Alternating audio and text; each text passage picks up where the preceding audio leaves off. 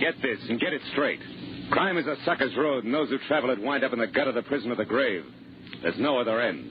But they never learn. Let me give you an example. I was hired to find a thief, and I did, 1,000 miles from home. But first I found a lush with a Luger, a fresh corpse in the closet, and all because the only woman in sight wouldn't play fair. From the pen of Raymond Chandler, outstanding author of mystery, comes his most famous character and crime's most deadly enemy, as we present The Adventures of Philip Marlowe.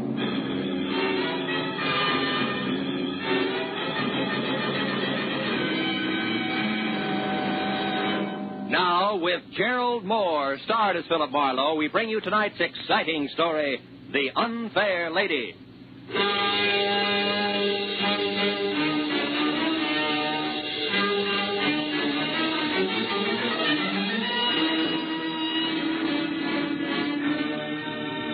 The knock on my office door was soft, almost apologetic.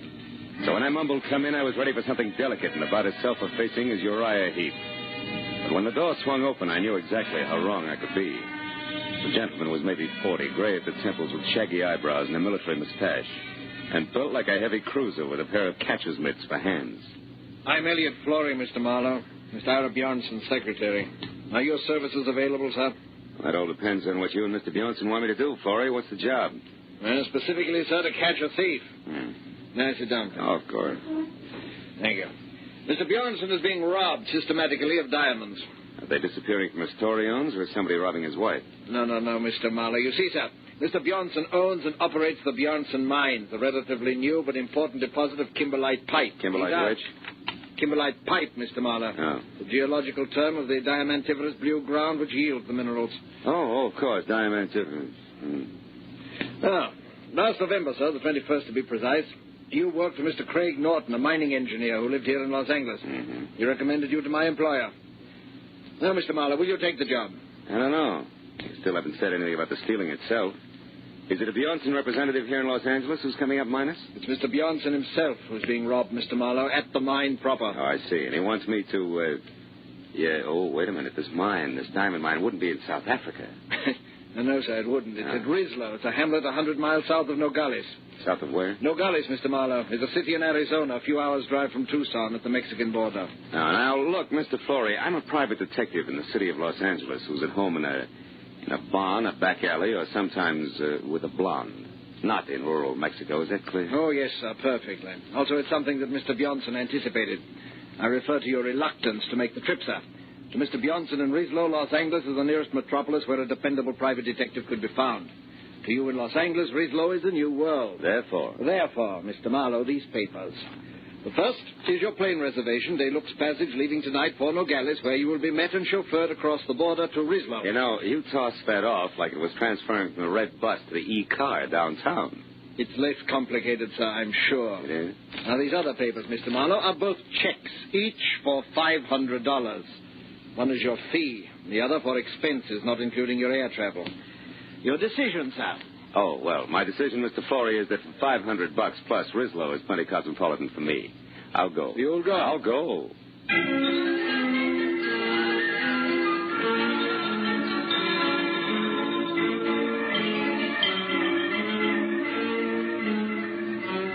At 8 the next morning, we dropped gently out of the clear sky over Nogales, where I was met by a short, round Mexican who ushered me into a car labeled Bjornson Mines, and suggested that I sleep for the next 3 hours, which was the travel time to Rislo, 100 miles south. So after 30 minutes of panoramic, dry, sandy hills and occasional cactus, I did. When I woke up again, it was better than noon, hotter than Hades, and we were parked at a filling station in Rislo itself, which could have passed for home if you happened to be a prairie dog. It wasn't until I had my eyes wide open that I realized that the man leaning on the running board inches away and staring at me like my eyebrows were on upside down was not my driver. He was shaggy hair all around an unshaven, unpleasant face that was home to a pair of watered eyes that said he was drinking himself to death. And when he talked, I knew it was on cheap rum. You're the new mining engineer, maybe? Yeah, I didn't know it showed. Since you're an American, that means you got to be an engineer. Oh. No other Americans come out this way. I'm American myself, you know, from Philly. Good old Philly. Yeah, it's a great town. What's for sale? Hot transits? No, it's been friendly. Name's Calder, M.J. Calder. I'm staying over at the Granada Hotel for a while, first floor rear. Why don't you look me up some night, any night along about 8?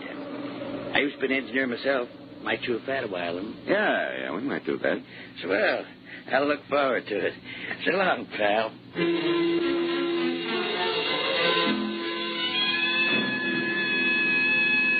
When my driver and I were back on the hot dirt road, I was told the Bjornson mine was the open pit type, a deep hole about a half-mile in diameter in the middle of the Bjornson property, which was clearly circled by 11 miles of 8-strand barbed wire fence, which was guarded by 50 ex-GIM Mexicans who were under the iron fist of one Captain Juan Lufino. 20 minutes later, when we entered the main gate and were slowly driving up a neatly landscaped white pebble road, we had a different picture of life at the Bjornson mines. There was the residential side, plush and strictly Beverly Hills, and the sprawling red brick house past the green and white tile swimming pool of the guest house beyond. Inside, I found the multimillionaire himself, who was a bald 50 perspiring and shaped like a bowling pin. At 10 o'clock last night, Marlowe, it happened again. $5,000 worth of stones. The 7th robbery in as many weeks, excluding, of course, the usual trickle. The usual trickle? $1,000 or maybe $2,000 worth a month. That stealing nobody can stop. The natives, the guards, visitors, everybody. But most of them we catch, Marlowe, because in the first place, our policing is very thorough. And second, to steal a rough diamond is one thing, but to get rid of it is something else again. Well, tell me, Mr. Bjornson, these big thefts you're concerned about, do they all have anything in common? Yes. 2 things, Marlowe. They always occur at night, and they are the work of somebody who knows my habits and has a good knowledge of the inside of my house. The big safe is never bothered. It is always some drawer or cabinet where I am keeping stones temporarily. I see. And, Mr. Bjornson, has anybody ever seen this thief? Last night, Helen Austin saw what could be the man running through the grounds at about 11 o'clock. She said he was tall with a lot of wavy hair. She said that he was not a Mexican. Oh, by the way, Marlowe, Mrs. Austin and her husband are staying in the guest house where you will be put up. He works for you, Mr. Bjornson? No, Kelly Austin has a mine of his own about 5 miles from here. Smaller than ours, but rich, nevertheless. Oh, this will be Captain Lufino. Don't mind if he appears unfriendly, Marlowe. He considers your presence here a personal insult. Come in. You wish to see me, Senor Bjornson? Yes, Lufino. This is Mr. Marlowe, the detective.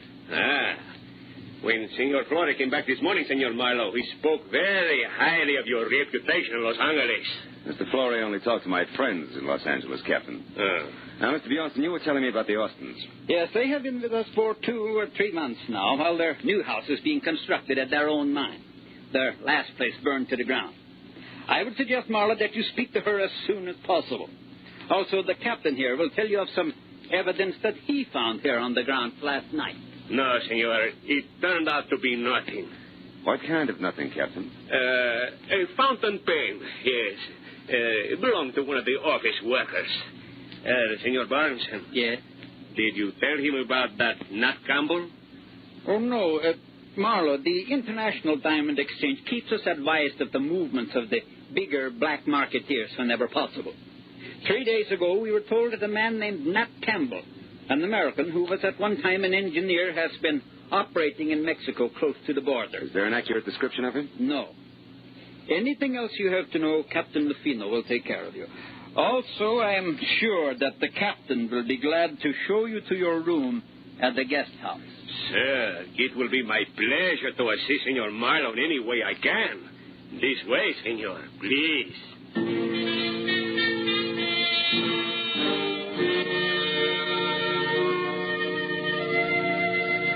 Captain Lufino's interpretation of assist was to hand my suitcase to a boy, point a thick thumb in the general direction of the guest house, and disappear. So after thanking him for his trouble, I went to my room, unpacked, changed into a dry shirt, which was damp again in 3 minutes, and then started for the suite on the opposite side of the building, where I'd been told I could find Helen Austin. But when I was halfway to a screen door, I stopped at the sound of a raised voice that I'd heard before. It was Mr. Elliot Flore, who was about to leave and unhappy about the whole thing. When I was close enough to see Mrs. Austin, I could also see why. The lady was blonde, deeply tan, just a shade off beautiful and almost dressed in a white linen shorts with halter to match. I told you last night. You're behaving like a fool. Oh, am I? You just wait a bit, my dear. We'll see who the fool is around here. Oh, yes. Marlowe, what are you doing out there? Calling on Mrs. Austin. Why? Do I need a visa, Florrie? No. No, Mr. Marlowe. You don't need a visa. You don't need anything.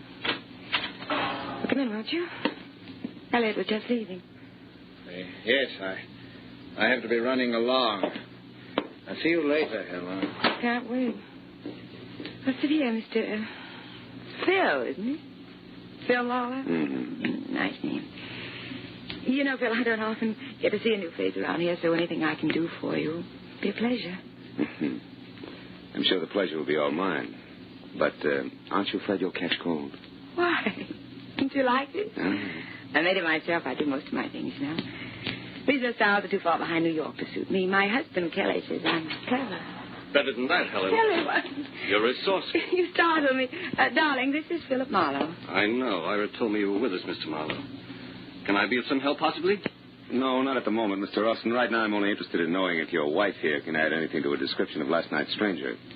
Can you, Mrs. Austin? Why, no. If there were anything else outstanding about the man, I certainly would have told Ira. No doubt. But what about the run-of-the-mill things? His dress, the way he walked. Like most men, Marlowe, he wore one pair of pants, one shirt. He had only one head. Also, like most men, he smelled of liquor. Rum, maybe? We all drink rum here. How about joining us in town after dinner? Long about 8? Thanks, but long about 8 I've got to be back in Rislow to see Mr. Calder.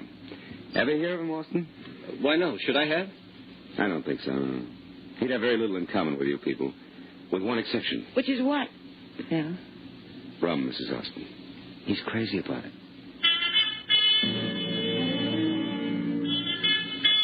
After I left Kelly in what with one healthy cloudburst ad, it would make a great Sadie Thompson. I found Ira Bjornson and told him that I thought last night's stranger, one M.J. Calder, and Nat Campbell could be all one and the same. And that I would like to go into Rislow and check on just that, which suited him fine. So after apologizing for having just let Captain Lufino go off the evening in his car, he gave me the keys to a battered station wagon and wished me good luck. 4 hours later, when it was dark and I was in Rislow and walking the dirty length of the ground floor corridor of the Granada Hotel, which was darker, I had a feeling I was going to need it. Yeah? Who is it? Marlowe Calder, the new man at Bjornson's mine. Oh, fine. Be right with you. Yeah. Didn't expect you to take me up so soon. Yeah, well, you know the mines, Campbell. One's just as dull as the next, huh? That's right. What did you call me? Campbell. That's it, isn't it, Nat? No. Name's Calder, M.J. I told you that today. Yeah, and at the time I believed you, good old Philly included. Come on, Rummy, uncover. The masquerade's over. Open up while you still can talk. What do you say? Okay. Okay, ain't the biggest secret in the world. Here, sit down. Turkey! You lousy lush! You don't aim any better than you lie! I had enough, I tell you. All right, we'll see. Now, come on, get up. We'll start all over again after we check you once. Yeah. The kind usually has a nasty Luger tucked away someplace. All right. Now, what do you know about... Hey, Campbell, that stuff over there seeping under the closet door. The color isn't right for rum, brother. It's too red. Well, Captain Lufino. Yeah, he's dead, Marlowe. So don't move. You'll be right with him. Yeah, you see, I was right, Campbell. Your kind always has a nasty Luger someplace. Marlowe, I didn't do that. I didn't kill him. Oh, yeah, sure. He committed suicide in your closet and closed the door as a gag, I suppose. That's enough. I don't try to be funny. I didn't even know he was here. I was out. When I come back, I found him. Campbell, that line retired with a flintlock rifle. If you hadn't parboiled your brains in fusel oil, you'd realize it. But it's the truth. I'll tell you what the truth is, cousin. Lufino had a piece of evidence that Tad Yu was being out of Bjornson's mine last night at 11 o'clock. But he passed it off as a fountain pen that meant nothing because he resented me horning into his territory. Then he came here alone to put a pinch on you and get the credit. Only you dropped him instead. That's a lie. And I can prove it with the best witness in Mexico, next to Bjornson himself. Who are you talking about? One Mr. Elliot Flory, that's who. I was in the Cafe Quilota last night at 11, and Flory saw me there. No dice, Campbell. Flory didn't get it from no galleys until this morning. You're pretty seedy for a big city boy, Marlowe. Yeah? You can check the bartender at the cafe and see if I'm not right. But right now, I'm going to put you away so I can get out of here. Turn around and walk slow. Out the back way and down the stairs. Go on. Move. What are you going to make my murder look like? Robbery? Don't act so brave. You'll live because I figure you'll clear me one way or another, whether you like it or not. Now, hold it. That's far enough. Now open that cellar door. Okay. When you get out, don't waste time looking for me. I won't be around. So long, countryman. Don't hurt yourself.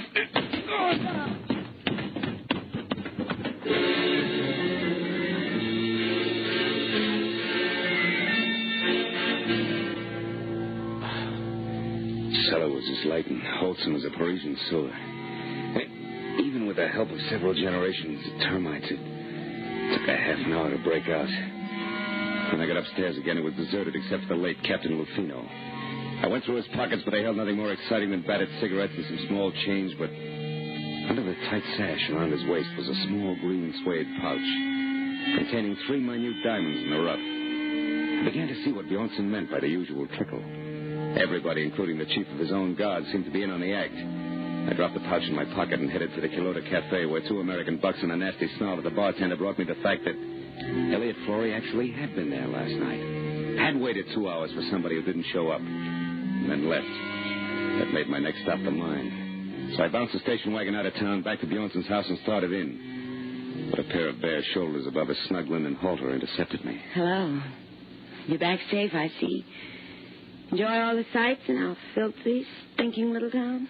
Not much, Mrs. Austin. You should have taken me along as a guide. I could show you lots of interesting things. Like what, for instance? Like the sky. I like things clean, soft. I like lights and music and people.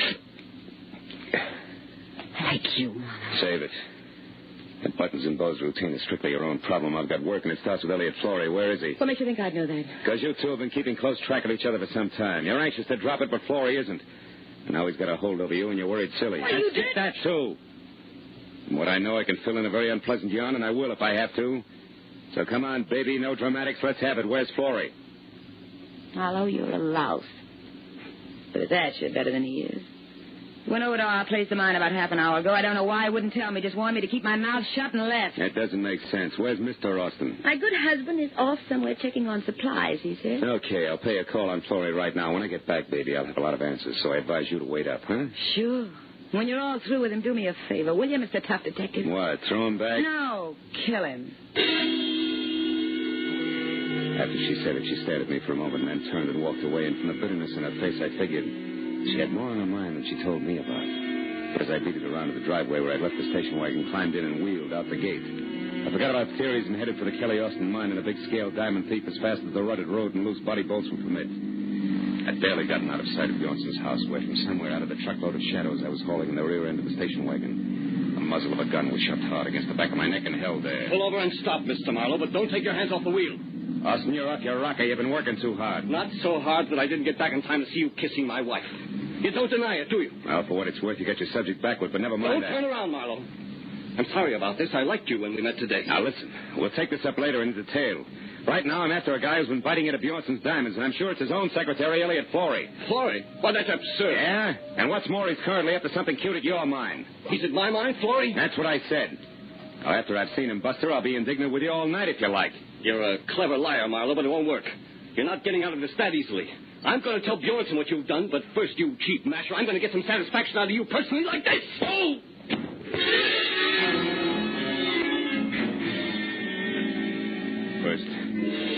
First one side of my head and then the other exploded like Roman candles.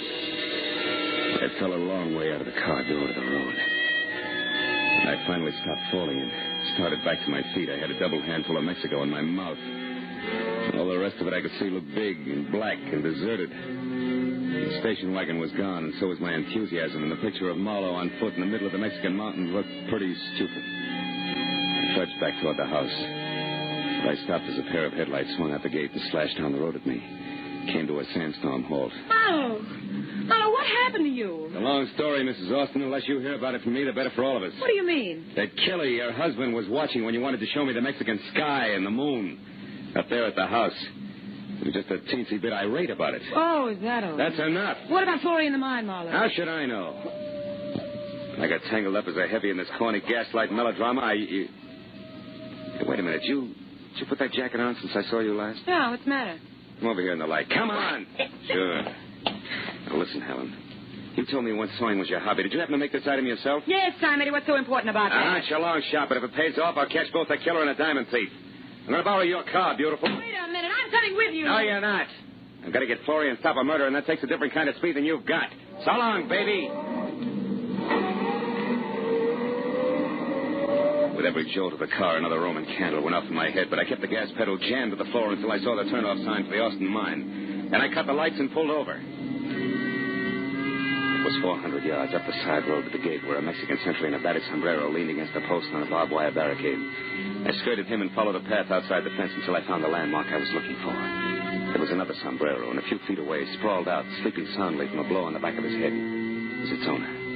2 strands of the barbed wire had been cut. So I crawled through and up to the edge of the big pit. It looked black and bottomless until a tiny flicker of light down deep inside winked on for an instant and then went out again. That was my cue. But I was 15 tooth-and-nail minutes playing mountain goat on tiptoe down 150 vertical feet of ladders and catwalks before I was near the bottom and close enough to hear a pick biting hard clay. When it stopped suddenly, so did I, and listened with my .38 clenched in my hand. But Florrie had been surprised by someone from the bottom of the pit, not by me. Austin, how did you... No. Don't shoot, Austin, please. Why not, Mr. Florrie? You found what you were looking for, didn't you? Didn't you? Yes, I did. And what precisely did you find? My mine has run out? That it's worthless? That I've kept it going only with stolen diamonds? That's right. I suspected it. Now I know. You're the one who's been stealing from Bjornson. You bring the diamonds here, you salt your own ground with them, and then remine them as fresh stone. And get the full market price, yes. But what do you hope to achieve with this information now, Mr. Florrie? You realize that I have to kill you? No, wait. There. I have nothing against you, Kelly. In fact, I have a proposition to offer you. You're in a poor position to bargain, but go ahead. Now, you'll never get away with killing me. Won't I? I got away with one murder. Bruno. He would have found out about me eventually because I made a mistake last night. But that sot Campbell will take the blame for him. And right now, you're just another trespasser, so make your offer. Make it good. Go on. All right. I promise you, no one will ever know about this. If you'll get out of Mexico and leave Helen here with me. You dirt. I'm not going to shoot you, Florrie. I'm going to strangle you with my bare hands. I ought to turn my back and let you. Gas goes out. Drop it, Austin. Stand still, both of you. No, it's too late for that. You hit him, Marlo. You got him. I think he's dead. Yeah. And I got something for you, Florrie. I hope I can get the slime off my fist.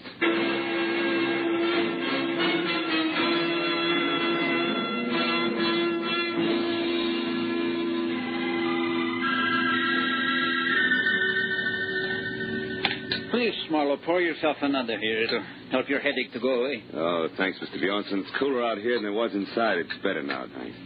I don't know. I am happy and I am sad both.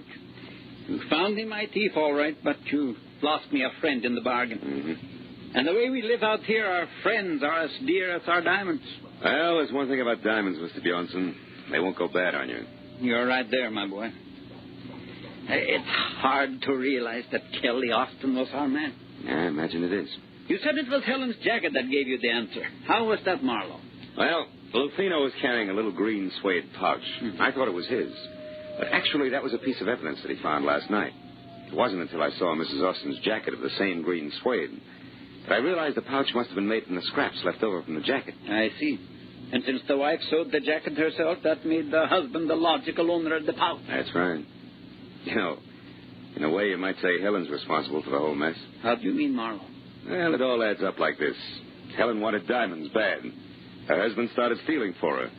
Things went well until he almost got caught. That was last night, huh? That's right. Running across the lawn, Kelly dropped the little pouch.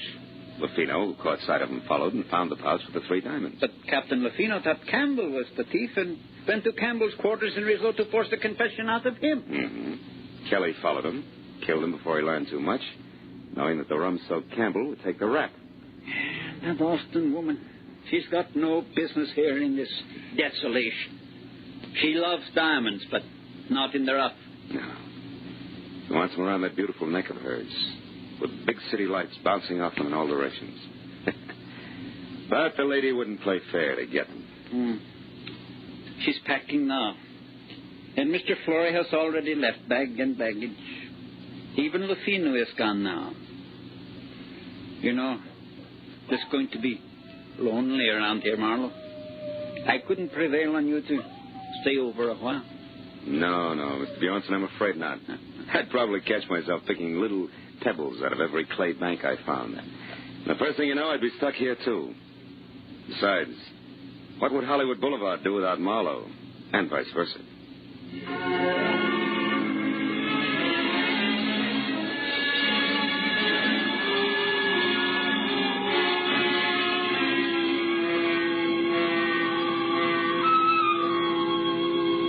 When the driver who was taking me back to Nogales was finally ready, and we started out of the mines, I took a long last look down into the gaping, dirty, lonely pit that was the Bjornson Diamond Field. And then, as we headed north into the border, I settled back and thought about my own diamond field. The one that stretched out for 50 miles from the San Fernando Valley to Long Beach in blazing brilliance. Yet, in its own way, I knew it was just as dirty, just as lonely, and just as tough as the pit at Rizlo. But it was my hometown.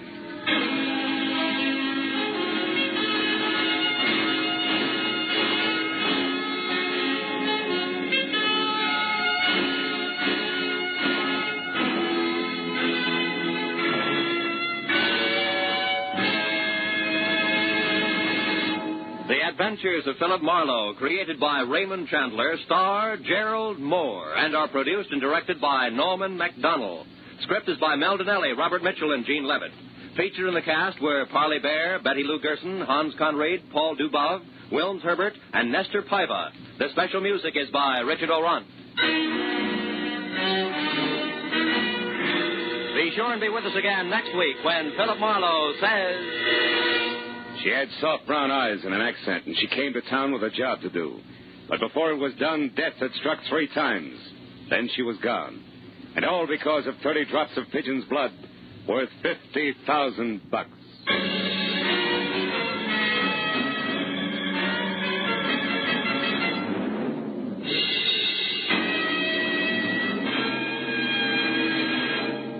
Later this evening on CBS, you'll hear a voice saying quietly, a tortoise told a household pest, goodbye, goodbye.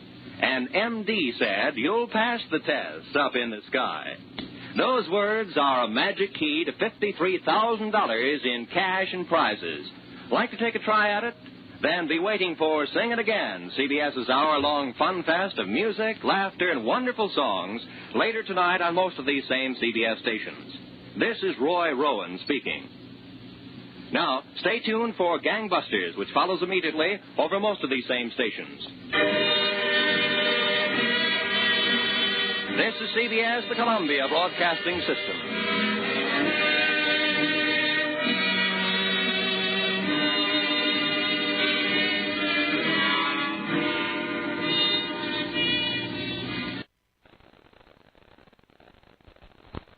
Get this and get it straight. Crime's a sucker's road. And those who travel it wind up in the gutter, the prison, or the grave. There's no other end, but they never learn. This one had soft brown eyes and an accent, and she came to town with a job to do. But before it was done, death had struck 3 times. Then she was gone. And all because of 30 drops of pigeon's blood, worth $150,000.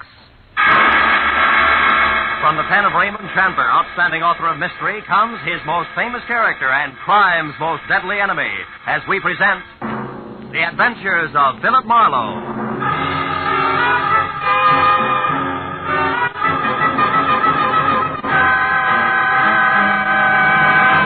Now, with Gerald Moore, starred as Philip Marlowe, we bring you tonight's exciting story, The Pigeon's Blood.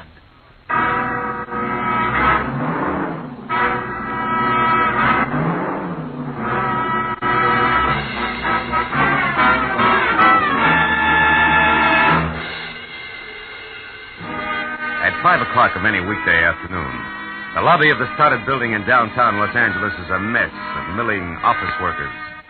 So I was 10 impolite minutes peering into chattering faces before I found my new client, Charlene Danielle.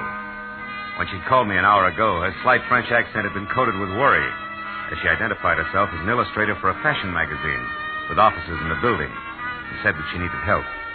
She was huddled in a shadowed far corner of the lobby like a frightened puppy going through his first thunderstorm.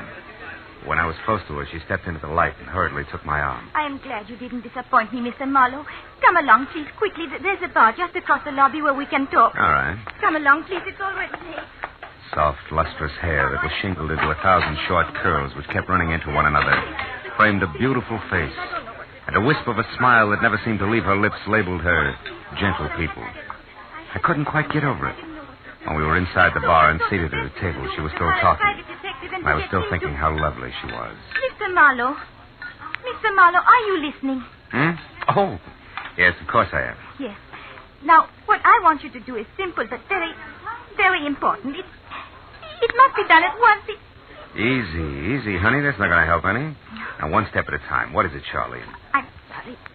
It's a terrible man named Marty Loomis. He lives here in Los Angeles on North Rossmore Street, number 7710, a private house.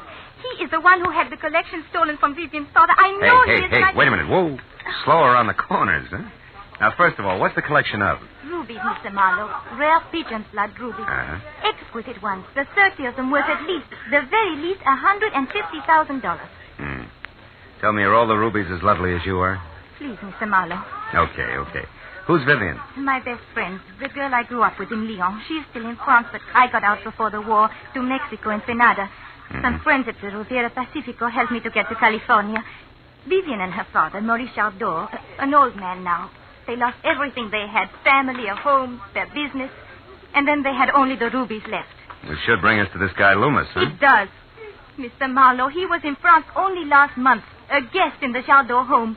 A charming American businessman who was going to buy the rubies. But he just wouldn't say when. Tell me, Charlene, did anybody actually see him take the stones? No, but there's no doubt that he did it, Mr. Marlowe. He was one of the few persons who knew where Monsieur Jardot kept them. What about the police? Oh, no, Mr. Marlowe, not yet. Only when we know that Loomis still has the stones, when we know where the rubies are. You see, any hurried arrest would only mean that the jewels would be gotten rid of, gone forever. Why isn't Vivian here, Monsieur Jardot? I told you. He is an old man, a broken man, and they are penniless. The rubies were going to be sold. That's why this Loomis was visiting with them. Now, please, Mr. Marlowe, can you do this for me? Can you find out where the jewels are? It would mean so much if we can return them. So much. Yeah. Where can I find you later, Charlene? I live at the Bradford Arms. The telephone number is Sunset 10229. 10229. Now, what is your fee, please? Well, we'll talk about it later, huh? All right. You are kind. I only hope that later isn't too far away. For Monsieur Jardot's sake? Why, yes, for everybody's sake. Good luck.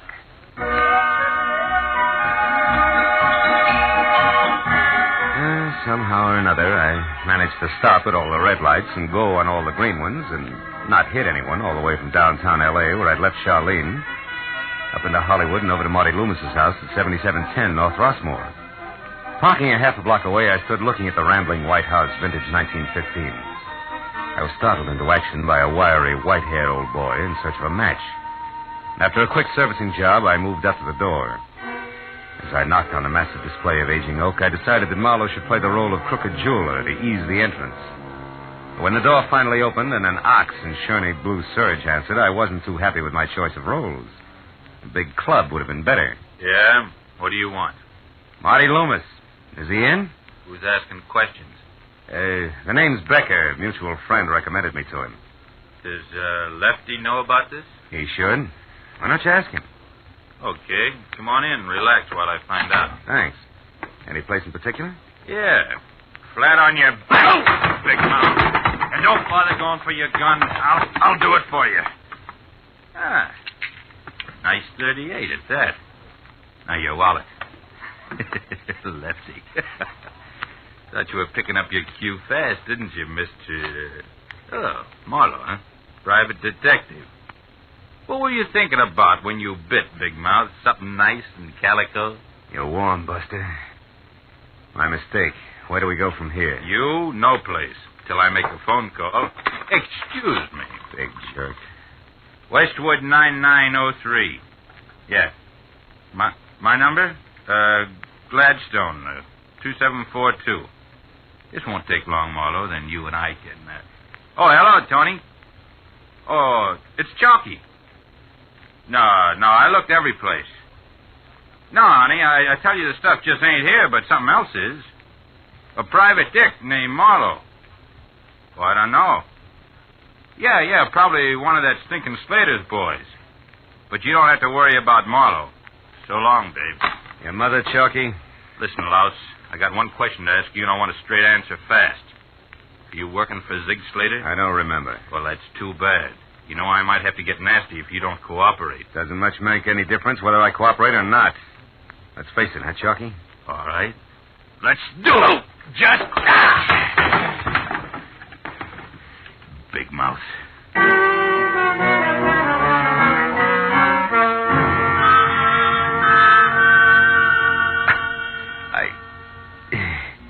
By the time I sorted my legs out from those that belonged to the coffee table, Chalky was gone. But in his wake, there were three things that a very fast, superficial search revealed. My gun in the hall outside, empty. Next to the door, my wallet intact. And near the overturned coffee table, a pawn ticket from the Ryan Loan Company, corner Hill and 8th. Receipt for one gray topcoat, right sleeve ripped, allowing $7.50. I dropped it in my pocket, then put through a call to one Lieutenant Ibarra at police headquarters.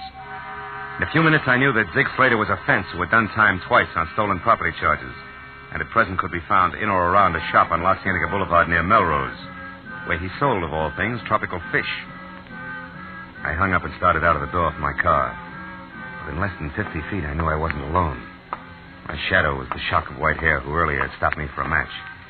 It was his turn to be surprised when I suddenly wheeled, grabbed at both his lapels, and shook. Well, what are you doing? No rumba, Pop. Believe me, I just want to rearrange your marble.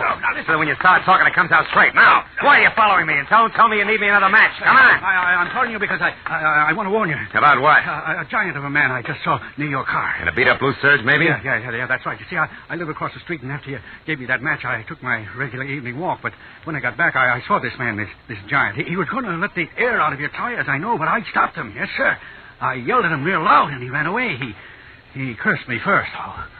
Now, aren't you sorry you shook me like you did? Yeah, I am. I'd let you shake me back, but there isn't time, Pop. Well, no matter, fella. I guess I can figure it all right. I mean, the way you're acting must be a beautiful girl behind this someplace. Always is, right? Right. Just to make sure she stays that way, you'll excuse me, but I got to see a man about some tropical fish. So long, Pop.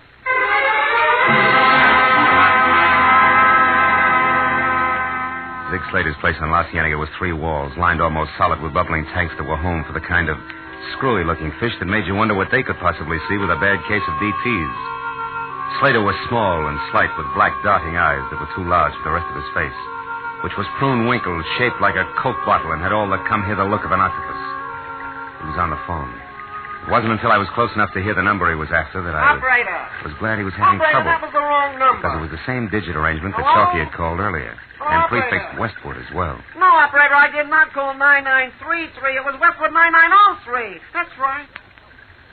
03, yeah. Stupid people. Hello, Toby. It's Ziggy, darling. Where have you been? I tried to reach you half a dozen times. A walk, oh. Oh, well, look, baby. You meet me over... Wait a minute. Lost something, mister? Why, yes. As a matter of fact, I have. One of my twin swordtails died. I was just admiring yours here. I'd like to buy one. I'll be right with you. Oh. Meet me at the Blue Chip in 30 minutes, huh, sweet? Now, don't worry, I'm a little bit late. I got a few things to do first. Right. Goodbye, baby.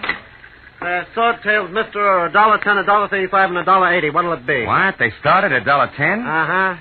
At the last place, I only paid 90 cents for a swordtail. Good one, too. Then maybe you'd better go back to the last place, huh? Well, maybe I had. Good night, sir.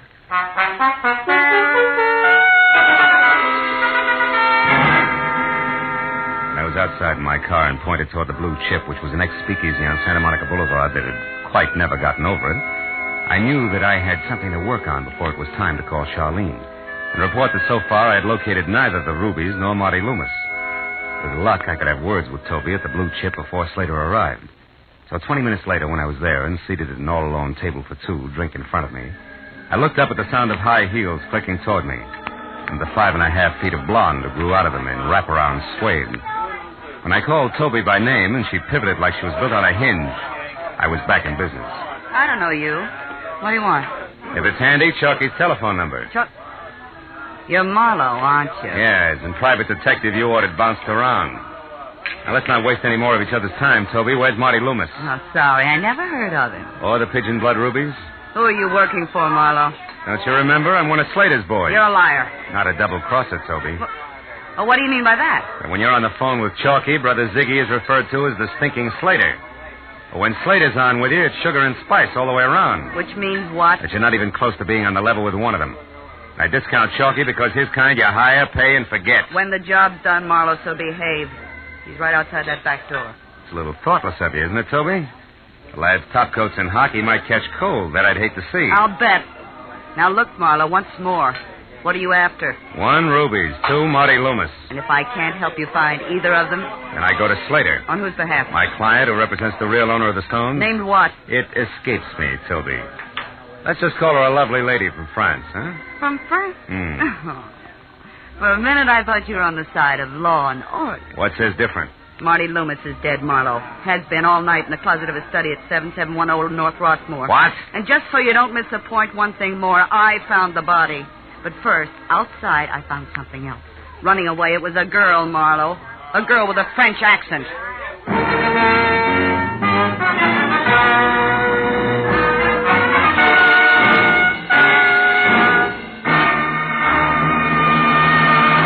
In just a moment, the second act of Philip Marlowe. But first, for those who delight in the fast action and faster thinking that thwart the evildoer, CBS brings you 3 outstanding examples every Sunday.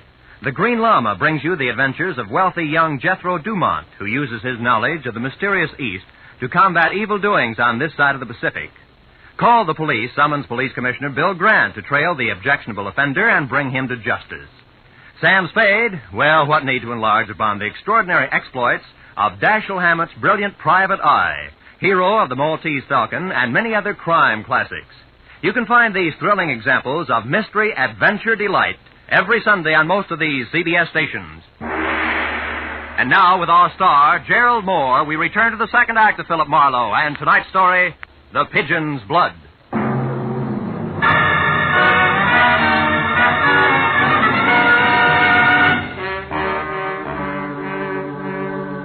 When Toby said French accent, it rocked me right back on my heels. I stood there with my mouth open, trying to reconcile death in a closet with the soft, deep brown of Charlene's eyes, while the blonde in front of me twisted her mouth into a victorious smile as tender as a cobra's. I got up and went out the front way, dragging what was left of my pride behind me. I had to know the truth about Charlene, so I called her. She answered on the first ring, and I made my pitch. I said I thought I knew where the rubies were hidden and told her to meet me at 7710 Rossmore. Then I drove to Rossmore and waited, and 5 minutes later a cab stopped down the street. And she got out, so I went to meet her. Marlowe, is that you? Yeah. Come on, this way, Charlene. Are they here, Marlowe, in this house? The rubies, I mean. We'll find out, baby. Come on. But you Side said... door's open. I said I wasn't sure, and I'm not. About a lot of things. Here, watch the stairs. They should lead to the study. Yes. You still with me? I'm coming. Yeah. This is it. Oh. Okay, Charlene. Now, if I've been lied to, this is the place to check. We'll start with that closet there. The closet? Yes, open it up. Go on, open it. All right. No, I can't. You can't because you already know what's inside, don't you? Well, I'll open it for you. No. Oh, I didn't do it. I didn't. You know he was there, so he must have been in here before. Yes, I was. I admit it. I tried to see Loomis myself this afternoon. I followed him downtown, but I lost him. When I got back here, I came in and I found him like that. I didn't know what to do. I called you, but then I lied to you because I was afraid. And you're still afraid, so maybe you're still lying. No, this time is the truth, I swear. All of it? You're not holding anything back? No, that's all of it. Oh, Phil, please don't force me. Please, you must. What was that? What was what? I thought I heard a door close. I must be jumpy. I guess. May I have a cigarette? Yeah, here. Oh, you dropped something. Why, it's a pawn ticket. Oh. Yeah, it's my brains, can't you tell? The Ryan Loan Company, corner Hill Street and 8th. At Hill and 8th. Don't worry about it, Charlene. It's not mine. Belongs to a guy named Chalky who had to hawk his winter wardrobe to keep himself in hamburgers. Forget it. You want that cigarette or not? Not now. Come on, Phil. Let's get out of this room. Come on, please. Phil, there is someone here. A shadow moved on that wall of the back hall. Hey, you're right. Now, listen, you beat it out that side door. Go back to your hotel and wait there. I'll see who this is. I want to stay with you. Oh, now get out of here. Hurry. Be careful, Phil. All right, creep, crawl out of the woodwork. Come on. I know you're present because you left your shadow sticking out. Right about here. Ow! Well. Slimy little sword-tail salesman himself. What are you doing here? Well, I'll tell you, Marlowe, I'm just... You got my name, too, huh? And more. From a short talk with a platinum blonde named Toby. Who are you fencing for, Slater? Her or Loomis? Fencing? You find things out, don't you? Well, I didn't want to do it. I've been going straight since I got paroled, but legitimate business has been lousy. So when Loomis wanted you to arrange a deal, you took him up, huh? Yeah, but right away it got too hot. I had it all set until that blonde started cutting in on Loomis. I don't go for that. Nobody's got a chance in a double cross. For instance, I know what's in the closet, see? And Toby's the one that put him there. She told me. Toby killed him? Does she have the stones? I don't know. I guess so. Because she was trying to make me go through with the deal. But I turned her down. Then I had to sap that gorilla Chalky to get away. Ah, it's good, but it won't fit, Slater. Why'd you come back here? To clean up the joint. With my record, all it would take is for my phone number, even my initials to turn up here, and I'm cooked. Where does Toby live? If I tell you, will you give me a break? You'll tell me anyway and fast, or I'll give you a break on the side of your head. Let's have a talk. Okay. 3156 South Ogden Drive, Apartment C. Now, how about it, pal? Will you forget you saw me here? You louse. You're whining because things got tough. If they hadn't, you'd be getting calluses from counting money. You're a crummy spider, Slater, so stay out of my way. Because next time we meet, I'll step on you. The little man rolled his big head up at me and grinned. I looked at it a minute, then shoved it hard to one side and walked out. The way things stood, I figured the next move, which was mine, had to be first a call to the police to report Loomis's murder, and second a fast pressure play on a faster blonde named Toby. But I was wrong on both counts because I was halfway to my car when I found out the next move wasn't mine at all. Out of the corner of my eye, I caught a shadow easing toward me under the cover of a hedge. It was the white-haired duffer again, and the setup was just like before. So I saw no reason why the same maneuver wouldn't work twice. I slowed down to give him plenty of time. When I was sure he was right behind me, I turned fast and swung at thin air. How many times do you think you can pull that stunt, son? Okay, it was my mistake. Yes, it was. And don't move because my gun goes off. I want to ask you a few things. I don't feel talkative. Who are you? And what's your racket, son? Philip Marlowe, private detective. What's yours? That doesn't happen to be any of your business, son. Let's just say I'm looking for one Vivian Jardot. Happen to know where she is? Vivian Jardot? Sure. Right now she's in France. Lyon, to be specific. Yeah, she's in France right now, like you're in Madagascar. Save yourself trouble, son. Where is she? You know, you wouldn't know the truth if it fell on you. What's your angle, Marlowe? Oh, come on. Let's not be coy. It's the same as yours, a fistful of rubies. Well, now, you don't say. And I suppose that's why Vivian Jardot's been following Loomis around all afternoon. Vivian again. You won't turn loose, will you? Now, listen, son. The Jardot dame is here in town. I happen to know she hopped off a Norwegian freighter. I finally picked her up right here. She was tagging Loomis, and I tagged her. We played Ring Around the Rosie clear downtown. I lost them in a traffic jam, but I picked up Loomis again for a few minutes at the corner of Hill and 8th. The Jardot girl I lost... Wait a minute. Did you say Loomis was at Hill and 8th? Yes, that's right. Why? Because I know a guy who'll give $6 for a gray topcoat on that corner. So what? So whoever said you can't teach an old dog new tricks was nuts, wasn't it? That one's called slap the pistol and bust the old geezer. Sorry, Pop, it had to be. I got business that won't keep. So long.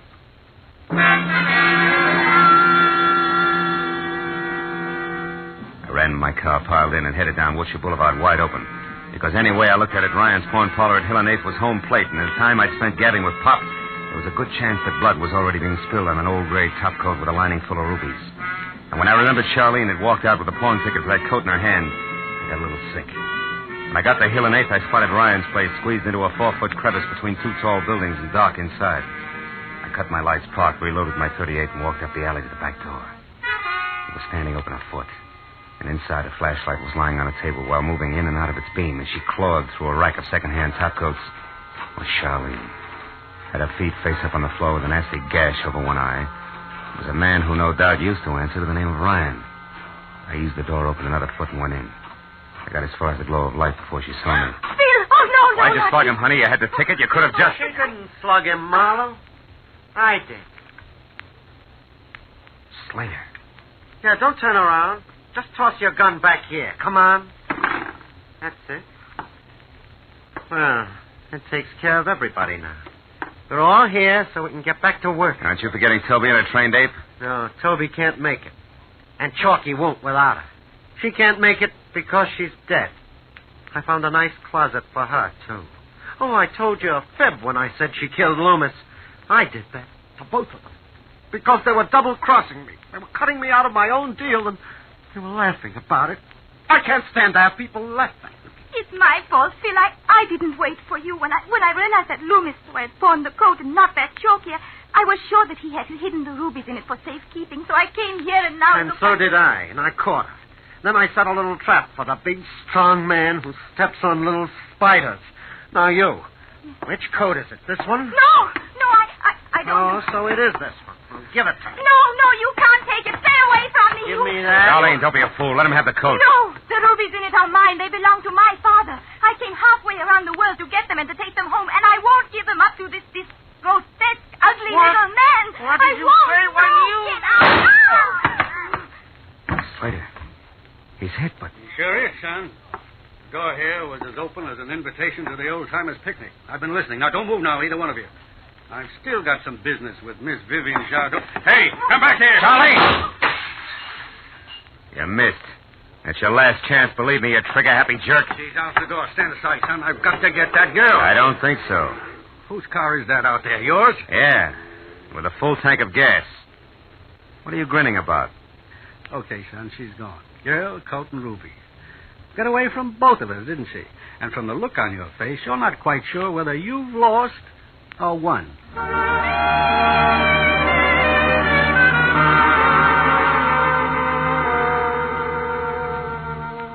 2 hectic hours jammed with phone calls, police reports on Toby and Chalky, and a long-winded conversation in general went by before the whole mess of dovetailed motives and overlapping authority was straightened out. To the point where Detective Lieutenant Ibarra decided to get along without us and turned me and my white-haired pal, who I blush to discover was one Sam Harris, 20 years an officer with the Immigration Service, loose on the town again. In Sam's car, we threaded through the traffic.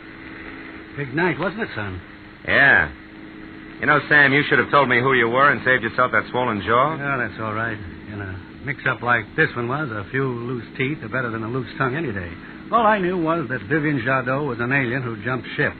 I didn't know a thing about those rubies until I was right in the middle of it. She just made up the whole story, huh? About being Charlene Danielle and working here as an illustrator? That's right. What are you going to do about her, Harris? Well, son, as it works out, I'm on her side now. How's that? She wants to get back to France, and it's my job to see that she does. There won't be any trouble. You know, she's a crazy kid to try what she did alone. But she made up her mind to get her rubies back, and she did. Yeah. She's pretty, too. Or did you happen to notice? You're not listening. I was looking at that medal you got there on your keychain. Pistol Marksmanship Champion, New York Service Range. You know, Harris, when you shot at Charlene tonight, you... Now, wait a minute, son. It was dark, and that medal is 10 years old. Besides, it's not polite to put a man in a spot where he has to argue with his conscience. My mistake. Well, there's your car, exactly where I said it'd be. Right across from the airline passenger gate. Someone who had to make a plane in a hurry must have borrowed it. Amazing, isn't it? Good night, Marlowe. See you again, Sam. And thanks.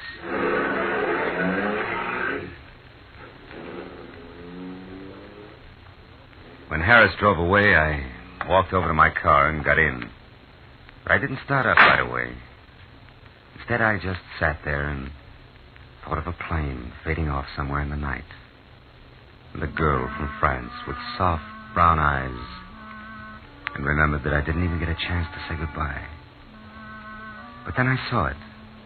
The note stuck over the ignition key, scribbled on an old envelope in hurried pencil. All it said was, "Someday, Sherry. Someday."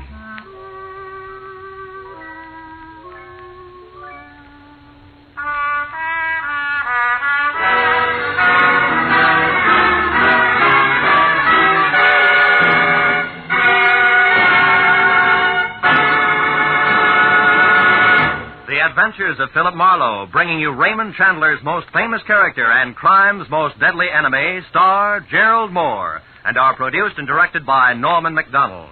Script is by Mel Donnelly, Robert Mitchell, and Gene Levitt. Featured in the cast were Elma Lawton, Edgar Barrier, Gloria Blondell, Herb Butterfield, and Barney Phillips. The special music is by Richard Aurandt. Be sure and be with us again next week when Philip Marlowe says... Easy money is a sucker's racket. This time it started as a routine search for a rich girl's fiancé, and the trail led to a silent house haunted by a face at the window and blood in an open cedar chest. But before it was over, it became a quest for a corpse that wouldn't sit still.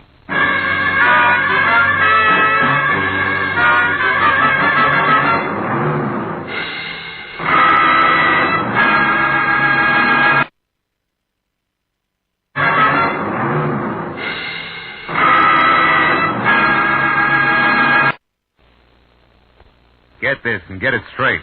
Crime is a sucker's road, and those who travel it wind up in the gut of the prison of the grave. There's no other end, but they never learn. This time it started as a routine search for a rich girl's fiancé, and the trail led to a silent house haunted by a face at the window and blood in an open cedar chest. But before it was over, it became a search for a corpse that wouldn't sit still. From the pen of Raymond Chandler, outstanding author of mystery, comes his most famous character and crime's most deadly enemy, as we present The Adventures of Philip Marlowe.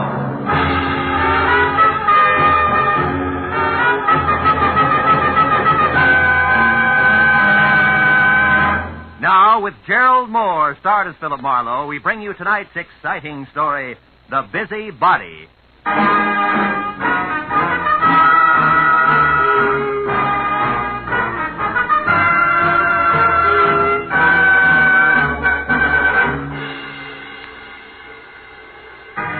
Jerked me up off my back and out of the sports page at 9:30 in the evening of an already too long day. On the other end was a warm, feminine voice, edged with the kind of self-assurance that means money, and lots of it. But the words were both hurried and panicky, so after I hung up, I reluctantly waded through the sports section with my feet instead of my eyes, and headed for the coffee shop at Franklin and Bronson, where my new client, who had identified herself as Liz Stewart, said she'd be waiting.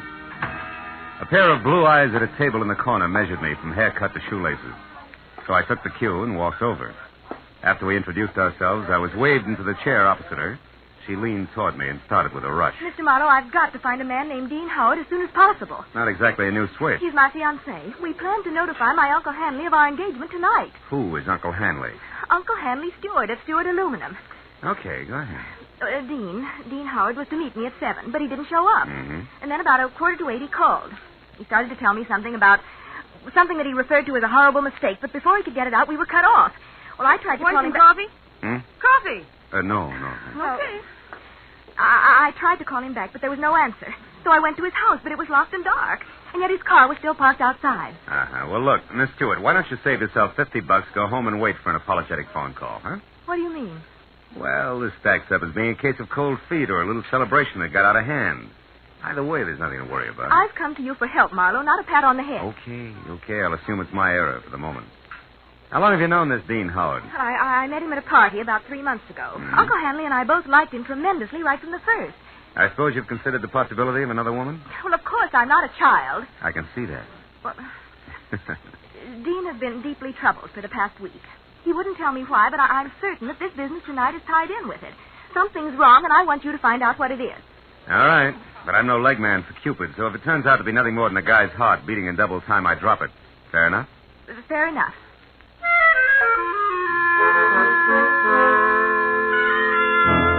She gave me a short list of posh joints she and Dean Howard sometimes visited, and his address, which was 312 Normandy. She said I could reach her at home, which was 28 Roxbury Drive in Beverly Hills. Well, $50 is $50, so after she left, I spent a handful of nickels checking the list by phone and drew a complete blank. So I drove out Los Feliz to Normandy and found the number, 312. As I walked up to the door and leaned on the bell, I got the feeling that I was being watched. There was no answer, so I tried the door. It was locked. I threw a look over my shoulder as I walked around the side of the house and caught a glimpse of a face in a window next door, just before the curtain was dropped back into place. The back door of 312 was locked, too, I found out, as did the face next door, which was watching me again from one of the rear windows. There was one answer to that, so I went out in the street and up the steps of the house next door and knocked, good and loud. What do you want? My name's Marlowe, lady. I'm a detective. You may be able to help me. A detective? Mm-hmm. Well, come right in, Mr. Marlowe. It's about time, all I have to say. I'm Agatha Lambrigger. What's you been up to? Who? Well, you're investigating that bachelor next door, aren't you? Yes. Oh, how'd you know? Stands to reason. I've known all along he's a suspicious character. Yes? Lived there a year now. Comes and goes at all hours. Drives that fancy car out there. Wears fine clothes, but nobody seems to know what he does or where he gets all his money. Well, look, Mrs. And Lamb... girls. Oh. Well, believe you me, they don't come to clean his house. Never gets cleaned. But they come just the same. Why, only tonight there was one. Some blonde in a white dress. I tell you, I've never Mrs. Lambrigger, did the girl go inside? Well, no. But she tried to. The door was locked. And it's Miss Lambrigger. Oh, how stupid of me. Well, tell me, did you notice Mr. Howard come home tonight? Well, I didn't exactly see him come home. But he was over there all right. And not alone either. Is that so? Another girl? No, it was only some man. Oh. But it still bears out what I've been saying. Because I just happened to glance out of my window at this one here across from that one of his, you see. Yes, sir. Well, a light was on over there. And I could look straight down the hallway. And do you know what? What? Those two grown men were roughhousing like a pair of hoodlums in that hall. Wrestling they were, like ordinary ruffians. I tell you, I never saw the like. I got a good look at him, and I'd certainly know him if I saw him again. Well, how'd the fight come out? Fight? Yeah. What's the... Oh, the fight. Well, I can't say about that. My phone rang. It was Lenore Crowley. She simply talks her ear off you when she gets does. started. So when I finally got back to the window, when I happened to look out again, it was dark over there. So I never did find out what actually happened. But Yes, I well, think thanks that... very much for your help. I really must run. Oh, and another thing. The noise and the drinking that's gone on in that house. Why, you wouldn't believe it. Oh, you're leaving? As soon as possible, yes. But you still haven't told me what he's up to. Well, I'm not at liberty to do that.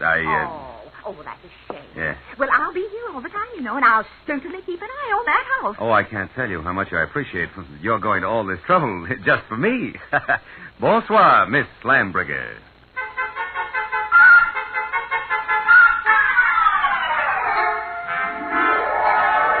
I backed out of that wind tunnel, got in my car, and drove noisily around the corner. Then I cut my lights, turned quietly into an alley behind the house, and stopped. Slipped through Howard's back gate and up the side of the house, found a window that could be persuaded, and went in. Yeah, Howard was a lousy housekeeper, and everything that didn't get brushed off in normal traffic was covered with dust. I found my way to the room opposite Agatha Lambrigger's observation window and ran smack into her first lie. Where she said there was a hallway, there was a solid wall, papered with purple roses and hung with 4 dingy pictures in bronze frames, 2 on each side of a big, ugly mirror. There were 2 hallways, but no angle at which either could be seen from her window. Furthermore, there was no sign of a struggle. One hall led to the study, the other to the bedroom, and I checked both. But still, there was no indication of a fight. On my way out, I barked my shin on the nose of a lion carved on the corner of an oversized cedar chest, just as the abrupt sound of someone at the door brought me to a rigid halt. Whoever it was had the patience of an 8-year-old on circus days. So I set myself up as the type who might live in a joint like this and entered. What's the matter with the lights, Howard? Blow a fuse? Or could this be some new economy measure? I like it this way. I don't think I know you. You should, Howard, you should. I called you yesterday about a certain money matter. The name is Leo. Don't go for your gun, Howard. Well, since yours is pointed at my third rib, why should I? Like I told you on the phone, my boss is anxious. You're way overdue, Howard. I want that $50,000 the boss loaned you 3 months ago. Have it for me the day after tomorrow. All of it. Without fail. He knows I'm good for my debts. Why all the pressure? Well, maybe he figures your investments aren't so smart. Like maybe you've been blowing too much on that second-rate canary, Carol. Oh, yeah, Carol. I remember. Mm. She's your girl. Yeah, well, that's none of my business. See you day after tomorrow about the same time. And if you get a headache from worrying about paying off, just think of the one you'll have if you don't pay. It'll be like 10 times this. Oh! Good night.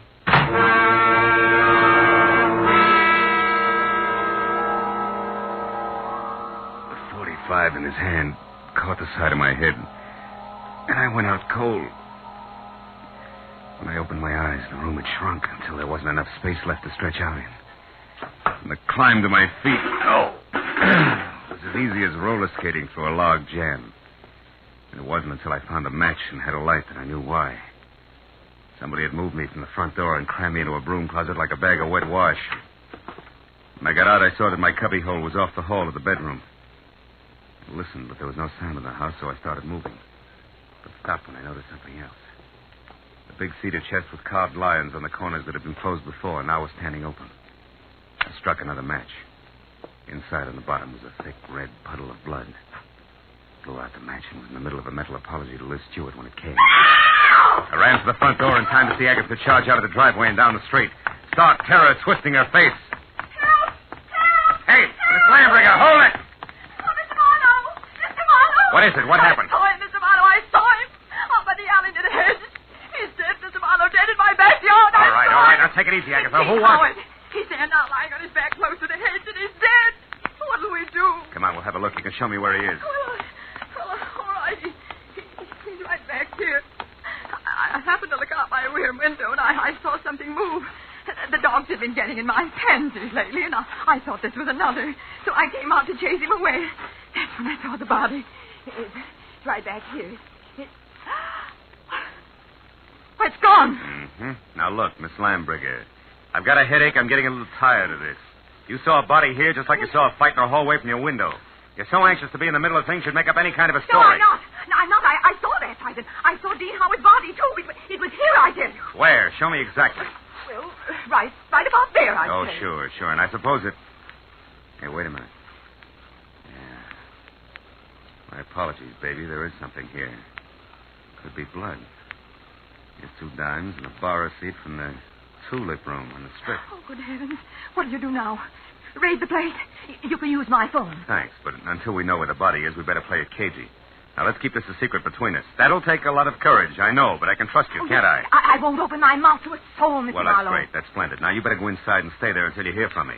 Who knows? You may yet be a heroine, Miss Lambringer.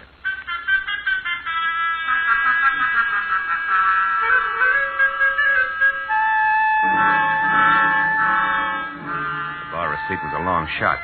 When I was still 2 blocks away from the tulip room, I knew it had paid off because a fluorescent banner, 4x12, draped over the front of the squat square building, extolled the vocal virtues of one Carol Cody. I parked across the street, went in and found a dressing room door and knocked.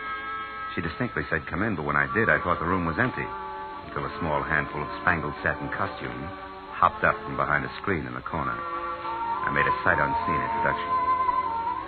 It was only a moment later that a tall brunette, filling a white silk blouse and snug, dark slacks, stepped out. Tossed a few pounds of glossy black hair away from her face and gestured me into a chair. Which paper did you say you were from, Marlowe? I didn't, honey. I'm a private detective. I can't use it. Don't give odds on it, baby. Not yet, anyway, huh? Let's talk first. For instance, what's with you and Dean Howard? Dean Howard is a low-crawling thing. That's strange. Had it you loved him? I did until tonight when I found out that he has 2 heads. That's so he can lie and keep a straight face with one while he laughs up his sleeve with the other. Nuts to him. Nuts to Liz Stewart and her money and nuts to you. I hate Dean Howard enough to kill him, and I might just do that. I don't think you will, no, because somebody beat you to it. You mean Howard's dead? Looks that way, yeah. I'm not sure because he won't stay in one place long enough. If you're trying to shock me, you're wasting your time. I'm not sorry. I think we've got company. Keep talking. I'll get him. As you say, my friend, the music business is just as lousy as any other dodge, and I can prove it. Come here. You're a good listener, Bud, so join the party. Who are you? Why are you listening out there? Come on. No. Just a minute. I wasn't listening. I was looking for you, Marlowe. I'm Ward Odom, Mr. Hanley Stewart's assistant. You're doing fine. Don't stop now. Well, ever since I learned that Miss Stewart hired you, Marlowe, I've been trying to talk to you. I followed you here from that place on Normandy because I must know what you found out so far. Why? What business is it of yours? Because, Mr. Marlowe, I doubt very much that you even know of the robbery. Robbery? What robbery? More than $40,000 worth of negotiable securities was stolen from Mr. Stewart's safe this evening. You get all your information at keyholes? And I have reason to believe that the man you're looking for took them. Of course, I don't dare accuse him without proof of his relationship with Liz, Mr. Stewart's niece. If I were wrong, it would cost me my job. Odom, did Liz know about the robbery when she hired me? Why, of course. Oh, brother. Look, see this? Her name is Carol. She's involved right up to her mascara and the whole mess. Don't let her out of your sight till I get back. Me? Why, you cheap shot. Shut up. And as for being cheap, I'll take care of you when I get back.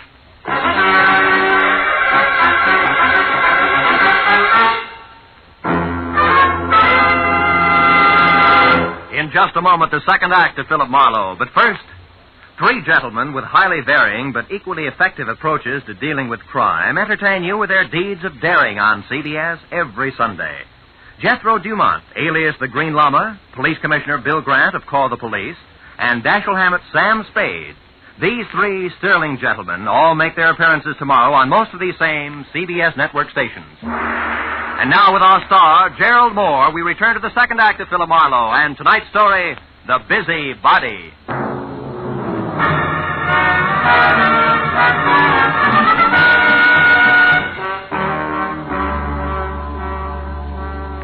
After convincing Ward Odom that his greatest contribution to the cause would be staying close, but not too close to the violent lady in slacks, I piled into my car and started for Beverly Hills in a beautiful liar named Liz. I didn't stop until I was at number 28 Roxbury Drive, out of my car and walking fast up the semicircle of gravel driveway that led to the carefully antique front door. But then, for two good reasons, I stopped again.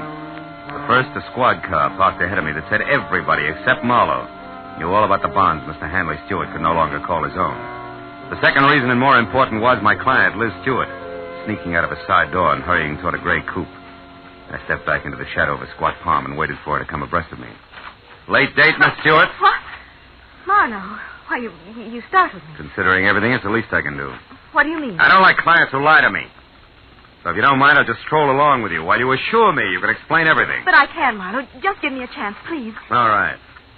Why didn't you tell me that 40 grand worth of negotiable bonds disappeared from your uncle's safe at the same time as Howard? Oh, because I didn't want you to be prejudiced, to be looking for a thief from the start.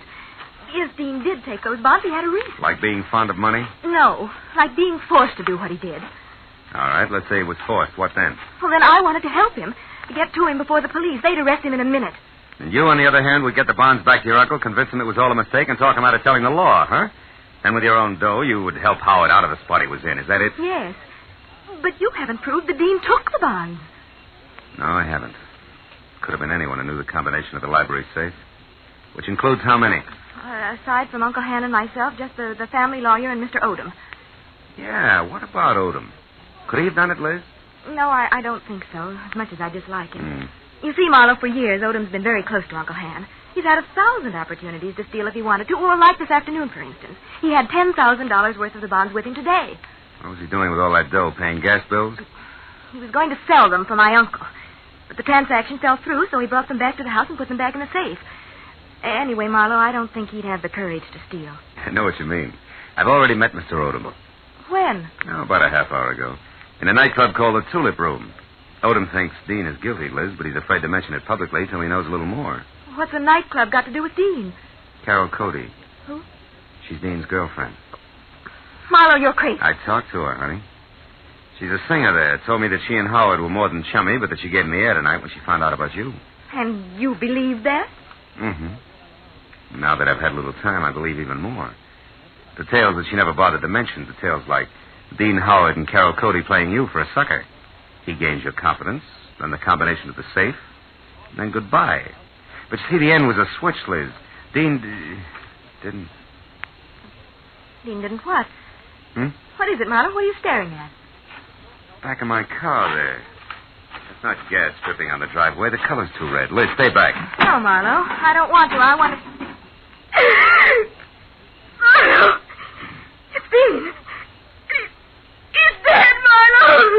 Yeah. Is that Liz? Liz is the switch I was talking about.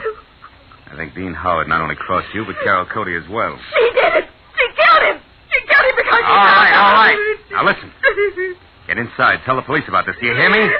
But first, give me a 5-minute lead. I'll take your car. I want to get to Carol Cody before the law does.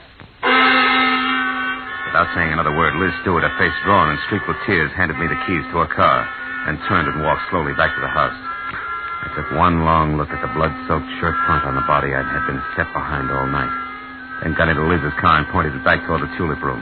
20 minutes later, when my knock on the locked dressing room door brought no answer, I had kicked my way in. Alone and half-conscious in the middle of the floor was Ward Odom, the man I'd assigned to stand sentry over the brunette. Oh, Marlowe, she tricked me. Asked for a cigarette, and I went to light it. She swung. It adds, Odom, and you're lucky she let it go at that.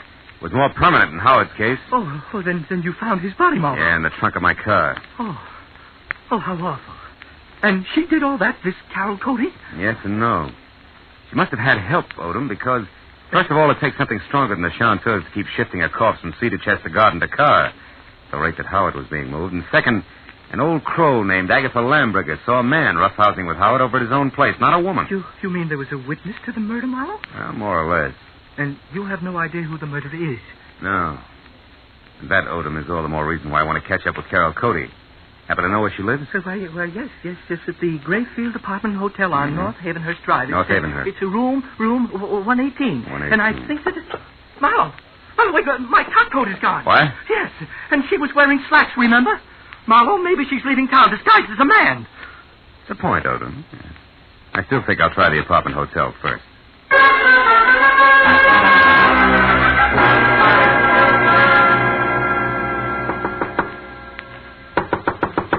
Come in, the door's open. The bag's over there, boys. Did you get the check? Marlowe, what are you doing here? Now doubling for a bellhop, so get over there, sit down, and keep your hands in your lap, because if I have to, I'll shoot. But I don't understand. I'll make it real plain. I think you murdered Dean Howard because he double-crossed you after he emptied Hanley Stewart's safe. And I think you're out of your mind. Which brings us to a position called stalemate, and that in turn makes this a good time to call the cops. I didn't kill Dean. I swear I didn't. Oh, listen to me. What you said about Dean double-crossing me after he stole the bonds is true, but not the way you think it is. Second verse. He didn't want to just cut me out of my share, Marlowe. He wanted to return all the bonds intact. He really fell in love with Liz Stewart and decided to play all-American boy. You mean he decided to call it all off after he'd stolen the bonds? Yes, Marlowe. That was the reason we argued tonight. That was a stronger reason than one I already had for your committing murder, baby. You wanted that money bad. No, you're wrong. Come back here. Why did you belt Odom and run? And don't bother denying that you did because I just left him. And he's minus good health and that top coat over there. So if you think I that you... can explain that. I was scared that a confession out of Dean would get me into hot water. And when you showed and then Odom, Just a minute, Carol. Marlowe, Just a minute, will you? I think I've got the answer. What answer? It's dust, Carol. Dust and what an old gossip swears she saw from her window. Right now, I've got to get over to her place before she ends up looking like the late Mr. Howard. Well, then you believe me, Marlowe, about not killing Dean. I don't know. But since you've been in this cheap swindle from the start, we'll just tuck you into an old-fashioned wardrobe. Just for safekeeping, baby.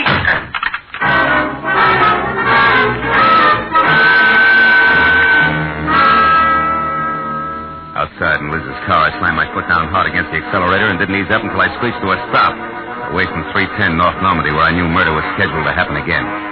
I was next to a pair of half-open French doors through which I could see Agatha Lambriger sitting erect in a straight-back chair. I was happy that I hadn't taken any longer in getting there. I was also happy that the man standing opposite her, gun in hand, the man who had murdered Dean Howard, had his back to me. I got a firm grip on the .38 in my hand. You've been so nosy, Miss Lambriger. And it's too bad that Marlowe had to let me know you've been a witness when I killed Dean Howard. A roughhouse, I think you called it. A roughhouse is what I thought at the time.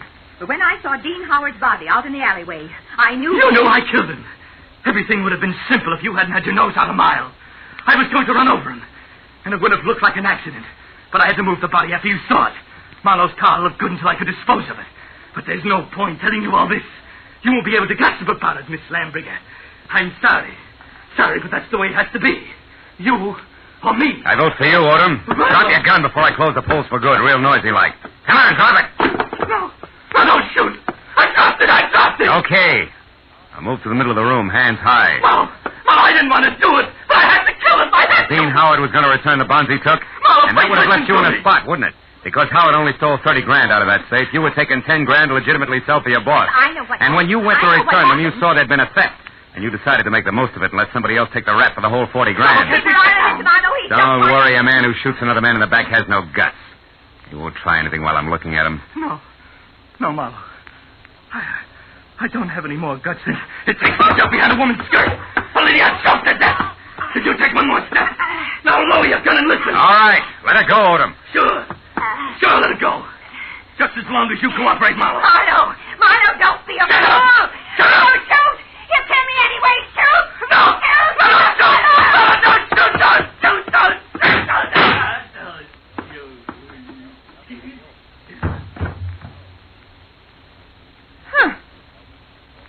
You were right, Marlowe. No guts.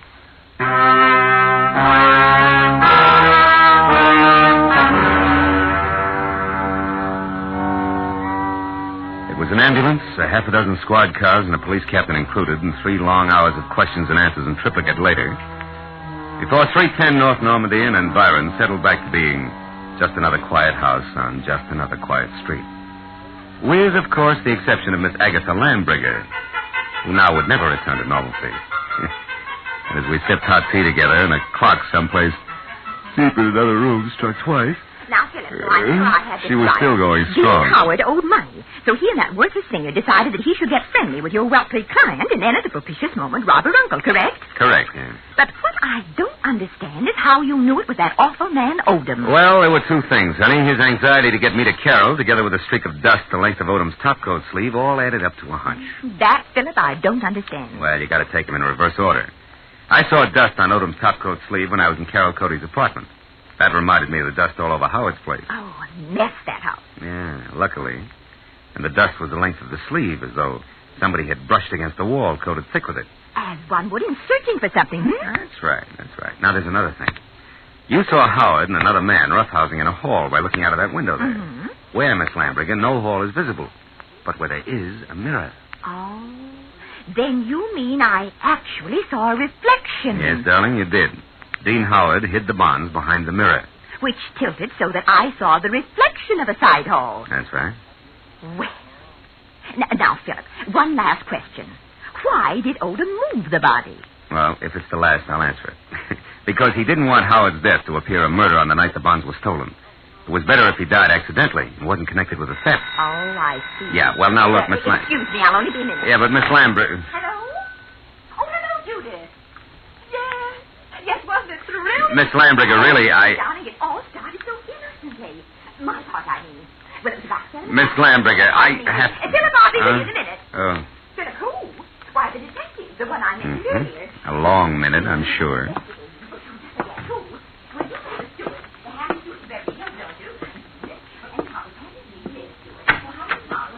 Goodbye, girl.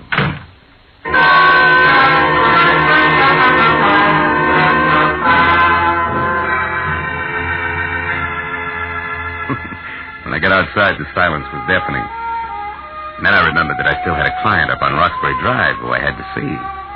And that there were automobiles to be exchanged, and maybe, if I could find them, some right words to say to a girl who had a very rough night. So I started driving that way, slowly.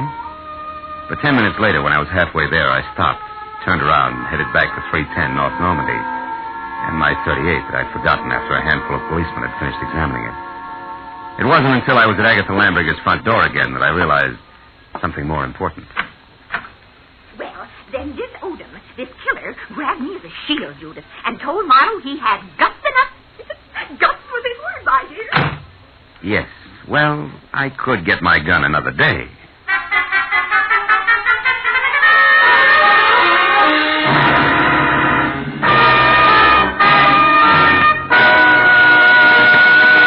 The Adventures of Philip Marlowe, bringing you Raymond Chandler's most famous character and star, Gerald Moore, and are produced and directed by Norman McDonald.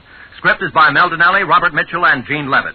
Featured in the cast were Lois Corbett, Lorette Philbrandt, Lynn Allen, Peter Leeds, and John Stevenson. The special music is by Richard O'Ront. Be sure and be with us again next week when Philip Marlowe says... It began as the threat of a beating that turned into murder with a brown-eyed blonde, a jovial hippopotamus, and a tough ex-soldier of fortune. All complicating the problem until I got next to the key man.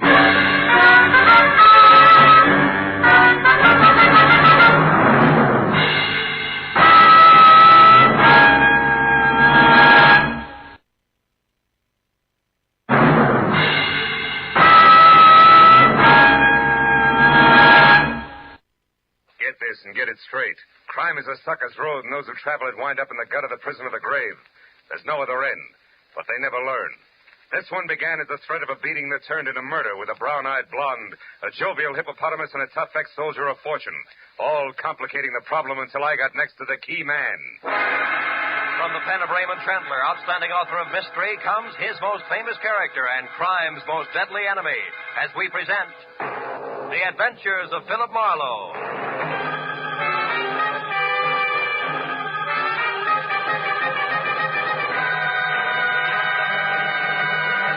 Now, with Gerald Moore, starred as Philip Marlowe, we bring you tonight's exciting story, The Key Man.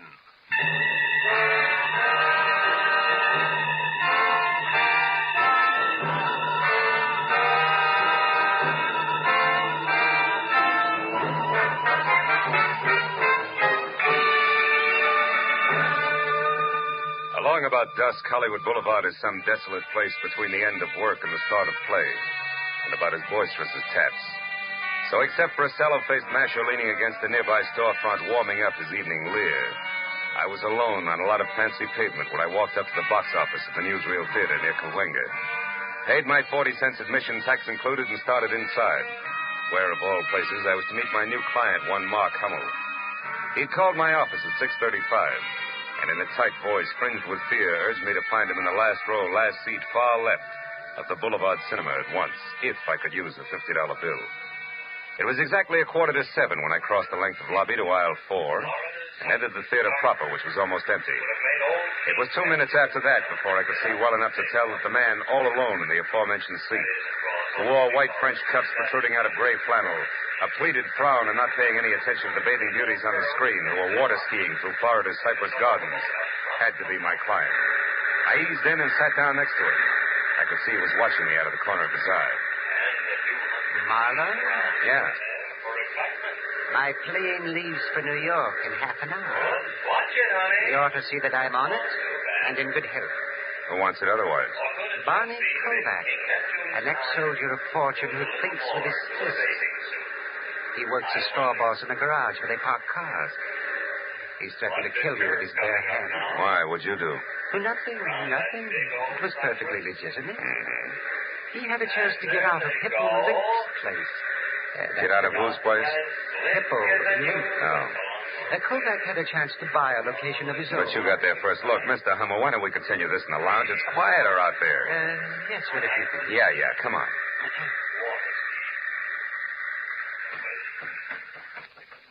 Oh, this is better. Now, come on, we can talk over here. So, you beat Kovac out of the property he wanted. Then what happened? And when he found out, he went crazy. He swore I bribed the real estate broker, high-pressured the owner. All that kind of wild talk, you know. Now, Marlowe, the place I bought from under him was a good investment. Oh, yes. But chicken feed compared to the deal I'm going to close in New York tomorrow. If I get there. So for $50, I'm to see that you do just that, huh? Yes, but I've already made your work easier. I told Hippo Link, all 300 pounds of him. Oh? I told him in a loud voice this afternoon that I was going out of town by train at 7 tonight. Figuring, of course, that Kovac, who's nearby, but wouldn't do anything with people around, would overhear me. Mm-hmm. And your connection with Hippo is what? I parked my car in his garage. Period. Anyhow, at 5:30 tonight, I drove downtown to the Union Station. I left my car on the lot there and went inside. After which you doubled back, got outside into a cab, and headed for here in a comfortable wait until plane time, which you're afraid might not fool anybody, including the tough Mr. Kovac, since you hired me, right? Yes, that's right. I never caught sight of him trailing me, Marlowe, and, frankly, well, I'm afraid of him. Can you understand that? Sure. Fear is always understandable. Well, what's the itinerary, Mr. Hummel? Here to the airport? No. First to my house. I still have a bag to pack. I'll take a cab. You follow in your car. Then wait outside my place. That's 4100 Fountain. And just below La Cienega. Yeah, I know. Yes. Now, when I get back into the cab, you follow again. Until I'm safe aboard the plane. Yes. Now, here's your money. Thanks. Anything else? Yeah. Mm-hmm. Do you carry a gun, Mr. Hummel? Ordinarily, no. But tonight, Marlowe, yes. It's a service gun, 45. And believe me, if I have to use it, I will. Now, let's get out of here. Quickly.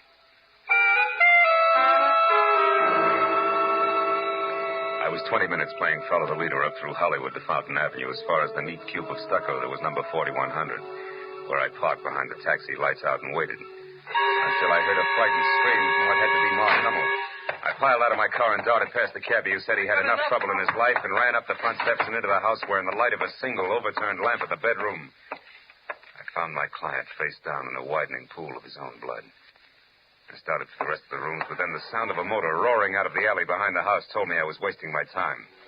When I returned to the bedroom, one glance at Hummel's still form said that the man who had been afraid for his life only 30 minutes ago was already very dead. Next to his body was the .45 he never got to use, and alongside of that, the miniature crystal ball splattered with blood that had killed him. There was a key which I found fit the front door lying in the middle of the carpet. The drawers and closets were all open, as well as his half-packed suitcase. It was a good time to call the police.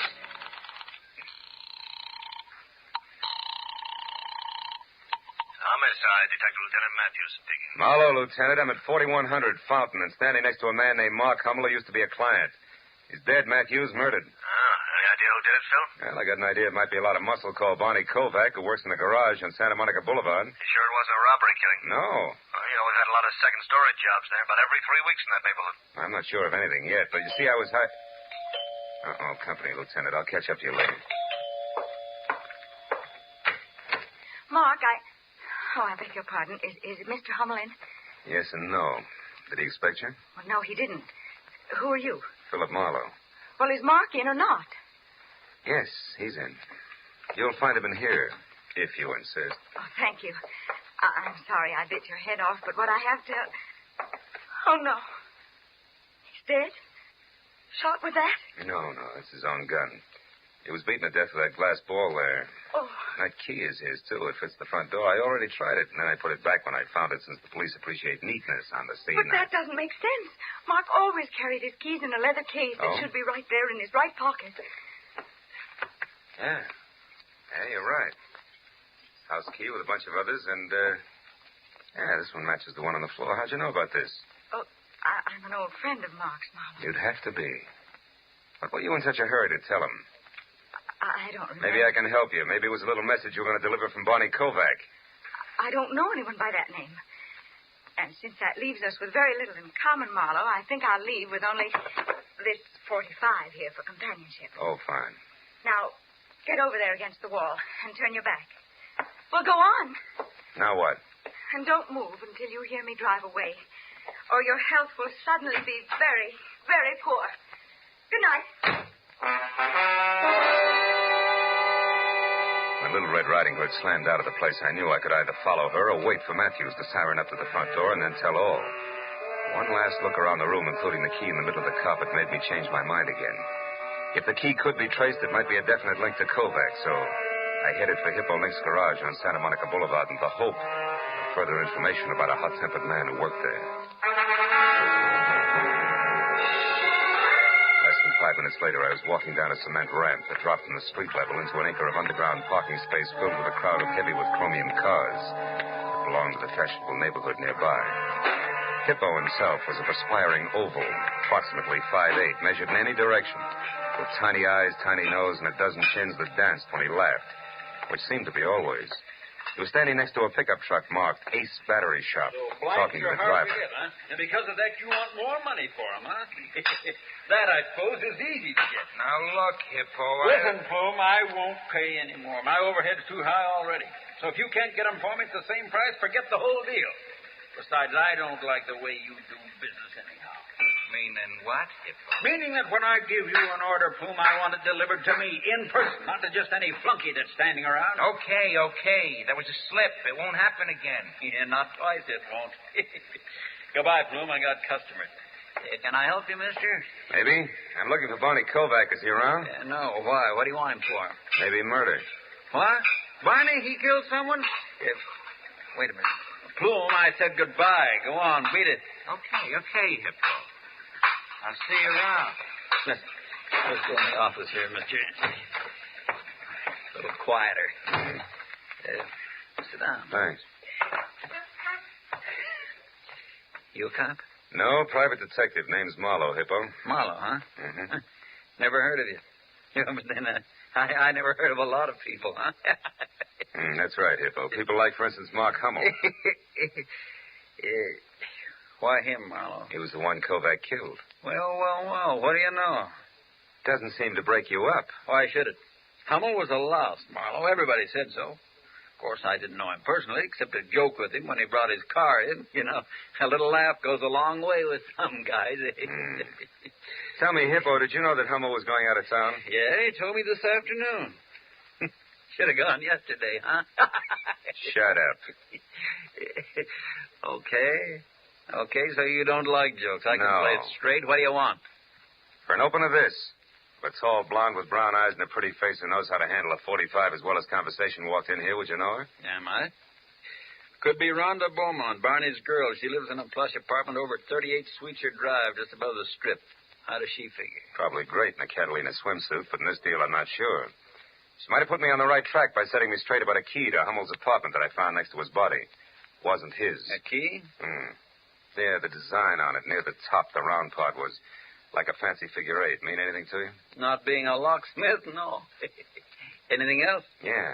Where can I find Barney Kovac? How would I know? He quit at 5 today, just like he does every day. And I quit at 9, Marlowe, which happens to be right now. So, goodbye, mister. Just like that? Yeah, just like that. You see, if I work late, Marlowe, I got to pay myself overtime. That hurts, because I can't afford it. See what I mean, boy?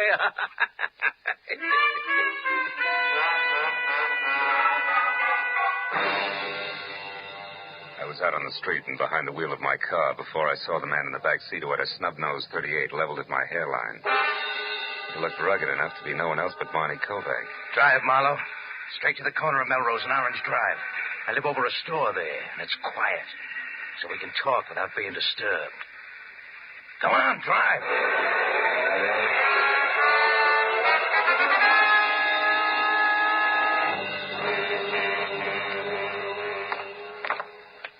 Right ahead of you, Marlowe. One with a closed transom. Keep walking. And when I get there? Then you'll go inside, sit down, and rest while you listen. To what? To the truth, Marlowe. I've been following you long enough tonight to know that you're off your rocker. You see, fella, I didn't kill Hummel. Yeah, I know. He's double-jointed. It was suicide. Slugged himself from behind. All right, cut it. Here, here's the key. Open up. Okay. Hey, you made a mistake, Kovac. Wrong key. What are you talking about? Let me see that. Sure. With pleasure. Stupid. Now that I got your gun, Bud, try it yourself. Come on, Kovac. Close quarters make me nervous. You're making a mistake, Marlowe. Yeah, sure I am. The guys who are off their rocker always do, remember? Now get over there in that chair and behave while I use your phone. Marlowe, don't move or I'll kill you. Hippo. Barney, take the gentleman's gun. It's heavy for him. Sure. Here, boy. Here's some money. Get clear of L.A. till this thing's all cleaned up. You're in a bad spot. I know, but I didn't kill Hummel, Hippo. You gotta believe me. Yeah, by all means. Barney, my boy, if you say it, I believe it. But others won't be that accommodating, I'm sure, so go on. And no matter what you do, don't worry about Marlowe. Huh? Nah, he won't be following you. You can count on that, Barney.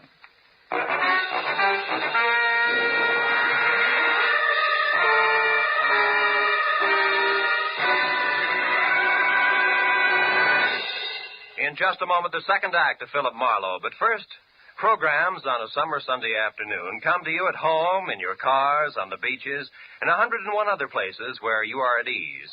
And for your leisure time listening, what is better than music?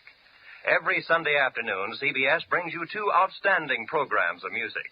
Gems from the great composers played by the Symphonette, and the sweet, memorable songs of the outstanding modern composers and semi-classicists sung by the Choraleers. Each program is designed especially for fine, summer Sunday afternoon listening. Hear both the Symphonette and the Choraleers tomorrow afternoon on most of these same CBS network stations. Now, with our star, Gerald Moore, we return to the second act of Philip Marlowe and tonight's story, The Key Man.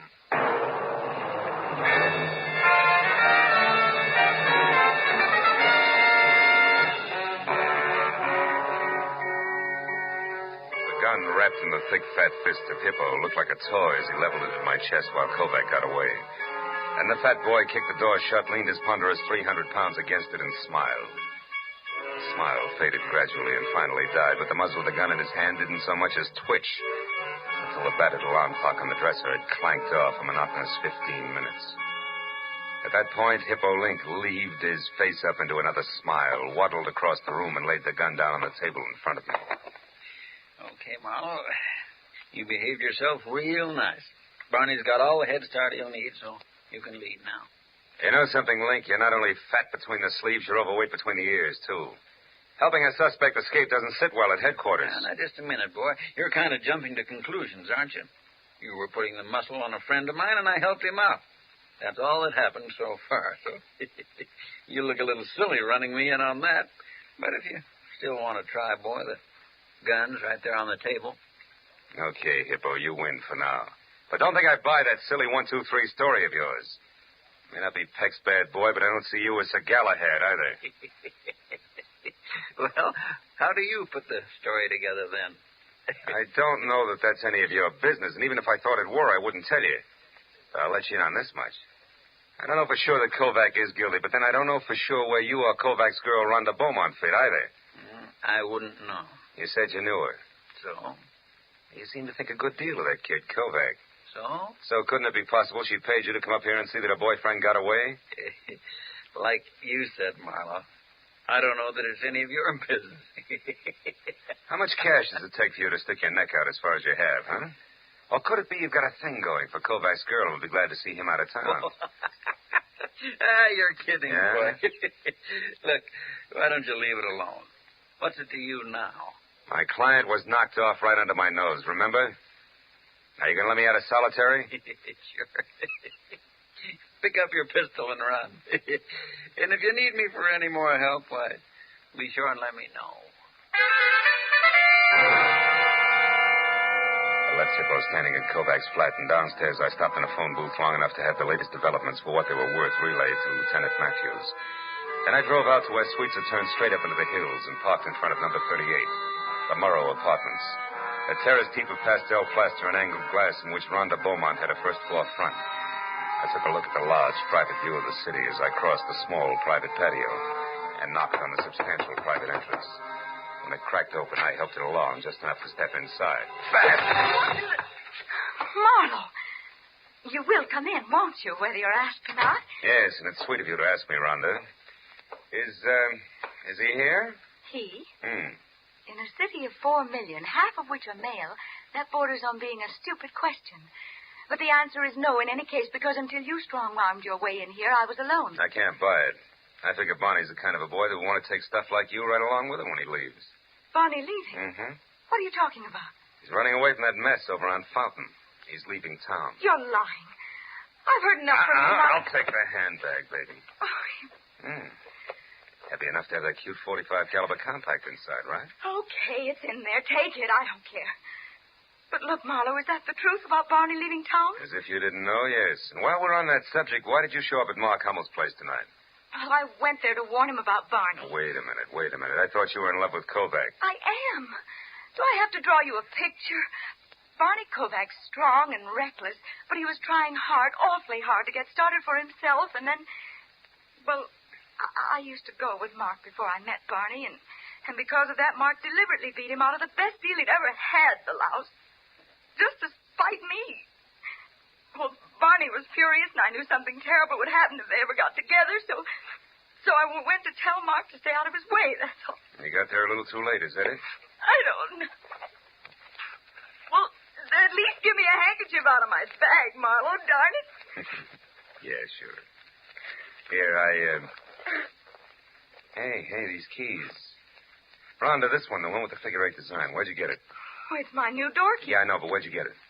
I don't know. Barney had it made for me one day while we were having lunch. Who's the guy who made it? I don't know. Where were you eating that day? A Hungarian place on Fairfax near Santa Monica. Well, where are you going, Marlowe? Fairfax, near Santa Monica. Here's your bag, Rhonda, and if you got any sense, stay put and try real hard not to shoot anybody. At least until I call. Okay. So long, baby.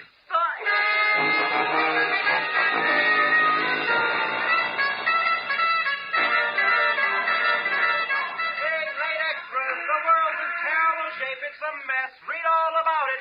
Late extra papers. It's all over now. Paper, mister? No, thanks, kid. Tell me something. Where's a locksmith on this block? Locksmith? Oh, there ain't none. Oh, come on. Sure there is. A guy who makes keys. It's got to be. Think hard, will you? It's important. Think hard, he says. Look, mister, I know this whole neighborhood like the back of my own hand. No key maker. Uh-huh. Well, how about a guy who sharpens saws, scissors, things like that? No, nothing like that. We got filling stations, bars, a delicatessen, drugstore, shoemaker, dry goods store, 3 restaurants. One's Hungarian. That's on Fairfax. Yeah. Ace Battery Shop there across the street. A toy store on the corner. A lampshade joint. Shop. Wait a minute. Hold it. Battery. Ace Battery. Plume. Plume. Yeah, that's it. Old man Plume owns the joint. Ah. A real sour apple, you know what I mean? This place is a dump, too, but he works hard. He's probably over there right now, working in the back room. Bless you, my boy. Thanks a lot.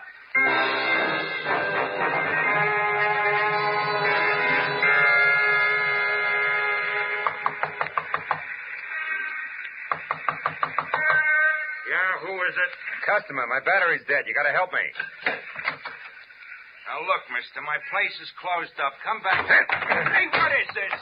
Sorry, Plume, but tomorrow's a long way off. This is an emergency. Now, take it easy and you'll be okay. I got a job for you, and it's got to be done tonight. Well, listen, I said my place... Shut up. Now, get this, Plume. I'm a friend of Hippo Lynx and Bonnie Kovacs, all of which makes you perfect for my job. Now, what kind of a job you talking about? This. It's a key. Duplicate it. A key? Hey, buddy, this is a battery shop. I can't make keys. In the first place, you got to have a license. I said this was an emergency, didn't I? Get busy. With what? My fingernails? I don't know how to cut keys. Somebody's stringing you, pal, and I... Plume, keep away from that drawer. Well. Whole drawer full of blank keys, huh? And that 38 in the drawer here must be that license you spoke of. Come on, you. Get up. Wait. Leave me alone. I didn't do anything. Now, listen, Plume. I want one straight answer out of you, fast. You made a delivery to Link's garage sometime today, and it wasn't batteries. Who'd you give it to? Come on. I left it with Barney Kovac. He was the only one around, but it was nothing, an envelope. Yeah, full of keys. Thanks very much for your help, Plume, but I'm in a hurry. Just so I'll be sure to see you later, good night. I ran out to my car, piled in, and headed straight out Santa Monica for La Cienega. And when I got within sight of the dark cavernous entrance to Hippo Link's underground storage garage, I slowed down and looked for a phone that I could use to call Matthews and still keep an eye on the garage because the way things stood now, I couldn't afford to miss a lick. But then I got a break. I decided to try a mobile gas station on the corner when the scream of a siren shoved me up against the curb, and a squad car swerved out from a side street, ground to a rubber-burning stop in front of the garage and disgorged Matthews himself and the driver on the double. I slammed out of my coupe and belted across the street after him. Matthews! Hey, Matthews! Oh, get back! Over this way. We get Kovac corner down inside there. You just... Now, wait a minute, Matthews. You got this deal all wrong. Oh, no, we haven't. I got 2 men out in fact. He's trapped. We'll get him No. out. Hold everything, Matthews. Listen to me. I'm going down there and talk to him. I'll be back in a minute. Back here, fool! Kovac, this is Marlowe. Come on out. I got all the answers now, Barney. I just had a talk with Plume, and I got a lot of truth out of him. Come on, Barney. You're not helping anything now. Follow! Phil, you all right? It's my shoulder, Matthews. Oh, I knew this had happened sometime. No, this Kovac. No, listen to me. Don't shoot. Don't! Look at my arm. Listen, Matthews, Kovac didn't do it. What? The shot that got me came from back there on the other side. Yeah, that's it, Pete. Further back. There he is, Matthews. That's the boy. That's the fat guy runs this That's joint. right. Yeah, Hippo Link. Second lieutenant. He's your killer. Stop, Link. Stop. I got him, Phil. He's down. Yeah. Yeah, that's one nice thing about Hippo. You can't miss him. Oh, thanks. I think I'd better sit down a minute.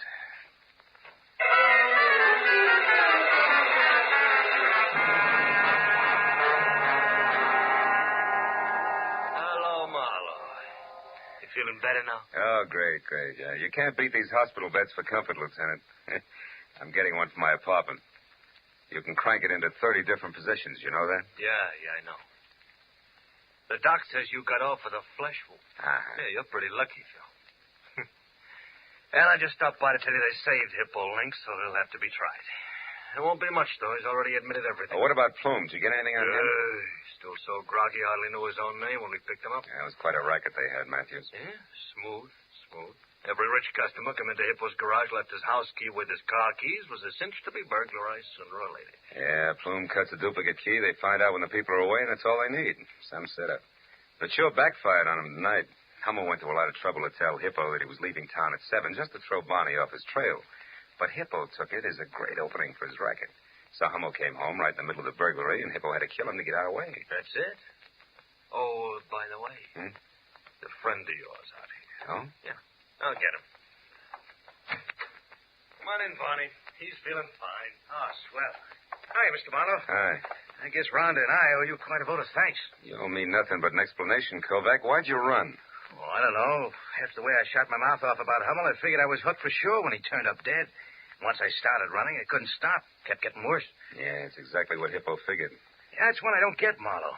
Why'd he help me in the first place? He had to, brother. Hippo knew that my best clue was an extra door key. But he also knew that Plume had left a bunch of keys with you to give to him. He was sure that if we ever got together and talked about keys, he'd be stuck. But as it turned out, I got the same lead anyway from the key Plume made for Rhonda. Hey, Matthews. Yeah? Crank me up in the middle, will you? What, like this, Phil? Oh, yeah. That's perfect. Barney, turn off that reading lamp, will you, please? Sure. Yeah. Anything else, Marlowe? Yeah. You see that no visitor sign there? Yeah. Well, just hang it on the door on your way out. I'm here for 3 days, fellas. I'm going to make the best of them. Good night, all.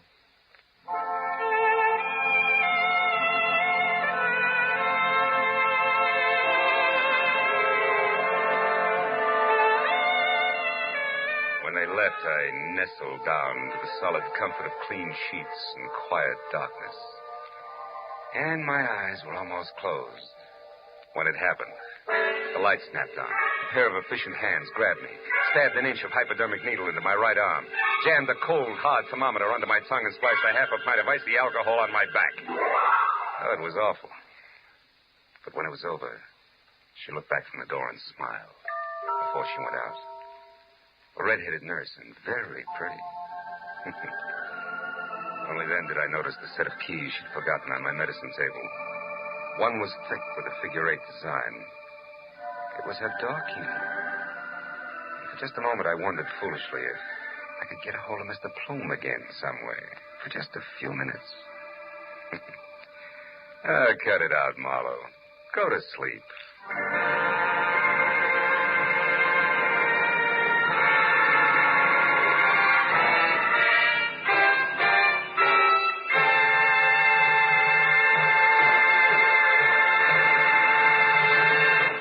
Adventures of Philip Marlowe, bringing you Raymond Chandler's most famous character and crime's most deadly enemy, star Gerald Moore, and are produced and directed by Norman MacDonald. Script is by Mel Dinelli, Robert Mitchell, and Gene Levitt. Featured in the cast were Vivi Janis, Parley Bear, Jack Moyles, Howard McNear, Shep Menken, and Don Orick. Detective Lieutenant Matthews is played by Larry Dobkin. The special music is written by Richard O'Runt. Be sure and be with us again next week when Philip Marlowe says... It was going to be a vacation in the wide open spaces, but a black stallion, a tiny emerald, and a battered horseshoe meant a 24-hour delay. It could have been worse, because to the dude from Manhattan, they meant death.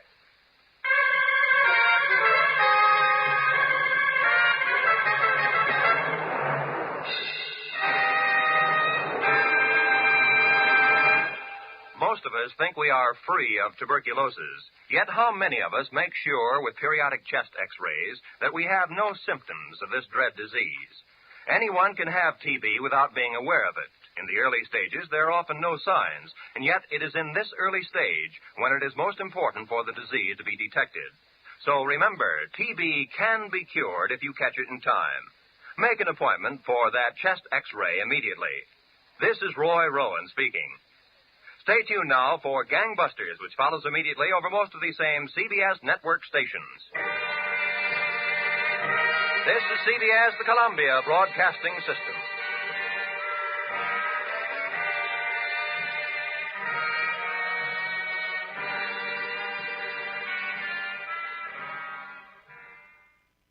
Get this and get it straight. Crime is a sucker's road, and those who travel it wind up in the gut of the prison or the grave. There's no other end. But they never learn. Let me give you an example. I was hired to find a thief, and I did, 1,000 miles from home. But first I found a lush with a Luger, a fresh corpse in the closet, and all because the only woman in sight wouldn't play fair. From the pen of Raymond Chandler, outstanding author of mystery, comes his most famous character and crime's most deadly enemy, as we present The Adventures of Philip Marlowe.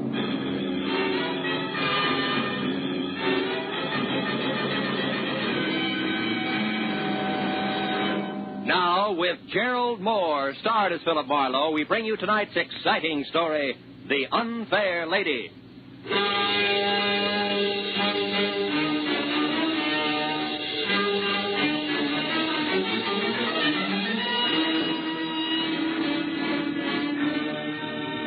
The knock on my office door was soft, almost apologetic. So when I mumbled come in, I was ready for something delicate and about as self-effacing as Uriah Heep. But when the door swung open, I knew exactly how wrong I could be. The gentleman was maybe 40, gray at the temples with shaggy eyebrows and a military mustache, and built like a heavy cruiser with a pair of catcher's mitts for hands. I'm Elliot Flory, Mr. Marlowe. Mr. Ira Bjornson's secretary. Are your services available, sir? That all depends on what you and Mr. Bjornson want me to do, Flory. What's the job? Well, specifically, sir, to catch a thief. Now, sit down. Oh, of course. Thank you. Mr. Bjornson is being robbed systematically of diamonds. Are they disappearing from a store he owns, or is somebody robbing his wife? No, Mr. Marlowe. You see, sir, Mr. Bjornson owns and operates the Bjornson Mine, the relatively new but important deposit of kimberlite pipe. Kimberlite which? Kimberlite pipe, Mr. Marlowe. Oh. The geological term of the diamantiferous blue ground which yields the minerals. Oh, of course, diamantiferous. Now, last November, sir, the 21st to be precise, you worked for Mr. Craig Norton, a mining engineer who lived here in Los Angeles. He recommended you to my employer. Now, Mr. Marlowe, will you take the job? I don't know. You still haven't said anything about the stealing itself. Is it a Bjornson representative here in Los Angeles who's coming up minus? It's Mr. Bjornson himself who's being robbed, Mr. Marlowe, at the mine proper. Oh, I see. And he wants me to, wait a minute. This diamond mine wouldn't be in South Africa.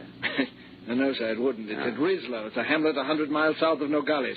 South of where? Nogales, Mr. Marlowe. It's a city in Arizona, a few hours' drive from Tucson at the Mexican border. Now, look, Mr. Flory, I'm a private detective in the city of Los Angeles who's at home in a barn, a back alley, or sometimes with a blonde. Not in rural Mexico. Is that clear? Oh, yes, sir, perfectly. Also, it's something that Mr. Bjornson anticipated. I refer to your reluctance to make the trip, sir. To Mr. Bjornson in Rislo, Los Angeles is the nearest metropolis where a dependable private detective could be found. To you in Los Angeles, Rislo is the new world. Therefore, Mr. Marlowe, these papers. The first is your plane reservation, De Luxe Passage, leaving tonight for Nogales, where you will be met and chauffeured across the border to Rislo. You know, you tossed that off like it was transferring from the red bus to the E-car downtown. It's less complicated, sir, I'm sure. It is? Now, these other papers, Mr. Marlowe, are both checks, each for $500. One is your fee, the other for expenses, not including your air travel. Your decision, sir. Oh, well, my decision, Mr. Flory, is that for $500 plus, Rislo is plenty cosmopolitan for me. I'll go. You'll go? I'll go.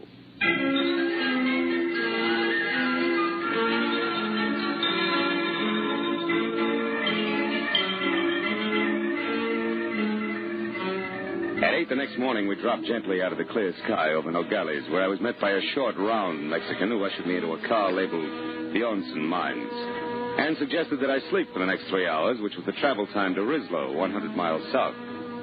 So after 30 minutes of panoramic, dry, sandy hills and occasional cactus, I did. When I woke up again, it was better than noon, hotter than Hades, and we were parked at a filling station in Rislo itself, which could have passed for home if you happened to be a prairie dog. It wasn't until I had my eyes wide open that I realized that the man leaning on the running board inches away and staring at me like my eyebrows were on upside down was not my driver. He was shaggy hair all around an unshaven, unpleasant face that was home to a pair of watered eyes that said he was drinking himself to death. And when he talked, I knew it was on cheap rum. You're the new mining engineer, maybe? Yeah, I didn't know it showed. Since you're an American, that means you got to be an engineer. Oh. No other Americans come out this way. I'm American myself, you know, from Philly. Good old Philly. Yeah, it's a great town. What's for sale? Hot transits? No, just being friendly. Name's Calder, M.J. Calder. I'm staying over at the Granada Hotel for a while, the first floor rear. Why don't you look me up some night, any night long about 8. I used to be an engineer myself. Might chew a fat a while. Yeah, we might do that. So, well, I'll look forward to it. So long, pal.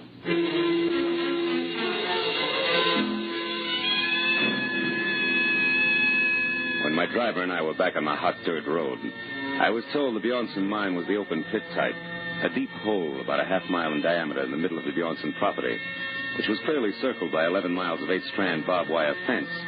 which was guarded by 50 ex-GI Mexicans who were under the iron fist of one Captain Juan Lufino. 20 minutes later, when we entered the main gate and were slowly driving up a neatly landscaped white pebble road, we had a different picture of life at the Bjornson mines. There was the residential side, plush and strictly Beverly Hills, and the sprawling red brick house past the green and white tile swimming pool of the guest house beyond. Inside, I found the multimillionaire himself. It was a bald 50 perspiring and shaped like a bowling pin. At 10 o'clock last night, Marlowe, it happened again. $5,000 worth of stones.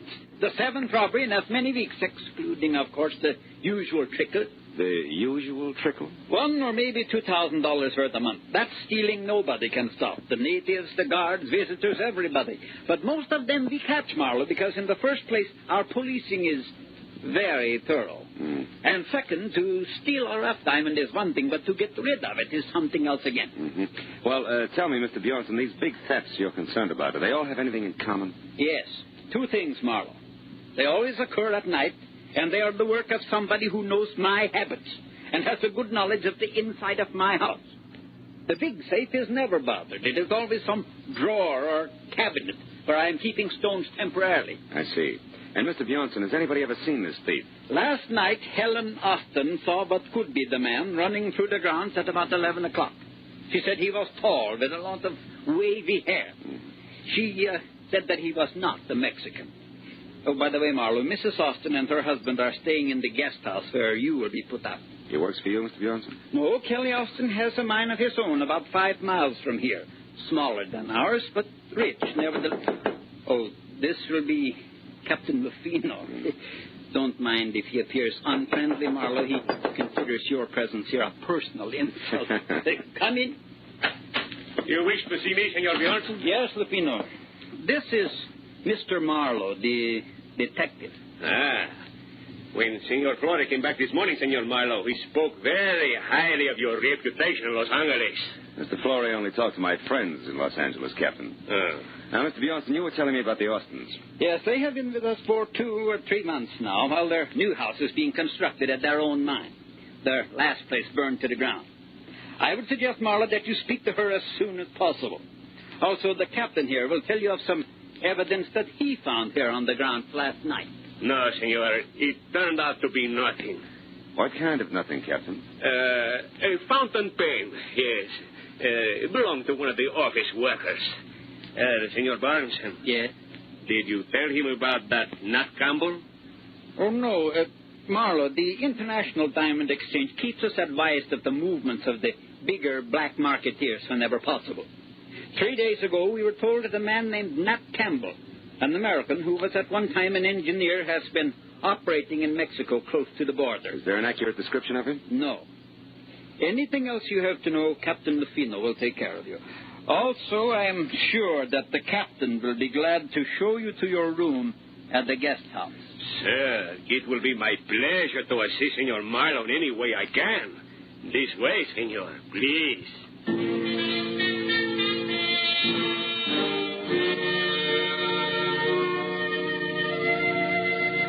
Captain Lufino's interpretation of assist was to hand my suitcase to a boy, point a thick thumb in the general direction of the guest house, and disappear. So after thanking him for his trouble, I went to my room, unpacked, changed into a dry shirt, which was damp again in 3 minutes, and then started for the suite on the opposite side of the building, where I'd been told I could find Helen Austin. But when I was halfway to a screen door, I stopped at the sound of a raised voice that I'd heard before. It was Mr. Elliot Flore, who was about to leave and unhappy about the whole thing. When I was close enough to see Mrs. Austin, I could also see why.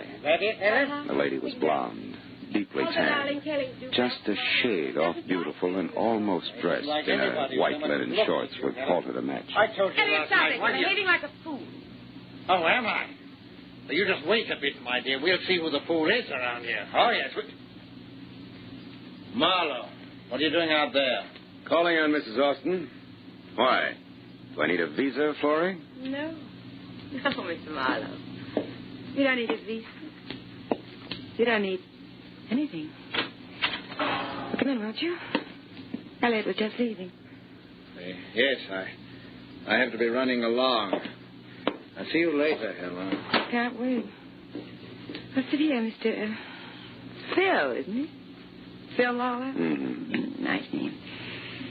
You know, Phil, I don't often get to see a new face around here, so anything I can do for you will be a pleasure. I'm sure the pleasure will be all mine. But aren't you afraid you'll catch cold? Why? Don't you like it? I made it myself. I do most of my things now. Business styles are too far behind New York to suit me. My husband, Kelly, says I'm clever. Better than that, Helen. Kelly, what? You're resourceful. You startled me. Darling, this is Philip Marlowe. I know. Ira told me you were with us, Mr. Marlowe. Can I be of some help, possibly? No, not at the moment, Mr. Austin. Right now, I'm only interested in knowing if your wife here can add anything to a description of last night's stranger. Can you, Mrs. Austin? Why, no. If there were anything else outstanding about the man, I certainly would have told Ira. No doubt. But what about the run-of-the-mill things? His dress, the way he walked. Like most men, Marlowe, he wore one pair of pants, one shirt. He had only one head. Also, like most men, he smelled of liquor. Rum, maybe? We all drink rum here. How about joining us in town after dinner? Long about 8? Thanks, but long about 8, I've got to be back in Rislow to see Mr. Calder. Ever hear of him, Austin? Why, no. Should I have? I don't think so. No. He'd have very little in common with you people, with one exception. Which is what? Phil? Rum, Mrs. Austin. He's crazy about it.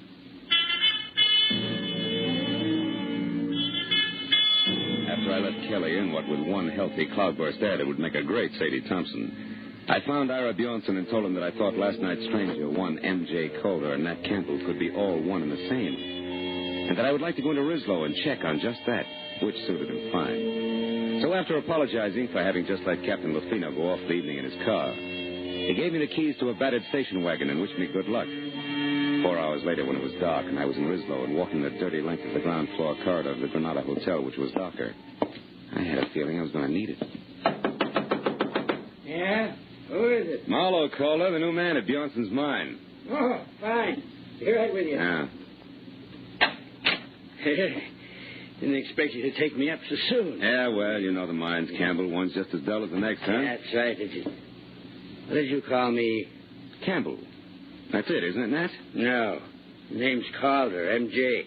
I told you that today. Yeah, and at the time I believed you, good old Philly included. Come on, Rummy, uncover. The masquerade's over. Open up while you still can talk. What do you say? Okay. Okay, ain't the biggest secret in the world. Here, sit down. Turkey! Why, you lousy lush! You don't aim any better than you lie! I had enough, I tell you. All right, we'll see. Now, come on, get up. We'll start all over again after we check you once. The kind usually has a nasty Luger tucked away someplace. All right. Now, what do you know about... Hey, Campbell, that stuff over there seeping under the closet door. The color isn't right for rum, brother. It's too red. Wow. Captain Lufino. Yeah, he's dead, Marlowe. So don't move. You'll be right with him. Yeah, you see, I was right, Campbell. Your kind always has a nasty Luger someplace. Marlowe, I didn't do that. I didn't kill him. Oh, yeah, sure. He committed suicide in your closet and closed the door as a gag, I suppose. That's enough. I don't try to be funny. I didn't even know he was here. I was out. When I come back, I found him. Campbell, that line retired with a flintlock rifle. If you hadn't parboiled your brains in fusel oil, you'd realize it.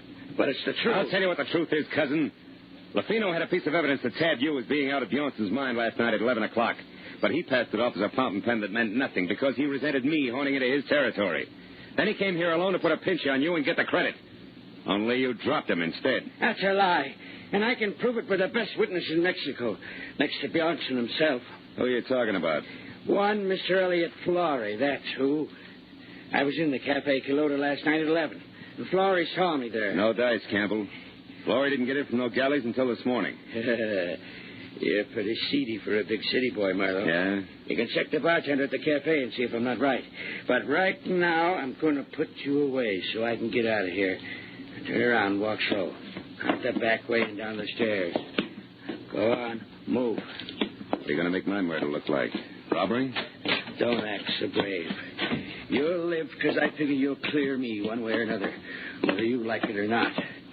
Now, hold it. That's far enough. Now open that cellar door. Okay. When you get out, don't waste time looking for me. I won't be around. So long, countryman. Don't hurt yourself.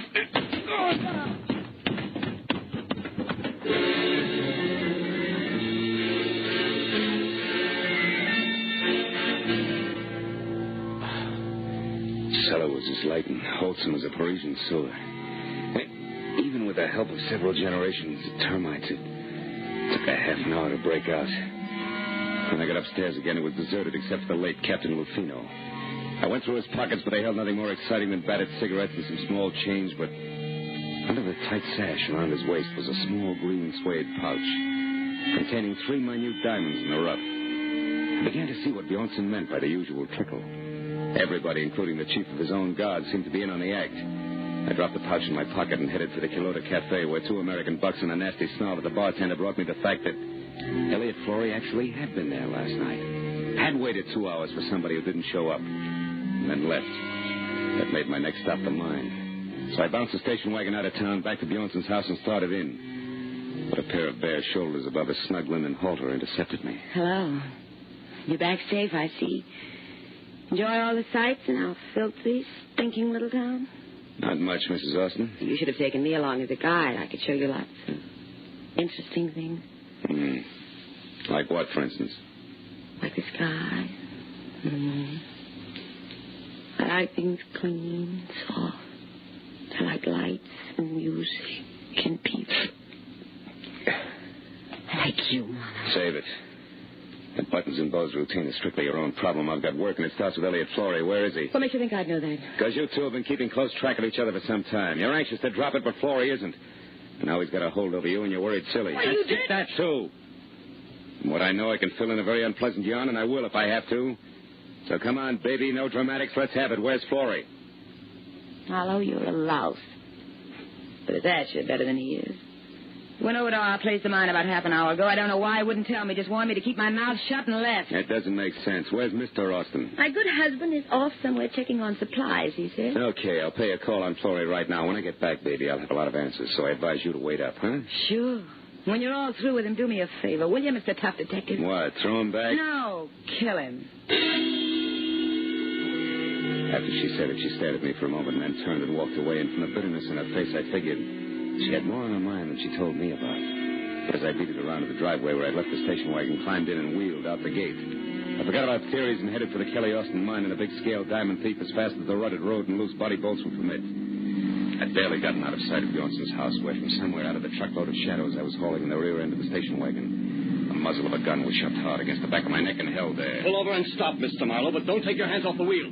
Austin, you're off your rocker. You've been working too hard. Not so hard that I didn't get back in time to see you kissing my wife. You don't deny it, do you? Well, for what it's worth, you got your subject backward, but never mind Don't turn around, Marlowe. I'm sorry about this. I liked you when we met today. Now, listen. We'll take this up later in detail. Right now, I'm after a guy who's been biting into Bjornson's diamonds, and I'm sure it's his own secretary, Elliot Flory. Flory? Why, that's absurd. Yeah? And what's more, he's currently after something cute at your mine. He's at my mine, Flory? That's what I said. Now, after I've seen him, Buster, I'll be indignant with you all night if you like. You're a clever liar, Marlowe, but it won't work. You're not getting out of this that easily. I'm going to tell Bjornson what you've done, but first, you cheap masher, I'm going to get some satisfaction out of you personally like this. Oh!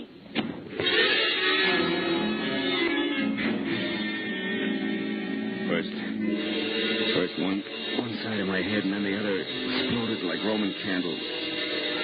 I fell a long way out of the car door to the road. And I finally stopped falling and started back to my feet. I had a double handful of Mexico in my mouth.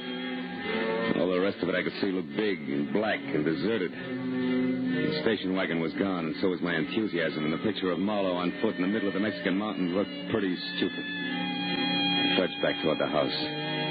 But I stopped as a pair of headlights swung out the gate and slashed down the road at me. Came to a sandstorm halt. Marlowe! Marlowe, what happened to you? It's a long story, Mrs. Austin. Unless you hear about it from me, the better for all of us. What do you mean? That Kelly, your husband, was watching when you wanted to show me the Mexican sky and the moon. Up there at the house. He was just a teensy bit irate about it. Oh, is that all? That's enough. What about Flory in the mine, Marlowe? How should I know? I got tangled up as a heavy in this corny gaslight melodrama. Hey, wait a minute. Did you put that jacket on since I saw you last? Yeah, what's the matter? Come over here in the light. Come on. Sure. Now, listen, Helen.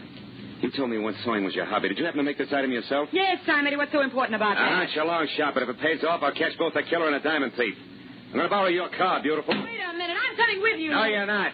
I've got to get Flory and stop a murder, and that takes a different kind of speed than you've got. So long, baby. With every jolt of the car, another Roman candle went off in my head, but I kept the gas pedal jammed to the floor until I saw the turn-off sign for the Austin mine. And I cut the lights and pulled over. It was 400 yards up the side road to the gate where a Mexican sentry in a battered sombrero leaned against a post on a barbed wire barricade. I skirted him and followed a path outside the fence until I found the landmark I was looking for. There was another sombrero, and a few feet away, sprawled out, sleeping soundly from a blow on the back of his head, was its owner. 2 strands of the barbed wire had been cut, so I crawled through and up to the edge of the big pit. It looked black and bottomless, until a tiny flicker of light down deep inside winked on for an instant, and then went out again. That was my cue. But I was 15 tooth-and-nail minutes playing mountain goat on tiptoe down 150 vertical feet of ladders and catwalks before I was near the bottom and close enough to hear a pick biting hard clay. When it stopped suddenly, so did I, and listened with my .38 clenched in my hand. But Florey had been surprised by someone from the bottom of the pit, not by me. Austin, how did you... No. Don't shoot, Austin, please. Why not, Mr. Florey? You found what you were looking for, didn't you? Didn't you? Yes. Yes, I did. And what precisely did you find? My mine has run out? That it's worthless? That I've kept it going only with stolen diamonds? That's right. I suspected it. Now I know. You're the one who's been stealing from Bjornson. You bring the diamonds here, you salt your own ground with them, and then remine them as fresh stone. And get the full market price, yes.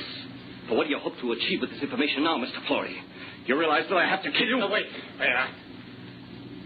I have nothing against you, Kelly. In fact, I have a proposition to offer you. You're in a poor position to bargain, but go ahead. Now, you'll never get away with killing me. Won't I? I got away with one murder. Bruno. He would have found out about me eventually because I made a mistake last night. But that sot Campbell will take the blame for him. And right now, you're just another trespasser, so make your offer. Make it good. Go on. All right. I promise you, no one will ever know about this. If you'll get out of Mexico and leave Helen here with me. You dirt. I'm not going to shoot you, Florey. I'm going to strangle you with my bare hands. I ought to turn my back and let you. Gas, cool's out. Drop it, Austin. Stand still, both of you. No, it's too late for that. You hit him, Marlowe. You got him. I think he's dead. Yeah. And I got something for you, Florey. I hope I can get the slime off my fist.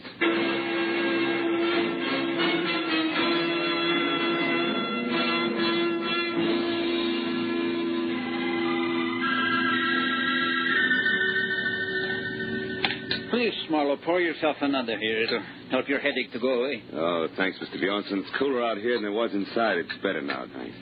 I don't know. I am happy and I am sad both.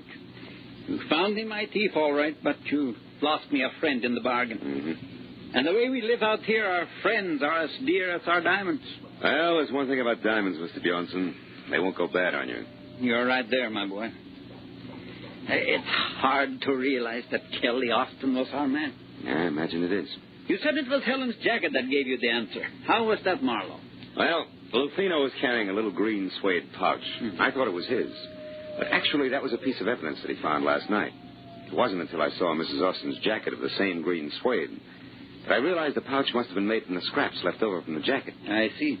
And since the wife sewed the jacket herself, that made the husband the logical owner of the pouch. That's right. You know, in a way, you might say Helen's responsible for the whole mess. How do you mean, Marlowe? Well, it all adds up like this. Helen wanted diamonds bad. Her husband started stealing for her. Things went well until he almost got caught. That was last night, huh? That's right. Running across the lawn, Kelly dropped the little pouch. Lufino, who caught sight of him, followed and found the pouch with the 3 diamonds. But Captain Lufino thought Campbell was the thief and went to Campbell's quarters in Rizzo to force the confession out of him. Mm-hmm. Kelly followed him, killed him before he learned too much, knowing that the rum-soaked Campbell would take the rap. That Austin woman, she's got no business here in this desolation. She loves diamonds, but not in the rough. No. She wants them around that beautiful neck of hers, with big city lights bouncing off them in all directions. But the lady wouldn't play fair to get them. She's packing now. And Mr. Florey has already left bag and baggage. Even Lufino is gone now. You know, it's going to be lonely around here, Marlowe. I couldn't prevail on you to stay over a while. No, Mr. Bjornson, I'm afraid not. I'd probably catch myself picking little pebbles out of every clay bank I found. The first thing you know, I'd be stuck here, too. Besides, what would Hollywood Boulevard do without Marlowe? And vice versa.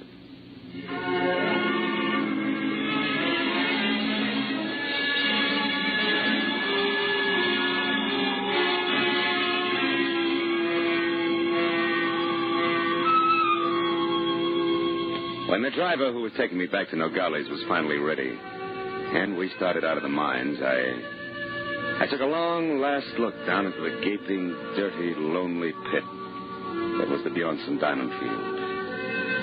And then, as we headed north into the border, I settled back and thought about my own diamond field. The one that stretched out for 50 miles from the San Fernando Valley to Long Beach in blazing brilliance. Yet, in its own way, I knew it was just as dirty, just as lonely, and just as tough as the pit at Rislo. But it was my hometown.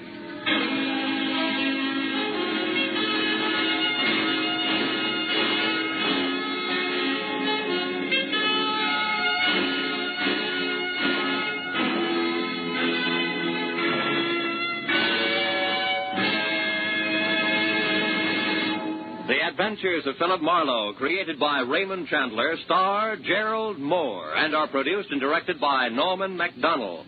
Script is by Mel Donnelly, Robert Mitchell, and Gene Levitt. Featured in the cast were Parley Bear, Betty Lou Gerson, Hans Conried, Paul Dubov, Wilms Herbert, and Nestor Paiva. The special music is by Richard O'Runt. Be sure and be with us again next week when Philip Marlowe says... She had soft brown eyes and an accent, and she came to town with a job to do. But before it was done, death had struck 3 times. Then she was gone. And all because of 30 drops of pigeon's blood worth $50,000.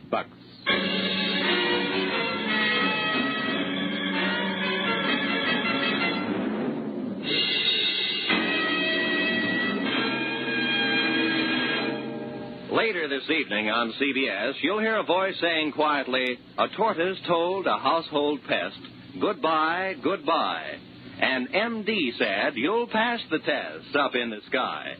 Those words are a magic key to $53,000 in cash and prizes. Like to take a try at it? Then be waiting for Sing It Again, CBS's hour-long fun fest of music, laughter, and wonderful songs later tonight on most of these same CBS stations. This is Roy Rowan speaking. Now, stay tuned for Gangbusters, which follows immediately over most of these same stations. This is CBS, the Columbia Broadcasting System.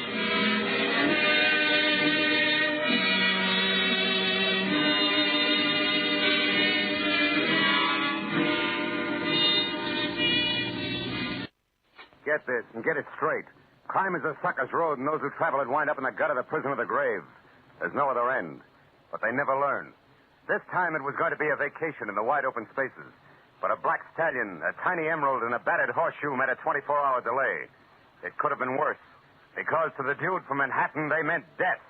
From the pen of Raymond Chandler, outstanding author of mystery, comes his most famous character and crime's most deadly enemy, as we present... The Adventures of Philip Marlowe.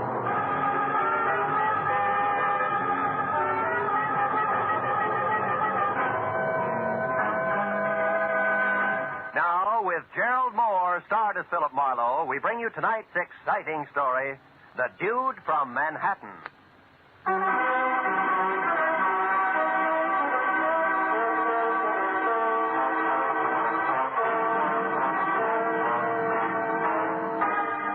So often, life in the city seems to boil down to nothing but noise and concrete, where all a deep breath does for you is to pack more exhaust fumes into your lungs. And the nearest thing to nature is a mangy sparrow pecking survival out of a dirty alley. So when I got a long-distance call from an old friend inviting me to spend a week in the great outdoors at a ranch he just bought near Rattlesnake Mountain, I snapped at the chance. Inside an hour, I was rolling down the highway toward San Bernardino. And 120 miles later, at 5 o'clock, I turned in under a big arch of gnarled cedar that spelled out Rainbow Ranch. But the layout beyond was about as primitive as a dry martini. A ranch house the size of Union Station was backed up by blue-tile swimming pool, paved tennis court, and a semicircle of bungalows with all the rustic charm of a Hollywood Motel. I drove on in slowly as a broad-brimmed hat, red gabardine shirt, hickok belt, and hand-tooled boots bounced out the door and ran toward me. It was my host, the ex-hotel man, Harold R. Lawson. Oh, rascal. How are you, boy? I am sure glad you can make it. File out, and I'll show you around. Hey, what is all this, Harold? From your phone call, I expected a shack with oil lamps, a wood stove, and at least a few head of cattle. What, you mean I didn't tell you? Why, this is a guest ranch, Phil. Guest ranch. The best in the West. Oh, brother. Oh, and incidentally, don't call me Harold. No, huh? Bad atmosphere for the dudes. The name's Buck now. Buck Lawson. Buck? oh, no. Oh, I got a real spread here, Phil. Real spread. 14 big cabins, string of 30 horses, stables down there. Yeah. Hello, Buck. Beautiful day, isn't it? Howdy, folks. Sure is. Mr. and Mrs. Doberman. He's a big van and storage man in L.A. No. As I was saying, Who's coming? Red Rider? Not funny, Phil. Not funny. Look, it's thunder. Oh, that black devil. He's loose again. That horse will kick the fence down if those fools don't hold him. Hey, that's some animal. He's a beauty. Yes, and a renegade. A shitty, temperamental bronco with anybody but Virgil Sawyer. Yeah? Oh, they got a rope on him now. That'll hold him, huh? Not for long. Sawyer's the only hand I've got who can get close to that stallion. And he's leaving tomorrow. Blast it. How come? Well, frankly, that's what I wanted to talk to you about. Yeah, wait a minute. I came up here for a rest, not a job. I know. You'll get it, Phil. You'll get it.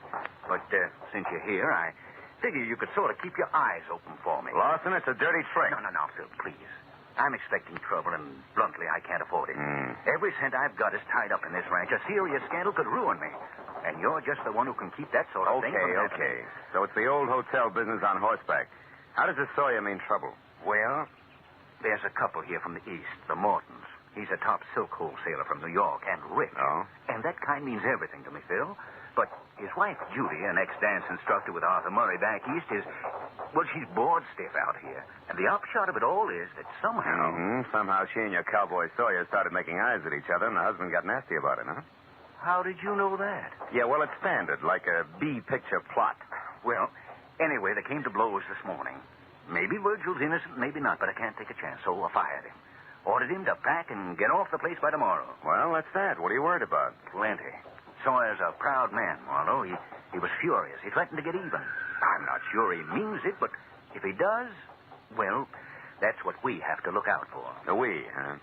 Now, look, Buck, you built me into coming up here, and I got a good notion to turn around... Wait. Hold it, Phil. What's the matter? You see that couple going into cabin number 8? Yeah? That's the couple I'm talking about. The Mortons, Paul and Judy. Cabin 8, huh? Don't tell me. Just let me guess.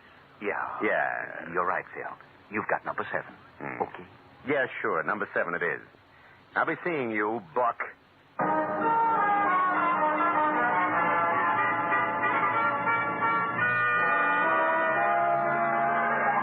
walked up to number 7 and waited for the boy to show up with my bag. Then I started to unpack, but stopped when I heard a riot next door. At that point, sprawling Rainbow Ranch was just a horizontal tenement, nothing more. Well, let me point out a few. Now what are you doing? Shutting the window. Isn't it bad enough to make a fool of yourself in private? You have to make a public scene as well? The voices rattled on for a few minutes, then dwindled off into a long and golden silence that said maybe a peace treaty had been signed. But then a door slammed to number 8, so I peeked out. It was Morton. And from the look on his face, I knew the peace treaty was nothing but an armed truce. I followed him to the big lodge and into the bar, and when he sat down, I took the stool next to him. Well, what'll it be, gentlemen? Scotch and water, no ice. The same, with ice. Well, Mr. Morton, I guess that brands us as Jews, huh? Bourbon's the only drink out west. I wouldn't know, I'm sure. Oh, it's a fact. Hey, that's a handsome ring you got there. And the initials are the same as mine. Those stones are emeralds, aren't they? That's right. Yeah. There's supposed to be 4 of them. One's missing, I see. Is that an emerald, too? It was. Happens to be my birthday. Oh. Here you are, gentlemen. Oh, fine. Allow me, Mr. Morton. There you are. Oh, thank you, sir. How'd you lose it? Stone, I mean. I don't know. It happened several months ago, and in any case, it's no concern of yours. Now, if you don't mind, I'd just as soon be left alone. Oh, well, that's too bad. Here I was hoping I'd find out all about the silk business. The silk? What do you mean by that? Oh, just conversation. You are in that business, aren't you? Of course, but... Hey, who are you anyway? Name's Marlowe. And just why are you prying into my personal affairs, Mr. Marlowe? Because I got a little free advice for you. Cool off before you start the kind of fire you can't put out, huh? So that's it. That cowboy Sawyer. Marlowe, now you're getting too personal. I suggest that you mind your own business. Oh, I'm sorry. Didn't mean to lose my temper that way.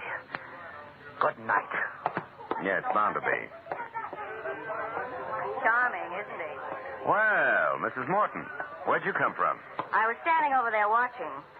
My husband has all the social grace of a tarantula. Well, maybe you should have looked closer before you made the leap. Oh, that's the wonderful thing about him. Yeah? You're not apt to like Paul much when you first meet him. But once you get to know him, you hate him. Yeah, I'm not sure that's funny. It's not supposed to be. I've been living with him for 6 months now. So jealous it's unbelievable. He wouldn't leave me in New York, oh no. Insisted on dragging me out to this dust bowl with running water. Why or answer, I'll never understand. He doesn't know one end of a horse from another. Well, with his aptitude, he'll learn. You know, it might be he figured you two might get back together if you had a chance to relax in the open, Mrs. Morton. So he said. However, we weren't here 10 minutes before he accused me of getting romantic with that leather-faced cowboy. Does that make sense? I don't know. Both gentlemen are justified. You're lovely to look at. Somebody ought to remind my husband. His idea of welding a marriage is to spend all his time playing gin with that Doberman. Who? Doberman, the van and storage character from Los Angeles. Oh. Which, of course, leaves me saddled with his wife, Carrie. Now, there's a cute personality for you if you happen to like neurotic parrots. So, what with the desert, the dame, and gin rummy, Virgil began to look pretty good. Is that it? Excuse me, folks. Care to order another drink before dinner? Yes, I would. And I'd like it over there, alone. Make it Manhattan, bartender. Strictly Manhattan. And make it double. Mr. Marlowe, good night. No, I'm not so sure.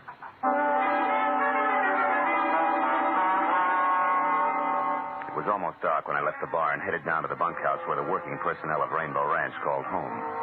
The casual clutter of rumpled cots, scattered pulp fiction, and dusty booths gave it the only sign of authenticity I'd seen in the entire place. But aside from that, it was empty. Then a noise from outside brought me around the building to the back, where I ran up against 6.5 lean feet of solitary cowboy, with his hat shoved back on his head, pitching horseshoes. He was out of uniform for a flashy dude wrangler, which left him in a faded blue shirt and Levi's that fitted his lanky legs like a pair of bent stovepipes. He spotted me and stood there swinging a battered horseshoe in each hand while I walked up to him. Hello? Hiya, Sawyer. A little dark for horseshoes, isn't it? Little. Hey, you're good. Good at horses, too, huh? I understand you're the only man who can handle that black stallion, Thunder. Yeah. What's the secret? No secret. Just have to treat him right. What's on your mind, mister? The fact that you're leaving tomorrow. I reckon you better keep out of my business. Now, look, Sawyer, it takes at least 2 to make a fight. And fights are poison to Buck Lawson. So? I don't like to see my friends poisoned. Now, why don't you take it easy, huh? Lay off. Keep your nose clean.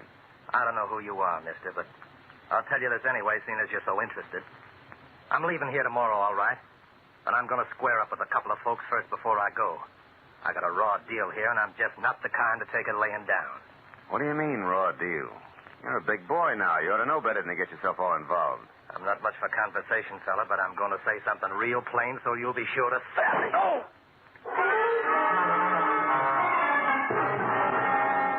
By the time I got myself untangled and back on my feet, the strong, silent fugitive from the old Chisholm Trail was gone.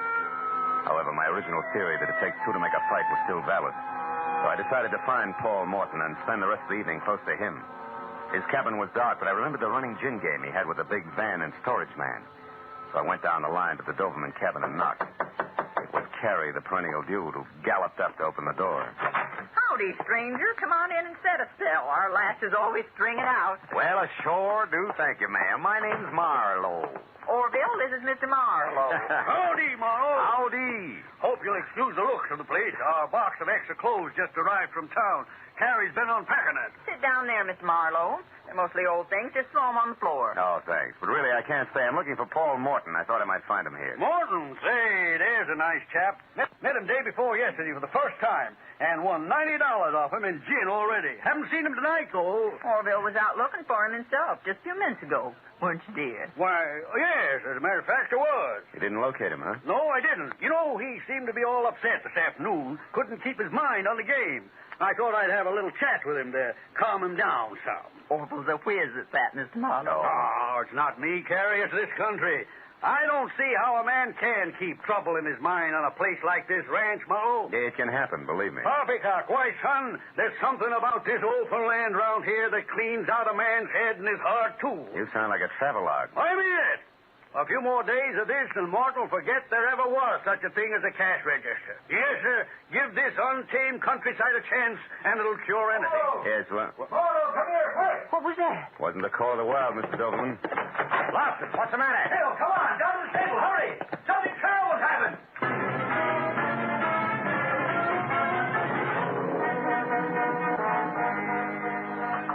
How'd you find out about it, Lawson?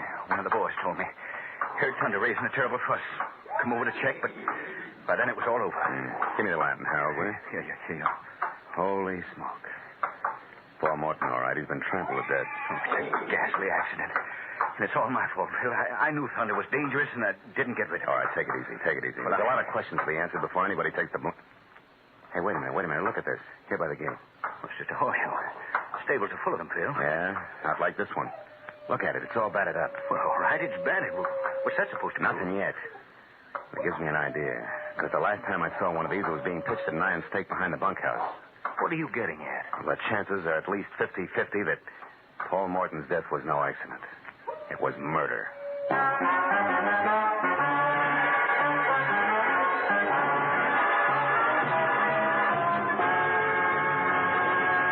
In just a moment, the second act of Philip Marlowe. But first, perfect musical settings for a Sunday before the 4th will be yours tomorrow afternoon.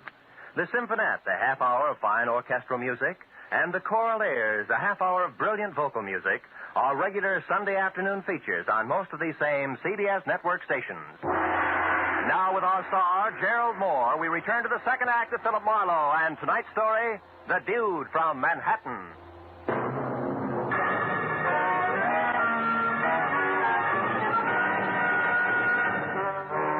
Paul Morton's death, something worse than an accident. Lawson's mouth fell open and the muscles in his face jerked as his eyes moved slowly from me out to the now quiet black stallion in the corral, who somehow or other seemed to sense the death at our feet. Then, as the trembling man's lips silently formed the word murder, he gestured for me to help him carry Morton's body out of the stable.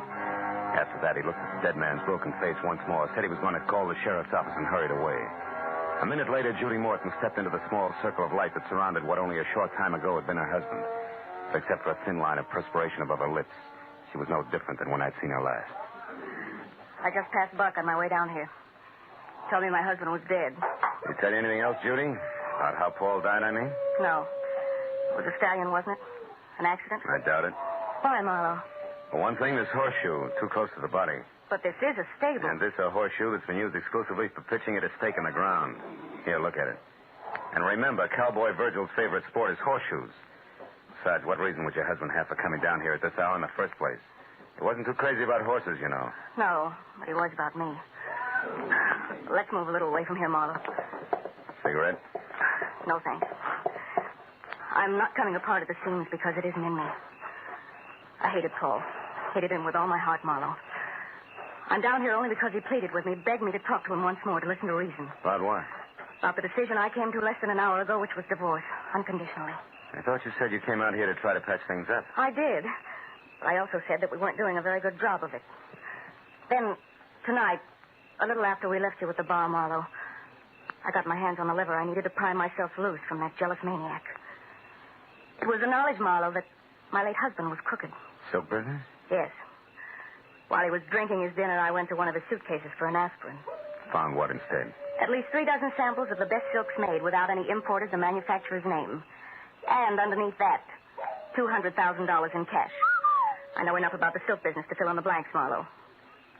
All of which comes under the heading black market, huh? Yes. I added what I had found to the fact that this Dude ranch he had insisted on was close to Los Angeles. Close enough for him to run off and conduct his purchasing while I thought he was communing with nature or playing gin with that Mr. Doberman. Then I had him. Mm-hmm. You also had a divorce, no strings attached, right? Exactly. Blackmail to get rid of your own husband. Pretty, isn't it? Yeah. Well, at least with this accident or whatever it is, it's no longer necessary. No. Now, Judy, only 2 things are necessary. One, the location of Virgil Sawyer, and the other, you in your own cabin where I can ask you some questions later. Why do you want to ask me questions? Well, I might be making a big mistake, baby. But it might be that Virgil and you are out for the $200,000. You know, honey, that man in the saddle might like money, too. I'll see you. When I started back for the bunkhouse, the only place I knew of that might give me a lead on the strong, silent horseshoe pitcher, I realized that tagging Paul Morton's death or murder was one thing, proving it was going to be quite another. And when I was there and the place was empty without even signs of a hasty departure, I was sure of it. But not by intuition, as was the gentleman standing in the open doorway watching my every move.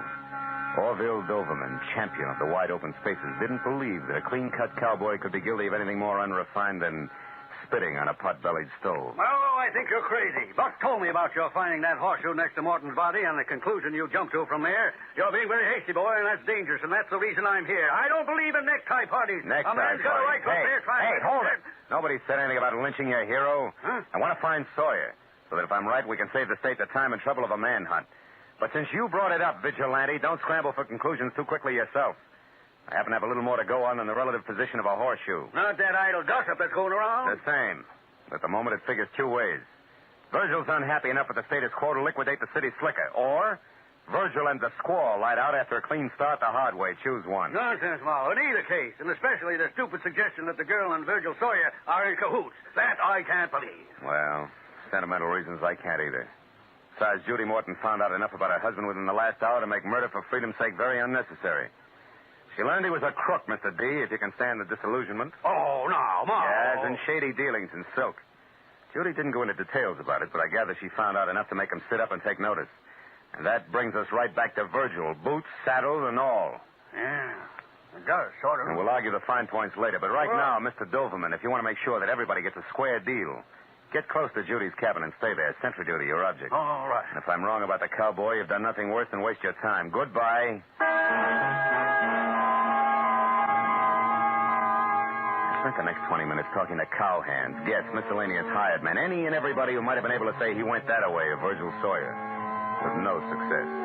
And to make matters worse, when I'd given that up and was on my way back to the lodge to help Lawson wait for the sheriff, I found myself being paged, Western style, of course, by no one else but Mrs. Carrie Doverman, the capital D in Dude Ranch. Howdy. Howdy, ma'am. Oh, Miss Marlowe. Yeah. Miss Marlowe, look at this. Look at what I've found. I've struck it rich, you might say, much like the old rustlers. The old rustlers, Mrs. Doverman, stole cattle. Oh? Yes. Oh. Yes, so they did. I guess I meant those panhandle men. You know, gold is where you find it. Anyhow, look, it's a precious stone. Small, but nevertheless precious. Mined while digging for worms, no doubt. Oh, Mr. Marlowe, you're teasing me. Yes. You know very well that this is a polished stone. Funny thing, though, is where I found it. Shall I tell you? Oh, please. Please do, Mrs. Doverman. Well, I was just unpacking those clothes that Orville had sent up from Los Angeles. Yeah. Some slacks and things like that. And, well, when I started to hang a pair up, this fell out of one of the cuffs. And then... Now, I wonder how a little old emerald like this ever got there. Well, it was probably mice, Mrs. Emerald? Let me see that, quick. But, yes, of course. But believe me, Mr. Marlowe, it can't be very valuable, I'm sure. I'm not. What are you talking about? Murder, or a reasonable facsimile thereof, and a girl named Judy Morton if I don't hurry. Goodbye, and bless you, Mrs. Doverman. You talk too much, but now is the right time.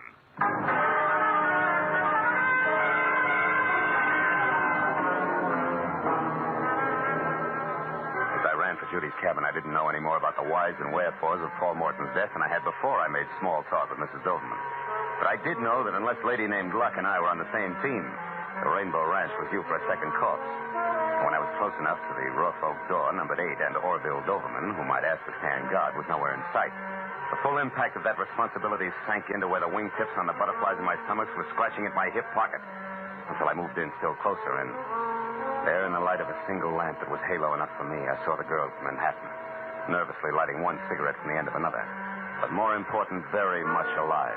I didn't bother knocking. Marlowe, what are you doing here? What am I doing here? Honey, I'm uncrossing fingers and toes alike. You know, they've been that way since I realized that I opened my mouth too wide, too soon, which put you right smack on what used to be known as a spot. Oh, so that's the way it happened. Yeah, that's the way it... Now, look, Judy, baby, you can't know what I mean yet. It's Doverman, honey, the gin player with all the moving vans. He's the one your husband was buying that black market silk from. I didn't know that until a few minutes ago, which was after I told him where you could be found and that you knew an awful lot. Oh, which, Mr. Marlowe, he thanks you and warns you not to move. Yo. See what I mean, Phil? Yo, sure, I see. You know, it's funny, Doverman, when I was outside and didn't see you around, did see that Judy here was still in good health, I figured that either you had decided to sit tight until you knew exactly how much she did know, or that you already started to run. Yeah, this I didn't count on. And this, Marlowe, should point up what I said earlier about your jumping to conclusions. It's dangerous. Handling hot silk is child's play. It has been for me for 20 years, Marlowe. For your husband, Mrs. Morton, it was much more. That's why I had to come to you like this. That's why I had to know if his stupidity went so far that even you knew of me. You shouldn't have bothered Mr. Doberman. I didn't. No, but you see, Marlowe did. That leaves me even. Correction, Doberman. Paul Morton's dead. You're out in front. I didn't kill Morton, Marlowe, and neither did Virgil Sawyer. I saw it all, my friend. So I can tell you that the man who killed Paul Morton was Paul Morton himself. Suicide? Are you out of your mind? No, not suicide, Mrs. Morton. Merely a plan for murder that backfired. The intended victim was you, his wife. Oh, no. Keep talking, Doberman. Why, Marlowe? I'd rather keep you guessing. I wouldn't. Baby! Oh! My shoulder. Now the man said keep talking. I can't. I'm hit. You'll be again if you don't. Sawyer, no. Stay out of this, Marlowe. Come on, Doberman. I'm not going to ask you again. No. I'm not even going to let you fall until you tell the rest. Okay. I'll tell you. I overheard Morton ask him, Tom, go to your place first, Sawyer. Pick up one of your horseshoes, and then he went to the stables near the Black Stallion store. The horseshoe in his hat. Oh, no, Sawyer, my shoulder. Come on, Doberman. You're not finished yet. I figured that he was going to... To knock his wife out, leave Sawyer's horseshoe where it'll be found, then half make it look like an accident that would fool nobody, huh? What went wrong, Doberman? Why didn't it work? Oh, he approached Thunder from the right side instead of the left. The horse got excited, kicked out, and caught him. That dude. Now, let go, Sawyer. Sure, Doberman. With pleasure.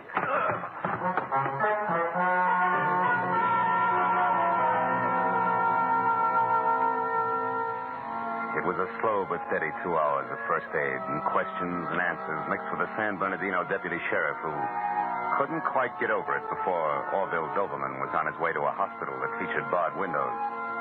Mrs. Doberman, a complete innocent, was on her way back to Los Angeles. And Buck Lawson, Judy, and I were in the bunkhouse, watching Virgil Sawyer watch a pot full of water boil for coffee, ranch style. Well, you can't ever tell, Marlowe.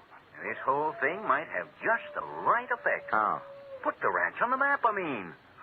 After all, it was a genuine 100% cowboy who saved the day for us. Oh, no, that's not right, Buck. Huh? It was Marlowe here. I only followed him. Coffee's ready, folks. Oh, that's for me. Good. Let's go. What did make you go up there, Mr. Marlowe? Oh, a little precious stone, Virgil. An emerald that once fell out of Paul Morton's initialed ring. But, Marlowe, that happened a long time ago, 3-4 months. Well, just after Paul had returned to New York from Los Angeles. Yeah, and negotiations with Doberman. You see, honey, it was Mrs. Doberman, really, who found the missing emerald tonight and a pair of slacks that Orville had sent up here. Then that was proof that Paul must have been with Doberman in Los Angeles before. Yet they claim to have met for the first time here at the ranch. Yeah, that's what they claimed. That plus what you told me, Judy, made the man with the moving van's it. And, hey, Virgil, that coffee's hot. But it's good. Well, anyway, since I told Doberman where you were and that you knew your husband had been dealing in black market silks, he took his cue accordingly. Yes, and fortunately, yours. Well, that makes it 2 people who tried to kill me tonight. My husband and his partner. Seldom is heard a discouraging word. Oh, fine. And the skies are not cloudy all day. Good night, gentlemen.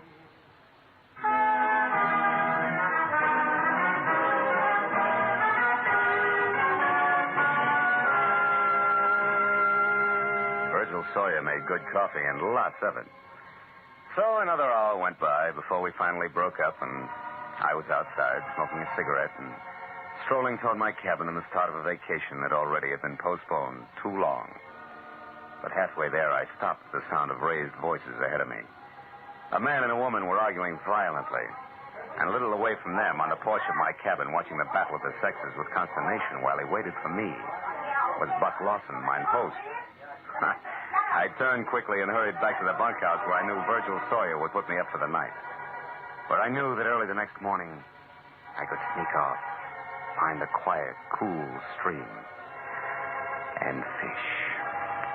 A coyote high in the hills someplace said I had the right idea.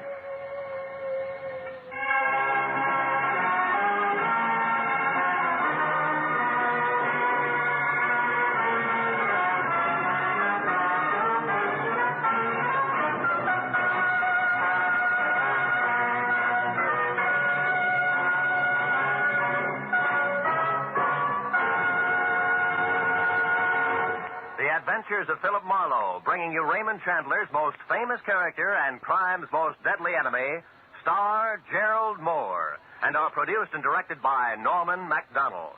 Script is by Mel Donnelly, Robert Mitchell, and Gene Levitt. Featured in the cast were Charlotte Lawrence, Bill Johnstone, Bill Lally, Herb Butterfield, D.J. Thompson, Lou Krugman, and Jack Carrington. The special music is written by Richard O'Runt. Be sure and be with us again next week when Philip Marlowe says... I went from a mansion in Bel Air to a cheap flat in Southgate, looking for a girl with a secret, who a man in a pork pie hat, a wise-cracking secretary, and a fat corpse didn't want me to find. But who I found anyway, because of the quiet number.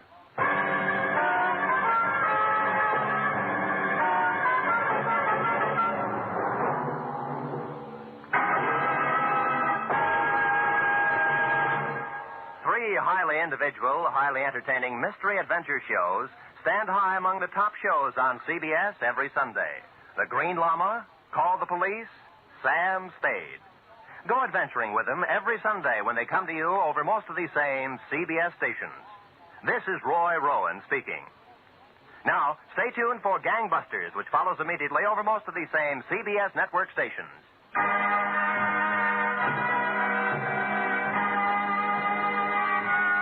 This is CBS, the Columbia Broadcasting System.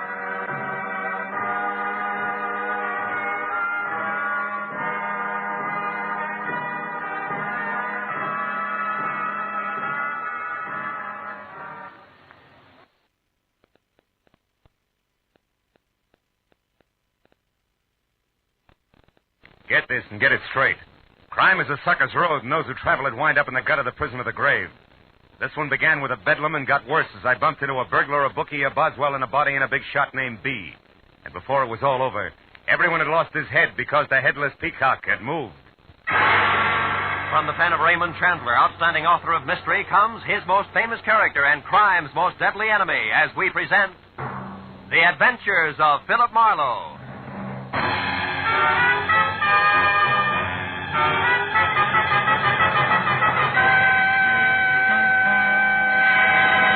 Now, with Gerald Moore, starred as Philip Marlowe, we bring you tonight's exciting story, The Headless Peacock. The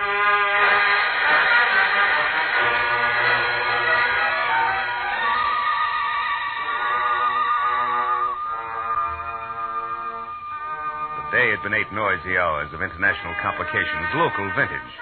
It had started when a Frenchman from Beverly Hills who spoke no English hired me to find the Filipino houseboy he thought had stolen the family silverware to sell to a prosperous downtown Chinese. However, it had played differently since the Frenchman had been wrong all the way. And both the houseboy and the silverware had turned up in the cool of his own basement, where the servant had gone to do his polishing in comfort. Which was hardly the end of things, because even now, as I slumped behind the desk in my office exhausted, the accused Chinese, who was highly insulted, was on hand together with a nasty pet terrier tucked underneath his arm to tell me all about it. And just to top that off, the door was suddenly flung open and bedlam really set in, because the new arrival, who was maybe 28 with green eyes that sparkled in an almost pretty face, was also a redhead with demeanor to match. And it was obvious that, one, she wanted to hire me, two, she was in a hurry, and more important, Hey! Just a minute! Hold it, both of you. Now, Mr. Tang, I've had enough. Here, on your way out, take this. It's the Frenchman's address in Beverly Hills. The mistake was his. See him. Goodbye, sir. Thanks, honey. It was going to be me or that windbag with Terry any minute. What can I do for you? Plenty, and all of it in a hurry. Sit down and listen hard, will you, Marlowe? My name is Dennis. Front part Artie. Oh, which is short for what? The whole thing. It's really Ruth Dennis. R.D., see? Oh, that's cute. R.D., Artie. Yeah, what's the problem? It's a guy I love, Marlowe. He's tall, blonde, and his name is Gordon Holzer, and he sells shoes. But don't laugh, because when he connects, he does it by the carload. Mm-hmm. Also, I figure he loves me and at the moment is in lots of trouble. Why? Because when I came in on the train late this afternoon, Gordon wasn't on hand with the usual brass band. He wasn't at my apartment either. But a note was. Said he had to work late at the office. I waited an hour and then gave him a ring. He told me he wasn't in, hadn't been for 2 days. Next, I called his home. He has a bungalow up on Vista Del Mar, 7700 North. Mm-hmm. And when you got no answer, you started to worry, huh? Yeah, so I went up there. Gordon, of course, wasn't around. Somebody else was. Somebody small on the natty side, with no more eyebrows than a goldfish. It belonged to a new sedan, long and black. Did you talk to him? Oh, better than that. We wrestled. You got a cigarette? Oh, yeah, here. Thanks. It's all right. See, Marlowe, this guy was snooping around the place, so I decided to find out a few things. I made believe I had a gun in my pocket, and I told him to put his hands up. Oh, fine. Well, it worked for a while. Which brings us to the wrestling. Yes.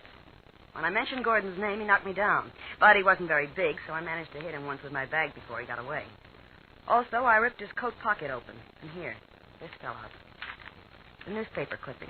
Picture of a fat hunk of jewelry that was once stolen from someone named Isaac B. Stolen from Isaac who? B is in boo. Ah. Look, it's a peacock with the head broken off. But with a tail that's loaded with diamonds, rubies, and emeralds. What does it mean? What is it? Marlowe, that's the reason I'm here. I don't know. Hmm. You'll turn the clipping over, you'll see that the theft must have happened quite a while ago because the ad on the back features a Christmas special. Tell me, you figure that Gordon stole this from Mr. B? But no, I don't. Well, then why'd you come to me instead of the police? Well... You what? Come on, Artie, let's have it all, huh? Okay. That's better. I don't suppose it's smart not to tell you anyway. Gordon isn't all shoe salesman. He's part lunatic when it comes to the horses. You know, the right pony a day keeps the doctor's bills away. I thought I'd cured him. Now I'm less than sure. So you figured that maybe he got in too deep while you didn't know about it, and now he's trying to even things up by playing with stolen property. Is that it? I hope not. But even if it is, I still want to help him. Now, here's $100, Marlowe. You go to work for me, yes or no? Yes, on one condition. All right, what? If I find out the facts and pass them on to you, until and if he turns up crooked, and I drop it, agreed? Agreed.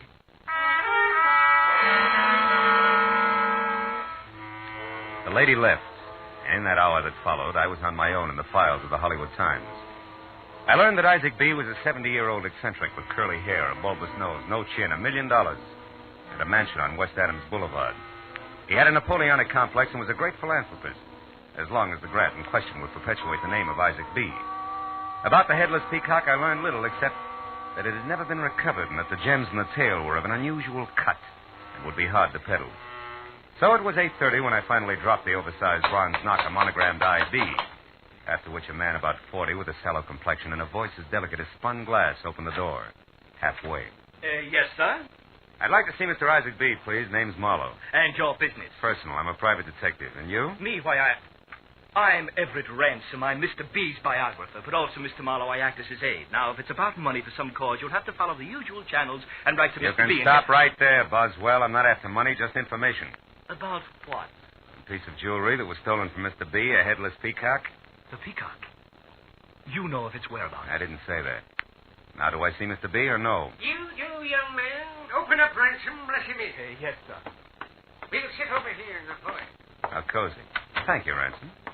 Mr. B., my name is Philip Marlowe. Yes. I heard a private detective, the peacock and all that. Well, what do you have to say? Not very much. I understand the peacock was stolen from you some months ago. Why, huh? yes. Yes, shortly before Christmas. It was one of Mr. B's favorites, priceless as both a museum piece and for the $100,000 worth of jewels. We all know that, Ransom. Yes, sir. Shall I go now, sir? No. That bust of me for the Young People's Club. I want you to take it with you before you leave tonight. I'll show you the inscription change I want made the first thing in the morning. You can keep it in your apartment until then. Yes, sir. Yes. Now, Marlowe, get to the point. Quickly, please. All right. Mr. B., a client of mine... Whose name is what? Miss Ruth Dennis, if it matters, is worried about a boyfriend. Which concerns Peacock in what way? I don't know. Unless you can tell me something about a natty little man who's short on eyebrows. Eh? When last seen, he was carrying a newspaper picture of the bird. Mean anything? No. Is that all you know about the theft, Miss Marlowe? Just about. That and the name Gordon Holzer and a bungalow in Vista Del Mar near Franklin. Holzer, bungalow. What are you talking about, Marlowe? Shots in the dark, Mr. B. Oh, shots. When they miss a mile. Good night, sir. Outside in my car, as I started away from the curb, I glanced into the rearview mirror and saw the reflection of a sedan that was also just beginning to move. A sedan that was both very long and very black.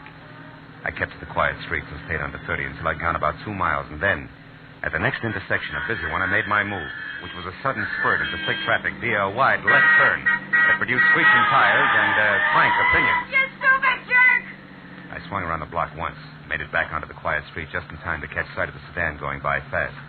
I followed it, and 20 minutes later, when it braked to a stop in Beverly Hills in front of a hat shop marked Lester's, I did the same. I piled out of my car and walked quickly toward what I thought would be the natty man without eyebrows. But when the door of the sedan opened, it was a woman, blonde and beautiful, who ran to the door of the shop, unlocked it, and hurried inside to where a telephone was ringing. There was an alley beside the building, and I ran back to where I could see inside. There were 5 telephones side by side in a phony front cabinet that spelled bookie. And on the wall above a publicity picture of a natty man without eyebrows, sitting in the middle of a bunch of zany hats. Beautiful blonde was talking on one of the telephones. When I moved closer, I was happy to hear her address the party at the other end of the line as none other than Gordon Holzer. Uh-huh. He's on his way up there now. Well, where are you?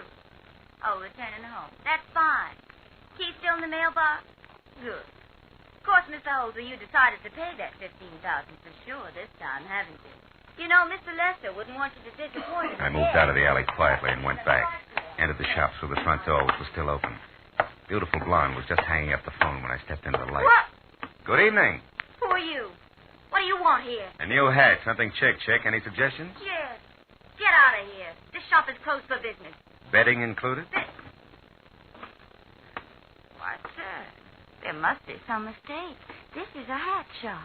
With 5 hidden telephones and a boss man who collects pictures of headless peacocks for a hobby? Sorry, baby, I don't buy it. Not even as a conversation piece. So shall we start all over again, huh, baby? Well, yes. Why don't we? And with this to keep us from changing the subject. A heavy service 45, honey. Looks a little bulky in that dainty hand, don't you think? It'll look worse when it explodes in your face. Now, who are you? By name, Philip Marlowe. By occupation? A private detective. And just to keep the interview rolling, I sleep in pajamas, tops and bottoms alike. Love Chinese Stay cooking, back. pressed almond Don't duck in come particular. closer. And don't prefer take another blondes. step Give me that. You big bum. I don't know why I didn't shoot. I do. But lest we lose the question and answer period, your turn. Name. Patience. Oh, no. What's the rest of it? Hancock. A very fine Virginia name, Mr. Marlowe. Anything else? Yeah, there is. What's your connection with Mr. Lester, Gordon Holzer, and the Headless Peacock? If it's any of your concern, I happen to be Mr. Lester's business associate. But believe me, when he gets back from Pasadena, he... Oh, You mean just what you said. The man I'm looking for is in Pasadena. Don't look. Thank you, honey child. The interview's now closed because as of this minute, I'm off for the home of the Rose Bowl. Good night, Patience.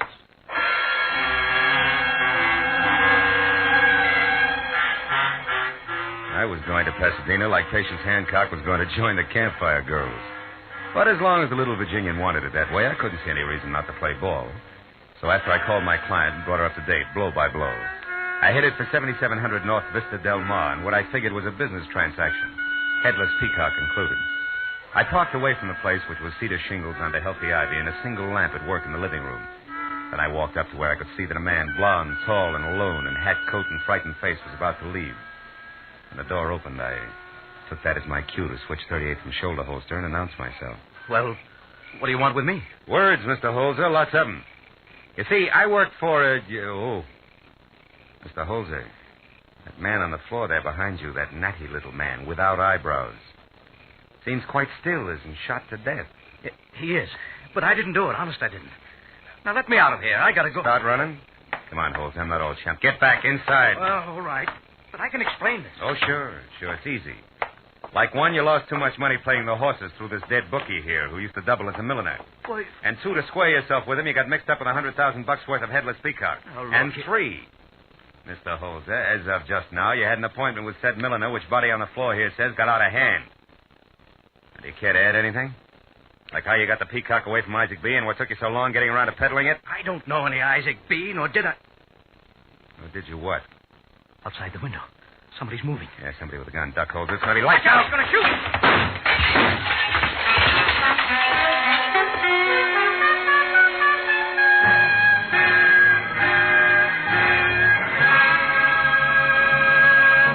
In just a moment, the second act of Philip Marlowe. But first, Sunday afternoon, a perfect time for music.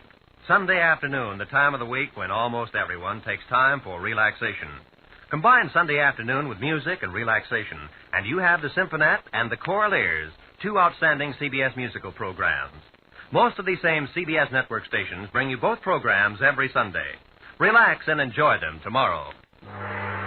And now with our star, Gerald Moore, we return to the second act of Philip Marlowe and tonight's story, The Headless Peacock.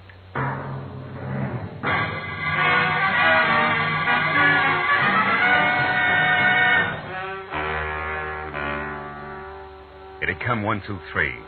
A corpse on the floor, shots through the window, and Gordon Holzer out the back door while bullets made lights out. And Marlowe on the floor, the smart move.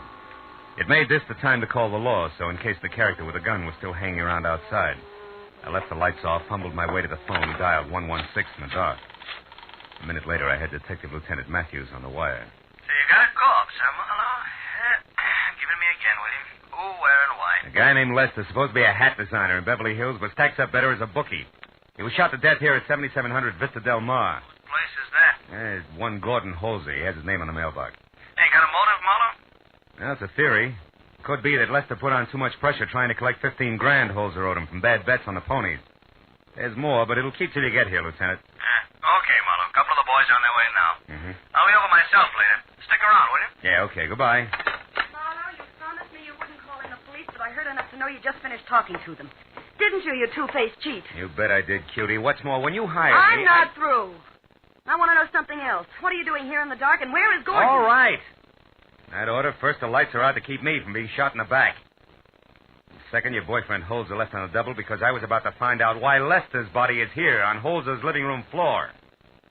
Lester's body? You heard me.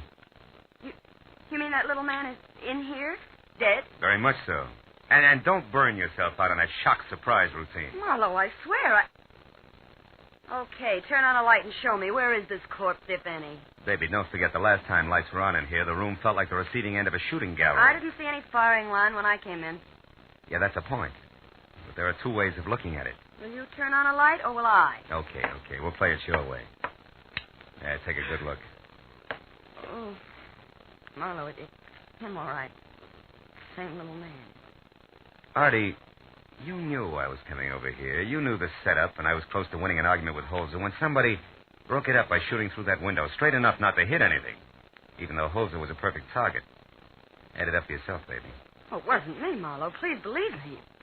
You do, don't you? Let's look in this bag of yours first, Give Artie. me that. Yeah, in a minute. Well, that's one thing in your favor, no gun. Could have dropped it in the shrubbery on your way to the door, of course. Here's what I really want anyway. My keys? What do you want them for? I'll tell you later. Well, that's the boys in blue, and just in time. Yeah, you louse. In time for what? So hold on to you as a material witness. But... I've got work to do, and I want to get it done without you screaming at me all the way. Oh, I wish I'd never hired you. I wish I'd never heard of And another thing, if you're playing me for a patsy, kid, that's only the beginning.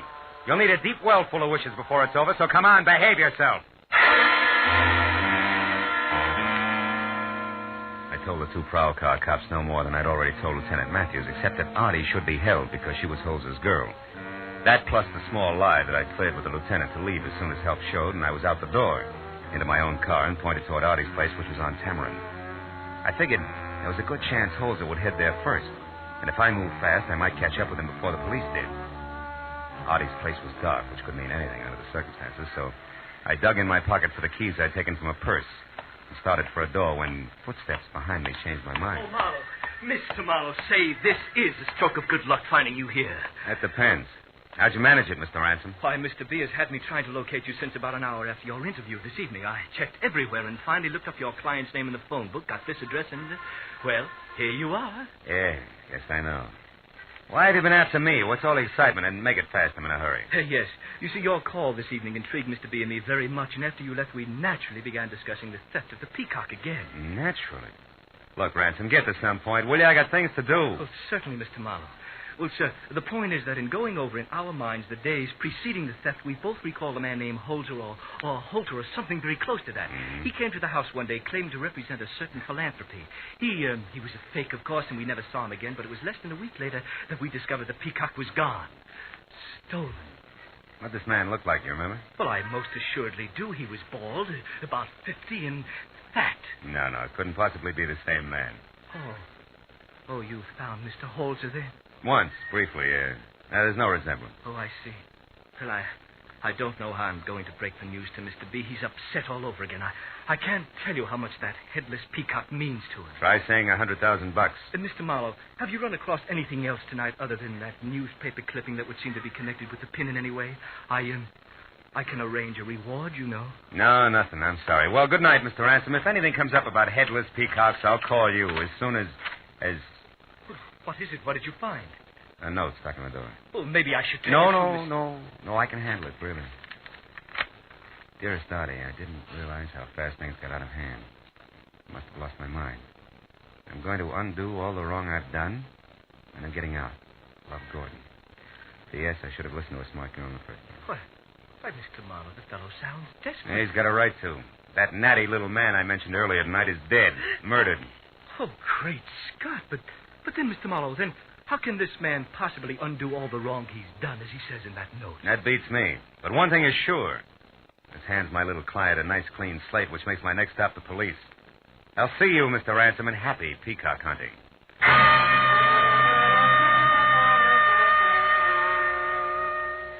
I got in my car and drove back the way I'd come to Gordon Holz's house on Vista Del Mar. The prowl car was gone, but Lieutenant Matthews' sedan was angled in against the curb, the red spotlight still on. I parked and went in. The lieutenant, his hands jammed down in his pocket, stood with two other plainclothesmen near the shattered window, while a photographer worked over the corpse on the floor. Artie was nowhere in sight. Matthews spotted me as soon as I walked in and bore down on me with all the frivolity of a heavy cruiser. Marlowe, I thought I asked you to stick around. Yeah, you did, but I got an idea that wouldn't keep. Yeah? Did it prove anything? Not for sure. Where's the girl? Which one? You mean there's more? Oh, yeah. That red-headed fireball, Artie Dennis, you already know about. Yeah. The other one is a Southern belle named Patience Hancock. Oh, yeah. Yeah, belonged to Lester. Yeah. Caught her snooping around outside trying to find out what had happened to him, and when we gave her the word, she blew her top. Mm-hmm. I got both of them locked up. Good. Say, did you get any facts out of Patience? Yeah, plenty. Oh? Oh, your bookie theory was right, Marlowe. Thank you. Yeah. All we got to do now is find Holzer, wrap this up. Yeah, I'm not sure it's as simple as that, Lieutenant, listen, but it's the next step anyway. Come on, let's take a look out back, huh? When he left here, that's the way he ran. I already looked. It's a blank. Oh, really? It's a door that leads out to the alley. Yeah, this way. All right. And you see? Nothing.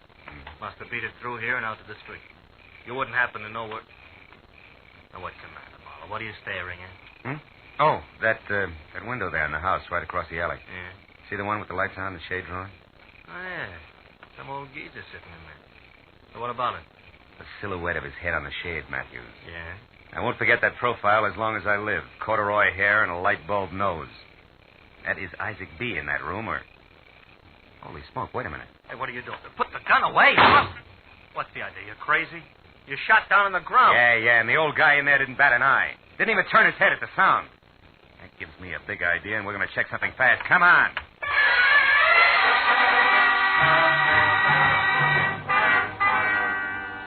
We ran back inside, and as I picked up the phone, Matthews found out for me that the house across the alley faced on Carmen Avenue. Then I dialed Isaac B.'s home number, and when I finally got a sleepy hello, I asked him a question. The answer he gave boosted the odds on my hunch into the sure thing class. When I hung up, Matthews unhappily agreed to play along, and with one of the plainclothesmen went around to Carmen Avenue to cover the front of the house across the alley. I went out to the back way again, 38 in hand, crossed the alley, climbed up on a brick wall, and moved toward the window. It was 18 inches open.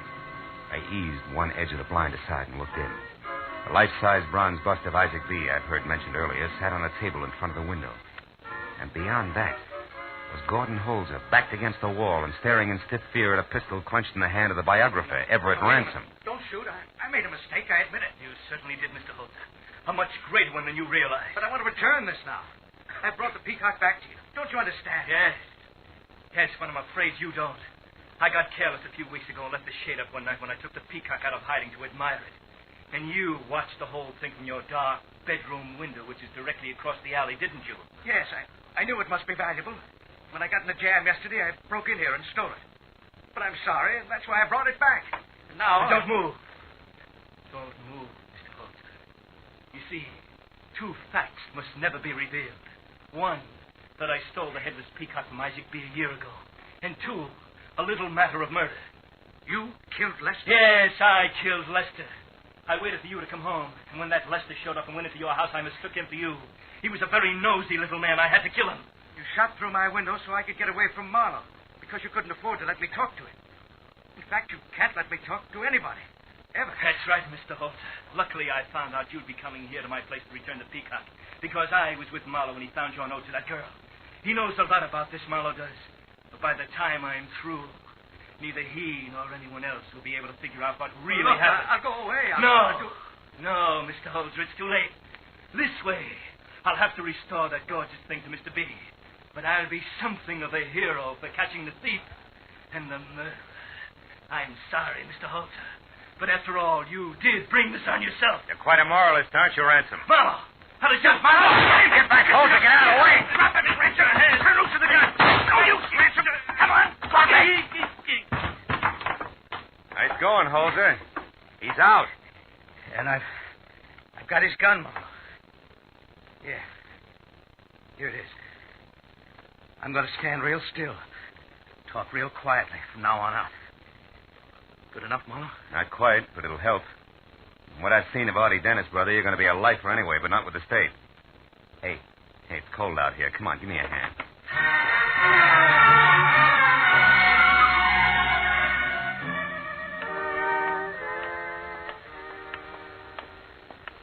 Thanks for getting me out of the pokey, Mr. Marlowe. You rat. No, I figure it's safe to turn you loose now, Artie. Uh-huh. Gordon's going to have to stay in here a while, I guess. That's right. But that won't be so bad. At least he'll be where no horses or women can bother him, so I can get to him again. Won't be for long. It's got a lot in his favor, you know. I hope so.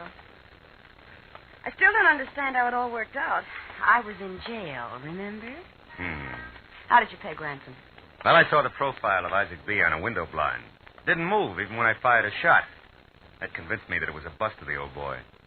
So I called him up at his home, and he told me that Ransom had a house on Carmen Avenue, which put it right across the alley from Holzer's. From there, it all fit. Well, why didn't Ransom kill Gordon when he fired those shots through the window? Oh, that. He still hoped to recover the Peacock for himself at that point. But he didn't know where Gordon had put it, so he couldn't afford to kill him right then. Oh, lovely. You know, Marlowe, all in all, we're pretty lucky, Gordon and I. Yeah. Try to keep it, will you, baby? Keep it that way on everything but the horses. Oh, you can make book on that, mister. Mm-hmm. Good night, Phil. Good night, baby.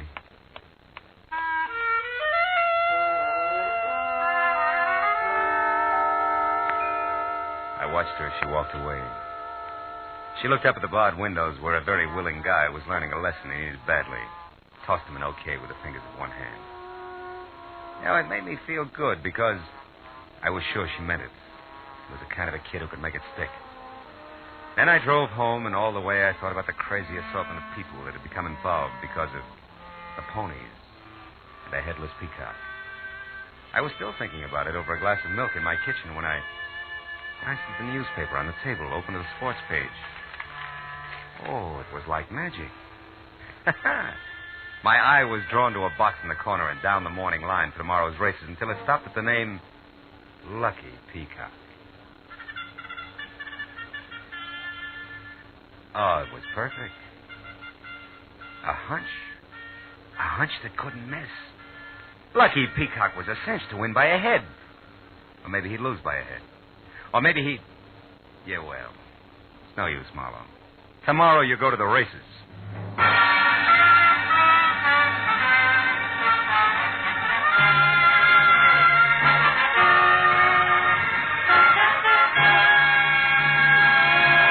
The Adventures of Philip Marlowe, bringing you Raymond Chandler's most famous character and crime's most deadly enemy, star Gerald Moore, and are produced and directed by Norman MacDonald. Script is by Mel Donnelly, Robert Mitchell, and Gene Levitt. Featured in the cast were Joan Banks, Howard McNair, Eve McVeigh, Jack Moyles, and Peter Leeds. Lieutenant Detective Matthews was played by Larry Dobkin. The special music is written by Richard Orant and conducted by Ivan Ditmars. Be sure and be with us again when Philip Marlowe says... This time I took a beating and gave one. The man who lived in the dark was afraid. Someone I never got to meet was murdered and a knife-wielding crab was destroyed. All because a girl who hated the water took a boat ride in old Mexico.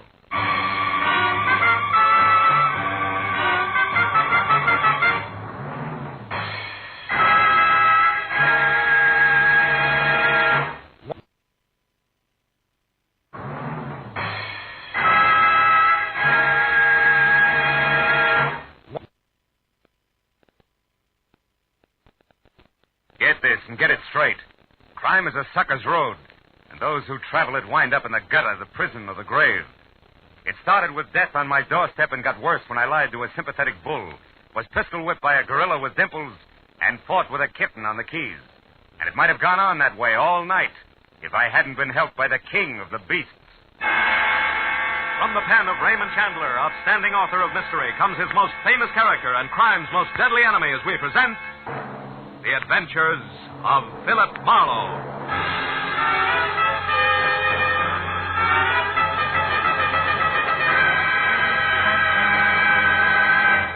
Now, with Gerald Moore starred as Philip Marlowe, we bring you tonight's exciting story, The August Lion.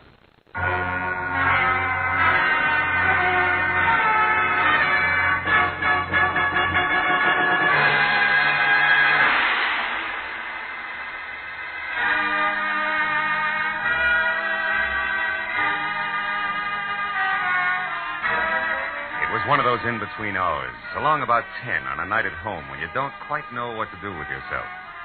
Then all of a sudden it's 11, and then 11:30, and you're in slippers and a robe and have done nothing, which is exactly where I was, except that I'd already decided on one, and only one, very dry martini, a quiet cigarette, and bed, when it came loud, insistent, and unwelcome. No improvement when I opened up. Saw less than 5 feet of excited cab driver jumping up and down. Mister, you Doc Marlowe? Yeah, I'm Doc Marlowe. That's right. Here he comes with a Doc. You better make room. Is the sofa there okay? I'll clear it off. Wait a minute, Jack. Who comes? Who? Okay, mister. Bring her on in. The Doc's here, all right. Hey, Doc, is she stiff? She's out like a light. Who? The babe. Who do you think? Sure too bad some people can't drink, huh, Doc? Yeah, it's real tough. Now tell me, do you... Hello, Phil. That's an angel. I'm sorry to bust in on you this way. Is the sofa all right? No, it's stuffed with granite. Put her in the bedroom. Okay, will you take care of the driver, please? Yeah. How much, friend? Well, only 80 cents on the meter, Doc. A couple of bucks ought to cover it here. Good night. Good night, Tyme and Jim. Well, Phil, I guess I'd better explain all this. Uh-huh. Here, I haven't seen you in 6 months, and when I do... Never mind the details, Judd boy. Let's talk about the problem. Who's the girl? Her name's Voss. Eileen Voss. She's kind of a stockbroker. Maybe speculator's a better term. You know, takes big chances with other people's money. I was in love with her, Phil, until tonight. When what happened? When I found out I was just one of many, it threw me, Phil. I really lost my temper. I swore I'd kill her on sight. Yeah, most guys do at a time like that, Judd. What's that got to do with her being drunk? By the way, while we're talking, I'll put on some coffee, huh? No, don't, Phil. Why not? Because it can't help. She had a shot too many, all right, only this one's a bullet in her head. She's dead. Oh, fine. Now, Phil, listen, please. You've got to help me. I've got to find out who did it. Phil, it started a couple of hours ago when I found out she'd been playing me for a sucker. I went to her place the first time in a week, boiling mad. The door was open. Justin's angel's eyes never left my face as he told the story from the beginning. The girl's body on the couch when he walked in, a neat hole in the back of her head. The gun he knew she owned shoved under her pillow. Then in the next second, before he could even look in the other rooms, the arrival of the cabbie somebody called who thought Eileen was just another drunk who had to be shown the way to go home. How he seized on that as an opportunity to keep from being placed at the scene of the murder he had every reason to commit. How minutes after he was in the cab, he realized he was near my place. How to avoid suspicion, he said I was a doctor. Everything except why, specifically, he was so afraid of the police. I knew that was going to be next. Now, Phil, I suppose you want to know why I couldn't possibly call the police. Yeah, that's right. Why? Because I'd surely be booked and fingerprinted. And that'd ruin me. You see, a long time ago, I served time in the state penitentiary in Illinois. What? Yes, so I've kept it quiet. Only Phoebe Hammond in my office knows. It was for forgery, Phil. It was under another name and way back when I didn't know the difference between clever business and crooked business. It's taken 10 years to work up my reputation as an accountant. So you see, if I get mixed up in this, it'll all come out and... Well, smash. Lots of pieces. No more. Oh, you've got to help me, Phil. You've got to find the real killer before the police get to me. Please, Phil. I can't, Judd. You'd be smashing just as many little pieces for me, too, if I tried to pull anything like this on homicide.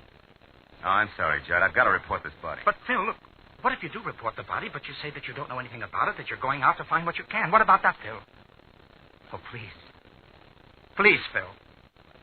Okay. What's the girl's address? 91 Hollycrest Drive. 91 Hollycrest. Yeah, the door wasn't locked, Phil. Mm-hmm. Your phone number, Judd? Gladstone 3926. I won't move out of my place until I hear from you. Now, make sure you don't, Judd. Because if I can't find the real killer, I've got to tell what I know about you. You understand that, don't you?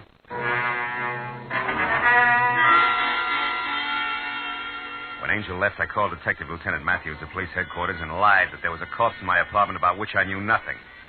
But I was on my way out to see what I could find. And I hung up fast, not feeling very good. 20 minutes later, when I was in the plush living room at 91 Hollycrest Drive, I had 0 to go on. Until I got to the bedroom where, caught in the folds of lace at the bottom of a petticoated vanity, I found a piece of male jewelry that stood out against that backdrop like argyle socks on a turtle. It was a gold tie clasp ornamented with the figure of a lion, a little more majestic than most. I dropped it into my pocket and then moved out into a long hall that led to the kitchen. I was about to start toward it when he spoke. Don't move, buddy. Like the voice, he was thick and soft, especially in the middle where he was girdled in double-breasted gray flannel. So I couldn't tell whether he was plus or minus a tie clasp. Also, he had no hair and a pair of deep dimples that danced when he talked. The gun in his hand didn't. Okay, turn around. Let's go back to the living room, buddy. I want to ask you a few questions. Like why you're taking inventory here. Well, it's my job. You see, I'm an auctioneer. The lady of the house won't need this stuff anymore. She's not Shut going up. to...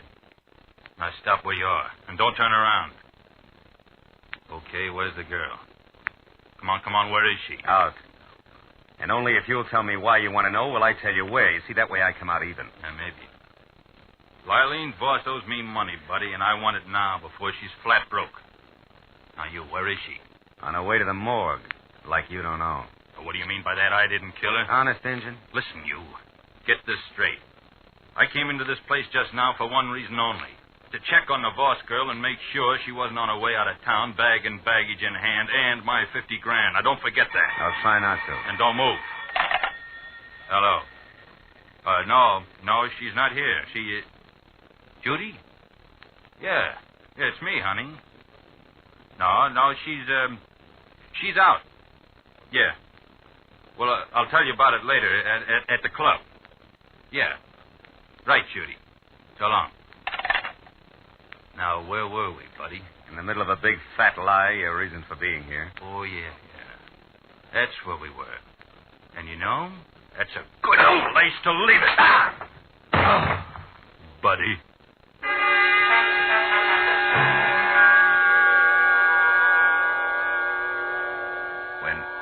When the twin telephones, lamps, and end tables next to me got back to being one of each again, I saw the note next to the phone that said, "Call Monday at the garden room." This didn't add to much until I realized that Monday was spelled not as the day in the week, but M-U-N-D-Y. And I recalled that the garden room was a cozy collection of crepe paper flowers where some people did their serious drinking. That plus dancing dimples telling a girl named Judy, who had called for Eileen in the first place, that he'd meet her at the club was a little better than the 0+ tie clasp I'd been working with. And a half hour later, that little became a lot, and things started to dovetail because a placard under glass in front of the garden room bragged about the glamour-puss pianist featured inside, whose name was first Judy, second Monday, not his day in the week. I blessed my good luck, exchanged smiles only with a head-check girl in the lobby, and found a table for one inside, not more than a half a dozen octaves away from Miss Monday's left hand. I'd ordered a drink and had a cigarette going before she paid any attention to me. I'll play anything you want. It's a rule of the house. Just name it, or hum it, or whistle. But don't croon. That's also a rule of the house. What'll it be? How about the number you always play for that fat friend of yours? You know, the one with the deep dimples? Burlesque? Sure. Kind of corny. Remember it? Yeah. You a friend of his? Not exactly. I didn't think so. He'd crown you if he heard you say dimples. He's sensitive. You're new here, aren't you? I've been in once or twice. Mutual friend of ours used to speak well of you. Eileen Voss. What made her change her mind? She was murdered tonight. Any idea who did it? I said I heard you. No, miss, I haven't got the slightest idea. There, that's the end of your request. Sorry, but I'm only allowed one to a customer. It's a rule of the house, I know, yeah. I'll see you, Judy.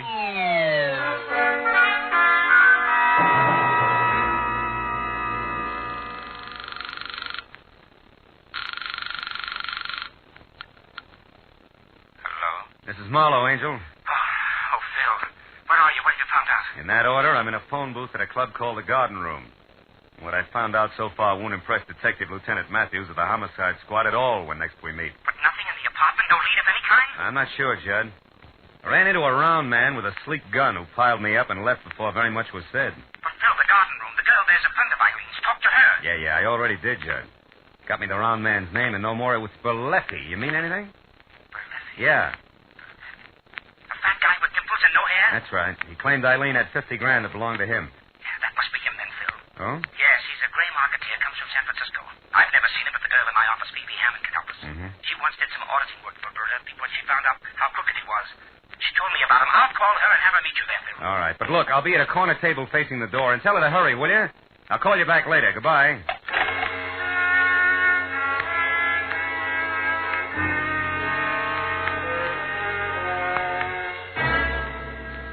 Exactly 1 o'clock when what was at least 3 parts CPA to each part woman pushed the front door out of her way and entered.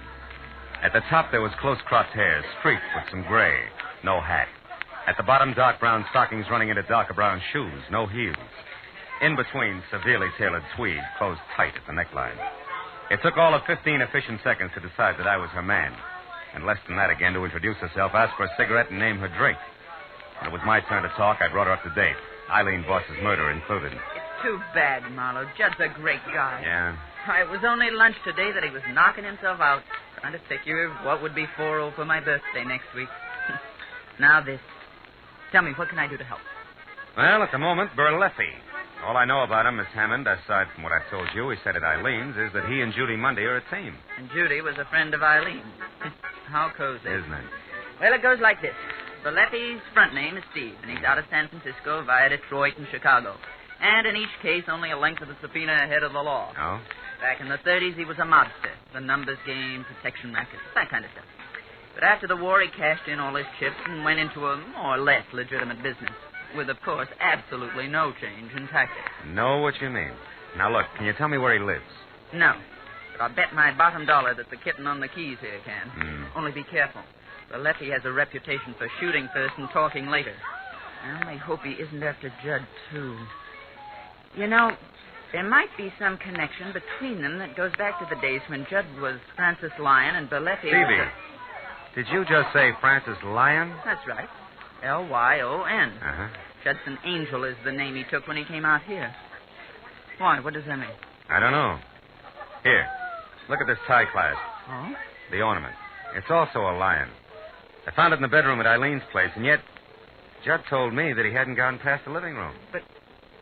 But, Marlowe, that doesn't prove that Judd lied. Why, it might not be his at all. Have you ever seen it before? No, I haven't. Besides, I never knew Judd to wear a tie clasp. Okay. Could belong to Berletti. But it's still worth checking after we get Judd out of his apartment. Look, where's your place, Phoebe? Mulholland Drive, 361 North. 361. About a mile up into the hills. I'll let you do the trick. Honey, you go home and stay close to the fireside. I'll get a hold of Judd and tell him to get over there fast. And then maybe we can... Maybe we can what? What is it, Marlowe? Outside, Phoebe. It's a man coming this way. Berletti? Worse. Goodbye, baby. I'll see you later at your place. I've been afraid of this all night. But who is it? What's his name? Detective Lieutenant Matthews. He's a police officer, Phoebe. First, last, and always. So long.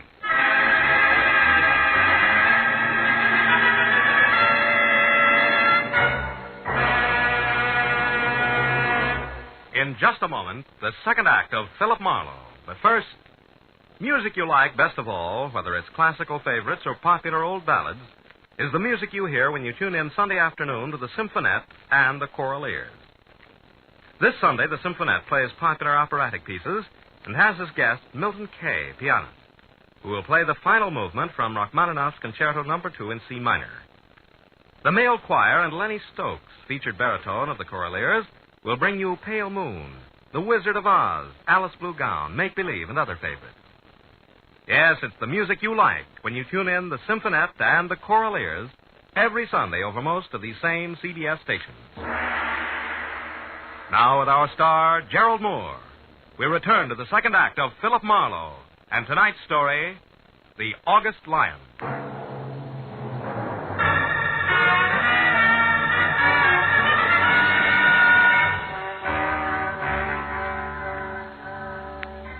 I left Phoebe Hammond at the table and moved toward the bar. My first impulse was run. Do not walk. This is a different kind of an emergency. But a quick glance into the mirror behind me tagged that as suicide and pushed try nonchalance into its place. Because I could see that Detective Lieutenant Matthews had already spotted me. When he was closer, I could also see that nonchalance would go over like punching him in the nose on the steps of City Hall.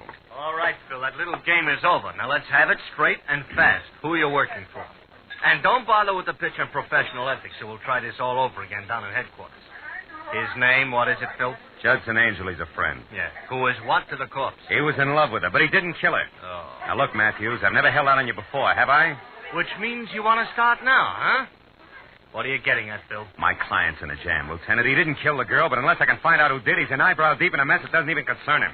Which has what to do with you playing bashful tipster on the phone with the body being in your bedroom and Marlowe starring like a one-man police force? Will you listen? Come on, Phil. I've been an hour and a half just fighting, and I'll level. Why is this Judson Angel in a jam if he didn't do it? Okay. We'll try it honest-like. He once did time in another state, under another name, way back when he had less sense. Ah. If he's booked and fingerprinted, it'll be splashed all over the papers. He'll be ruined. Why? What's his business? Well, today it's accountancy, and then it was forgery. Oh. You can see that side by side they don't make a very handsome couple. Now, come on, Matthews. Give the guy a break. Will you? Take my word, he deserves it. What do you want me to do? Give me some time. If I don't have the answers, I'm out of luck, and so is Judson Angel. Please, Matthews. All right, Phil, all right. 60 minutes. And if I don't hear from you by 10 after 2, we start all over again down in headquarters, your client included. I'll be waiting for your call, Phil. Good night.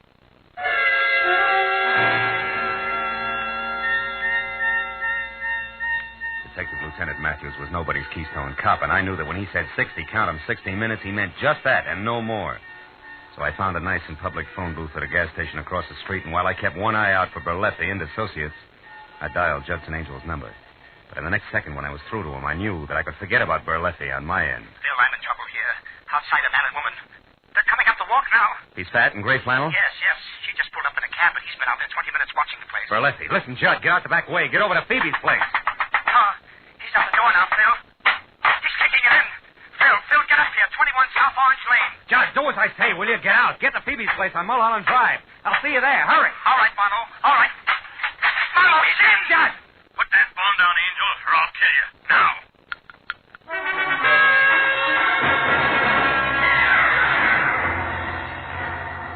When I screeched to a stop at number 21 South Orange Lane, which was lights out, front door open, and no car parked in sight, I went inside. Just visible in the moonlight was the huddled figure I'd been afraid I'd find. What I didn't know until I was nearly next to it was that it was Judy Mundy, not my client, and only unconscious, not dead.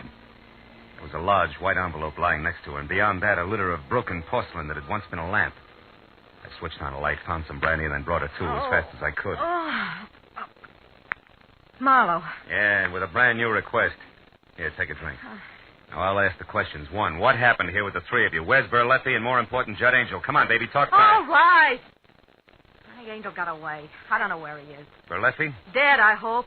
Got him to thank for that lamp getting together with my head. How come? Angel made a break for it, kicked out the lights, and tossed the lamp at the same time. Hero Berletti used me for a shield, then took off after him. Your connection with both Berletti and Eileen Voss, what was it? I forget. Come on, Judy, baby, talk. You're not going to get another chance this side of the witness box. Witness box? What for? Your girlfriend's murder, trial by jury, an old Yankee tradition. You Wait a remember? minute. Oh, I didn't have anything to do with Eileen getting killed. They can't tie that onto me. They can try. Now, what'll it be? It'll be what you want. That's better. I only got chummy with Eileen in the last month, Marlowe, because Berletti told me to. He was my boyfriend. Hooray for love. Go on. What was in it for Berletti? He wanted to know where Eileen got her tips on the market. That way he could keep paying her any commission. Figures. What went wrong? Nothing. Only instead of finding out how well she knew who, I discovered she was going broke, period.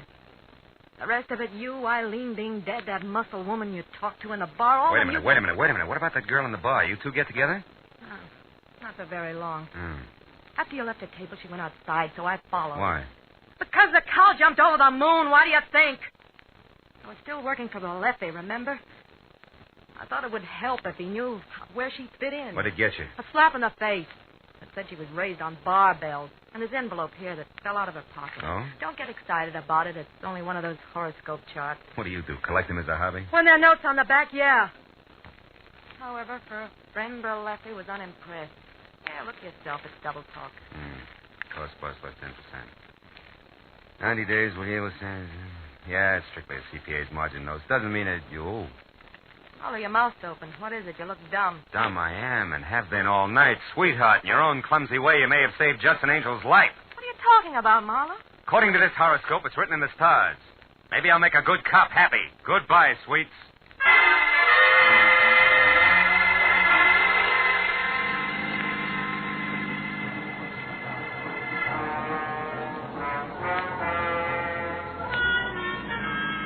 Mulholland Drive is a fancy collection of hairpin turns and deceptive curves along the top of a mountain that separates Hollywood and Beverly Hills from the San Fernando Valley.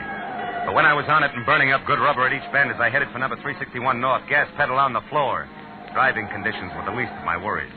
And it wasn't until I had parked away from the bungalow that perched on the edge of a cliff and was out of my car, 38 in hand and close to a half-open French window, that I breathed a long, long sigh of relief. Because then I could clearly see that Judson Angel was still alive. I swallowed the sigh fast, and I could also see Angel's face. It said there was nothing permanent about his good health.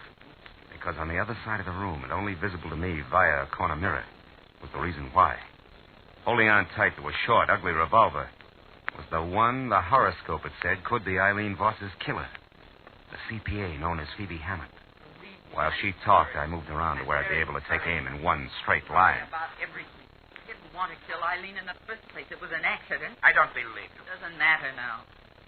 See, I'd invested some money with her, Judd. Money that wasn't mine. Found out she was going broke. I went up to see her and demanded it back. She laughed at me. I got mad. I hit her. She took out a gun and said she'd call the police if I didn't leave. I grabbed it away from her. Then I shot her. Then you were there when I came in? Yes. And when I saw you and that cab driver she'd called earlier take the body, I didn't know what to do. Until later, when I met with Marlo on your behalf and learned all about Berlefi and the tie clasp he'd found.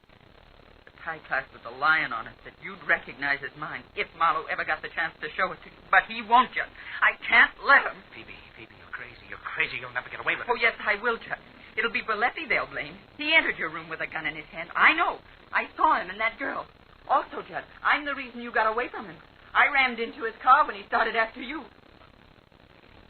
It's too bad, Judd. Worse than that, Phoebe, it's a crying shame. Marlo! The light stuck, Phil. She can see your silhouette. I can follow her footsteps. We're even. Phil, the terrace. She's trying to get away. There she is outside. She tripped Phil. The radio!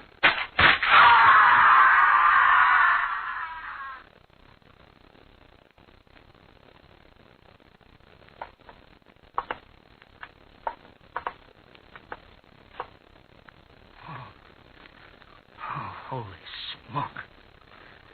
Phil, it's a good 200 feet down to solid rock. Yeah.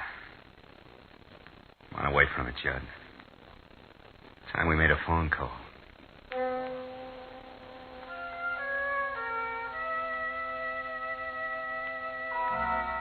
It was 4 o'clock in the morning. We were still on top of the mountain before the police had found the broken body of Phoebe Hammond.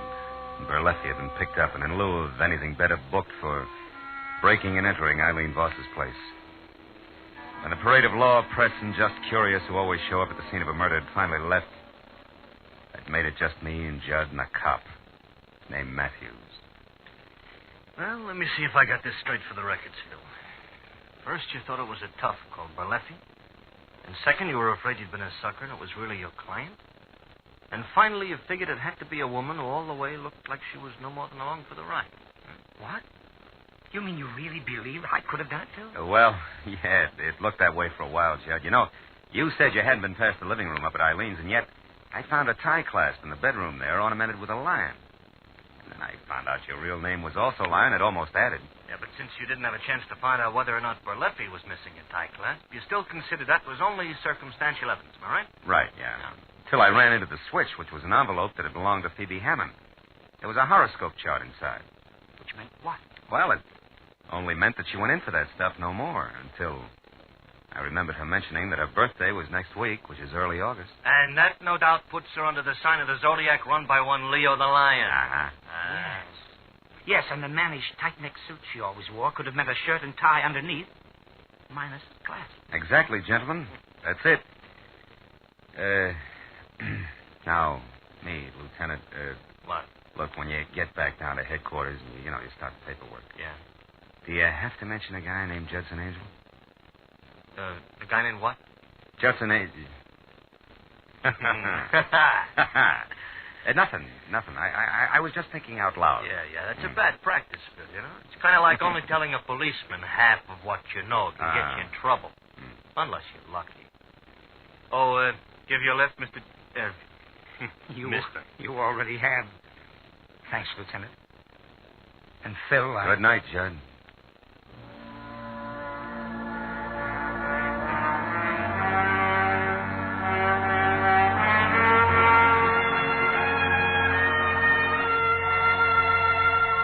When Judd and the lieutenant left, I figured I'd have a last cigarette on the terrace. Think a little about the desperate people I'd met on a night that had started out to be quiet.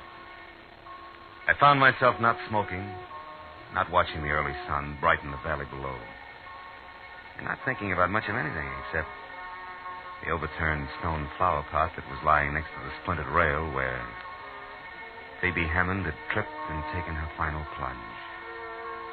It was an ordinary square flower pot with an ordinary flower in it. But the figure in relief on the side was a lion resting on its haunches. And you know, as I looked at it, I thought it was a little more majestic than most.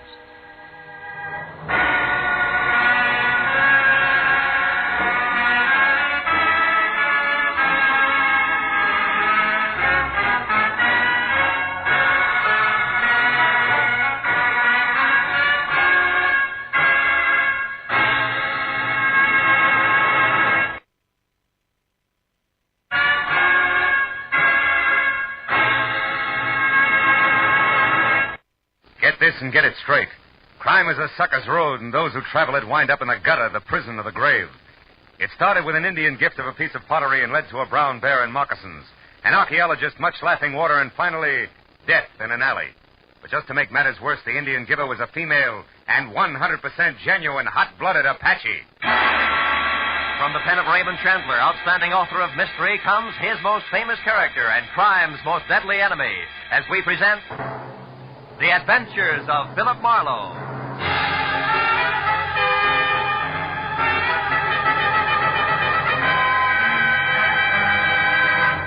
Now, with Gerald Moore, starred as Philip Marlowe, we bring you tonight's exciting story, The Indian Giver.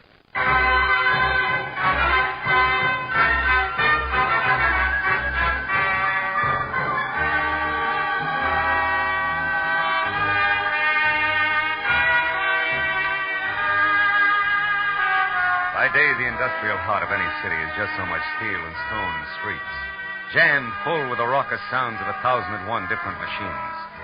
But by night, all of that is gone, and there are only endless, smooth-sided, lonely canyons that overflow with a steady humming silence that everywhere hangs like a distant echo of the day that's passed.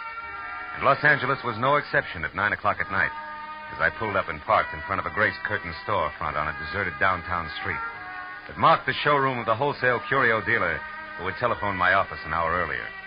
And in a Dutch accent laced tight with worry, it urged me to call on him at once. A raised gold lettering on a side door that showed a strip of yellow light at the threshold said Alex Van Noord, private, in an ornate 18th century script. So when I knocked, I was ready for something continental with thick bifocal glasses. When the door swung open, my jaw dropped to my chest. And I couldn't help gaping because the huge V of a man in front of me, in cheap, snug clothes, who had dark hair, dark skin, and darker eyes, had to be no less than a full-blooded American Indian. Moccasins and all. What do you want? Mr. Van Noord, is he in? Name your business. Well, it's personal. What's yours? Hate. For those who would destroy our culture. Oh!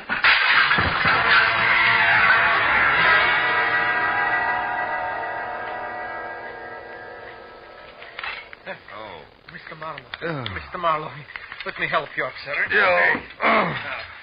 I'm Van Noord. Are you all right? Oh, sure. I'm fine. Hey, that engine, he certainly can hit hard, huh? Yes, I know. He also struck me down. Oh? I tell you, Mr. Marlowe, it's terrible. Yeah, it's also a little confusing, Mr. Van Noord. Exactly why did you call me in the first place? Oh, well, it began this morning when I received a shipment of Indian curios from my buyer in Santa Fe, New Mexico. Oh? Well, everything in the crate was in order, except one extra piece of pottery. A bowl. Bowl? Indian bowl? Yes. It appeared no place on the invoice. Oh, I didn't pay much attention to it till I noticed that the 2-inch wide band of inscriptions near the top were not like any others I'd ever seen. Inscriptions, huh? Yeah. No, you mean those Indian signs, broken arrow, deer wigwam kind of stuff? Yeah, so my curiosity was aroused, and I called my representative in Santa Fe. Uh-huh. However, he knew nothing of the bowl either, so finally, I put it in my display window there and forgot about it. Until about noon, when a frail, sandy-haired man stepped in. You know his name? No. Only that he said he was an archaeologist and that he wanted to buy the bowl. He refused to sell it, huh? Why? For 2 reasons, Mr. Marlowe. One, I could see that he was fighting hard to control his enthusiasm. And 2, I had no idea what to charge for the bowl. Mm-hmm. I told him to come back tomorrow again, and then I removed the bowl from the window. It wasn't until 5 o'clock that the second visitor appeared. Another archaeologist? No. A beautiful girl named Mona Waters. Oh. She was very sophisticated, wore an expensively tailored white, smart suit, no jewelry she wore whatsoever. She described the bowl I had placed in my storeroom perfectly, and then asked if I had seen such a piece of pottery or if I had one for sale. I said no. Same reasons? More or less. Anything else, Mr. Van Orden? Well, there isn't much more. The young lady gave me her address, the Walker Hotel on Wilshire Boulevard, room 515. Walker Hotel. Asked me to call her if I came across a bowl like the one she described. Then she left. Naturally, my interest at this time was near the bursting point. Naturally. What'd you do about it? The only sensible thing I knew of. At 6 o'clock, I closed my place and I went to the public library to borrow a book on hieroglyphics of the Indians of the Southwest. When I got back, I found the rear door forced and poof, the bowl was gone. And you called me? Yes. Then this Indian shows up. He claims I would rob his people of everything, and then he hit me. Makes perfect sense to him, no doubt. Yes. No. Will you try to recover the bowl for me, please? Well, if you can answer one question without stumbling, yes. Huh? Why no police, Mr. Van Orden? Because objects of art, Mr. Marlowe, aside from their intrinsic worth, and the clay bowl has none, are only valuable for resale.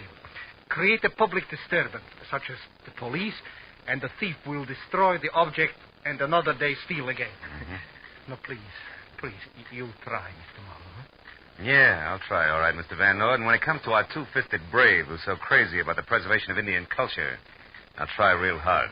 Good night, sir.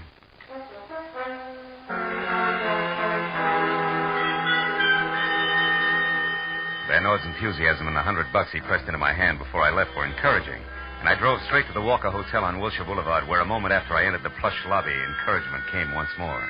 Because gliding from a travel agency booth toward a cocktail lounge was what my client had described as beautiful girl, expensively tailored, smart white suit, no jewelry whatsoever. But when we were both inside and at adjoining stools at the bar, where the soft lights accented her high cheekbones and jet black hair, I knew that Mr. Van Orden had skipped something important. Because in spite of a full mouth, neatly rouged, eyebrows penciled, come hither, and a coiffure shingled vintage 1949, Mona Waters could also be full-blooded American Indian, which is what I was working on when she turned, blew a smoke signal in my face, and spoke with an accent that was about as Apache as Vassar. Don't let me make you lose your place, but do you mind telling me why you're staring? I collect the reasons for a hobby. You know, like some people save stamps. Uh-huh. And others pottery. Who are you? A ceramics fiend named Smith. Now, Mona, let's talk about you, huh? Why? Because I've already been offered $10,000 for the bowl. What? Good enough? You have the bowl where? Well, not in my pocket, honey. It's too bulky. I've got it tucked safely away outside in my car. Oh? Yeah, you know, you didn't hide it very well after you stole it from Van Nord. You've been in my room. Could be. Now, do we talk business, yes or no? Yes. What do you want to know? Well, for one thing, what's the bowl to you? Everything. It's mine. All mine, via primogeniture. Which is Apache for what? Listen, Mr. Smith. I'm an Indian, all right, and an Apache at that. But I was born in a duplex, not a TP. I drink martinis, not firewater, and I've got a Mills College diploma and an IQ that'll probably make yours look sick, so let's clear the air in a hurry. Yeah, well, that's clear enough, yeah. Now, smart boy. My late Uncle George Waters, also known as Chief Laughing Waters, giggle if you want to, owned the bowl you want $10,000 for. So? Though a long time ago he willed it to my father. However, my father died a year ago, leaving only me as heir apparent. Hence, that bowl is mine. All mine, via primogeniture, which brings us right back to where we were. Except you haven't mentioned why the bowl means so much to you. And I won't. Nor will you pay the $10,000, huh? I didn't say that. And I won't say anything more until I see that bowl. Now, I've got to make a couple of calls. Should take about 20 minutes. After that, I'll be in my room. Please call before you come up. And if you don't have the bowl, Don't come up. Okay, baby. Fair enough. So long.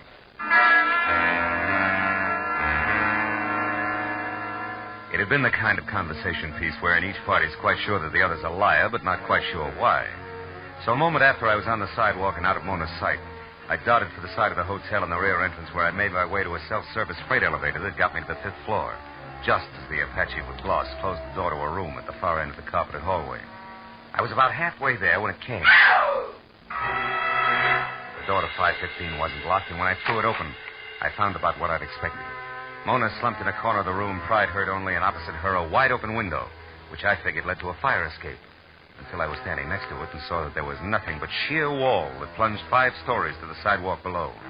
And on a line with the hotel's 4th floor, a rooftop that at best was a good 15 feet away.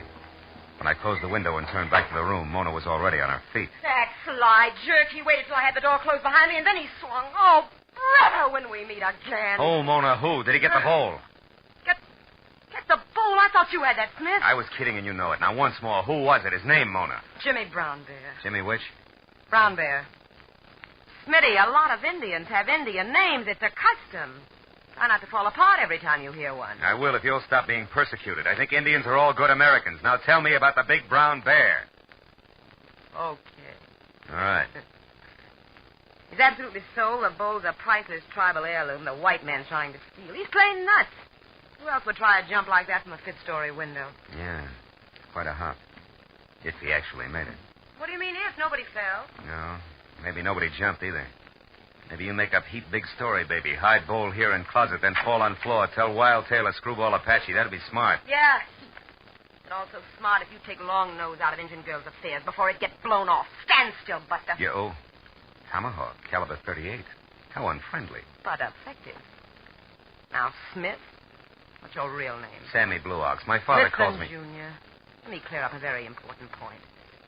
That Indian bowl, in some strange way, is the answer to the location of enough lost Spanish gold to keep you, me, and everyone we ever met off the bread line from here on out. Okay, I'm intrigued, but the point you were going to clear up. Just this. I've got a dandy idea where I can find both the bowl and Jimmy Brown Bear right now. That's something I want to do all by my lonesome. Now, back into that closet and keep quiet. While you head where? On the warpath, via bus. I'm a hot-blooded Apache, remember? So long, baby.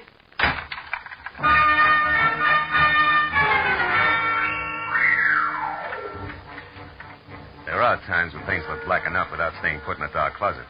So I kicked in the lock, spun the casing, and walked out in room 515 just in time to hear a timid knock on a hall door. When it opened up, one frail, sandy-haired man wanted information. Oh, I beg your pardon, sir. Can you possibly tell me where I can find Miss Mona Waters? Who are you? My name is Clark Erskine. I'm an archaeologist. I'm sorry, friend. I can't say any more than Miss Waters is out after a wild-eyed Apache who's got a piece of pottery tucked underneath his arm. What? Oh, not the bowl. It's supposed to be in Van Nord's place. Not Jimmy Brown Bear. Yeah, right on both counts, Mr. Erskine, but what makes the name Brown Bear ring a bell? You two met before? Well, we certainly have. Why, that idiot has hampered every archaeologist who has so much as set foot in New Mexico. Well, now that you mention it, Mr. Erskine, why your keen interest in the bowl? What does it mean to you? What does it mean to me? Yeah. Well, my good man, those inscriptions circled around it are going to prove invaluable. Possibly another Rosetta Stone. An open sesame to the countless undecipherable writings we've already collected. About Spanish gold, maybe, huh? Spanish gold? Oh. Well, sir, what are you talking about? Nothing. Look, Erskine, one question. How did you know that Mona Waters was staying here at this hotel? It wasn't simple How to learn. When Mr. Van Nord refused to sell the bowl to me until tomorrow, I wanted to be certain that he also didn't sell it to anyone else. So I watched his showroom. Oh, that's smart. Though when I saw Miss Waters there, I recognized her at once as an Apache. And I followed her here, where I found out her name and room number. Now, I'm going to wait for her until she returns. I'm not going to give up. That bowl means now, too wait much. Wait a minute. Hold it, Erskine. You happen to know Jimmy Brown Bear's hometown? Come on, quick. Well, yes, I do. It's Sacona, New Mexico. Sacona, New Mexico? Yes. By bus. Thank you, friend. I'm sorry to have to leave you to do your waiting alone, but I got to catch a bus. But where, Mr. Marlowe? At the downtown Central Bus Depot to put cart before horse, to turn tables, a switch. In short, Mr. Erskine to track an Indian. So long.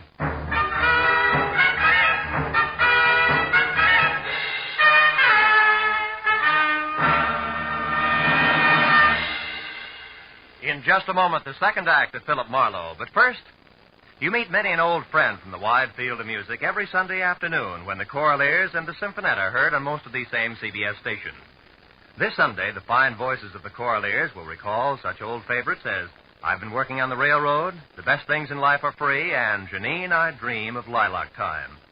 The Symphonette will bring you the overture from the Bohemian Girl, a Strauss composition, and a stirring march, among others. Be sure to hear the Symphonette and the Choraleers to find your old friends and favorites every Sunday. Now, with our star, Gerald Moore, we return to the second act of Philip Marlowe and tonight's story, The Indian Giver.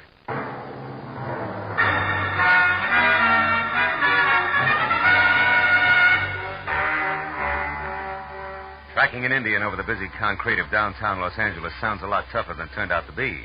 Apparently, a 6'4" Apache in a full-crown black hat and moccasins was an oddity even in a city of oddities. And everyone who'd seen him remembered him, from the guy behind the bus depot's ticket desk to the newsboy outside the flop house nearby, where Jimmy Brown Bear had made camp.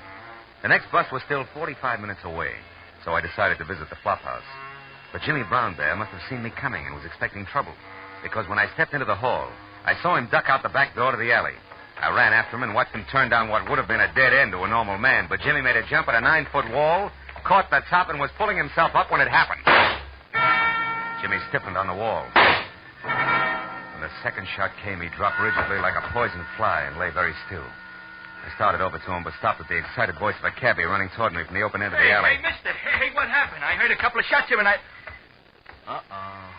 Yeah, that's what you heard. Holy mackerel. Hey, wait. That's the Indian. You mean you knew him, too? Yeah, I hauled him around in my cab tonight. Who did it, mister? You? Don't be silly, will you? The shots could have come from any place. Any one of those windows, his own fire... Oh, yeah? Yeah.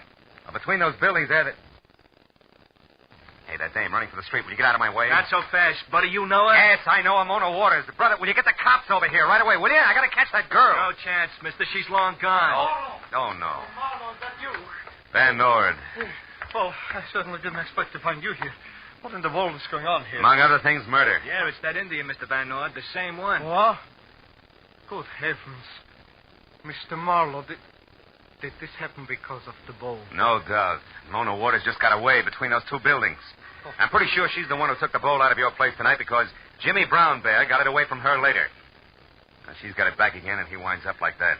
Then you think the girl killed him to recover the bowl? Right now, I'm too balled up to think anything. Say, just a minute. How do you manage to show up here? Why, I started home in this man's taxi and found out that he was the one who brought Mr. Brown Bear to my shop tonight. Yeah, that's right. I picked the Indian up right out here on the corner. So we came down here because I thought that we found where the Indian was staying. It might be a help to you, Marlowe. You were waiting in the cab when he was shot?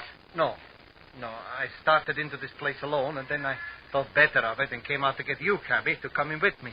And then I heard the shots. Mm-hmm. Now, look, Mr. Van Nord, you better keep your nose out of this mess. Huh? Go on home and sit on your curios. I'll call you when I got something.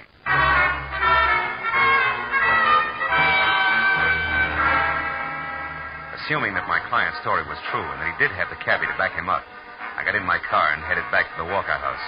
I parked at the side of the hotel and started for that convenient rear door again when I saw the commotion of half a dozen excited passers-by bending over a man stretched out on the sidewalk. Hey, how do you like that? It's enough to make a fatalist out of you, ain't it? Absolutely. What happened? Why, that poor guy there is walking along minding his own business and practically gets his back broke by a hunk of pottery some jerk must have heaved out of one of them windows up there. Pottery?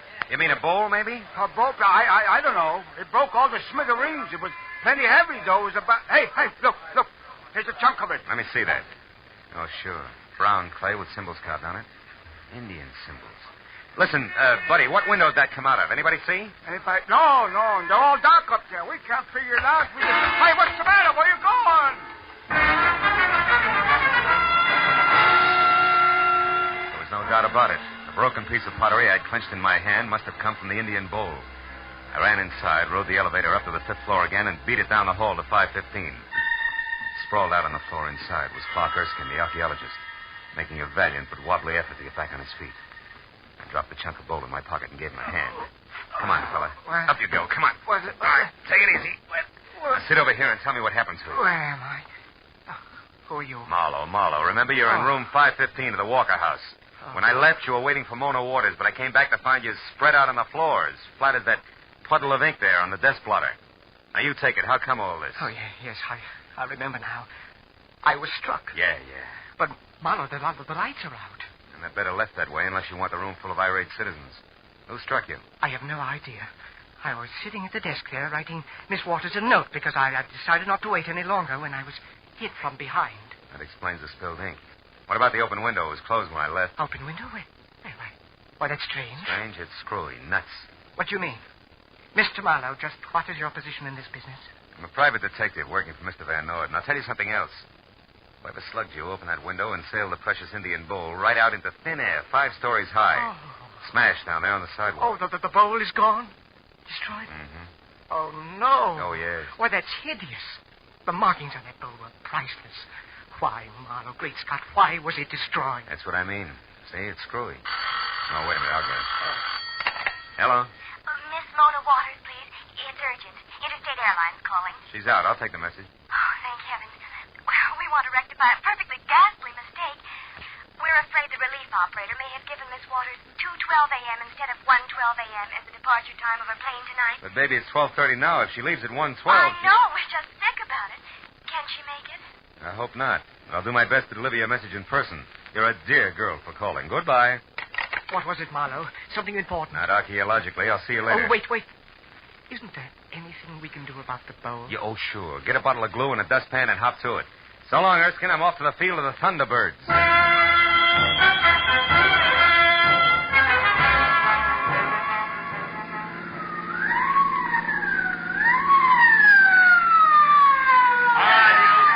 Oh, fine. Now, look, officer, Never mind. Well, Mac, you're batting 1,000. You pulled out of the hotel driveway 2 blocks back, ran 1 full stop and a red signal getting this far. That's great. So what's your story? Been drinking? Not a drop, believe me. Now, look, I've got to get to the airport in a hurry. Why? Yeah, to catch an Indian girl. A guy named Jimmy Brown Bear was murdered tonight because a bowl was stolen. Wait a minute, hold it. Who was murdered? Oh, I know. What's the use? There's no use in going into it. Officer, my name is Marlowe. I'm a private detective working on a case, and I got to get to the airport. Private eye, huh? Let's see your papers. Oh, sure. Here, they're all here. Yeah. Mm-hmm. Philip Marlowe, license number. Hey, what's eating you? What are you staring at? Blue-black lines on the palm of my hand. They look just like... Holy smoke, they are. That's the answer. I got to get back to that hotel. It's a matter of life and death. Now, just Please, a minute. give me a ticket. Give me 3 tickets. Only let me get back to the Walker House right now, will you? Life depends on it. You better be right, Marlowe. Wait till I stop the traffic, then make a U-turn. Now, go ahead.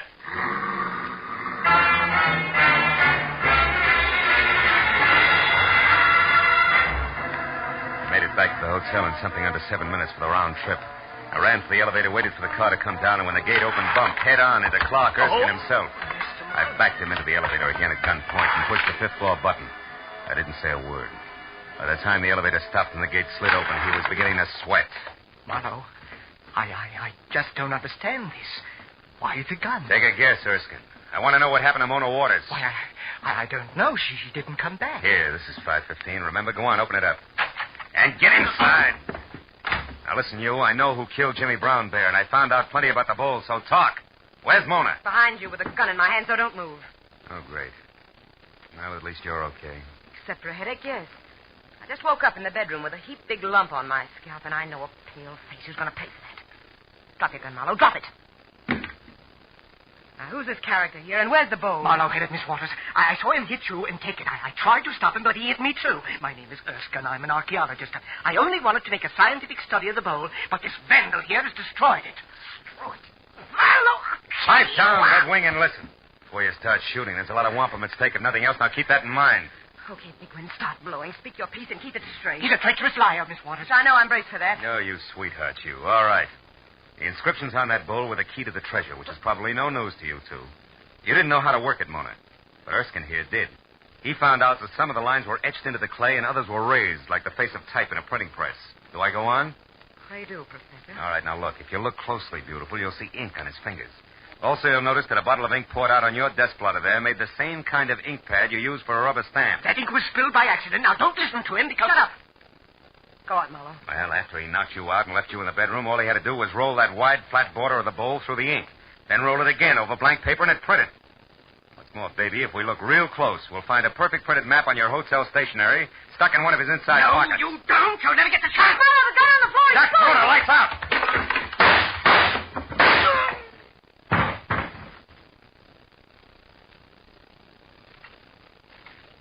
Marlowe? Marlowe, are you all right? Yeah, I'm okay. Oh. Then I did shoot the right man.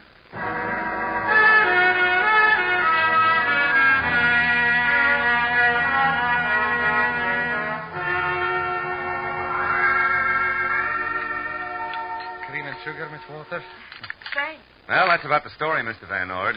Mona here slipped the Indian bowl into your shipment to keep it away from the guys she knew were after it. And, of course, she had to follow the bowl here to L.A. Erskine followed her. I see. It's amazing, isn't it? Positively amazing. Marlowe, how did you discover that the intricate pattern on the bowl worked like a printing press? Oh, well, after Erskine had made his print of the map, he threw the bowl out the window to smash it so no one else could duplicate it. I got hold of a chunk of it and clenched it in my hand. I found out later, when I passed that cop my credentials, that the chunk of pottery had left separate, distinct lines of ink on my palm. Terribly clever. Isn't he, Mr. Van Noo? Oh, take it easy, baby. Indeed, he is clever, Miss Walters. But what of poor Jimmy Brown Bear? Well, Erskine followed me from the hotel to Jimmy's place and shot him, so I'd never have a chance to talk to him. He was a ruthless little guy, Clark Erskine. But if he survives that bullet wound, the state will get him for murder. Yeah. Oh, Miss Walters, you'll have to hurry and finish your breakfast so that you can catch your plane. But before you go, I have a little gift for you. Excuse me, I'll get it. And Marlon, speaking of gifts, I have one for you. Come here. Yo, baby, that's nice. Is it for keeps? Of course not, silly. I'm an Indian giver, remember? When I come to town again, I'll be rich and reckless and loaded with all that old Spanish gold. That's when I'll take my gift back again. With interest. So long, Filthy.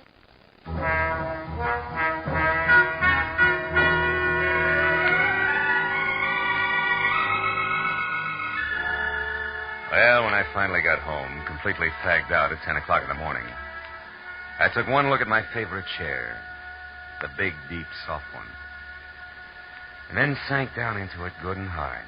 Ow! Ooh, something that felt like a broken beer bottle stabbed me. I reached for it, and it turned out to be the jagged chunk of the Indian bowl I dropped in my pocket earlier.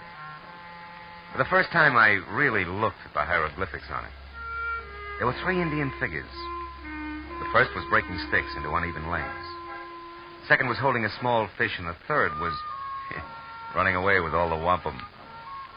It took me a long time, but I finally got it, I think. The Indian picture message could only be translated one way. It had to mean, never give a sucker an even break. And right then and there, I thought about Mona and what she'd said. That's when I'll take my gift back again. With interest. So long, Filthy. So long, baby.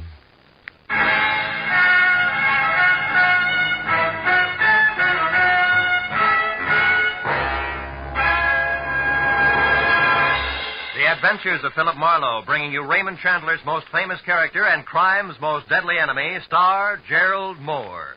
Tonight's story was produced and directed by Cliff Howell. Script is by Mel Donnelly, Robert Mitchell, and Gene Levitt. Featured in the cast were Betty Lou Gerson, Hans Conried, Clark Gordon, Howard Culver, Peter Leeds, Jane Webb, and Jane Avello. The special music is written and conducted by Richard O'Run.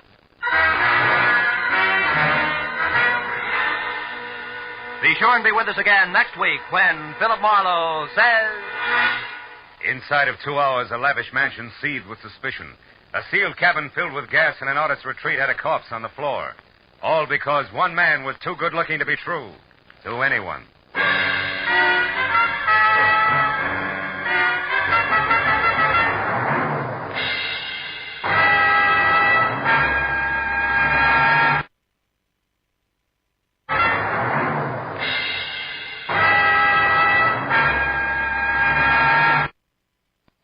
this and get it straight. Crime is a sucker's road, and those who travel it wind up in the gutter, the prison, or the grave. This time, inside of 2 hours, a lavish mansion seethed with suspicion, a sealed cabin filled with gas in an artist's retreat, and a corpse on the floor. All because one man was too good-looking to be true to anyone. From the pen of Raymond Chandler, outstanding author of mystery, comes his most famous character and crime's most deadly enemy, as we present The Adventures of Philip Marlowe.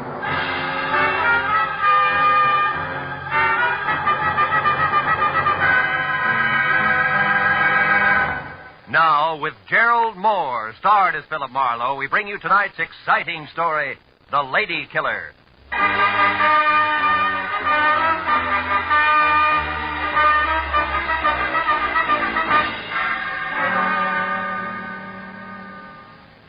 longer I sat in my office with my feet up on the desk and thought about it, the more convinced I became.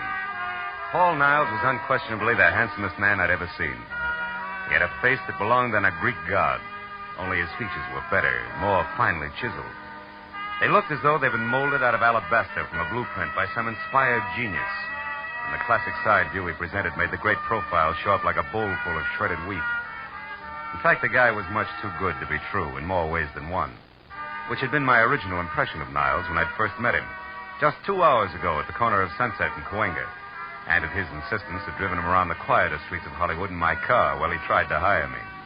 He was scared stiff.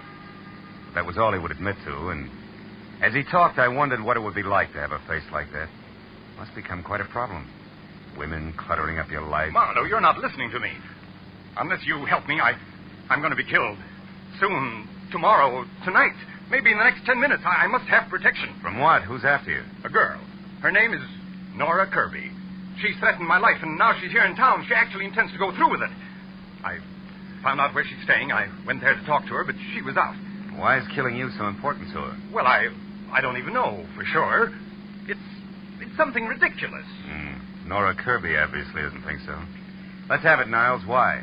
I can't tell you that. I see. Also, I suppose you don't want to take this to the police where it belongs, and you can't give me the reason for that either. Yes. I came to you because I need private help, and I'm willing to pay well for it. Now, you don't have to concern yourself with the reasons. Simply see that Nora doesn't get to me. Now, here, as a starter, here's $200 for just that. Keep it. I only accept money from the people I work for. You mean you won't help me? I just want to know where I'm going before I start. Now, wait. You can get off here. Don't you understand? My life's in danger. I'm scared. Not enough to loosen your tongue any. Here, this is as far as I go. But tell me one thing first, just for laughs. What business are you in? Why, I'm a composer. I write music. Mm-hmm.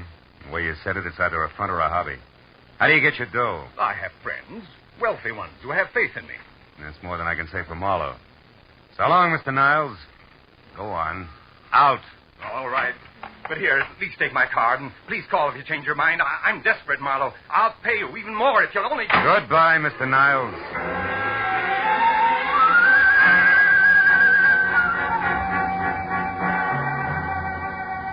That was the way I'd left it 2 hours ago at 8.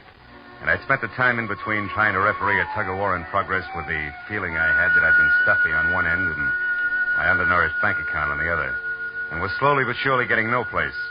So when the break came, I grabbed at it. Hello, Marlowe speaking. Marlowe, this is Paul Niles again. Oh? I've thought it over.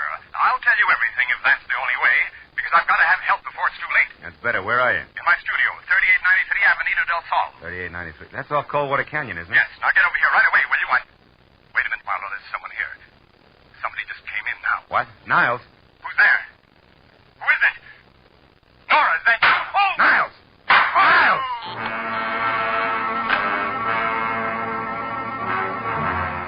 When Niles' phone went dead, I hung up, ran to my car, and was headed for Coldwater Canyon before I stopped to think of what I'd heard on the telephone could very easily have been bait for a patsy routine. Because I had nothing more to go on now than before except Niles' promise to tell all. That had got no further than gunshots. But I was already well on one easy way to find out, so I corkscrewed my way over the mountains to Avenida del Sol and followed it to number 3893, which was a straight-up driveway etched narrowly into the hill face that ended on a gravel shelf just big enough for the redwood and glass studio, the generous helping of imported jungle for landscaping in a circular parking space. As my headlights slashed across the tangle of overhanging trees in the center, they trapped the figure of a woman running. She stopped, crouched, and looked back into the glare like a cat does. then darted for the darkness again. But I caught her at the corner of the house. Just a minute, baby. Not so fast on the curb. Let me go. Let me go. Not until we've been properly introduced and had a chance to talk a lot of things over, Nora. Nora. Yeah, Nora Kirby, girl with murder on her mind. Oh, no, you got the wrong person. My name's not Nora. It's Lynn. I don't know anyone like that. Lynn what? Lynn Horton. Lynn Horton. Mm-hmm. Okay, Lynn Horton. What's inside that got you so panicky you can hardly stand up? Is it Paul Niles? Yes. I gotta get away from here. And it actually happened, huh? He was shot. Is he dead? I don't know. I think so. How did you know about it? Who are you? Name's Marlowe. Come on, Lynn Horton. Let's take another look. No, I couldn't bear it. Can't see him through the window. Means you must have been inside. Inside? No, I wasn't. Now, look, baby, you're too jittery to try to lie. Let's have the key. Come on, give. It's better. After you. Go on inside. Now, where is it?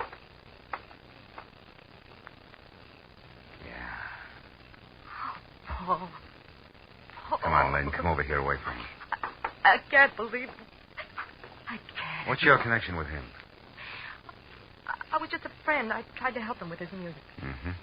The price on the merchandise you're wearing, you must be one of those mentioned. What do you mean? If you got dough and it shows, we'll skip that. Assuming you didn't kill him, you must have had some reason for showing up here tonight. What was it? Well, I only wanted to... Did you hear that? Someone's outside. Yeah, get the light. There. On the terrace. Something moved down there. I'm going out to see who it is. And listen, there's no such thing as welcome visitor just now, baby. So you stay here, understand? And don't budge. I felt my way out the door, down the stone steps toward where we'd seen the movement, and along the wall to the far end of the terrace. There was no sound. Nothing moved. Whoever had made the noise had gotten away clean. So I headed back to the house, and that's when I heard it. I started after it with my shin against the first rock garden. Stop me cold! Ooh. Instead, I listened to her drive away. Called myself a few unpleasant names and concluded that Lynn Horton, or whatever her real name was, had been quite as scared as she acted. After I limped inside, turned on the light, and reached for the phone, I stopped at the word Nora above a pretty girl's picture on a newspaper clipping sticking out of Paul Niles' pocket. It carried a New York dateline and said that Nora Kirby, convicted of manslaughter in a traffic accident, had been released after serving 3 years. At the bottom of the story, scrawled in ink, was the message: 3 years for something I didn't do, to get something I couldn't have. It's not fair, Paul. I'll be seeing you. It was signed Nora. I picked up the phone again, and a few minutes later, Detective Lieutenant Matthews at Homicide was up to date. Okay, I'll be right out. Now, you say this girl Nora Kirby did it, Marlowe? I said Paul Niles was expecting her to, and it looks like she did. Say, look, there's another angle, though. The woman who just beat it away from here. The one who called herself Lynn Barton? Yeah. There's somebody else who was snooping around outside, too. Who also got away from you. You're doing real well, Marlowe. Oh, now, wait a minute. Wait till you see this joint, you'll understand. Besides, I'm in this for curiosity only now. My paycheck got murdered, remember? And furthermore, I never have matches when I want them. What'd you say? I said I'm looking for some matches. No. Here's some. These are the strangest matches I've ever seen. Well, what about them? They got a velvet cover on them. So what? A velvet book of matches? Hey, Matthews, you ever hear the name Negrotto? Negrotto? Yeah. Sure. Abel Negrotto. Huh? He's a big name in the music publishing business. Made most of his fortune on records. Lives in Beverly Hills. You know, I got a dandy hunch. I'm going to go have a talk with Mr. Negrotto, Lieutenant, okay? On one condition. Be careful what you say, Marlowe. And keep in touch.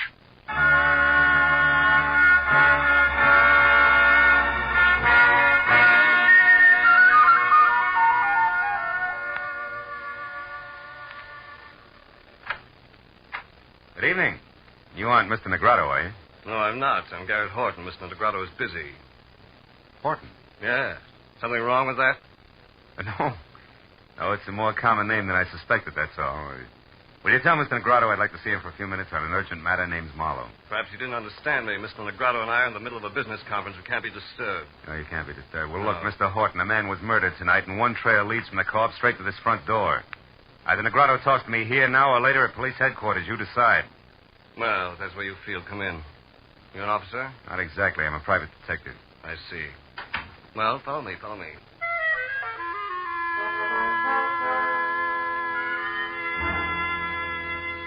led the way through what looked like the outer lobby of the Taj Mahal, and down a silk-padded corridor to a set of carved doors that would have fit any roundhouse in the country.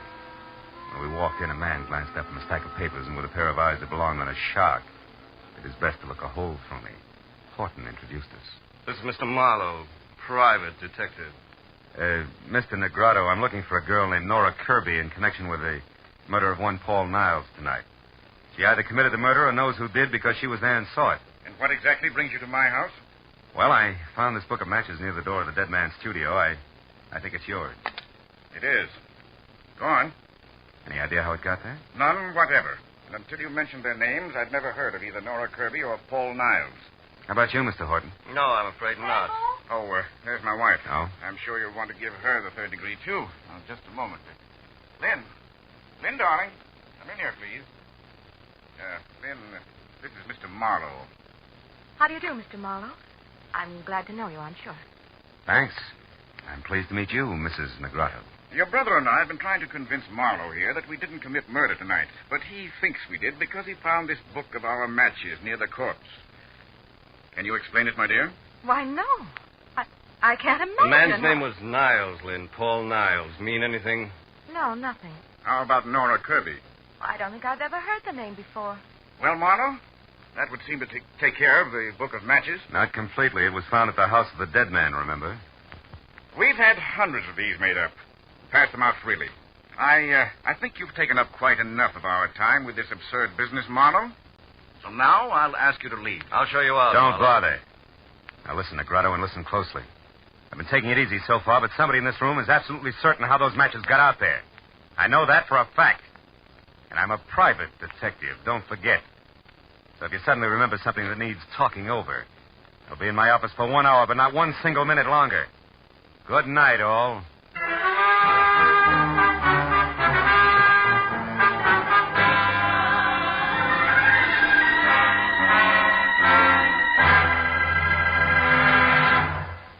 In just a moment, the second act of Philip Marlowe. But first, every Sunday afternoon, CBS brings you two outstanding programs of music. Gems from the great composers, played by the Symphonette, and the sweet, memorable songs of the outstanding modern composers and semi-classicists, sung by the Choraliers.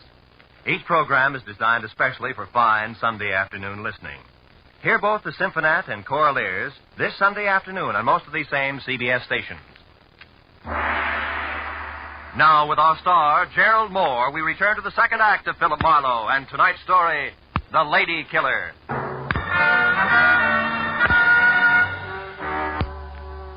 When I started back to my office on Cahuenga, I figured that there was an even chance that the double talk I'd left in my wake might stack up in the center of the Negrato living room floor like so much dynamite, which, if touched off by the book of matches, could cause an explosion that would jar loose a few facts about the lives and loves of the late Paul Niles. Facts that would make finding Nora Kirby and clearly understanding her motives something less than impossible.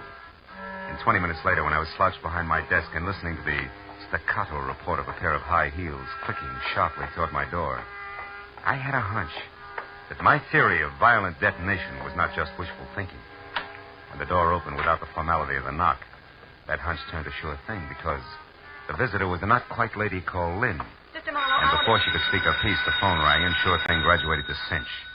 It was another Negrato, the one named Abel. Marlowe, I suppose it's stupid of me to make this call, but frankly, your visit here has left me curious. You have a minute? Yeah, I think so. Hold a wire, will you? I need a light.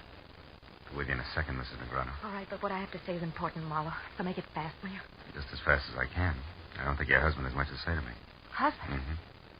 That's Abel you're talking to. Yeah. Now, do you mind handing me those matches there? Thanks. Hello. Sorry to have kept you waiting, Mr. Negrato. I never seem to be able to hang on to matches. That's odd.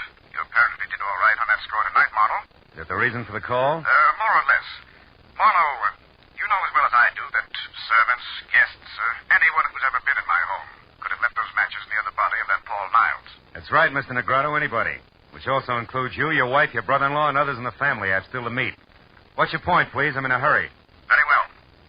Marlowe, I called to find out if you're holding anything back from me. If this murder concerns the Negratos beyond the appearance of those matches. I can't say. Because there is something. Because I don't know. Anything else? No, there isn't. Yes, honest, I admire the way you handle the situation. What's your address? I may have work for you soon. Tonight.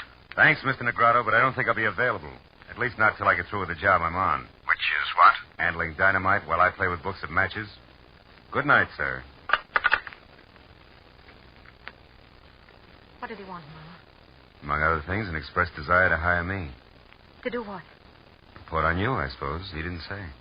What makes you think that's what he wanted? Addition, Mrs. Negrado. A rich old husband, a beautiful but bored young wife, and an unemployed Adonis always add up the same way. Also, you were here in my office just about Clinch's things, not to mention your presence near the corpse, the key you used. And I've heard enough, Marlowe. Look, I didn't want to get mixed up with Paul. I couldn't help myself. I swear I couldn't. He was different, Marlowe. Handsome.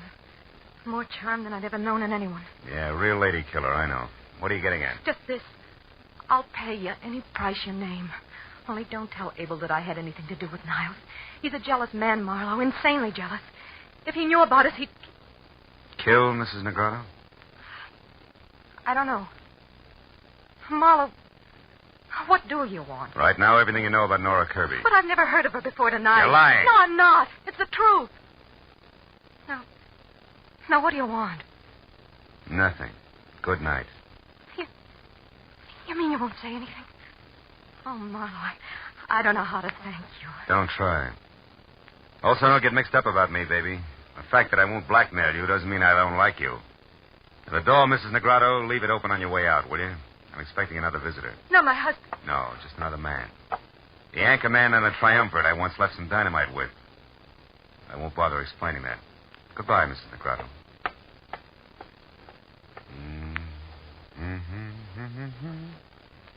You great, big, beautiful doll. Oh. Come on in, Mr. Horton. I've been waiting for you.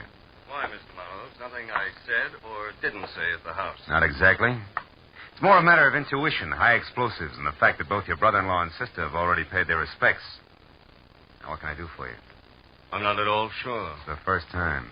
I'm only here because I noticed something very strange about the way my sister looked at you when you spoke of the murder of this Paul Niles. When she left the house shortly after you did, I followed her here. All of which makes the next question, why, Mr. Horton? Because I don't trust her.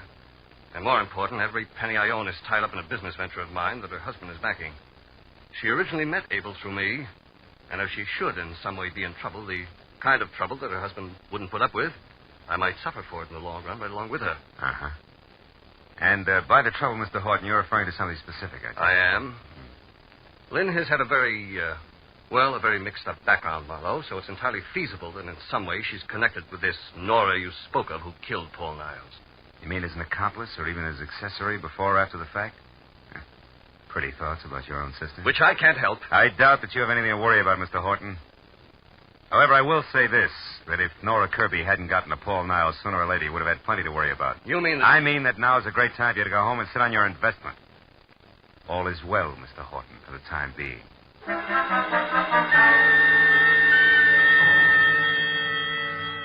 A moment after Horton left the office, I came to the hollow conclusion that although my little bombshell had exploded on schedule, damages had been light and it jarred loose neither fact nor fancy about the late Paul Niles and much less about the elusive Miss Nora Kirby. So my next move had to be a second trip to Avenida del Sol and a report to Detective Lieutenant Matthews, which is what I was about to do when it came from someplace outside, long and loud. I ran the length of the corridor outside my door and then belted down the single flight of stairs to the street where in the half-light of a distant lamppost I saw the shadowed figure of a girl slip behind my car then dart toward a storefront nearby.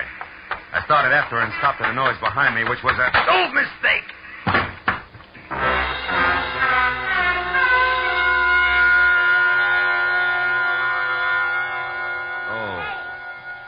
Junior, hey, come on, honey. Pull yourself together. Oh. Let's go, fellas. Come on. Oh, it's you. You're the one who screamed? Scream. Honey, you have got it, Dad. Listen, this is just Sally. Hello, Sally. Relax, honey. You're lucky a cop didn't come along first. Being drunk is one thing. The DTs is something else, I know. Last year I was in the same shape, and it took me 3 months. Now, wait a minute. Hold it, will you? Look, I was slugged, not slipped a Mickey. Slugged? Honest? Slugged, honest. Now, if you don't mind giving me a hand, I'll get up. Oh! Easy, honey. Here, let me help you. Oh, I'm sorry. Oh. I figured you all wrong. I never thought you were slugged. Any idea who done it? No. Look, tell me, didn't you see anything before you found me, I mean? Didn't hear a girl scream, see her run away? Nothing at all. Oh. Honey, you must have been out longer than you thought. Maybe. Hmm? Hey, look, this card here on the ground. Yeah? What's your name, honey? Philip Marlowe, why? Why, I'll tell you why. I'll tell you more than that. You know who slugged you, honey? A polite guy. A very polite guy who left his card. Yeah, engraved and all. Paul Niles, know him? I used to. Won't work, Sweets. Niles gave me that card earlier tonight. Must have dropped it just now. Also, Niles is dead, and you. And what? Back of that card there in pencil. Give me that, will you? Gray's Motel, 1000 Santa Monica Boulevard, Bungalow 9. Sweetheart, I may have something good here. About who slugged you mean? Better than that, about who killed Niles and where she can be found. Goodbye, love. Here's 5 for your trouble, and bless you. As I piled into my car, I knew that putting Niles' conversation piece about having just come from Nora's place when he first met me, together with the address on the back of his card, was taking a lot for granted. I sold myself that playing a long shot was better than not betting on anything at all, and I kept driving fast. When I came to a stop away from the place, which was run down, spread out, and quiet, I had a feeling that what I had earmarked long shot was quickly moving up to even money. And when I was standing next to the motel bungalow marked 9, that feeling became fact because inside and piled in an awkward heap on the floor was a still form of the girl the newspaper clipping had labeled Nora Kirby. It was another full second before I realized something even more important. On a hot night in August, there wasn't a single window open. And Nora Kirby was huddled close to a gas heater that was on but showed no flame. I picked up a stone at my feet, took one deep breath, then crashed the pane of glass, unlocked the window, and got inside and over to the girl, who I figured was taking the hasty way out of a murder that she no doubt had a very personal reason to commit. I stopped figuring when I was nearly next to her. I knew that she was still alive. And that a man gripping a .45 in his hand had just opened the front door. Don't make another move, Marlowe, or I'll kill you. Well, comes the switch. Brother-in-law Garrett Horton. I never would have guessed. You wouldn't have had to try if you kept your nose clean. No. Get away from her. Why?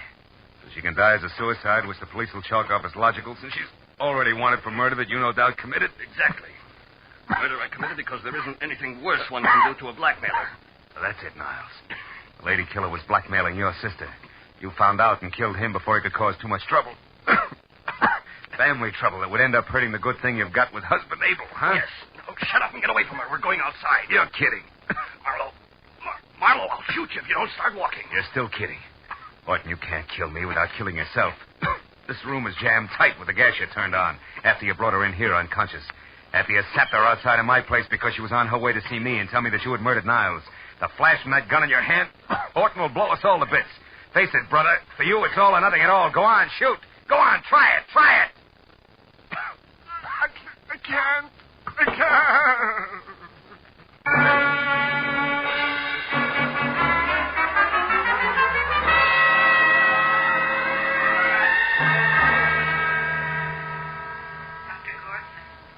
Dr. Gorson, please report to Ward You 21. can see Miss Kirby now, Mr. Marlowe.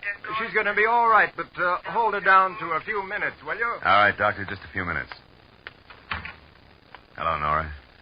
Been a long time getting together, huh?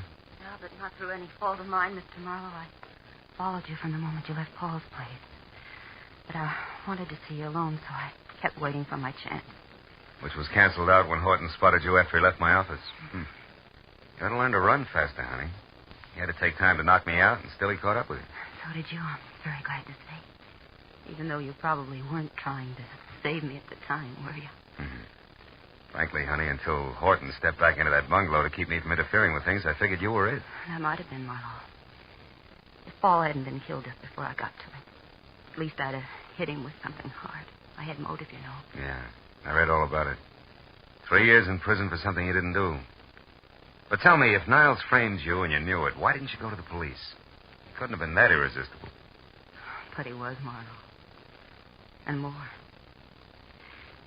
As a matter of fact, he didn't frame me in the first place. It was my own idea. You see, Paul was driving the car when we had that accident 3 years ago. Not me. You switched places with him? Mm-hmm. Why? He'd already had his license revoked for reckless driving. They'd have sent him away for 10 years at least, as against my 3. Believe it or not, at the time I couldn't think of waiting that long for him. No? Hello, Marlowe. Hello, Matthews. We checked the story. It's true enough, even if it's the kind of thing we're not supposed to be able to understand. Of course. Paul was strictly a lady killer, remember? Yeah, so he was. Well, I guess that ties everything in, huh? Not quite, Phil. I just finished taking a statement from Horton. There's one more question. Whatever made you so sure that in a room half filled with gas, a gun exploding would blow everything up? Oh, well, that's simple. You what? Well, I figured, you see. I thought that, Yes, well, good night, Miss Kirby. Good night, Mr. Marlowe. So long, Lieutenant. So long. Lucky.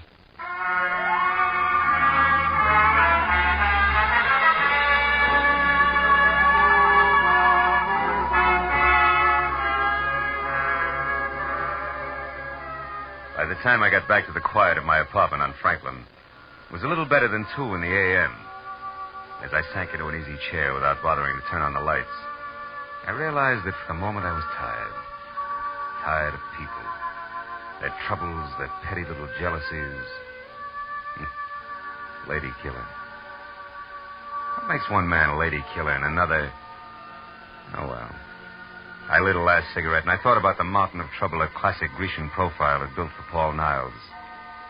I stopped thinking when the flare of the match in my hand showed in a mirror opposite me. A mirror that also reflected the face of the guy holding the match. He was a long way from being an Adonis. In fact, he was slightly on the mud fence side. And at the moment, glad of it.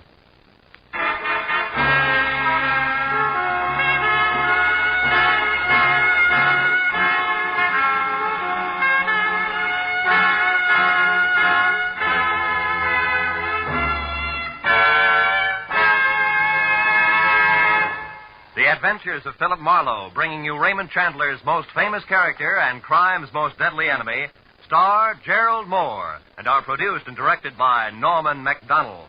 Script is by Mel Donnelly, Robert Mitchell, and Gene Levitt. Featured in the cast were Gene Bates, Paul Dubov, Ted Von Eltz, Ann Morrison, Don Randolph, and Edmund MacDonald. The special music is by Richard Orant. Be sure and be with us again next week when Philip Marlowe says... It started with a man on trial for his life, and an A1 citizen eager to testify. But there it was interrupted. And it wasn't until I found a corpse in a bubbling bath, gunplay in the woods, and lots of blackmail that the real eager witness had a chance to talk.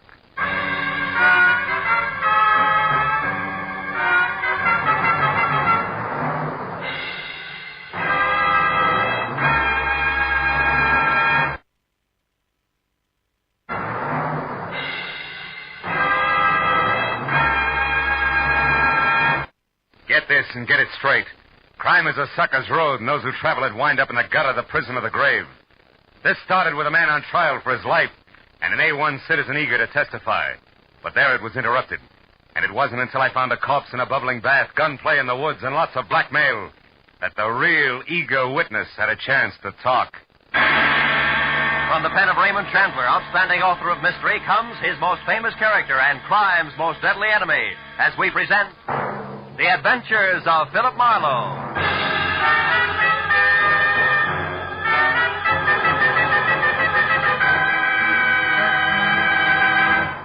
Now, with Gerald Moore, starred as Philip Marlowe, we bring you tonight's exciting story, The Eager Witness.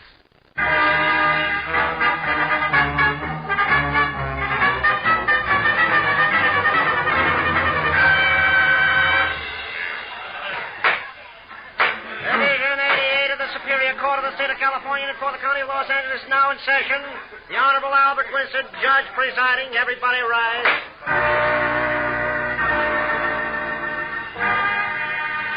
It was the case of the people versus the oft-arrested, never convicted, smooth Earl Jernigan, sometimes bookie, charged in the first degree with a month-old killing of a kindly, gray-haired horse trainer named Kurt Harper, who had once almost been my client. It was the afternoon of the 4th day of the trial, and the prosecutor for the state had already built an almost airtight case against the alleged gambler when my turn finally came. To further substantiate the state's claim that Earl Jernigan did willfully and with malice of forethought take the life of the deceased Kurt Harper. Will Mr. Philip Marlowe take the stand?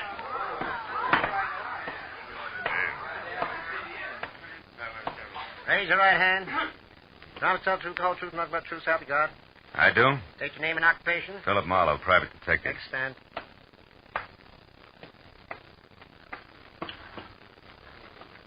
Mr. Marlowe, on the morning of the 30th day of July last, the day on which the late Kurt Harper was murdered, were you hired as a private detective by the said Mr. Harper?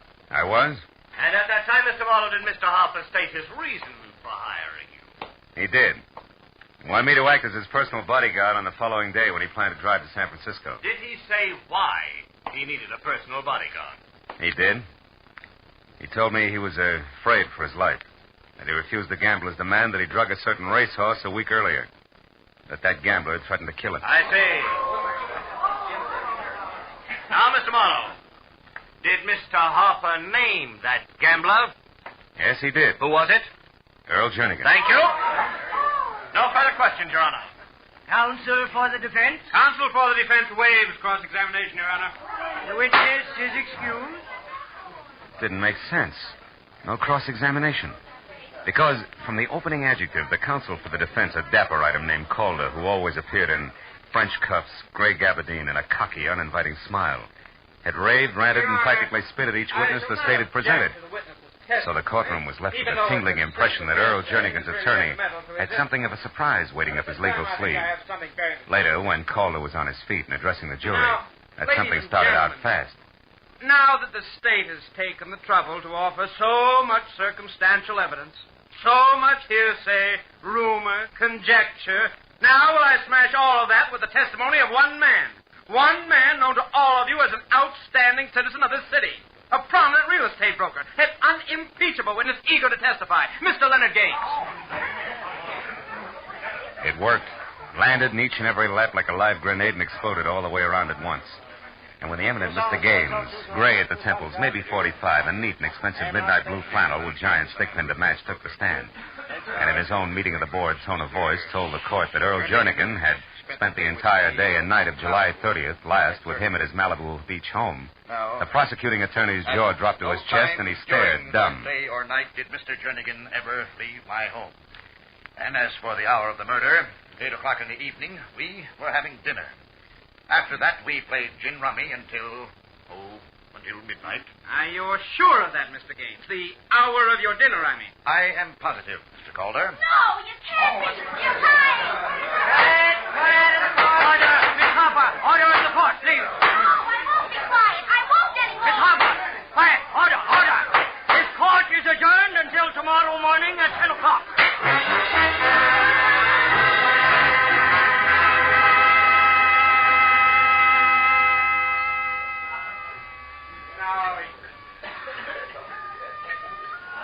Another scotch and soda, mister? Yeah, I guess so. Oh, wait a minute, baby. I think I'm going to have company. Mr. Marlowe, can I talk to you for a minute? I'm just... Gail Harper, yeah, I know. What I don't know is why you're not doing 30 days on a rock pile for that rumpus you just kicked up in court. Would you like a soft drink? No, thanks. All right, just one, baby. Jerk. The judge said he understood and left me off with a short lecture, which is what I had counted on. Oh. You mean all that fireworks in there was planned, not just spontaneous combustion? That's right. I had to have time. Look, Mr. Marlowe, will you work for me? Oh, well, now look, will baby. Will you help me prove that Mr. Leonard Gaines is a liar and that Earl Jernigan did kill my father? Now, take it easy, Gail. It's a big mouthful, you know. Mr. Marlowe, listen, please. There isn't much time. We got to prove this tonight or never. By noon tomorrow with the outside, the case will go to the jury. Okay, what do you want me to do? Take over where I left off. But first, let's get out of here. All right. And never mind that drink, miss. Where do we start, honey? With Leonard Gaines' ex-wife, Debbie Jansen. Here's a snapshot of her. They were divorced about 6 months ago, Mr. Marlowe, and she wasn't very happy about it. No, huh? Made you figure she was your in? Yes, and I was right. Mr. Marlowe, it took eavesdropping, bribery, second-story work, but I found out plenty. I'll bet you did. Like what? Oh, hold it, Gail. Light's red. Like the fact that Debbie and a guy called Eugene Mowry are putting a bite on Gaines for $20,000. Blackmail, Mr. Marlowe, with the payoff scheduled to be made sometime tonight. Right now, she's staying at the Sunland Sulphur Springs Lodge out in the valley. Gaines used to go there once in a while for his arthritis. And the why of the whole business is a letter Gaines once wrote to his ex-wife. No fooling. Uh-huh. Well, tell me, what's that to do with Jernigan's trial and Gaines being Oh, it's green now. I think there's a connection because yesterday I overheard Debbie tell this Maui something about Gaines' scheduled appearance at the trial today, and... Oh, Mr. Marlowe! Hey! Those jerk California drivers. The man behind the wheel. What about him? That thin-faced, blonde hair. I've seen him before. I know he was trying to hit one of us. Oh, fine. Well, that'll keep things from getting dull, won't it? Then you're going to help me. Well, now, look, who could resist you, baby? Okay, tonight I check in at the lodge at Sunland Sulphur Springs. Come on, let's get out of here.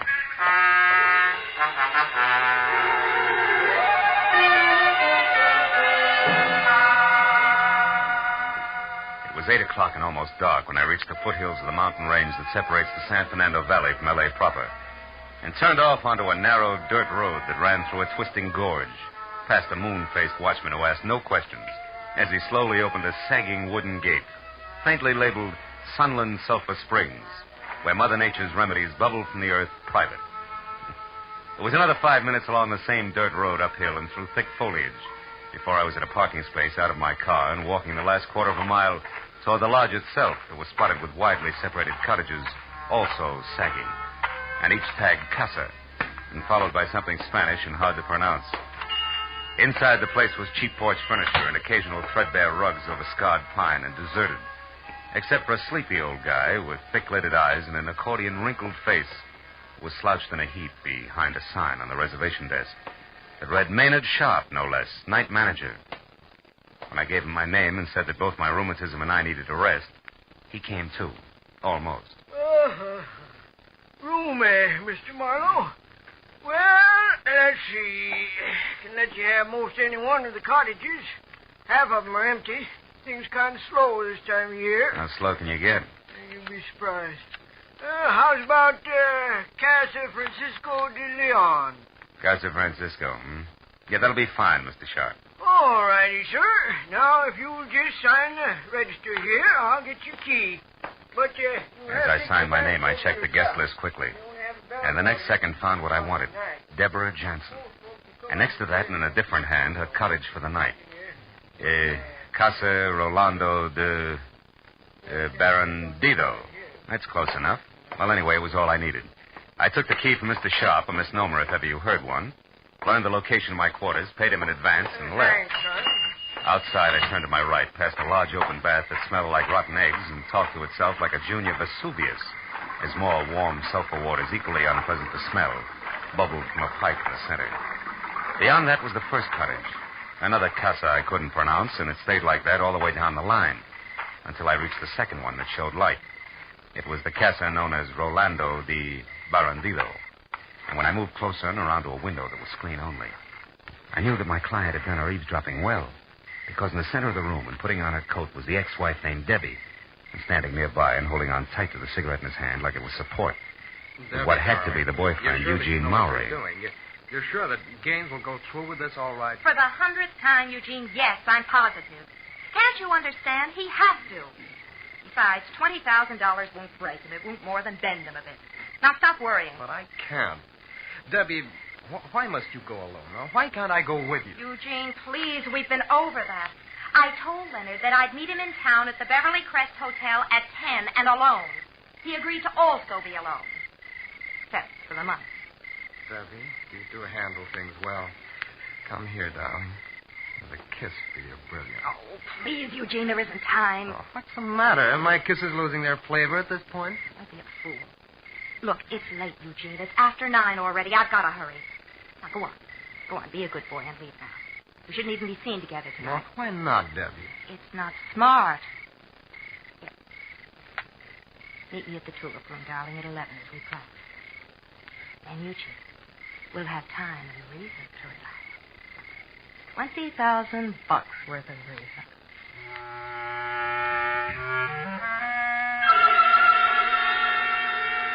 As Mowry oozed toward the door, I slid away from the cottage and into the shadow of a clump of trees nearby. Stayed there as he walked out of sight down the road that led back to the parking space. Then a few minutes later, when Debbie flicked off the light and left, I moved out of hiding and started slowly after her at a safe distance. Until from someplace in the night, an ugly, snub-nosed automatic that belonged to someone blonde and thin-faced as a near automobile accident stopped me cold. Where you going, Jack? For air. I love to walk in the country at night, okay? I wouldn't know, Jack. I'm a city boy myself. But as long as that's what you want, it's Jake with me. As long as it's where it's good and dark. Now, go on. That way. Move.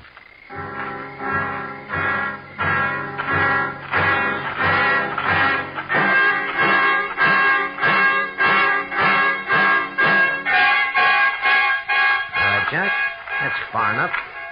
Hold it. Turn around and face me. Why, so I can watch you pull the trigger? Never mind why. Just turn. Okay, turn it is. That's better.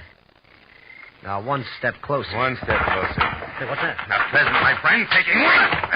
Now, before I beat you into little pieces, let's have it. Who are you? Who do you work for, and what do you want with me? Come on, gunman, talk. Okay. No more. My name's Langley. Work for Earl Jernigan. Oh? Yeah, I've been watching you ever since the trial started. Jernigan didn't want you moving in, hon. Which is why you tried to pick me off with a car when I was with Gail Harper this afternoon, huh? Come on. Yeah, that's why. Now, what are you going to do with me? For the time being, Buster, leave you as is. Flat on your back, because I've still got to catch up with a lady before she reads a letter. City boy.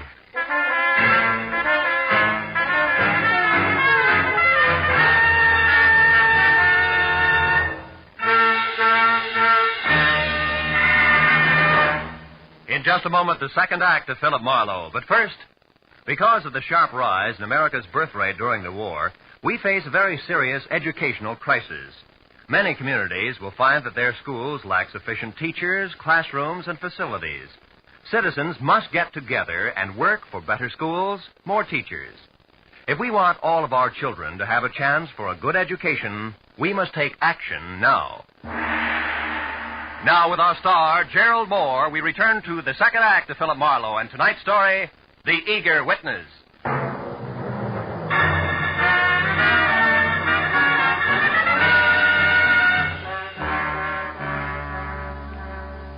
It was strictly hit and run.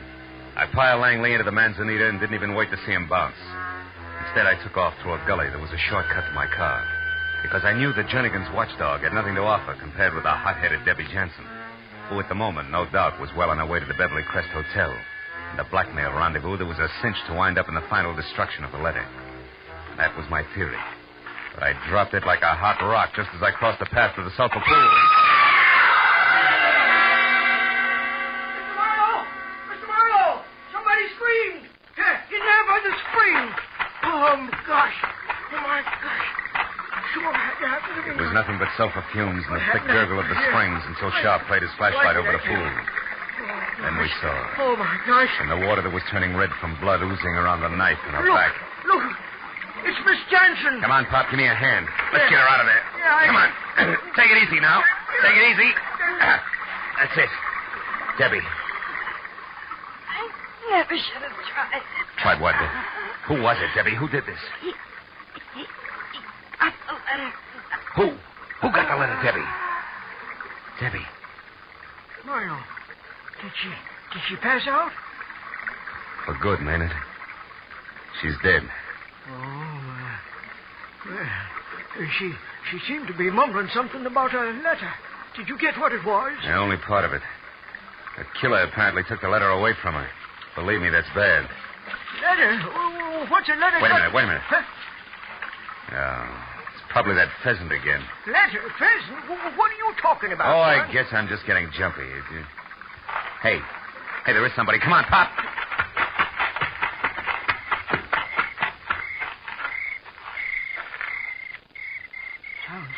Sounds like he's over there, Marlowe. Yeah, I can hear him. Oh, no, that ain't going to do you any good, son. Not in that brush, it ain't. And what's more, I wouldn't go any further if I was you. But Pop, all he needs is 10 seconds and he can destroy that letter for good. But just the same, there's 1,000,001 places a killer can hide in there and lay for you, son. Yeah, Pop, well, at the moment it's a stalemate. I'd sure love to find out who that snake in the bush is. You know, I've run a peaceful place up until it's getting to be like one of them there movies. Only thing left out is a posse. Yeah, you're so right. Murders in the night, lost letters. It's corny enough without a posse. Yeah, and might dangerous, too. Yeah, I see what you mean. Are you ready to... Yeah, I'm ready. I'll lead you back to the office. My Jasper, I don't understand this one bit. Miss Jensen is stabbed to death over that letter, and in her dying... Huh? What is it? Up ahead there. Somebody duck behind that big tree. Keep the chatter going, man. Walk on up the path. Don't let him know we spotted him. Go on, talk. Well, okay, sure. I was saying I don't understand. Well, our place here is generally as quiet as a tomb. As the old man grimly ad-libbed his way up the path, I followed a few feet behind. When he got even with the tree, I turned suddenly, took 3 fast steps, and grabbed. Come here, you. Hang on. Well. Mr. Leonard Gaines, the unimpeachable citizen himself. Stand still, Gaines. A gun. What's the idea, Marlowe? Try running and it'll come to you. I suppose you've got a legitimate reason for being here all thought up? I'm here because I've got a touch of arthritis. I need a treatment and night's rest. Arthritis isn't all you're going to have if I find what I think I'm going to find in your pockets. Empty him, Buster. I say empty him. All right, I'll empty them. That's better. Sharp, you're a witness, and I demand that you... Now, just a minute, Mr. Gaines. You're in a pretty bad spot to demand anything. There's our baby. There's the letter we've been looking for. Pick it up, Gaines. Pick it up and read it. Now, see here, Marlowe. See there, Gaines. Read it while you're able to. Yeah. My dear Debbie, if I didn't know you so well, I'd resent your stupid accusations. Now, look, Marlowe. Read it. We've already made our property settlement, as you're well aware, and you'll be a long time finding a court that says otherwise. Now you know where you can go, so why not get started as ever, Leonard? Oh, fine. This is about as incriminating as a lecture on the family meat bill. Sheriff, whose jurisdiction are we under here? County Sheriff's Office. All right, call him. Also, call your man out on the highway and have him lock that main gate. Main gate? Yeah. Say, now, that's a good idea. I'll do it right now. Now, wait a minute. Have you got a gun? Yep, got a rifle. Been in the family for years. Can you use it? Well, yeah, I reckon I can. Well, where are you going? Out to round up Langley. He'll be pushing hard to give his boss a star witness here a big helping hand. I want to be in shape to push back. And remember, Pop, keep your eye on Gaines and not on the phone when you make those calls. I'll see you.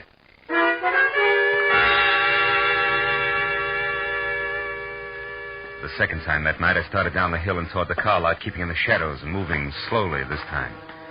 Because it was odds on that Langley had taken everything in. And I knew that he'd try to part my hair with a gun barrel and pull Leonard Gaines out of the jam he was in the very first chance he had. So I stayed off the paths long enough to have both socks full of burrs when it happened. But not what I expected. It was the sharp family blunderbuss that had exploded with a blast like a small howitzer. So also for the second time, I turned and ran back up the hill, this time to the office. I got there just as Maynard, climbing hand over hand up a smoking rifle barrel, made it to his feet. Maynard, what happened? Where's Gaines? Well, I don't know. It got away, I guess. Well, the shot. What about that? It went up there, through the roof. Oh, fine. Well, gosh, I didn't suspect a thing. He just said he wanted to smoke. But he didn't happen to have a match, I know. So you hung your rifle over your arm, stuck both hands in your pockets to find one for him, and that's when he took you. Yeah, that's exactly what happened. Well, how'd you know? Never mind, Pop. Well, I made a grab for him, though. Ripped his coat about halfway off. Oh, that's great. That's great. But I'm sure sorry he got away, Mark. All right, don't worry about it, will you? Can't get far with the gate locked. Well, I got bad news there, too. Oh, the gate's locked, all right. But there's a back road. There's a back what? Back road. Road, yeah, well, yeah. It ain't much. It's rough and rocky, but it's passable. And anybody's been up here as often as Mr. Gaines has sure know about it. Oh, great. Look, Pop, can't you understand that there was a murder committed here tonight and we had the murderer? No buts. Fell for the oldest gag in the world. I was a sucker to turn him over to you. And will you stop waving that envelope? I just think you ought to see this. All right, what is it? Oh. Where'd you get all that loot? Gaines dropped it when I ripped his coat. $20,000, it says here on the wrapper. Something else written here, too. Casa Rolando de Barandito at 10. Casa... Pop, that's it. That's the answer. Come on, we gotta get down that back road in a hurry.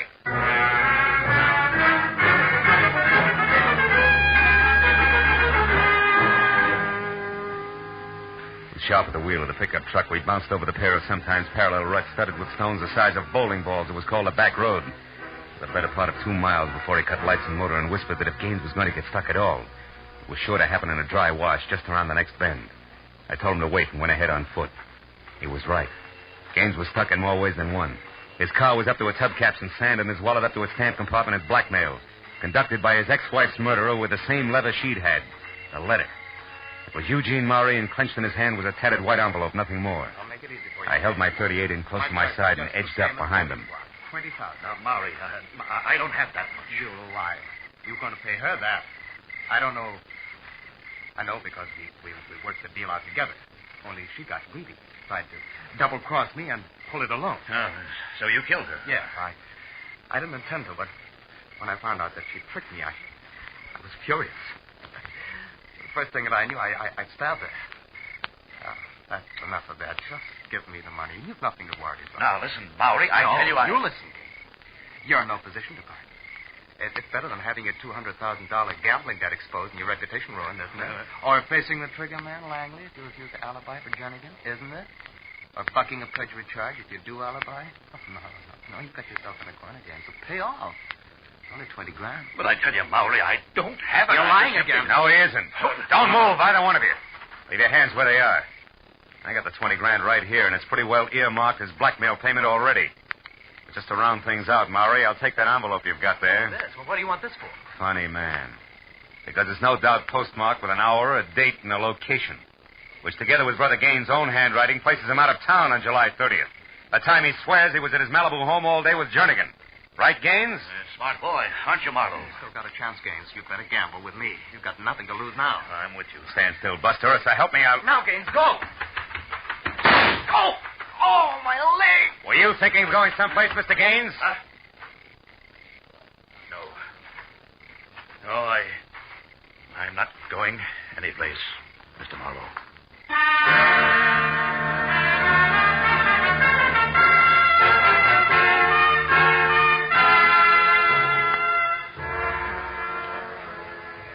Well, Gail, the big show's about to start. The court will be in session in a few minutes. I know. And different from yesterday. Yeah. Oh, you did a swell job, Mr. Marlowe. Gee, I don't know how to thank you. Save it, baby. If that scale Lady Justice holds in her hands is in better balance today, it was your hunch and old Maynard's blunderbuss did as much to put it there as my running around through the brush at Sulphur Springs. But all I knew was the game was lying. I didn't know it was as complicated as it was. Now, that's because Debbie Jansen was twice as treacherous as we figured. I still don't understand.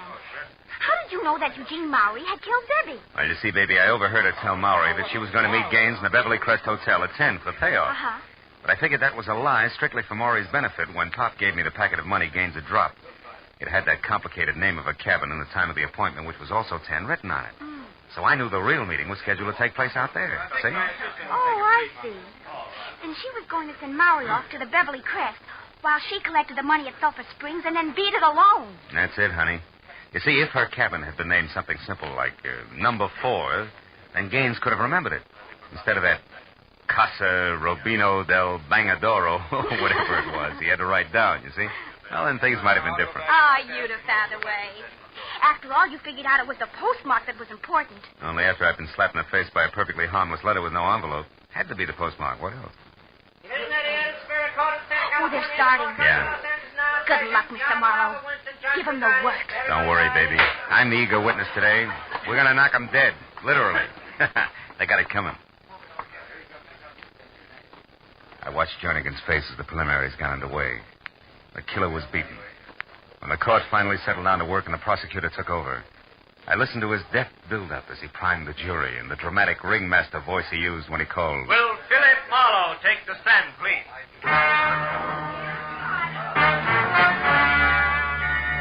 Now, Mr. Marlowe, you told us yesterday that you were a private investigator.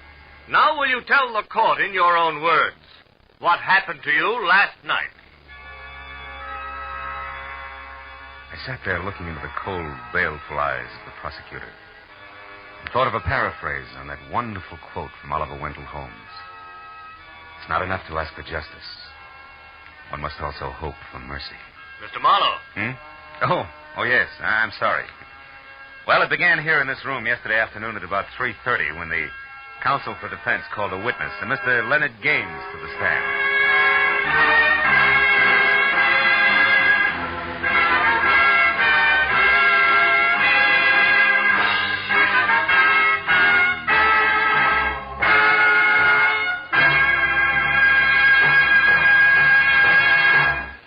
Adventures of Philip Marlowe, bringing you Raymond Chandler's most famous character and crime's most deadly enemy, star Gerald Moore, and are produced and directed by Norman MacDonald.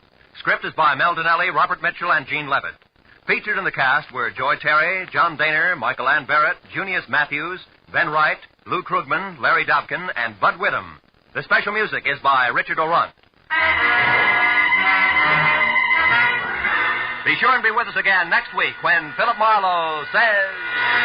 The trail started in Montana with a bum with two names rushing away from his lady love and led fast into L.A. past a southerner from Canada, a worried wool dealer and a chorus girl with a .45. When it finally stopped at Murder in the Park, the tramp was still in a hurry.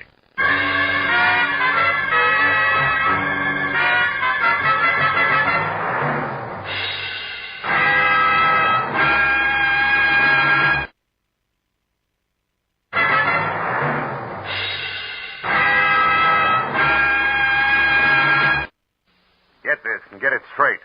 Crime is a sucker's road, and those who travel it wind up in the gutter, the prison, or the grave. The trail started in Montana with a bum with two names rushing away from his lady love and led fast into L.A., past a southerner from Canada, a worried wool dealer, and a chorus girl with a .45. When it finally stopped at Murder in the Park, the tramp was still in a hurry. From the pen of Raymond Chandler, outstanding author of crime fiction, comes his most famous character in The Adventures of Philip Marlowe.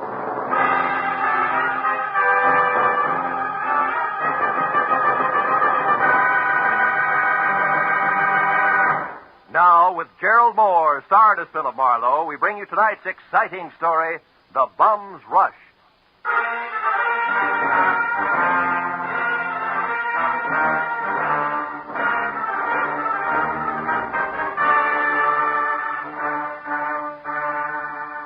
You know, there comes a time in everyone's life when a relative wants a favor. But this was a particularly nice relative. In fact, a great old gal. She'd written my name and address in the center, and her name, Jessie Gabbins, Eagles Rock, Montana, in the upper left corner of the envelope. The stamp totaled away a mail special, and the letter inside started off like one of those, I was wrong, you've got to find them for me, you've got to type. But it didn't wind up that way. Clipped to the letter was a $100 check, and under that, a not-too-good snapshot of a bald man holding a rake, who wouldn't have been helped any by better photography. 10 minutes later, at exactly 8 p.m., my long-distance call was put through, and the voice that belonged to Aunt Jessie was snapping at me from Eagles Rock, Montana, like the end of a whip. Certainly I wrote it. How many Jessie Gammonses do you think there are in Eagles Rock? Phyllis, I want you to find Jonathan Miter and see if he's all right. Yeah, you said that in your letter. Jonathan Miter is my fiancé. Aunt Jessie. Oh, I know what you're thinking, young man, but I'm 51 and he's 55, and there's nothing wrong with the September song if the harmony's close enough. Yeah, I hope my harmony's that good when I'm 55. Why are you worried, honey? Because he left here last week on some kind of a big deal. It's a secret. That's all he'd tell me, and I haven't heard a word from him since. I see. Well, tell me, what sort of a deal would it be? I mean, what business? He's not in any business. Oh. What was his work before he retired? Well, he's not exactly retired either. He's not exactly... Look, Aunt Jessie, I'm getting at this. What does he do, or what did he used to do for a living? Frankly, nothing. Well, I might as well tell you. Most folks around here, Philip, think Jonathan Miter's just a bum. Maybe he is. He came to town, Philip, on a freight train a month ago, and he's been raking leaves for handouts ever since. That's how I met him. But he's a fine, honest, proud man, and I'm going to marry him. Congratulations. Yes. Look, you didn't happen to give that fine, honest, proud man a wad of money to finance this big deal of his, did you? Oh, no. Well, then don't. Because I'll be frank. Sounds to me like a broken-down con man warming up a new routine. Then I'll gladly pay to find that out, Philip. But I think you're wrong. Jonathan told me that he had to prove himself by making some money of his own before he'd marry me. As if I didn't have enough to take care of two people already. Okay, Jessie. It's a little off-center, but I'll buy it. Philip, Huh? when you find him, don't tell him that I hired you. As I say, he's very proud, and it'd hurt him. And now all I can give you to go on, aside from that snapshot I sent, is an address, 764 Hope Street in Los Angeles. 764 Hope Street. Well, how'd you get that? From checking through every single thing of his I could lay my hands on. It was on the back of an envelope. Of course, it may not mean nothing. You're so right, Jessie. Please, now, don't joke with me, Philip. Jonathan was so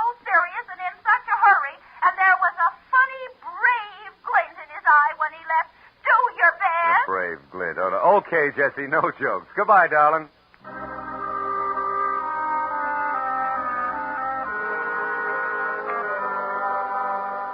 I felt a little sorry for my Aunt Jessie Gavins because the concept of a knight of the road rushing off on a secret quest to prove himself worthy of marriage held up like a celluloid shovel.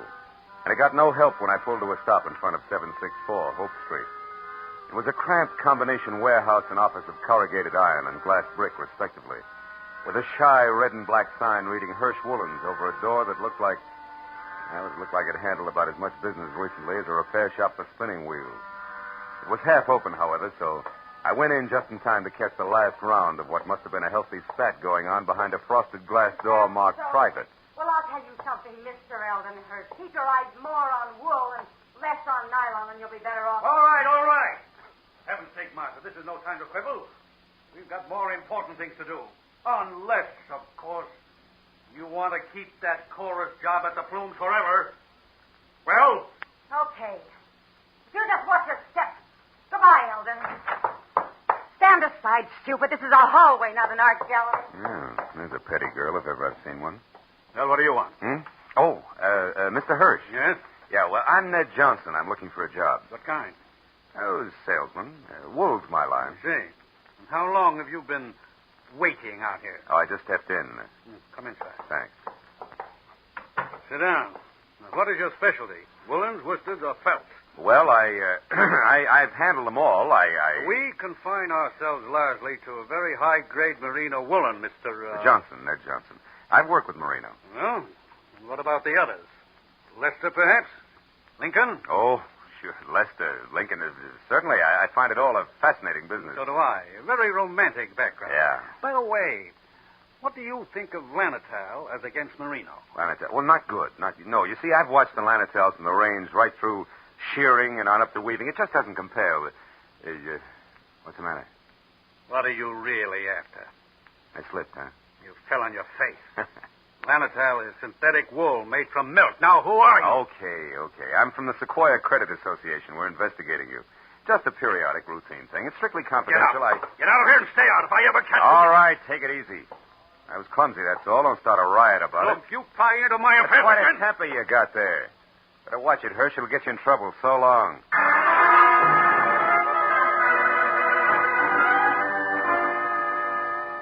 I hadn't exactly been wool gathering with Hirsch and Company, but I hadn't exactly made strides on the connection between a bum in a hurry and 764 Hope Street either. However, I couldn't help wondering what Hirsch had meant when I'd overheard him speak to the girl in the office about more important things to do. So when he slammed the door on my shoulder blades, I went around to the alley for a peek in his warehouse. But I skipped that when a man stepped into view wearing the identical face I had in my pocket on a snapshot. It was Jonathan Mitre. He'd swapped the rake for a silver-tipped cane and patches for 14-carat class from spats to a Hamburg, which might well have covered a bald head. But it was the same man, no doubt about it. So I decided to play this one strictly three cushions with the reverse English. Hey! Huh? Hey there, you. Oh, were you addressing me, sir? Yeah. Don't I know you? Oh, sure I do. Points east, huh? You're mistaken, my man. I haven't been east in 30 years. Oh, come on, friend. I'd know you anyway. You're good old Jonathan Mitre. Sir, I am Ross J. Crowley of Canada, and I have never had the dubious pleasure of your acquaintanceship until this very moment. Ross J. Crowley of Canada, huh? Mm-hmm. Okay, Mitre, that's the way you want it.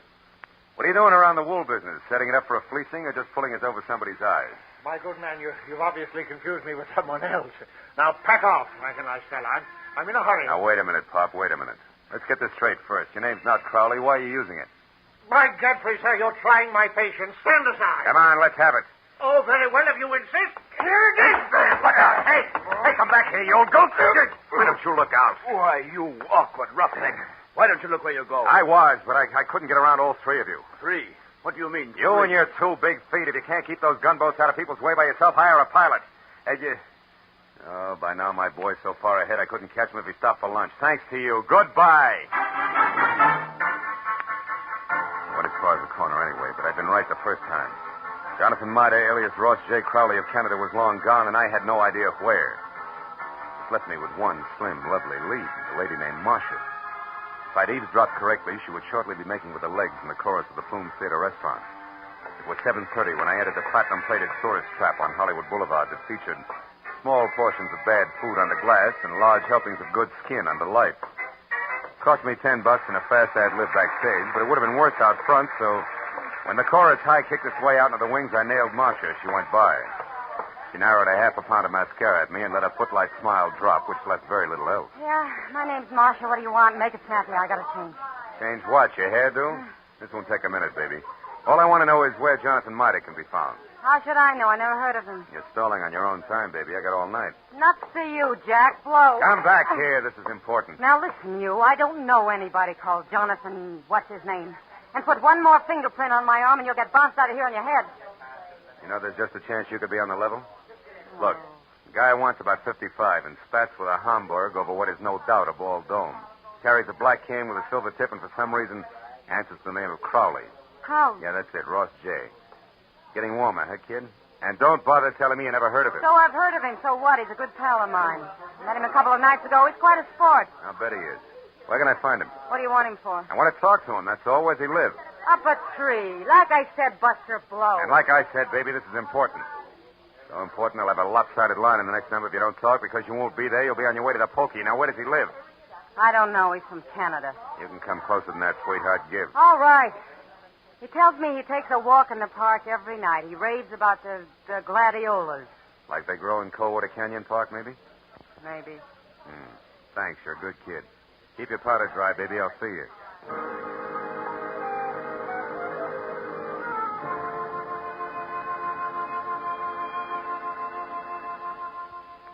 That park looked deserted when a half hour later I drove by it to the far end, turned down a side street and stopped. But as I started in on foot, I saw him, Spats, Hamburg, cane, and alias, ambling slowly away from me along a back path. I started after him quietly, and when he got near a corner, I was close enough to hail him, and then grab. But I didn't get the chance. Stand still and keep your mouth shut. I turned slowly. It was the gentleman with the big feet, and he wasn't much uglier, just a little flabbier than the automatic wrapped up in his fist. You seem to be falling over my feet every time I turn around. I noticed that. But I figured the first time was coincidence. What do you figure now? That our gay dog, Mr. Crowley, who just turned that corner there, is wagging two tails. But you hold the gavel, Chairman. And don't you forget it either. So he gave you the name Crowley, did he? Mm-hmm. Why, you think he's got another one? Stop that. We both know he's lying. What I don't know is why he took that name or why you're interested. It's a hobby. I collect old geezers with more than one name. You're going to handle hard, huh? You won't tell me? Well, I don't know your angle either. We might work out a trade, huh? No. I'm not wasting any more time either. You're not going to get away from me again. And that means you'd better stay right here. Oh!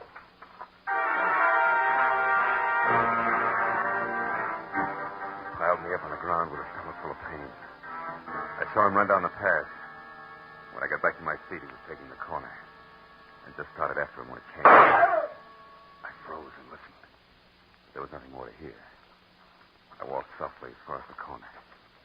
He was face down, the toes of his oversized shoes digging into the grass, and the gun he hadn't time to use spilled a few inches away from his clenched, dead hand. Across the park and rushing for Coldwater Canyon Road as fast as his feet would go was a bum with two names and a Hamburg hat.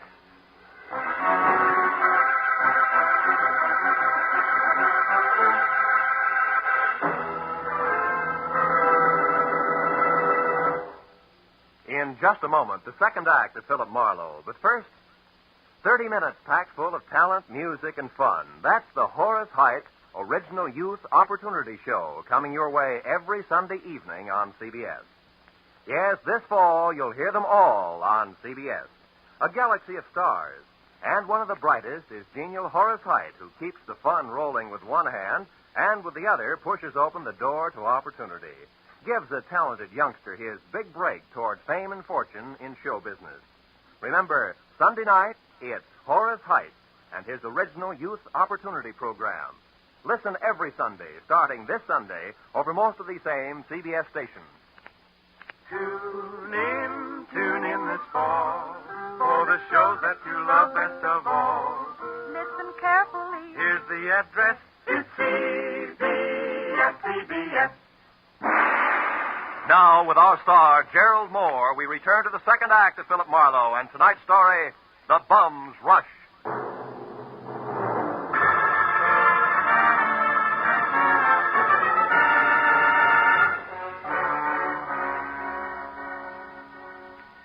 took after the fleeing figure known to my Aunt Jessie as Jonathan Mitre, or Ross J. Crowley, who was still barely visible ahead with arms and legs flailing the night air like so many test streamers in a wind tunnel.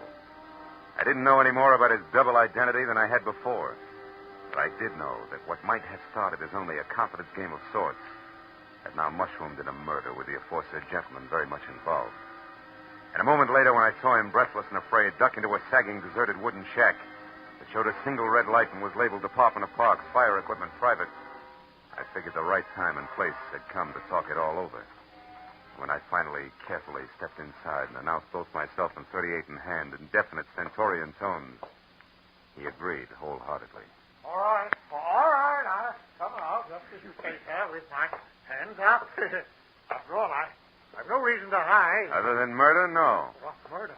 That noise I heard, that's what it was. Somebody was shot. No, somebody was run over by a bullet rolling downhill at a terrific rate of speed. Now shut up and turn around, Pop. Hands still high. Time we got cautious. Are you searching for a gun on me, sir? Young man, you must be out of your mind. First, you insist that I'm a Mr. Mitre. Well, somebody I never heard of. And you're convinced that I'm a murderer. I don't understand you. There. No gun? Now, you satisfied? No, intrigued.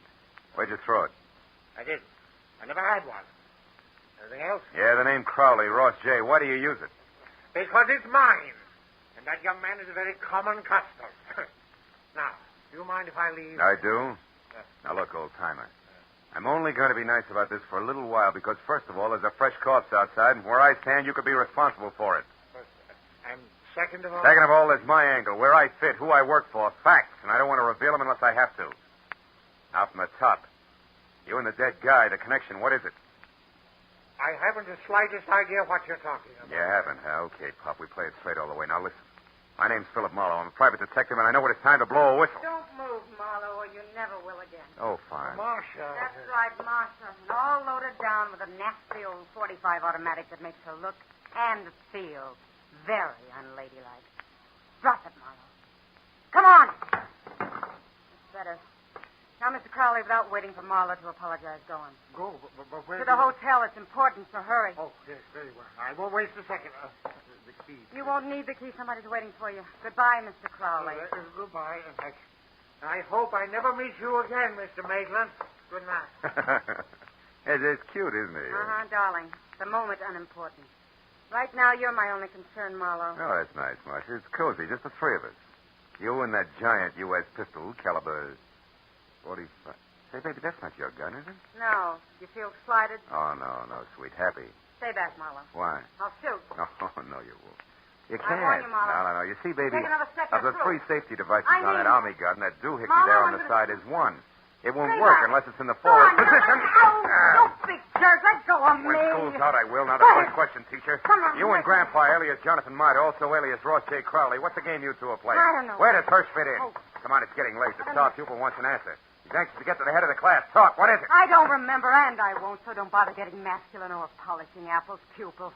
When I forget for a long, long time. Is that clear? Yeah, it is. And since I can't wait, since I want to go out and play, Well, we'll put you in right here. on. Safekeeping. Yeah. Hey, honey, you don't mind if I go through your bag, do you? I didn't think you would. Oh, here's a key that says in what room I'll find the team of Crowley and Mitre. Oh, my, such a temper. After I'd picked up my .38, which the lady, who no longer sounded like one, had made me drop, and to check the hotel key that read Villa 12, Wilshire Gardens, Beverly Hills, I ran outside and back toward my car in what I figured should be a big hurry. When I was halfway there, I had a premonition the speed was not to be. A premonition that was a head dressed in blue, carrying a club, wearing a badge, and leaning on my right front fender. And it wasn't until I was next to him that I quit worrying about a long, involved delay. Because the officer on hand, one Kurt Lemley, was an old and, I hope, still good friend. Well, hiya, Phil. Been waiting here for you since I called in about that body up there. Some kid heard the shot. Oh. So you at once pegged this all alone and very suspicious-looking car. Yeah, surprised it was yours. I'm disappointed. I'd hoped the name of the owner's tag was going to be Raleigh Newcomb. Hey, wait a minute. You know his name? Don't you? No. No, we were on different sides when he got shot. No, he's from Canada. What? Yeah, Vancouver. He had a business up there with a guy named Ross J. Crowley. Crowley? Mm-hmm. Hey, Kurt, how'd you find all this out? I found a clipping in his wallet. got a picture on it. Oh, wait, right here. Wait a second. I'll put a light on it. Yeah, hurry up, will you? See? See? Two guys in front of the building. That's Raleigh right. Newcomb and Ross J. Crowley officiated the Kurt. opening of the... What? Sure, it's what I figured. The guy's a liar. I've already met a guy who insists that that's his name, and he's bald like the Crowley in the picture. Yeah, but there's a similarity ends, even though the picture's anything but clear. What guy are you talking about, Phil? Jonathan Mider, an old geezer I was hired to find. Oh? Bum who's pulling something fancy that incidentally ties in real tight with that murder over there. You know where he is, Phil? Sure, I know. That's where I was heading when I ran into you. Oh. Ran into what, Phil? What is it? The picture. What? Kurt. Yeah? Move your thumb up a little, will you? The way you just had it. My thumb? Yeah, move it. That's it, like that. Oh, brother, have I got a hunch. How about what? Another murder, and neat when the schedule to come off any minute at the Wilshire Gardens Hotel. I'll see you later. Goodbye.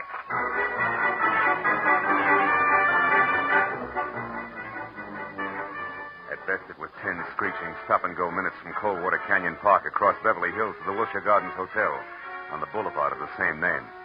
And all the way, I kept hoping, over time, that one of two things was so.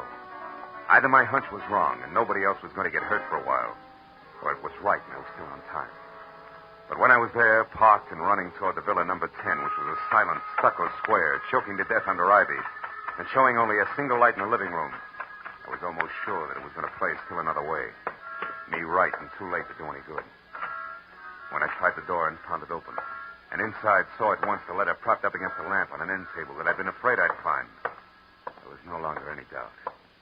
And even as I crossed the room, I knew that I was going to read a suicide note addressed to the police, telling them that the undersigned Ross J. Crowley had taken his own life, as well as that of the partner he'd been stealing from, Raleigh Newcomb, who had currently been pursuing him. But I didn't know until I reached for the letter to make sure that I'd figured right was the last line, just before the signature. It read, "Also, rather than face the humility of being dragged through the courts for killing Newcomb, they've taken the life of a man who would have caught me. A private detective named Philip Marlowe." You read well, Marlowe. What? Especially when it's your own obituary. No, don't move. Well, Mr. Hirsch, huh? Or do I call you Crowley now? Doesn't matter, Marlowe. Suit yourself. What does matter is that you're not quite the boy genius you think you are. Meaning what? Meaning Marcia. You talk to her at the Plumes, then she talks to me. Between the two of us, we've maneuvered you around just like we wanted to, so we could include you in our plan. In other words, Marlowe, when Marcia sent Mida here from the park, we knew you'd follow. Marcia's reliable. Yeah, all year round, I'll bet. Okay, Crowley, so the one with two heads isn't Jonathan Mida, it's you. You is Eldon Hirsch here in L.A. Is Ross J. Crowley, Newcomb's partner up in Canada. A crooked partner, Crowley, who, when he knew he was going to be caught, decided to kill himself, but with another guy's body. Jonathan Mida, so it wouldn't hurt. Exactly. Also, Marlowe, nobody will bother to look past what will pass as Crowley's body, or the murderer of Newcomb, who I didn't expect on the scene. I think you'll admit it's all accounted for in that letter there in Crowley's, my handwriting. Bravo, you skipped nothing. Now, what about me? Yes, you. You must go before Jonathan Mida, you know. Otherwise, the coroner might find something wrong with the sequence of death. So it's you first, then Mida. Who no doubt is unconscious in the bedroom right now? Oh, Mr. Marlowe, who no doubt is standing right here listening carefully. Mida, you crazy fool. Stay where you are. No, Mr. Crowley, I won't. That way I die. This way, at least I have a chance. Yo, Crowley! My shoulder. Mida, you all right? Yeah, I think so. Just wing. Oh, you got him, didn't you, Mr. Marlowe? Yeah, No. No, Jonathan, you got him. That rush did it, you big... Bum, Mr. Marlowe? Yeah, bum.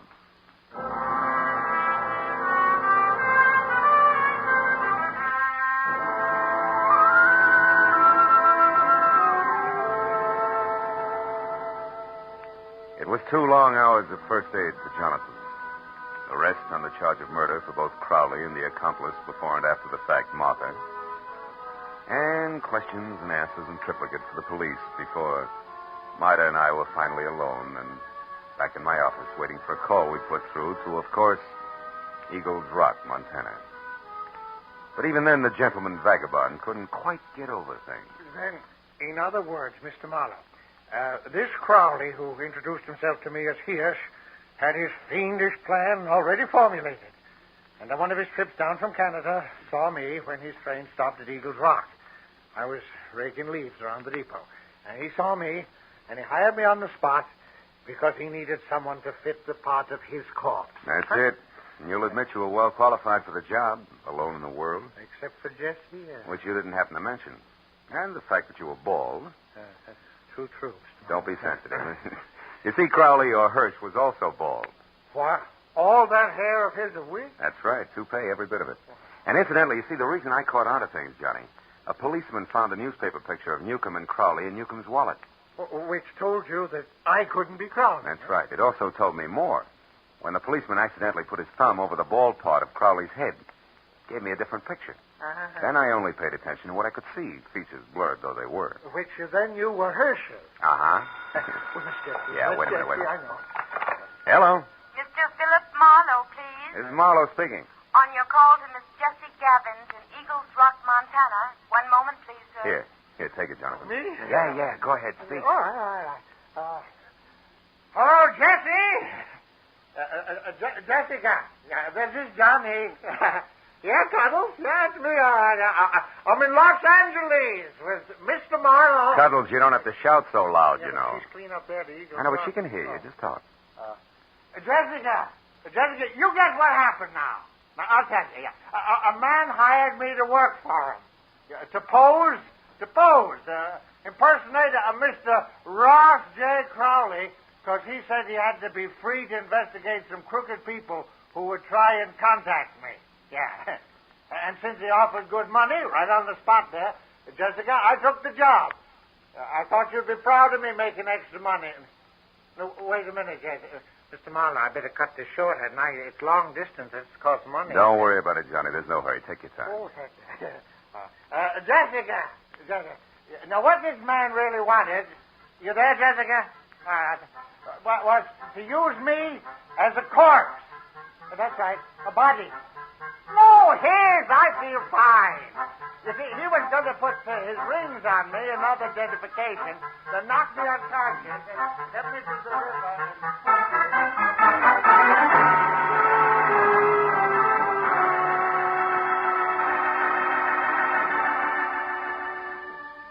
By the time I got Jonathan Miter down to Union Station and aboard a northbound train with specific instructions to stay away from strangers, and got back to my own apartment on Franklin, it was better than 3 o'clock in the morning.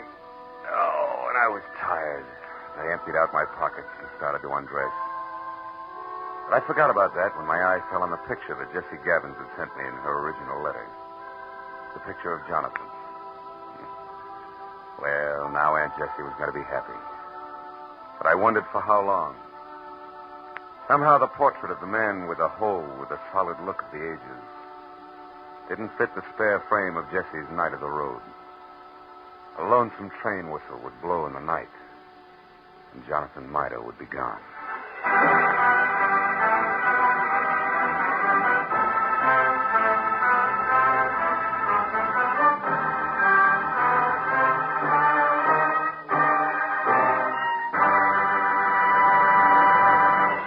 The Adventures of Philip Marlowe star Gerald Moore and are produced and directed by Norman MacDonald. Script is by Mel Donnelly, Robert Mitchell, and Gene Levitt. Featured in the cast were Georgia Ellis, Hans Conrad, Ann Morrison, Herb Butterfield, Wilms Herbert, and Bill Boucher. The special music is composed and conducted by Richard Arant.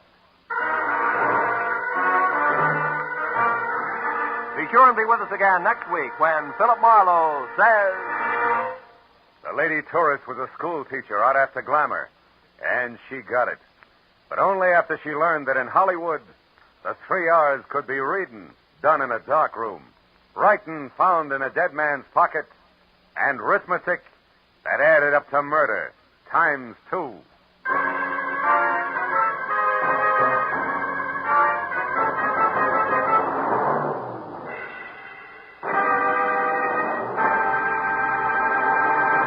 If you think you've got troubles, you should be married to Liz Cooper. She can scare up more trouble than a tropical hurricane, but it's always the kind of trouble you can laugh at because it's all part of My Favorite Husband, starring Lucille Ball. My Favorite Husband is part of CBS's great laugh lineup for Friday night. You won't want to miss a single minute of My Favorite Husband. And you'll want to be around, too, to hear the Goldbergs, Leave It to Joan, and Breakfast with Burroughs. They'll all be broadcast on Friday nights over most of these CBS stations starting next Friday. This is Roy Rowan speaking. Now, stay tuned for Gangbusters, which follows immediately over most of these same stations.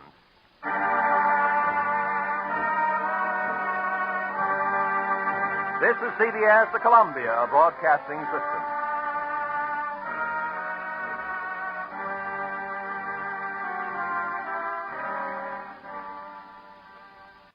Get this and get it straight.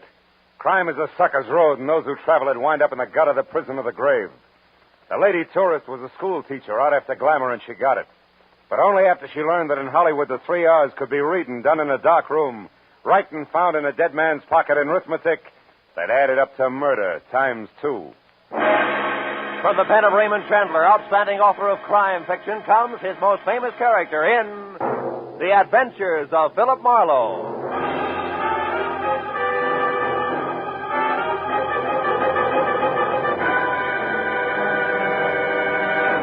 Now, with Gerald Moore starred as Philip Marlowe, we bring you tonight's transcribed story, The Ruston Hickory.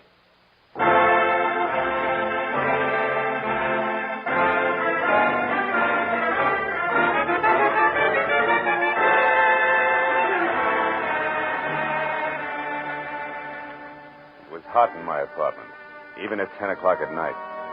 The sultry wind blowing through curtains at the far side of the room didn't help a bit. It was the kind of night that made me wish I was something else, a butcher, baker, candlestick maker, anything. After a long, hot day spent in the downtown courts of law, listening to the petty arguments of a petty larceny case, I was tired of petty people. The paper I had picked up on my way home wasn't helping any. 10 killed in an air crash. Mental cruelty, says local songbird. I made myself another highball, lots of ice, easy with water, and picked up the paper again. It was still more of the same. Cy Nestor killed in office on Sunset Strip. Cy Nestor. He'd hit the papers before. Bookie, B-minus picture producer, general racketeer. Somehow I wasn't too surprised he was on the receiving end for a change. My drink was good for 10 more pages of equally dull reading, and I was set for the next in line when the phone rang. Mr. Philip Marlowe? It was the first attractive voice I'd heard all day. Mr. Marlowe? And you know, I thought she might be fun. My name is Joan Ruston, and I'm only here in Hollywood from Ferndale, Nebraska on a vacation, and I wanted to have some fun. You know, see the nightclubs and the stars Hey. and that sort of thing. Hey, wait a minute. I Joan. don't want trouble, Mr. Marlowe. Hold I'm it. Mr. Boy. Teacher. Hey. Yes? Let's back up a little, huh? Now, your name is Joan Ruston. You're from Ferndale, Nebraska, which you're right, I've never heard of. Also, you're a school teacher. That much I got. But the rest about the sights, the last part, the trouble Oh, but with... don't you see? They're the one and the same. Oh? I wanted to step out. Nightclubs, movie stars, glamour. But it didn't end up like that because he was shot, and then I didn't Who know what was to do. shot? And his name's Aubrey Nichols. He's the man who took me out to show me the club. Anyhow, after it happened, I ran. Why? Why? The publicity, of course. Mr. Marlowe, I'd lose my job. You see, I'm a school Yeah, you teacher. said that, honey. Now, look, where are you, Joan? The Tulip Room. It's a bar on Sunset and La Cienega Boulevard. You'll come right over, huh? Huh? Yeah, I'll come right over, huh? Goodbye, Joan.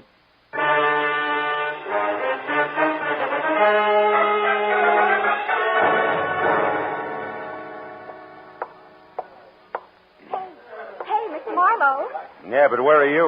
Over here in this booth. Hurry. Okay, hurry it is. Hello. Now tell me why all the secrecy and you... Oh, And what? Oh, what are you staring at? you. I expected braids, Joan. Horn rims, calico maybe. Not ice blue satin, drape plunging, and, Yes? yes. Start at the top, honey, and slow this time, huh? Well, yesterday I met this man, this Aubrey Nichol I mentioned. Oh, he's really nice, Mr. Marlowe. He's a photographer. Has a darling place up on the Sunset, Sunset Strip. You want that to have your picture taken? Uh-huh. I wanted something, well, something glamorous. That's easy. And look here what I got. Oh, by the way, I ordered a drink for you. A Scotch drink. Here. You like Scotch drinks, don't you? Yeah, Scotch drinks are my favorite drinks, Joan, thanks. You're welcome. Now, isn't it wonderful? The picture, I mean. I'll say it is. I'd never say school teacher. No, that's the idea. Just like a model in a fashion magazine, isn't it? Aubrey took it from inside his photo shop while I was outside on the street looking in his window. You know, like a smart career girl just strolling along the avenue. Mm-hmm. And see how he faded out the background? That way I'm the focal center. Focal center. Isn't it nice? Oh, yes, it is, yeah. But look, Joan, the rest of the story. Now, the man was shot. You don't want publicity, remember? Oh, yes, of course. Well, we made a date, Mr. Marlowe, for tonight. I was to be at his place, his shop on the strip at 8, which I was. But when I got there... He was gone. Well, no. He might just as well have been for all the attention he paid to me. Oh? He had something on his mind. Acted as though he didn't even expect me. Why, I had to mention his picture here twice before he got it out of a drawer for me. But then, just like that, he changed. Said if I wanted glamour and nightclubs, why not? Oh, by all means. Why not? And off we went to Cyrano's, no less, and sat at a table with two men and a woman who was actually Irmgard Fury. Actually, who? Irmgard Fury, the starlet. Oh. Don't you read the papers? Oh, golly, her picture's been in every theater section and magazine for the last 6 months. Of course, she hasn't made a movie yet, but she probably will. Wait a minute. Irmgard Fury, she has red hair, a figure, lots of each, huh? Oh, that's right. Oh, and so sweet to talk to. Well, believe it or not, when we were in the powder room and she couldn't find her lipstick, she used mine. Now, that's really democratic. Look, Joan, there was a shooting. You remember that. Now, you were sitting at a table with 3 men in this Irmgard Fury? That's right. Well, go on. What happened next? Well, when Miss Fury and I got back to the table, Mr. Lacey and his friend were gone. And then a minute later, Aubrey excused himself to make a phone call. And then? And then a waiter brought me a note from Aubrey which said I should go back to my hotel and wait there till I heard from him. Then it happened. Look, Joan, if I'm going to help you on this, you got to tell the whole coherent story. Well, suddenly there were some shots, maybe from outside, and people were yelling. It was terrible. I was scared to death. And I ran outside. People were crowded around someone. It was Aubrey. He was dead. What'd you do then? I took the first taxi I could get to my hotel, the Beverly Crest. I started for my bungalow, but didn't go inside because there was a man hanging around. I'd seen him before someplace, and I didn't like his looks, and turned away, and he called to me. Oh, he was awful, Mr. Marlowe. Awful looking like a frog, maybe? Sloping shoulders, bulging eyes? Yes, and when... Mr. Marlowe, how do you know what he looked like? Promise not to tell. Promise not to... Oh, Mr. Marlowe, he's here, isn't he? Mm-hmm. Been watching us for quite a while. Oh, holy smokes, and I didn't get away from him. Oh, Mr. Marlowe, I had nothing to do with this shooting. What can I do? I simply can't be mixed up in this terrible business. Oh, please, Mr. Marlowe, I'll pay you anything, only get me out of this, please. We'll talk about that later, Joni. Now, look, when we get up, keep talking and don't look away from me. Then when we're outside and around the taxi stand there, duck away from me fast and get in close to the building and stay there till the frogman is gone.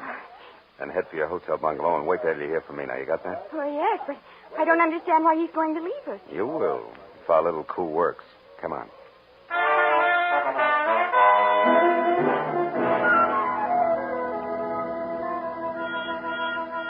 It played easier than I'd expected because, like a good shadow, the frogman gave us a small head start, which was all I needed.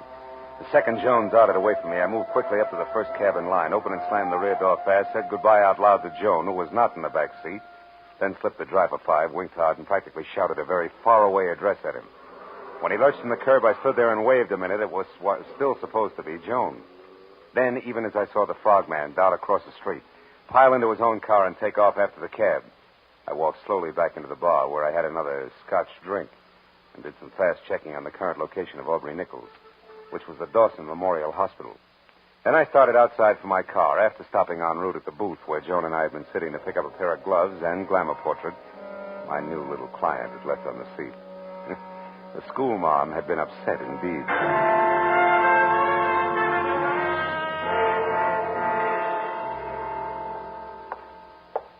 Dawson Memorial Hospital, Dr. Chambers? Yes, one moment, please. Go ahead.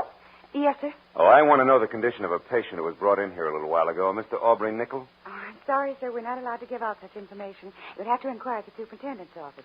Third door I on wouldn't bother, Phil. Well, Detective Lieutenant Matthews, good evening. Good evening. Nickel is dead, Marlowe. We did not get a statement from him. That's too bad. Any idea who did it? No.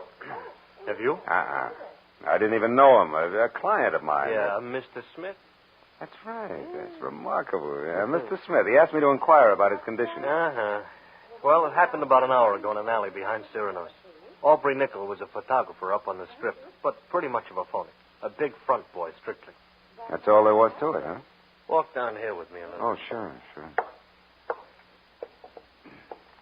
We figure there may be some connection between this shooting and Cy Nestor's death this afternoon. Nestor also had an office on the strip. What do you figure the tie-in is, Matthew? A man named Ham Lacey. You ever hear of him? Yeah, he was one of Nestor's #1 boys in the racket, right? Yeah, something like that. Of course, officially, Ham Lacey is known as the vice president of Nestor Enterprises Incorporated. Also production manager of that second-rate movie studio Nestor owns. Well, anyway, Lacey, another man, and Aubrey Nickel were at Cyrano's tonight with a starlet named Irmgard Fury and another gal we haven't been able to tag yet. Now, tell me... Wait a minute, Phil, Lieutenant. When Nestor was killed, did it look like the usual mob tactics? No. Nestor was beat up by fists. Not sapped, not cut up with brass knuckles. Their death was caused by a blow to the temple from a poker that was standing next to a phony fireplace in which he could have hit his head when he fell. Well, probably not Lacey and Associates, huh? Probably not. He's got an alibi. Yeah? Besides, we already got a fair line on who did it and why. We found a note in Nestor's pocket signed D. Tobin, which threatened Nestor with a beating if he didn't stay away from the undersigned's wife and send her back home at once. Nestor, you may or may not happen to know, had this Irmgard Fury or something under contract to him, saw lots of her. So, again, the two deaths more or less tie together. Yeah, you've already talked to, oh, by the way, her name is Irmgard Fury. No, I ain't talked to her. I figured I'd wait till I knew a little more. Also, I didn't figure Nickel would die without saying anything. No. Well, now it's your turn. We found this negative in the alley near Nickel's body. This is a night shot of the Sunset Strip and nothing more. Means anything to you? No, why should it? Now, look, I told you before, Lieutenant, I never even met Nickel. Yeah, and I listened, didn't I? I noticed. Yeah, but now let's level a bit, huh, Phil? Who your client is and what he or she has to do with this is one thing as long as we're both on the same side. But playing dumb when it might count is quite another. Now, once more, Phil, huh? The picture? Still 0, Lieutenant. Honor bright. Anything else? Yeah, just to save you a little time, Phil. Yeah, let's do. Irmgard Fury's address, 441 West Bedford Drive, Beverly Hills. You got a 441 West Bedford Drive. Now, play it close. Be sure to call when you think it's time. And if you're wondering about why all this help from me, try this. What you know and won't tell, plus what I know and will tell, might do the trick. Say goodbye to me, Phil. Goodbye.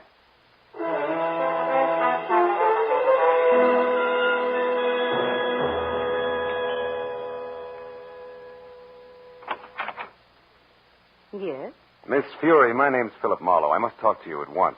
About what? Your husband. I'm a friend of his, and he asked me to get in touch with you. It's because of what happened this afternoon up on the Strip.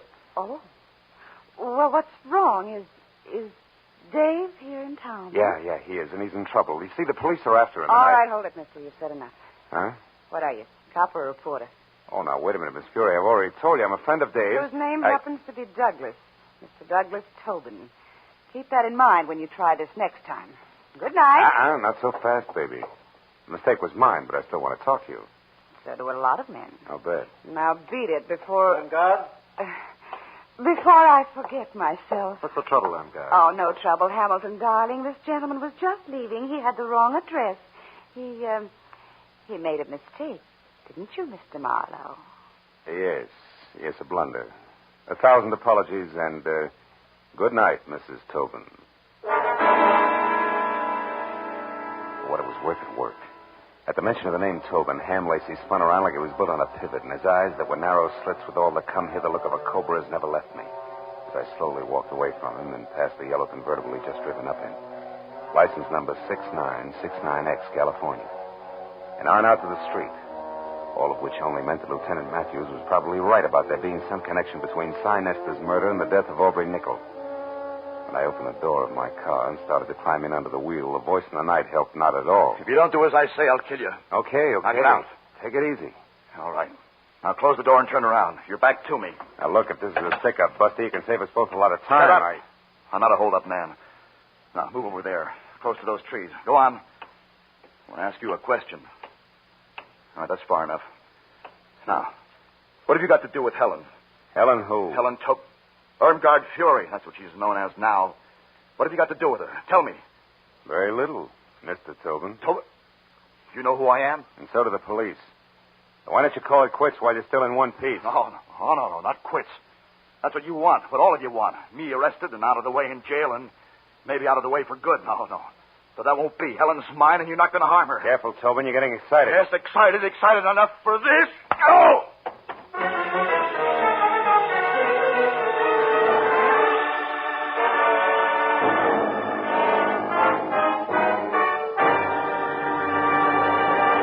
In just a moment the second act of Philip Marlowe. But first, a thrill-a-minute, high-tension suspense from the word go. Dramatic excitement that builds and builds until it explodes in a smashing climax.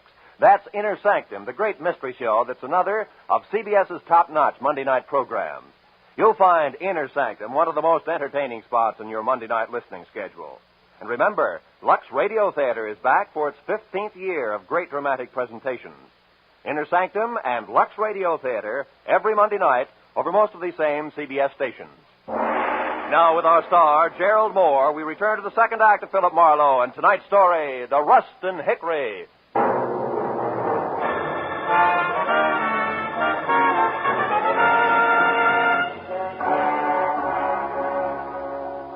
When the whirling pinwheels of light slowed down to being street lamps again, Douglas Tobin had pounded shoe leather on enough sidewalk to be safely out of sight. But it took a full minute of rubbing the bruise where his pistol had glanced off my head before I finally remembered that it was a good time to call Joan. I looked back at Irmgard Fury's house first and saw the lights still on, the cream-colored convertible still parked in front, and all apparently quiet inside. So I limped as far as the phone booth on the corner. I warned my client that the trick we pulled on the frog wouldn't hold up forever. But instead I found out just how far this side of forever it had collapsed. Yeah, hello. Hello? Hey, what number is this? Well, Shamus, you got the right number, Shamus. What are you doing there? Where's Joan Rustin? Oh, the babe's here, but she ain't in much of a mood to talk. Incidentally, thanks for giving me this free time, Dibby. What are you talking about? That fast shuffle you taught me, Dibby. That now you see her, now you don't gag with the taxi. For an old shell game operator like me, that one was as tough to see through as a glass-bottom boat. All right. You get your diploma in the morning. But listen, you, if anything happens to Miss Rustin, I'll break it. Skip it, Dippy. You're wasting your breath. It's already happened. I'll see you around. So long.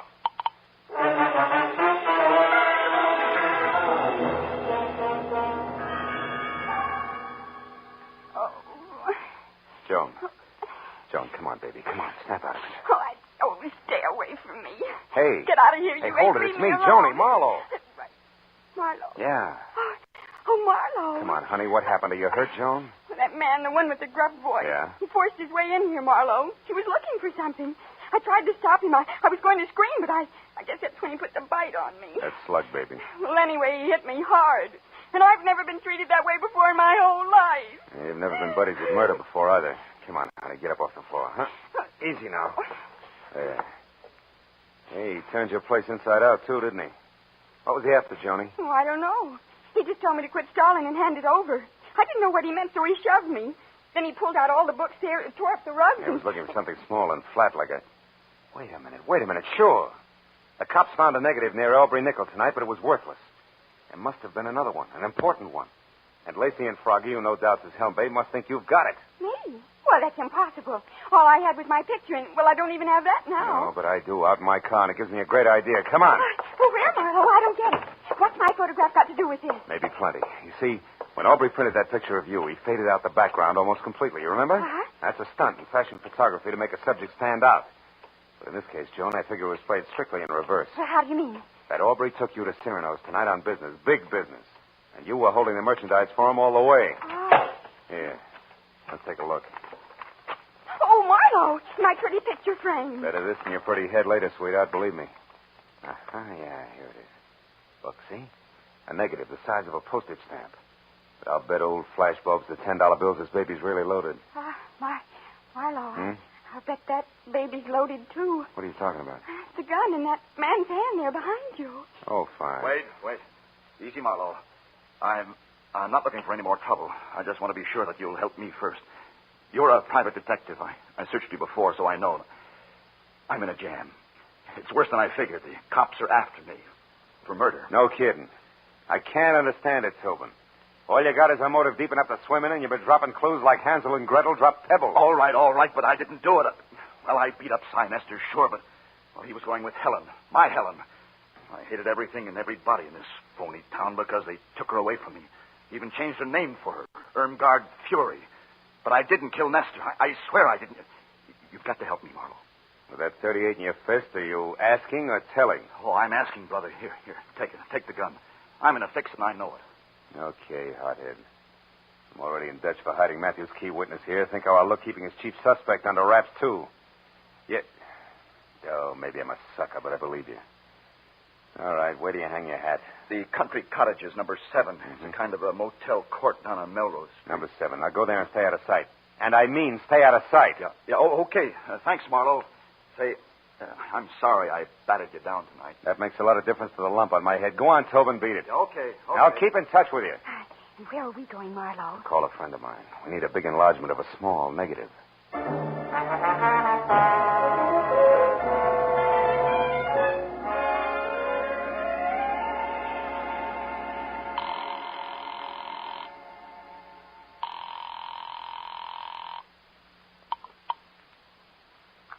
Chronicle Photo Lab, Sherman speaking. Hiya, Shermy. This is Phil Marlowe. No kidding. Gee, how's business, Phil? Long time no see. Yeah, I know. Now, look, are you busy? I got a job that's right down your alley, Sherman. It's important. What is it, Marlowe? Well, it's a 35-millimeter negative. I want it blown up to about half as big as a house. Okay, bring it in. I can't. I've got to check a couple of other things at the same time. Now, look, Shermy, can you meet me at the Aubrey Nickel studio on the Strip in about 10 minutes, back door? Wait a minute, back door? Yeah. How come the back door, Phil? So we can kick it in without attracting too much attention. Shermy, I'll see you in 10 minutes.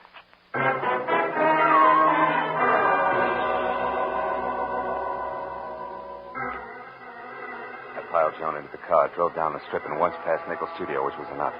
Joan had posed for a picture in front of the place, and directly across the street, behind her, just as I knew it had to be, was the neat plastic sign reading Sign Nestor Enterprises on the diminutive but glossy imitation Swiss chalet where Nestor's body had been found. We turned double back through the alley and found Sherman bobbing up and down like a nervous gopher. 5 minutes of not-so-subtle persuasion got us past the lock and inside Aubrey's studio where something else checked. The walls were practically papered with pictures of Irmgard Fury, taken from every conceivable angle, including some that were not.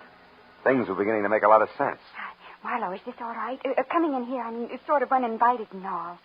Breaking and entering, lady. You can get 5 years for it. I sure hope you know what you're doing. Yeah, this must be the dark room. Yeah. Now, here's the negative, Shermy. Do your stuff. Well, what do you really expect to find on the film, Marlowe? A murderer, baby. It's got to go one of two ways. Douglas Tobin for jealousy or Ham Lacey for ambition. Aubrey Nickel caught one of the two in the background when he took your picture. And he was familiar enough with all parties concerned over there to think he could put the screws on somebody. How's it coming, Shermy? He can be out in a minute. 15 by 20, okay? Yeah, it's good. If there isn't a man in the background, I'll eat it. Better get the salt and pepper, pal, because it's nothing but a car. It can't be. Oh, brother, that's more than a car, Shermy. It's a yellow convertible that belongs to Ham Lacey. Look, you can even see the license, 6969X. 696.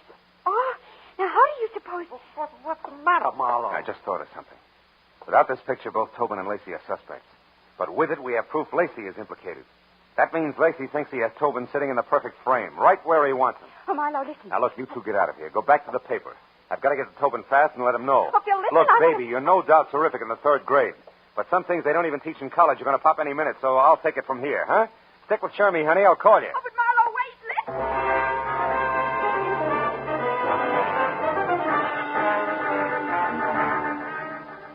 I made it from the Strip down to Melrose and then east to the cluster of dusty lean-tos with baths known as Country Cottages in something under 10 minutes.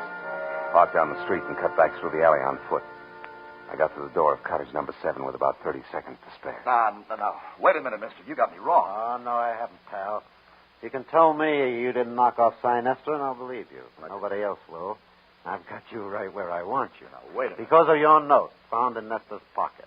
You're the jilted boyfriend, the hick from back home, who came to Hollywood with murder in your heart and knocked off the guy who stole your wife. Now, look. And then you went after the cheap photographer who gave her stuff. Oh, yeah? And after that, you knew you couldn't escape, so you blew your brains out. And by the time I leave here, that's the way it's going to look. Not tonight, Ham. Yeah, stand still, Lacey. Toss the gun over on the bed.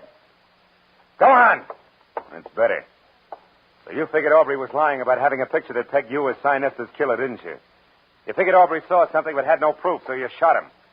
But you were wrong, Ham. He had all the proof we need. What's Joan, who's out there? Oh, Phil. Joan. Phil. Joan, are you all right? I hit her.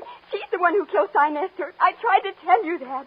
I followed you here to tell you, but instead I saw her with a gun pointed at you. I grabbed the first thing I saw, this broken rake handle, and I hit her with it. I hit her awfully hard, Phil. But she isn't moving. You don't think she's... Dead? No. She's probably thinking over the big lesson you just taught her with that stick there. What? Oh, what's the matter? Hey, Teach, you know what that rake handle's made of? What? It's hickory, isn't it? Yeah. What else could it possibly be but a hickory stick?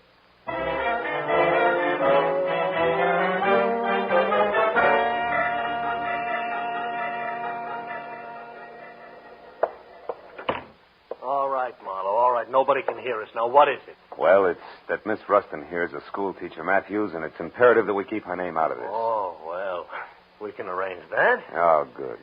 You know, Matthews, it's funny how one step leads to another. Yeah? Ham Lacey never would have gone so far as to kill Nestor on his own. But when he learned that Irmgard had done it, he saw an opportunity to turn the whole situation to his advantage. He and the girl agreed to frame Tobin and then go along as a team. You know, of course, that that's just your theory. Just a minute. Now, What do sit you down mean? over there and be quiet for a change while Miss Rustin and I wind this up. Matthews, listen. Now, quiet, please.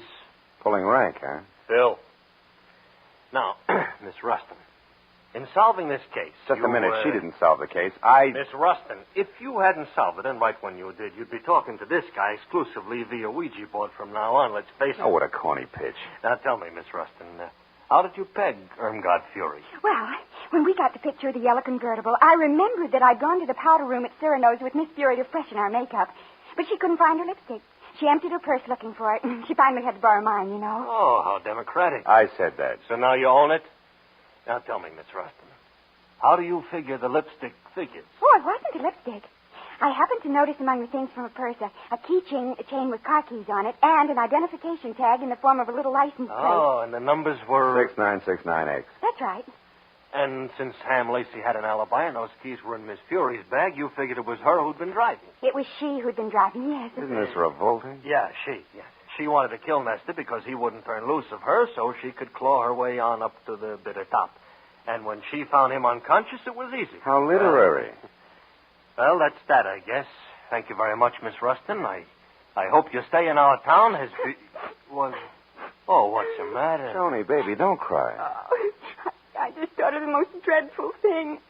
I've had a wonderful time. I went to Cyrano's. I hit a movie star on the head, and I helped solve a murder. But I'll never, ever be able to say one single word about it to anybody in Ferndale, Nebraska. Darn it all.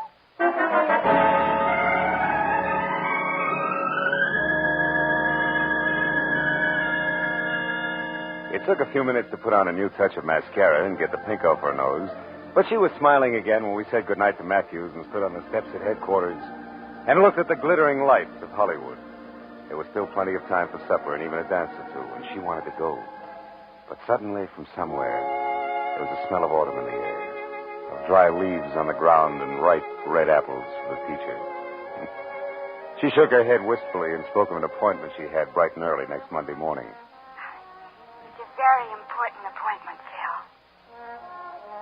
So, I took her to a hotel to say goodbye.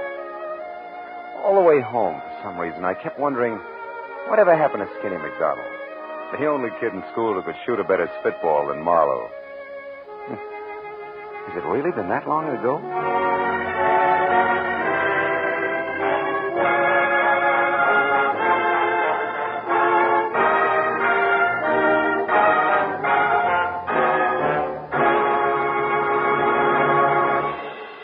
The Adventures of Philip Marlowe star Gerald Moore and are transcribed and directed by Norman MacDonald. Script is by Mel Donnelly, Robert Mitchell, and Gene Levitt. The special music is composed and conducted by Richard Arant. Be sure and be with us again next week when Philip Marlowe says... There was a tapestry found under a tomb. They were all after it. The worried importer, the man with half a face, the Englishman in an L.A. slum, and the lady wearing a green veil. But before it was over, none of them had it, and 2 of the 4 were dead.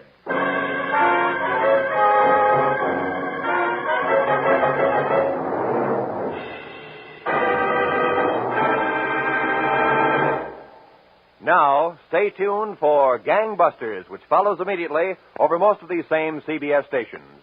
This is Roy Rowan speaking.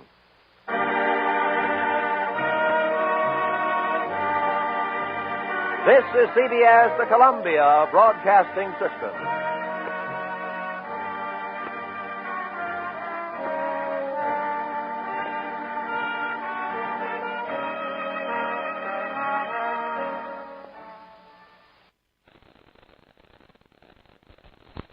Get this and get it straight. Crime's a sucker's road. Those who travel it wind up in the gutter, the prison, or the grave. There's no other end, but they never learn. This one had soft brown eyes and an accent, and she came to town with a job to do. But before it was done, death had struck 3 times. Then she was gone. And all because of 30 drops of pigeon's blood, worth $150,000. From the pen of Raymond Chandler, outstanding author of mystery, comes his most famous character and crime's most deadly enemy, as we present The Adventures of Philip Marlowe.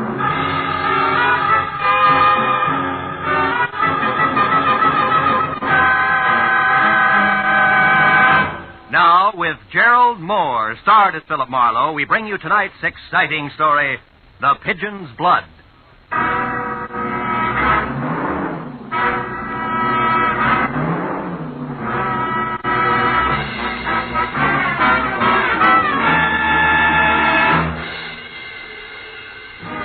At 5 o'clock of any weekday afternoon, the lobby of the started building in downtown Los Angeles is a mess of milling office workers. So I was 10 impolite minutes peering into chattering faces before I found my new client, Charlene Danielle. When she called me an hour ago, her slight French accent had been coated with worry, as she identified herself as an illustrator for a fashion magazine with offices in the building, and said that she needed help. She was huddled in a shadowed far corner of the lobby like a frightened puppy, going through his first thunderstorm. When I was close to her, she stepped into the light and hurriedly took my arm. I am glad you didn't disappoint me, Mr. Marlowe.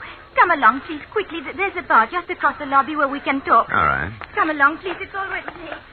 Soft, lustrous hair that was shingled into 1,000 short curls which kept running into one another framed a beautiful face, and a wisp of a smile that never seemed to leave her lips labeled her gentle people. I couldn't quite get over it. When we were inside the bar and seated at a table, she was still talking. I was still thinking how lovely she was. Mr. Marlowe. Mr. Marlowe, are you listening? Oh, yes, of course I am. Yes. Now, what I want you to do is simple but very, very important. It must be done at once. Easy, honey. That's not going to help any. Now, one step at a time. What is it, Charlene? I'm sorry.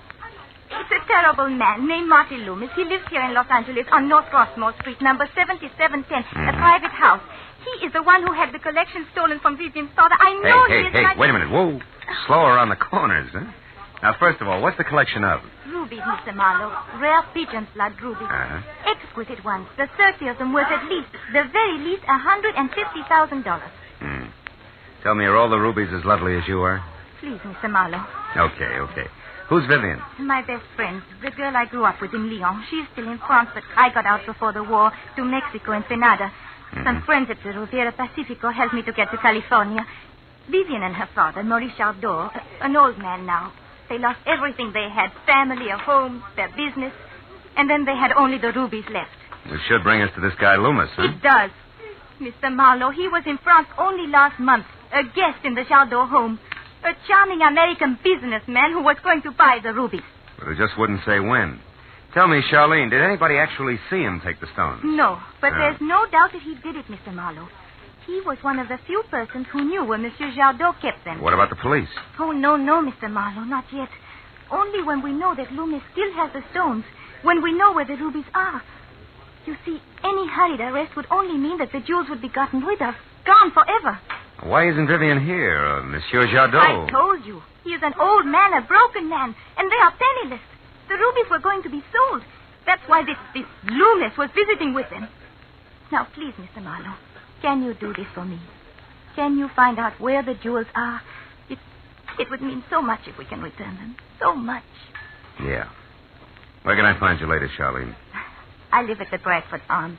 The telephone number is Sunset 10229. 10229. Now, what is your fee, please? Well, we'll talk about it later, huh? All right. You are kind. I only hope that later isn't too far away. For Monsieur Jardot's sake? Why, yes, for everybody's sake. Good luck.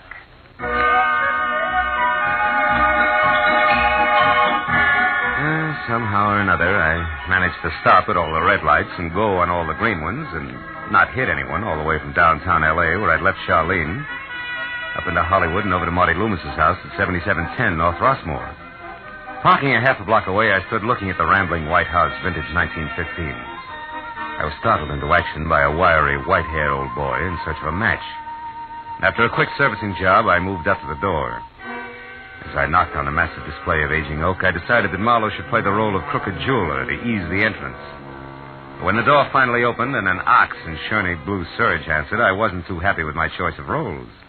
A big club would have been better. Yeah? What do you want? Marty Loomis. Is he in? Who's asking questions?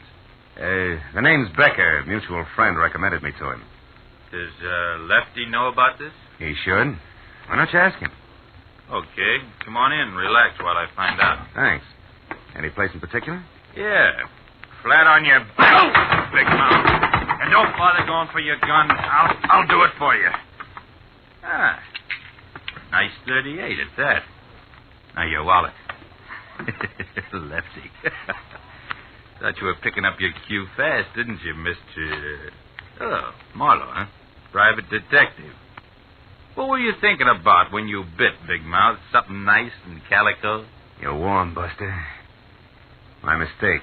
Where do we go from here? You, no place. Till I make a phone call. Excuse me. Big jerk. Westwood 9903. Yeah. My number? Gladstone, 2742. This won't take long, Marlowe, then you and I can... Oh, hello, Tony. Oh, it's Chalky. No, I looked every place. No, honey, I tell you the stuff just ain't here, but something else is. A private dick named Marlowe. Well, I don't know. Yeah, probably one of that stinking Slater's boys. But you don't have to worry about Marlowe. So long, babe. Your mother, Chalky? Listen, Louse, I got one question to ask you, and I want a straight answer fast. Are you working for Zig Slater? I don't remember. Well, that's too bad. You know, I might have to get nasty if you don't cooperate. Doesn't much make any difference whether I cooperate or not. Let's face it, huh, Chalky? All right. Let's do it. Just... Big mouth.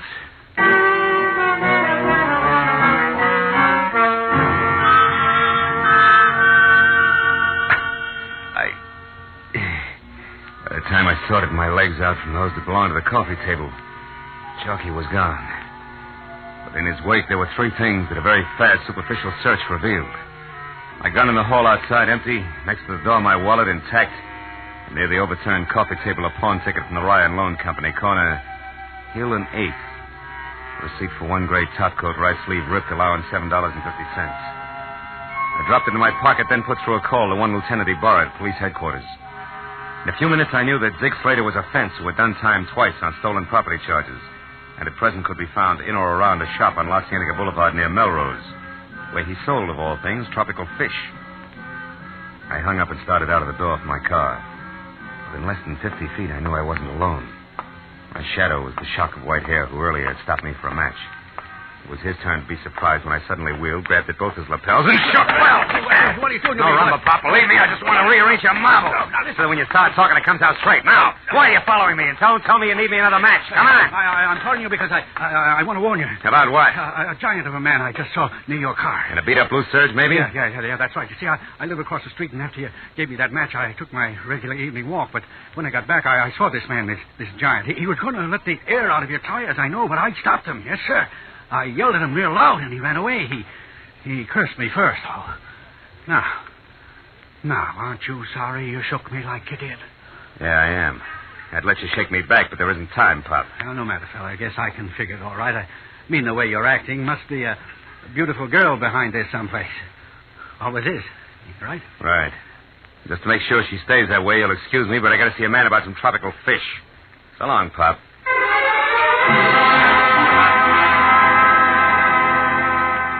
Zig Slater's place on La Cienega was 3 walls, lined almost solid with bubbling tanks that were home for the kind of screwy-looking fish that made you wonder what they could possibly see with a bad case of DTs.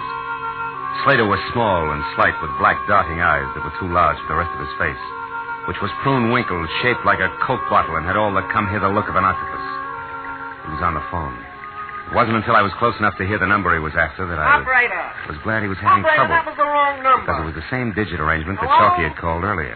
Oh, And operator. prefixed Westwood as well. No, operator, I did not call 9933. It was Westwood 9903. That's right. 03, yeah. Stupid people. Hello, Toby. It's Ziggy, darling. Where have you been? I tried to reach you half a dozen times. A walk, oh. Oh, well, look, baby. You meet me over... Wait a minute. Lost something, mister? Why, yes. As a matter of fact, I have. One of my twin swordtails died. I was just admiring yours here. I'd like to buy one. I'll be right with you. Oh. Meet me at the Blue Chip in 30 minutes, huh, sweet? Now, don't worry, I'm a little bit late. I got a few things to do first. Right. Goodbye, baby. Swordtails, mister, are $1.10, $1.35, and $1.80. What'll it be? What? They started at $1.10? Uh-huh. At the last place, I only paid 90 cents for a swordtail. Good one, too. Then maybe you'd better go back to the last place, huh? Well, maybe I had. Good night, sir.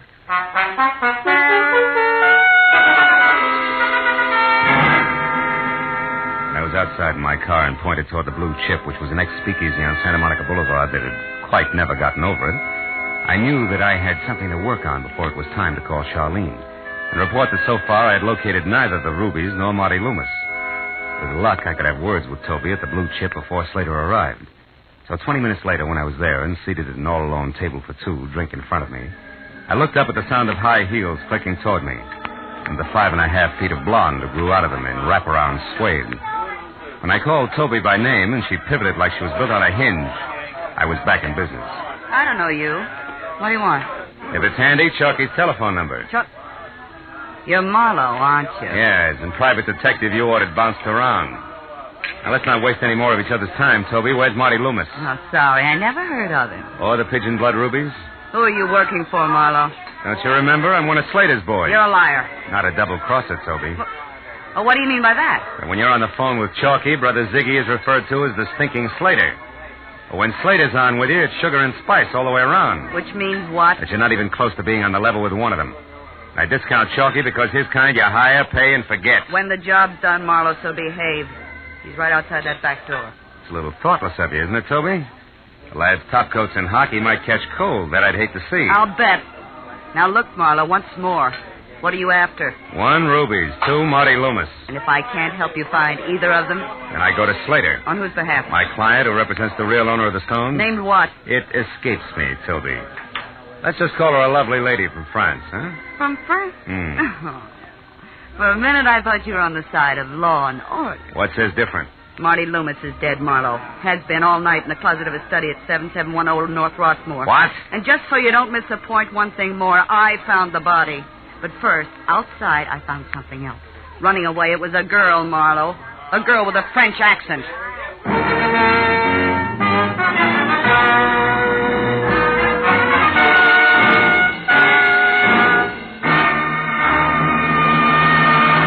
In just a moment, the second act of Philip Marlowe. But first, for those who delight in the fast action and faster thinking that thwart the evildoer, CBS brings you 3 outstanding examples every Sunday.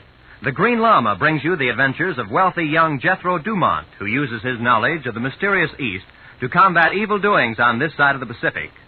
Call the Police summons Police Commissioner Bill Grant to trail the objectionable offender and bring him to justice. Sam Spade, well, what need to enlarge upon the extraordinary exploits of Dashiell Hammett's brilliant Private Eye, hero of the Maltese Falcon, and many other crime classics. You can find these thrilling examples of mystery, adventure, delight every Sunday on most of these CBS stations. And now, with our star, Gerald Moore, we return to the second act of Philip Marlowe and tonight's story, The Pigeon's Blood.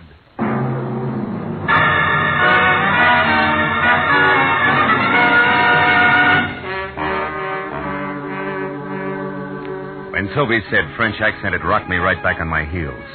I stood there with my mouth open, trying to reconcile death in a closet with the soft, deep brown of Charlene's eyes, while the blonde in front of me twisted her mouth into a victorious smile as tender as a cobra's. I got up and went out the front way, dragging what was left of my pride behind me. I had to know the truth about Charlene, so I called her. She answered on the first ring, and I made my pitch. I said I thought I knew where the rubies were hidden and told her to meet me at 7710 Rossmore. Then I drove to Rossmore and waited, and 5 minutes later a cab stopped down the street. And she got out. So I went to meet her. Marlo, is that you? Yeah.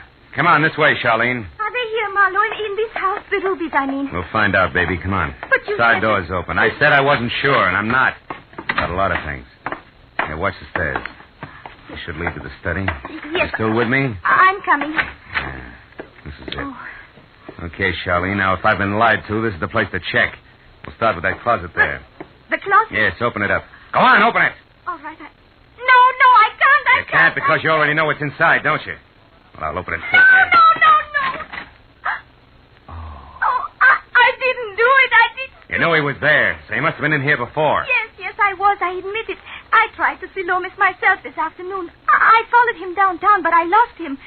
When I got back here, I came in and I found him like that. I didn't know what to do. I called you, but then I lied to you because I was afraid. You're still afraid, so maybe you're still lying. No, this time is the truth. I swear. All of it? You're not holding anything back? No, that's all of it. Oh, Phil, please don't force me. Please, you must. What was that? What was what? I thought I heard a door close. I must be jumpy. I guess. May I have a cigarette? Yeah, here. Oh, you dropped something. Why, it's a pawn ticket. Oh. Yeah, it's my brains, can't you tell? The Ryan Loan Company, corner Hill Street and 8th. At Hill and 8th. Don't worry about it, Charlene. It's not mine. Belongs to a guy named Chalky who had to hock his winter wardrobe to keep himself in hamburgers. Forget it. You want that cigarette or not? Not now. Come on, Phil. Let's get out of this room. Come on, please. Phil, there is someone here. A shadow moved on that wall of the back hall. Hey, you're right. Now, listen, you beat it out that side door. Go back to your hotel and wait there. I'll see who this is. I want to stay with you. Oh, now get out of here. Hurry. Be careful, Phil. All right, creep, crawl out of the woodwork. Come on. I know you're present because you left your shadow sticking out. Right about here. Ow! Well. Slimy little sword-tail salesman himself. What are you doing here? Well, I'll tell you, Marlo, I'm just... So you got my name, too, huh? And more. From a short talk with a platinum blonde named Toby. Who are you fencing for, Slater? Her or Loomis? Fencing? You find things out, don't you? Well, I didn't want to do it. I've been going straight since I got paroled, but legitimate business has been lousy. So when Loomis wanted you to arrange a deal, you took him up, huh? Yeah, but right away it got too hot. I had it all set until that blonde started cutting in on Loomis. I don't go for that. Nobody's got a chance in a double cross. For instance, I know what's in the closet, see? And Toby's the one that put him there. She told me. Toby killed him? Does she have the stones? I don't know. I guess so. Because she was trying to make me go through with the deal. But I turned her down. Then I had to sap that gorilla Chalky to get away. Ah, it's good, but it won't fit, Slater. Why'd you come back here? To clean up the joint. With my record, all it would take is for my phone number, even my initials to turn up here, and I'm cooked. Where does Toby live? If I tell you, will you give me a break? You'll tell me anyway and fast, or I'll give you a break on the side of your head. Let's have a talk. Okay. 3156 South Ogden Drive, Apartment C. Now, how about it, pal? Will you forget you saw me here? You louse. You're whining because things got tough. If they hadn't, you'd be getting calluses from counting money. You're a crummy spider, Slater, so stay out of my way. Because next time we meet, I'll step on you. The little man rolled his big head up at me and grinned. I looked at it a minute, then shoved it hard to one side and walked out. The way things stood, I figured the next move, which was mine, had to be first a call to the police to report Loomis's murder, and second a fast pressure play on a faster blonde named Toby. But I was wrong on both counts because I was halfway to my car when I found out the next move wasn't mine at all. Out of the corner of my eye, I caught a shadow easing toward me under the cover of the hedge. It was the white-haired duffer again, and the setup was just like before. So I saw no reason why the same maneuver wouldn't work twice. I slowed down to give him plenty of time. When I was sure he was right behind me, I turned fast and swung! At thin air. How many times do you think you can pull that stunt, son? Okay, it was my mistake. Yes, it was. And don't move because my gun goes off. I want to ask you a few things. I don't feel talkative. Who are you? And what's your racket, son? Philip Marlowe, private detective. What's yours? That doesn't happen to be any of your business, son. Let's just say I'm looking for one Vivian Jardot. Happen to know where she is? Vivian Jardot? Sure. Right now she's in France. Lyon, to be specific. Yeah, she's in France right now, like you're in Madagascar. Save yourself trouble, son. Where's she? You know, you wouldn't know the truth if it fell on you. What's your angle, Marlowe? Oh, come on. Let's not be coy. It's the same as yours, a fistful of rubies. Well, now, you don't say. And I suppose that's why Vivian Jardot's been following Loomis around all afternoon. Vivian again. You won't turn loose, will you? Now, listen, son. The Jadot dame is here in town. I happen to know she hopped off a Norwegian freighter. I finally picked her up right here. She was tagging Loomis, and I tagged her. We played Ring Around the Rosie clear downtown. I lost them in a traffic jam, but I picked up Loomis again for a few minutes at the corner of Hill and 8th. The Jadot girl I lost... Wait a minute. Did you say Loomis was at Hill and 8th? Yes, that's right. Why? Because I know a guy who'll give $6 for a gray topcoat on that corner. So what? So whoever said you can't teach an old dog new tricks was nuts, wasn't it? That one's called Slap the Pistol and Bust the Old Geezer. Sorry, Pop, it had to be. I got business that won't keep. So long.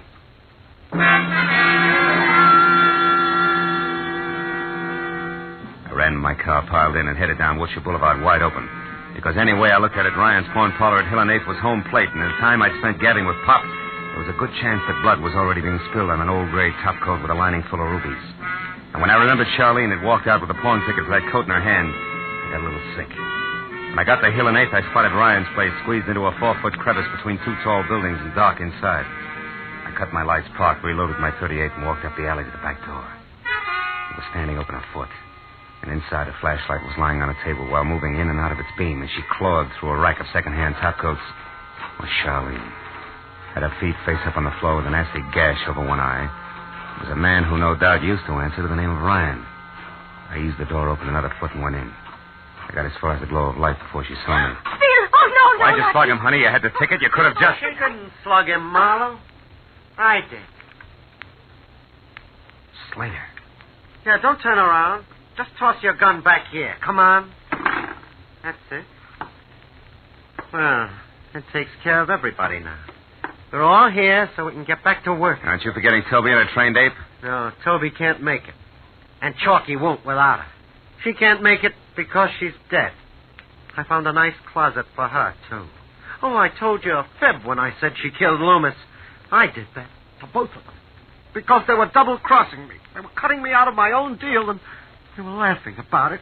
I can't stand to have people laugh at me. It's my fault, Phil. I didn't wait for you. When I realized that Loomis had pawned the coat and not that Chalky, I was sure that he had hidden the rubies in it for safekeeping, so I came here and now... And so did I, and I caught her. Then I set a little trap for the big, strong man who steps on little spiders. Now you, which coat is it? This one? No, I don't know. Oh, so it is this one. Well, give it to me. No, you can't take it. Stay away from me. Give me that. Charlene, don't be a fool. Let him have the coat. No, the rubies in it are mine. They belong to my father. I came halfway around the world to get them and to take them home, and I won't give them up to this grotesque, ugly little man. What did you say when you... Get out. Slater. He's hit, but... Sure is, son. The door here was as open as an invitation to the old-timers' picnic. I've been listening. Now, don't move now, either one of you. I've still got some business with Miss Vivian Jadot. Hey, come back here. Charlie! You missed. That's your last chance, believe me, you trigger-happy jerk. She's out the door. Stand aside, son. I've got to get that girl. I don't think so. Whose car is that out there? Yours? Yeah, with a full tank of gas. What are you grinning about? Okay, son, she's gone. Girl, coat, and rubies. Got away from both of us, didn't she? And from the look on your face, you're not quite sure whether you've lost or won.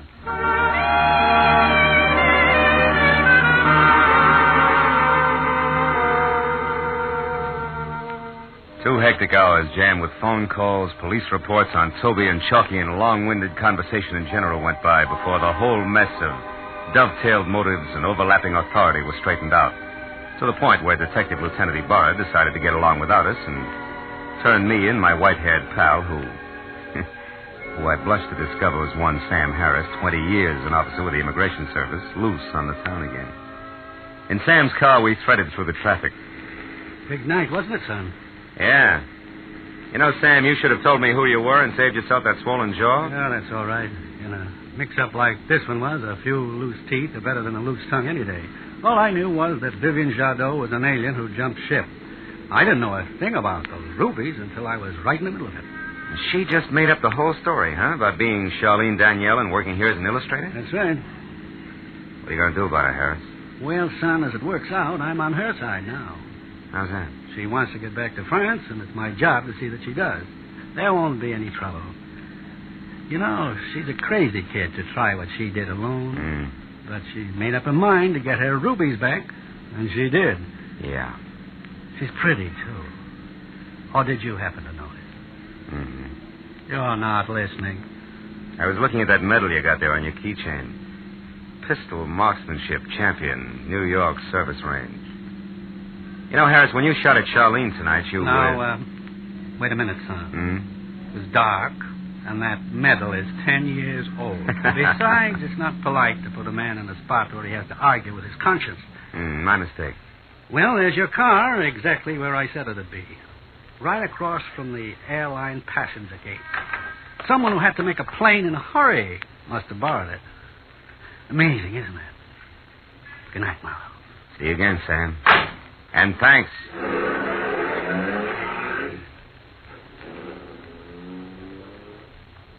When Harris drove away, I walked over to my car and got in. But I didn't start up right away. Instead, I just sat there and thought of a plane fading off somewhere in the night. And the girl from France with soft brown eyes. And remembered that I didn't even get a chance to say goodbye. But then I saw it. The note stuck over the ignition key. Scribbled on an old envelope in hurried pencil. All it said was, "Someday, Sherry. Someday."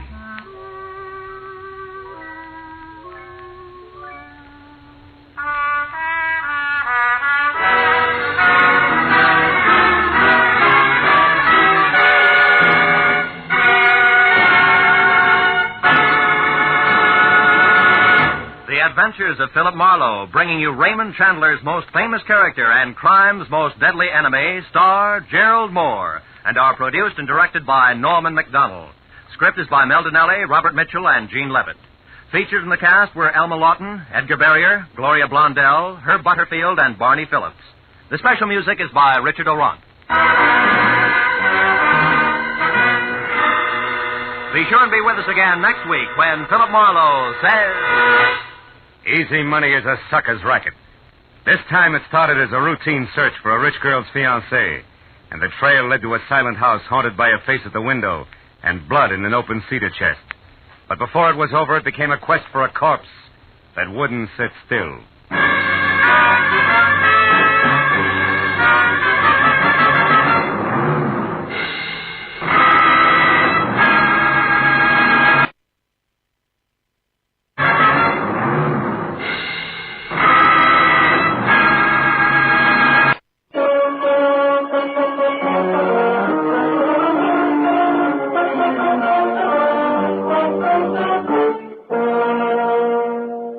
Brothers Company presents the Pepsodent program, The Adventures of Philip Marlowe, starring Van Heflin.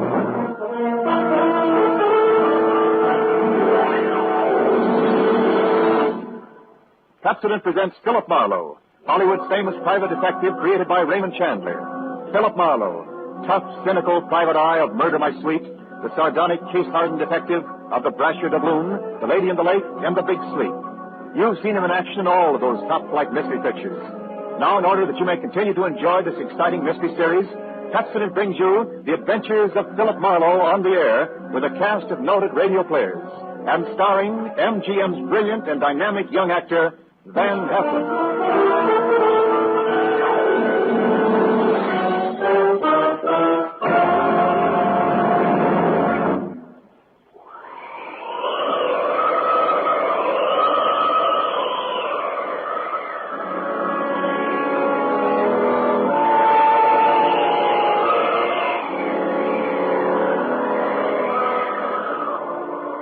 A rough desert wind blowing into Los Angeles that evening. It was one of those hot, dry Santa Anas that come down through the mountain passes and curl your hair, make your nerves jump and your skin itch. On nights like that, every booze party ends up in a fight, and meek little housewives feel the edge of a carving knife and study their husbands' necks. Anything can happen when the Santa Ana blows in from the desert.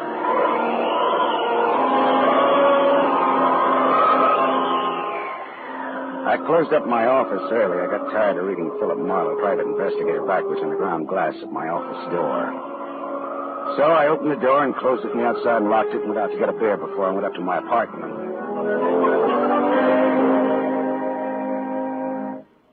Fill her up again, Mr. Marlin? Marlowe. Marlin is a fish. Yeah, I know. Hey, you bartender. Give me another ride. Drunk again. What'd you expect in this business? Autograph hounds? Make it snappy, yeah? Be right with you, sport. I gotta draw this man a beer. Crying out loud, these stumble bums that come in here. You got another customer, Bacchus? Hey, Bud.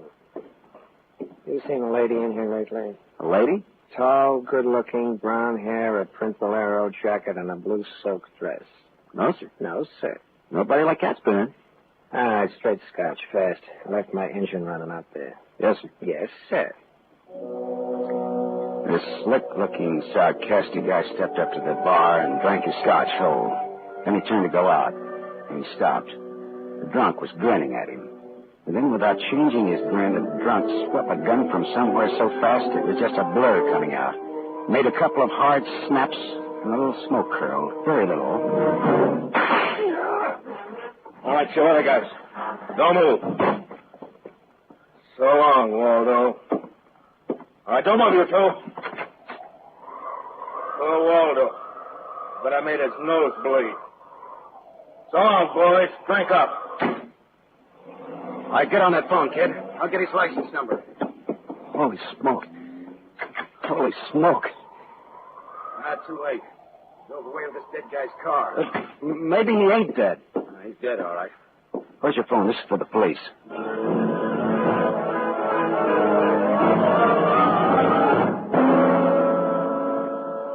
The prowl car boys were there in about 5 minutes. Waldo was out of business, all right. And nothing in his pockets told who he was, but he had about $700 on him. I told the cops what I knew, including about Waldo's tall, brown-haired pretty girl in the bolero jacket. It was about 9 o'clock when I stepped out of the elevator in my apartment house and almost walked right into a tall, brown-haired pretty girl in a bolero jacket, waiting for the elevator on my floor. Oh, excuse me. Just a minute, lady. I said, excuse me, I'm in a hurry. Else you'll be good enough Look, to you step better out. not go outside in those clothes. Just what do you mean by telling me This what? isn't a make. You're in trouble. Trouble? Yeah, the cops are looking for you in those clothes. But I haven't done anything that's... I'm in room 41 across the hall now. I never collected an etching in my life. All right, I'll go with you. I'll go. I got to my room and rustled up some scotch and soda and brought the girl her glass. She had a small automatic in her hand. It jumped up at me, and her eyes were full of panic. I put down both glasses on the table slowly so that I wouldn't be misunderstood.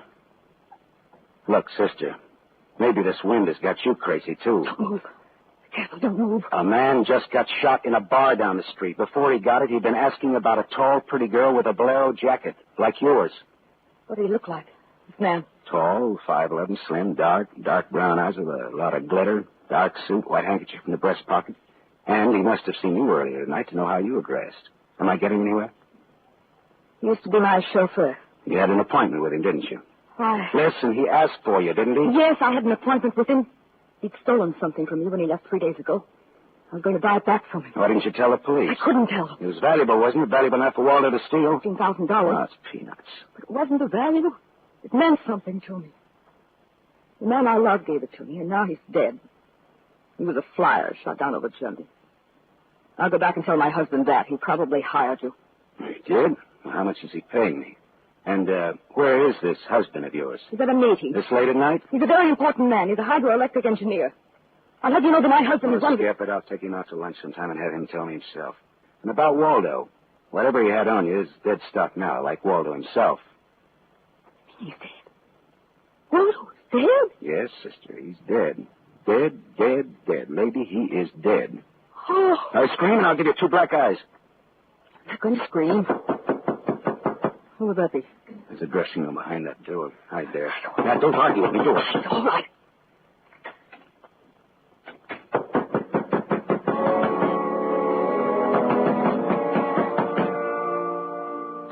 And I went to the door, making a loud, yawning sound. The backs of my hands were wet. I opened the door. Without a gun, that was a mistake.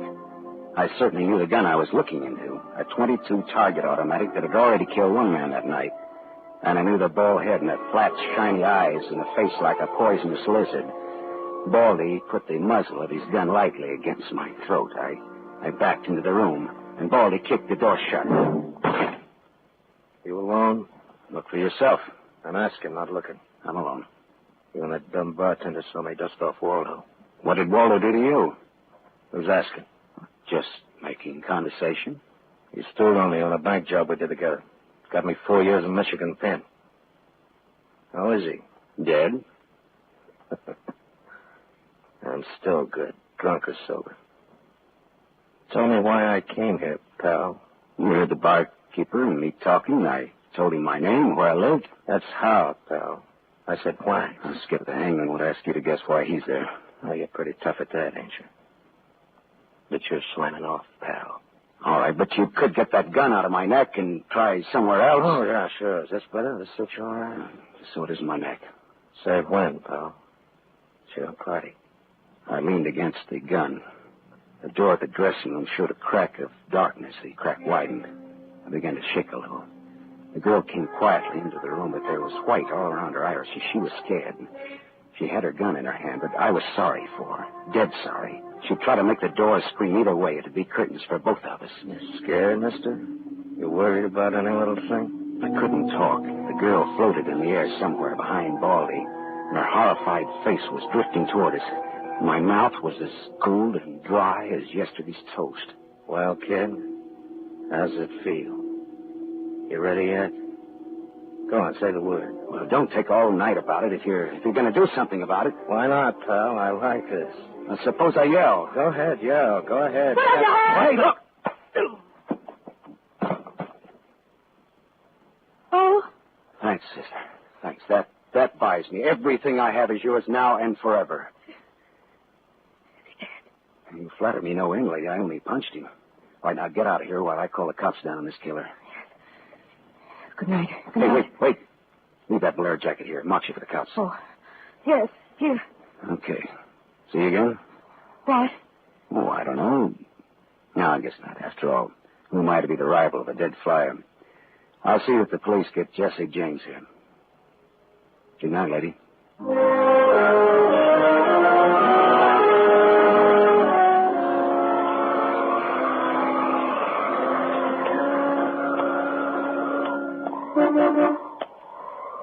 Yeah? You mean me? Yes, please. Oh, you. Again, huh? Sit in. I must talk to you. You want to know what happened at headquarters, huh? Yes. Well, I went down there with the law and gave them the story. I left you out of it. Thank you. You saved my life, so no one knows a thing about you. Well, incidentally, neither do I. Well, my name is Mrs. Frank Bosley. 212 Fremont Place, Olympia 24596. Is that what you want? I guess so. Well, there it is. Now, why did you really come back? I wanted my pearls. Pearls? Yes. Pearls, too, huh? All right. Tell me about the pearls. You've had a murder and a beautiful mystery woman and a sadistic killer and a heroic rescue. Now we will have pearls. I was to buy them back from a man called Waldo. Well, I saw everything that came out of his pockets, and there weren't any pearls. Could they be hidden in his apartment? It's possible. Waldo lived on the same floor you do in this apartment house. And why didn't I know him, at least by sight? He moved in last week. He managed to get a sublet. Yeah, great. A sort of an amateur magician on the side, huh? It's getting rather late. Yeah. What about your husband this hot, mysterious night? He's still at his meeting. You could have brought him along. You could have sat in the back seat working out a problem in hydroelectrics while... While what? Well, I didn't have any answers that wouldn't sound cheap or just ridiculous if from the sophomore class in late Hudson. I had an unlit cigarette in my hand. I threw it out of the window. I took a hold of her and kissed her. She sat very still. I was shaking when I let go of her. Her voice trembled a little when she spoke. A man should have done that. I wasn't always that way. Only since Johnny Dalmas was killed in the war. He gave me those pearls. 41 of them perfectly matched with the diamond propeller clasp. I'd have loved them if they'd been wooden beads because he gave them to me. I love Johnny. The way you love just one time. You understand me? What's your name? Lola. Lola, how did you explain a $15,000 pearl necklace to your husband? I told him they were imitation and I bought for myself. How did Walter latch onto them, what they stood for? When my husband was in Argentina, Walter and I'd go for long drives. I was restless and wretched because of Johnny. Sometimes Waldo and I had a little drink together, but that's all. But you confided in Walter about this pearl. I was a fool. And when your husband came back, Walter stole the pearls and offered to sell them back to you, or he'd tell Papa. Huh? fool. And now you think the pearls are upstairs in Walter's apartment? Suppose it's a lot to ask. No, sweetheart. I've been paid. I'll go look. Wait here.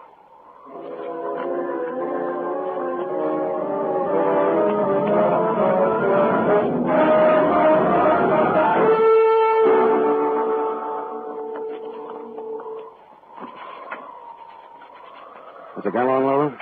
No. No? No. No pearls? No pearls. Oh. There was a man in Walter's room. Man, who? You know a man named Leon Bastanos? Not by name. I don't know. Mexican, South American, about 45, small, iron gray hair, very neat, fawn-colored suit, wine-colored tie. No, I don't think I know such a man. He the one in Waldo's room? Yeah. What does he have to say? Very little. In fact, nothing. He's dead.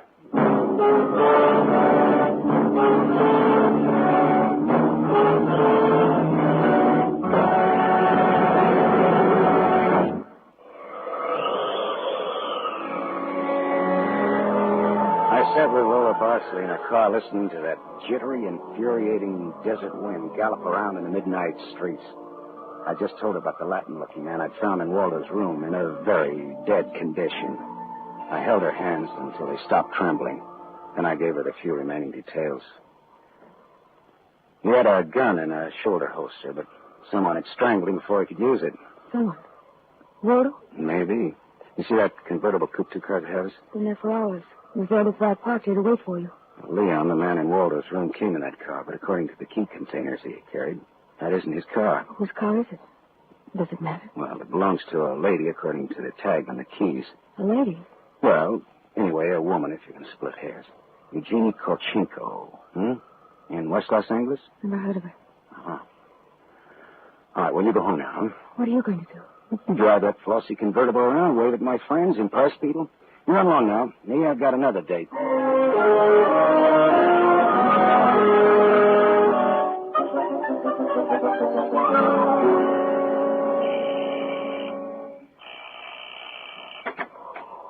Yes? What is it, please? Miss Eugenie Kolchenko? Yes? What is it? Did you lose or misplace a pigeon gray convertible coupe? What are you saying? Now, don't be alarmed. I found it and I brought it home to you. Come in, please. This is a reward you wish. Shall we say... Snap out of it, Dragon Lady. Who was he? Who? What's who? The little guy, Leon. You loaned your car to. He's dead. Who was he? Oh, no. Oh, yes.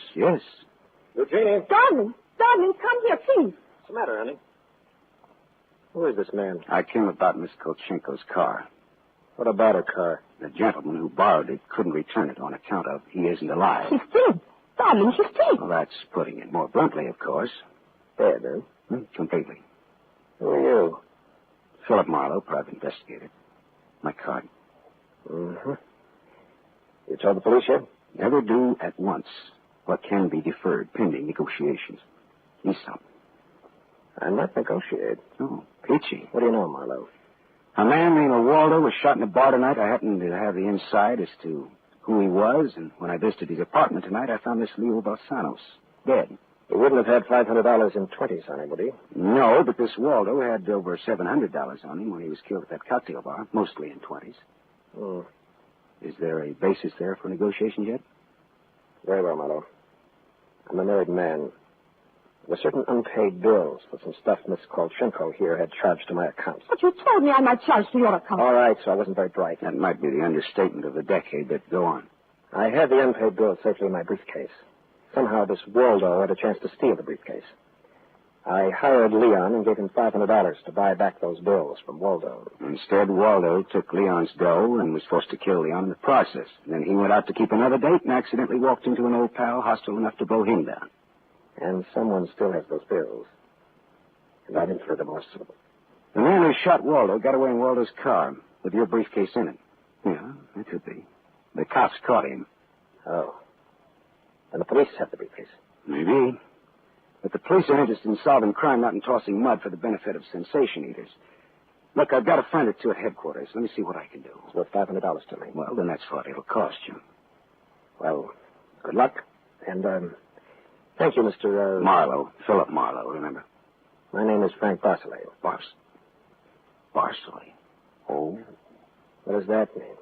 The big hydroelectric engineer? Yeah. How did you know? My voices tell me. Who? Darling, this man is manifestly insane. It's the heat, Miss Kolchink. It's the Santa Ana. It's the desert wind. May I use your telephone?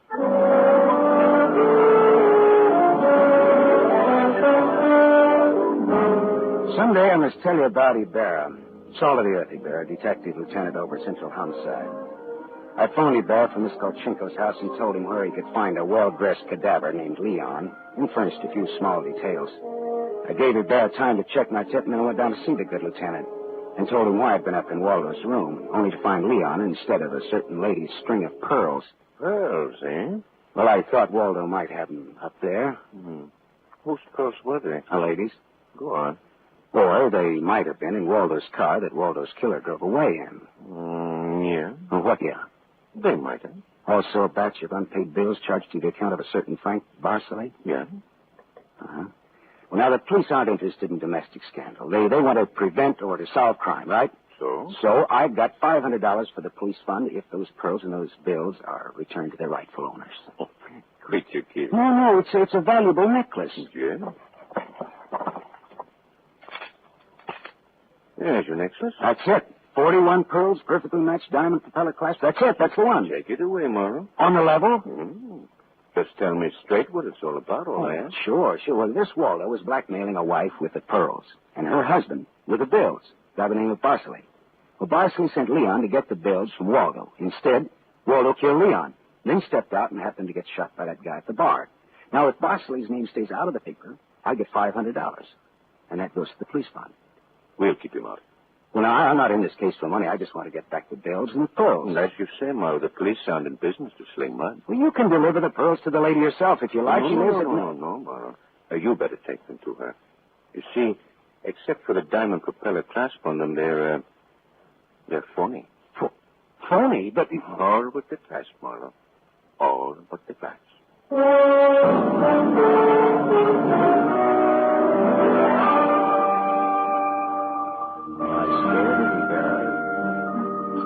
So the friar, Johnny Downs, the great lover, had given Lola a string of fake pearls. Well, I didn't know how to tell her, but I called her up and told her to meet me at the Beachcombers at 2. I was going to slip her the bad news slowly. I'm glad you asked me to meet you here, Mr. Marlowe. See, I had to have someone to talk to. Go ahead. Go ahead, talk. Honestly. Now, Mr. Marlowe, now more than ever, I must have those pearls. Why? Money trouble? Oh, no. It's just that everything's gone wrong. And this morning my husband told me we're to separate. Oh, I'm sorry, Lola. But if I had Johnny's pearls, it would be a link with the past and with Johnny. And all he meant to me. It's how a woman feels, Mr. Marlowe. I wouldn't blame you for not understanding. Maybe I do, though. So please, Mr. Marlowe, please, we'll try to find my pearls. Lola, look, Even if it isn't all of them. Any part of them. Any single smallest one of them. It'll be Johnny's. Look, will you meet me here again around 4 o'clock? I'll be here. Okay, I'll see what I can do.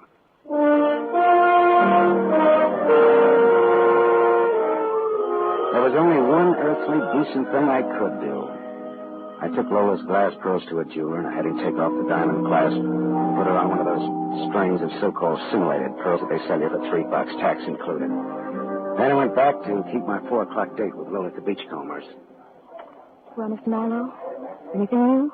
Yes, the police found some pearls in Waldo's car. They found my pearls? No, not exactly. Not exactly. Well, Waldo was getting set to jail, Lola. He had the diamond clasp of your necklace attached to a string of cheap imitations. And then he sold the real pearls. Oh, how... Oh. These are the imitations, yeah? Yes. But it is my clasp. The glass is real. Is that all right? Yes, it's the glass that Johnny Downs gave me. Of course it's all right. Oh, that's swell. Thank you so much, Mr. Marlowe. Forget it. I won't. Not ever.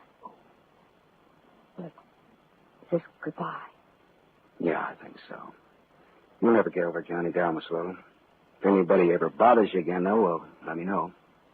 Name's Philip Marlowe.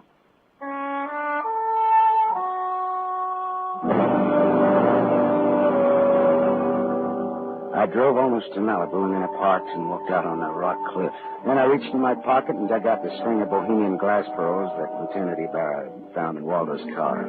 I cut the knot at one end and slipped the pearls off one by one. One by one, I flipped them into the water. The gull swooped down on them, and they flapped up again, screaming indignantly. The phony pearls had fooled Waldo and Lola Barsley, but they couldn't fool a seagull. I said to myself, to the memory of Johnny Dalmas, just another four-flusher. I listened a while to the wheeling seagulls. All at once I realized that the wind had died. The Santa Ana had blown itself out. The red wind was done. It was over.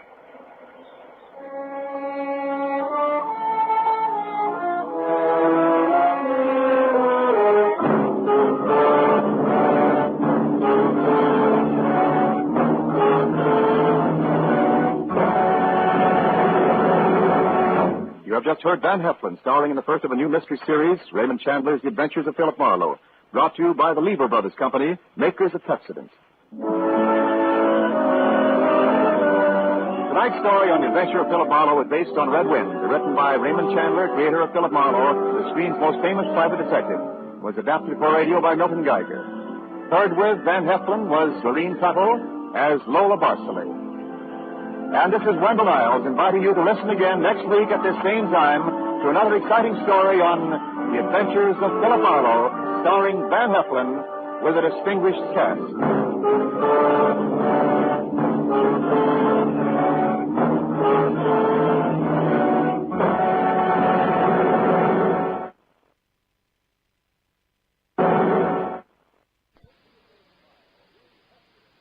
For the safety of your smile, use Pepsodent twice a day. See your dentist twice a year.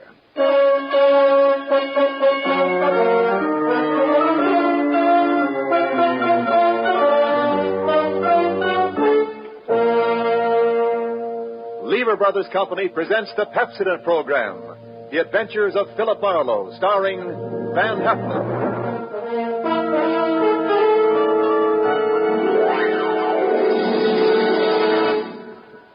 Pepsodent presents Philip Marlowe, Hollywood's famous private detective created by Raymond Chandler. Philip Marlowe, tough, cynical private eye of Murder My Sweet, the sardonic, case-hardened detective of The Brasher Doubloon, The Lady in the Lake, and The Big Sleep.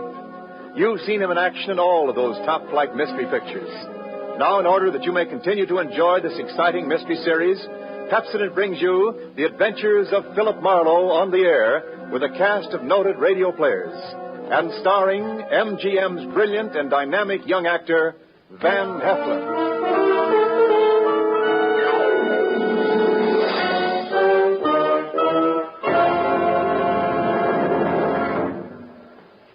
Now, families all over America have named their favorite toothpaste. New Pepsodent with Irium. New fresh-tasting Pepsodent with the new cool, minty flavor. It's the 3-to-1 favorite over all other toothpastes. It's true. With families all over America, new Pepsodent is the favorite 3-to-1. Families from coast to coast recently compared new Pepsodent with other toothpastes at home. They preferred new Pepsodent by an overwhelming average of 3-to-1 over all other brands they tried. These families, 3-to-1, said new Pepsodent tastes better, makes breath cleaner, makes teeth brighter. Yes, families 3-to-1 say new Pepsodent tastes better, makes breath cleaner, makes teeth brighter. Get new Pepsodent toothpaste for your family right away.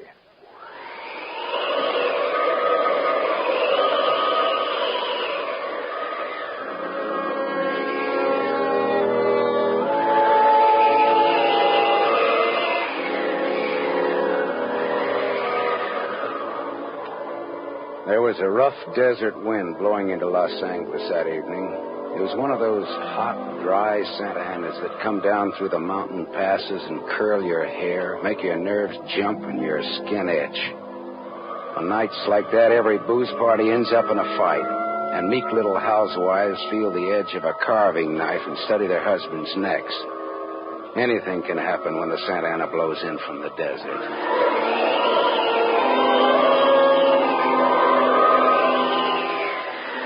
I closed up my office early. I got tired of reading Philip Marlowe, private investigator, backwards on the ground glass of my office door. So I opened the door and closed it from the outside and locked it and went out to get a beer before I went up to my apartment.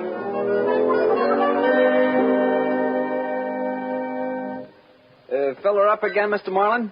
Marlowe. Marlin is a fish. Yeah, I know. Hey, you bartender. Give me another ride. Drunk again. What'd you expect in this business? Autograph hounds? Make it snappy, yeah? Be right with you, sport. I got to draw this man a beer. Crying out loud, these stumble bums who come in here. You got another customer, Bacchus? Hey, Bud. You seen a lady in here lately? A lady? Tall, good-looking, brown hair, a print bolero jacket, and a blue silk dress. No, sir. No, sir. Nobody like that's been in. All right, straight scotch, fast. I left my engine running out there. Yes, sir. Yes, sir. This slick-looking, sarcastic guy stepped up to the bar and drank his scotch whole. And he stopped. The drunk was grinning at him. And then, without changing his grin, the drunk swept a gun from somewhere so fast it was just a blur coming out. Made a couple of hard snaps, and a little smoke curled. Very little. All right, you other guys. Don't move. So long, Waldo. All right, don't move, you two. Poor Waldo. But I made his nose bleed. So long, boys. Drink up. All right, get on that phone, kid. I'll get his license number. Holy smoke. Holy smoke. Not too late. Drove away with this dead guy's car. Maybe he ain't dead. He's dead, all right. Where's your phone? This is for the police.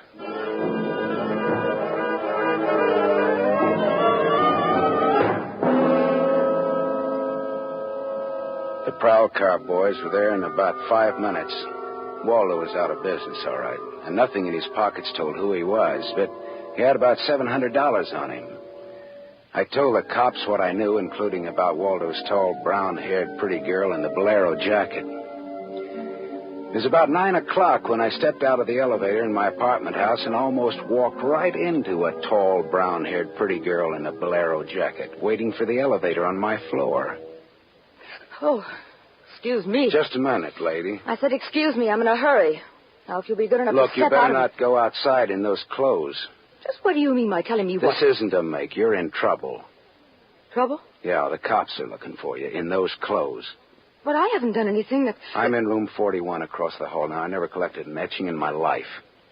All right, I'll go with you. I'll go.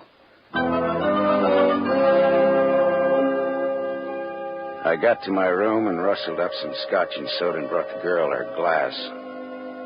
She had a small automatic in her hand. It jumped up at me, and her eyes were full of panic.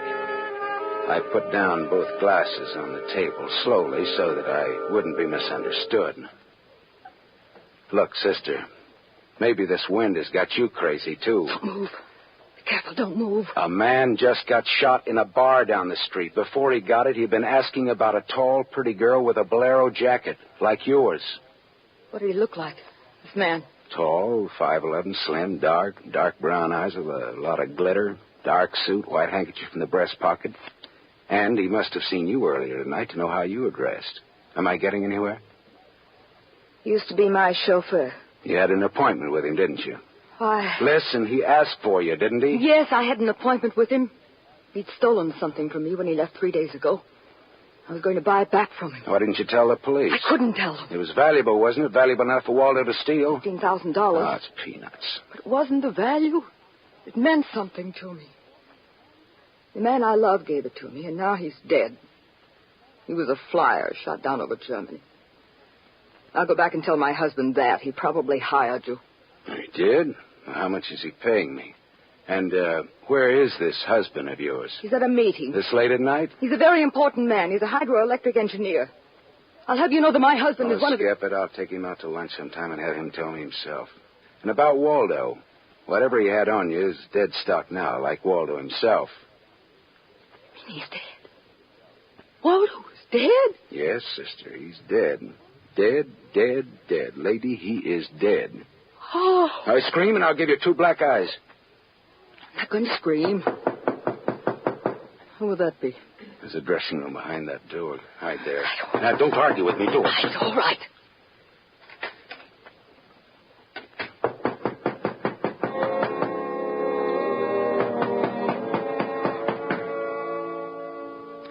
And I went to the door, making a loud, yawning sound. The backs of my hands were wet. I opened the door. Without a gun, that was a mistake. I certainly knew the gun I was looking into, a .22 target automatic that had already killed 1 man that night. And I knew the bald head and the flat, shiny eyes and the face like a poisonous lizard. Baldy put the muzzle of his gun lightly against my throat. I backed into the room, and Baldy kicked the door shut. You alone? Look for yourself. I'm asking, not looking. I'm alone. You and that dumb bartender saw me dust off Waldo. What did Waldo do to you? Who's asking? Just making conversation. He stooled on me on a bank job we did together. Got me 4 years in Michigan pen. How is he? Dead. I'm still good, drunk or sober. Tell me why I came here, pal. You heard the barkeeper and me talking. I told him my name, where I lived. That's how, pal. I said why. Skip it. The hangman won't ask you to guess why he's there. Oh, you're pretty tough at that, ain't you? But you're slamming off, pal. All right, but you could get that gun out of my neck and try somewhere else. Oh, yeah, sure. Is this better? Does this suit you all right? Just so it isn't my neck. Say when, pal? It's your party. I leaned against the gun. The door of the dressing room showed a crack of darkness. The crack widened. I began to shake a little. The girl came quietly into the room, but there was white all around her irises. She was scared. She had her gun in her hand, but I was sorry for her. Dead sorry. She'd try to make the door scream either way. It'd be curtains for both of us. You scared, mister? You worried about any little thing? I couldn't talk. The girl floated in the air somewhere behind Baldy, and her horrified face was drifting toward us. My mouth was as cold and dry as yesterday's toast. Well, kid, how's it feel? You ready yet? Go on, say the word. Well, don't take all night about it if you're going to do something about it. Why not, pal? I like this. Well, suppose I yell. Go ahead, yell. Go ahead. Put up your hands! Hey, look!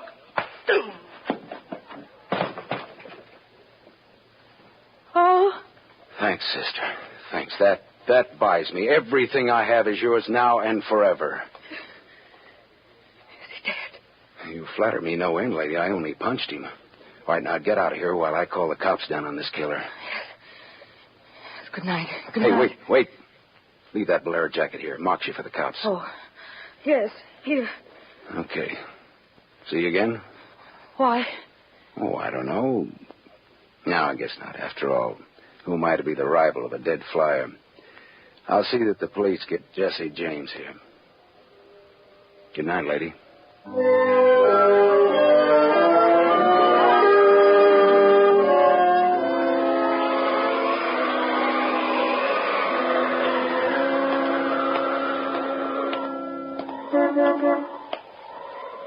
Yeah? You mean me? Yes, please. Oh, you. Again, huh? Get in. I must talk to you. You want to know what happened at headquarters, huh? Yes. Well, I went down there with the law and gave them the story. I left you out of it. Oh, thank you. You saved my life, so no one knows a thing about you. Well, incidentally, neither do I. Well, my name is Mrs. Frank Bosley. 212 Fremont Place, Olympia 24596. Is that what you want? I guess so. Well, there it is. Now, why did you really come back? I wanted my pearls. Pearls? Yes. Pearls, too, huh? All right. Tell me about the pearls. We've had a murder and a beautiful mystery woman and a sadistic killer and a heroic rescue. Now we will have pearls. I was to buy them back from the man called Waldo. Well, I saw everything that came out of his pockets, and there weren't any pearls. Could they be hidden in his apartment? It's possible. Waldo lived on the same floor you do in this apartment house. And why didn't I know him, at least by sight? He moved in last week. He managed to get a sublet. Great, a sort of an amateur magician on the side, huh? It's getting rather late. Yeah. What about your husband this hot, mysterious night? He's still at his meeting. Well, you could have brought him along. You could have sat in the back seat working out a problem in hydroelectrics While what? Well, I didn't have any answers. They wouldn't sound cheap or just ridiculous or from the sophomore class in repartee. I had an unlit cigarette in my hand. I threw it out of the window. I took a hold of her and kissed her. She sat very still. I was shaking when I let go of her. Her voice trembled a little when she spoke. I meant you to do that. I wasn't always that way. Only since Johnny Dalmas was killed in the war. He gave me those pearls. 41 of them perfectly matched with the diamond propeller clasp. I'd have loved them if they'd been wooden beads because he gave them to me. I love Johnny. The way you love just one time. You understand that? What's your name? Lola. Lola, how did you explain a $15,000 pearl necklace to your husband? I told him they were imitation, and I bought them myself. How did Waldo latch onto them and what they stood for? When my husband was in Argentina, Waldo and I'd go for long drives. I was restless and wretched because of Johnny. Sometimes Waldo and I had a little drink together, but that's all. But you confided in Waldo about this pearls. I was a fool. And when your husband came back, Waldo stole the pearls and offered to sell them back to you, or he'd tell Papa, huh? I was a fool. And now you think the pearls are upstairs in Waldo's apartment? I suppose it's a lot to ask. No, sweetheart, huh? I've been paid. I'll go look. Wait here, huh?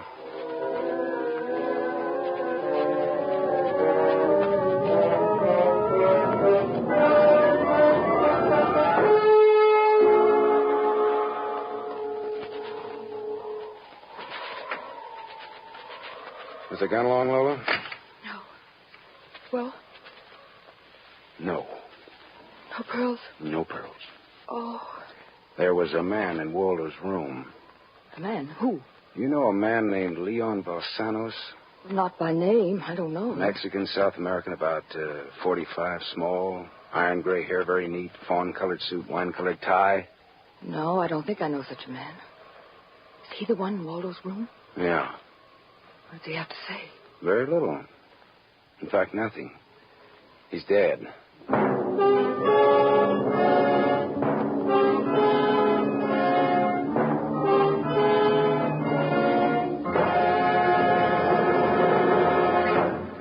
You are listening to The Adventures of Philip Marlowe, starring Van Heflin, with music composed and conducted by Lynn Murray.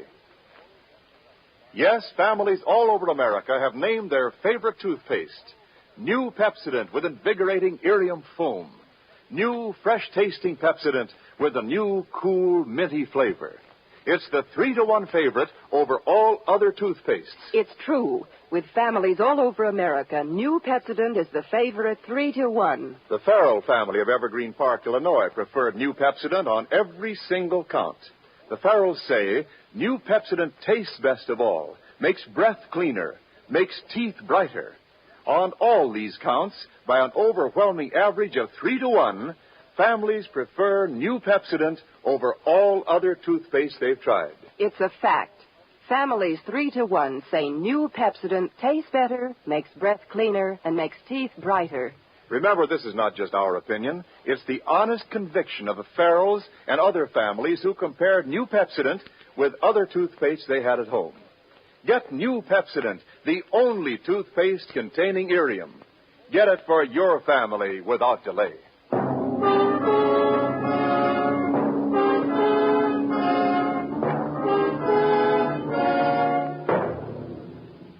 We continue with The Adventures of Philip Marlowe, created by Raymond Chandler and starring Van Heflin, who appears by arrangement with Metro-Goldwyn-Mayer, producers of the Technicolor musical Fiesta, starring Esther Williams.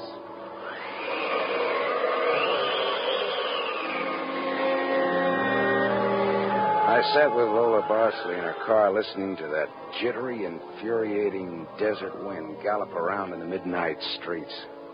I just told her about the Latin-looking man I'd found in Waldo's room in a very dead condition.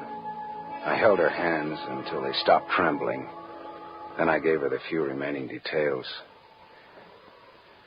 He had a gun in a shoulder holster, but someone had strangled him before he could use it. Someone? Waldo? Maybe. You see that convertible coupe 2 cars ahead of us? It's been there for hours. It was there before I parked here to wait for you. Leon, the man in Waldo's room, came in that car, but according to the key containers he carried, that isn't his car. Whose car is it? Does it matter? Well, it belongs to a lady according to the tag on the keys. A lady? Well, anyway, a woman, if you're going to split hairs. Eugenie Kolchenko. In West Los Angeles? Never heard of her. Uh-huh. All right, well, you go home now, huh? What are you going to do? Drive that flossy convertible around, wave at my friends, impress people. You run along now. Me, I've got another date.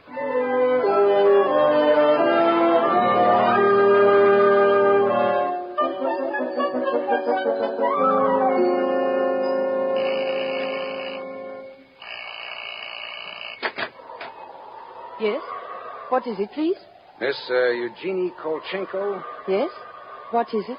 Did you lose or misplace a pigeon gray convertible coupe? What are you saying? Now, don't be alarmed. I found it and I brought it home to you. Come in, please. It is a reward you wish. Shall we say... Snap out of it, Dragon Lady. Who was he? Who? What's who? The little guy, Leon. You loaned your car to. He's dead. Who was he? Oh, no. Oh, yes. Eugenie. Darling, come here, please. What's the matter, honey? Who is this man? I came about Miss Kolchenko's car. What about her car? The gentleman who borrowed it couldn't return it on account of he isn't alive. He's dead. Darling, he's dead. Well, that's putting it more bluntly, of course. Dead, huh? Completely. Who are you? Philip Marlowe, private investigator.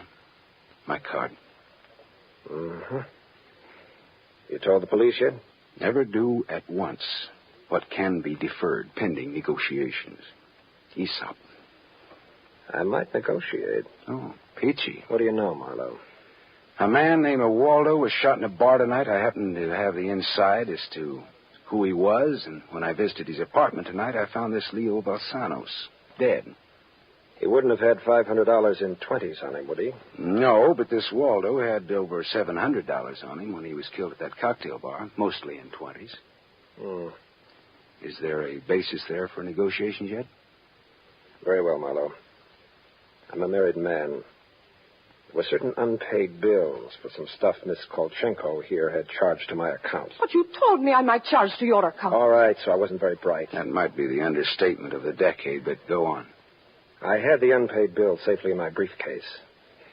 Somehow this Waldo had a chance to steal the briefcase.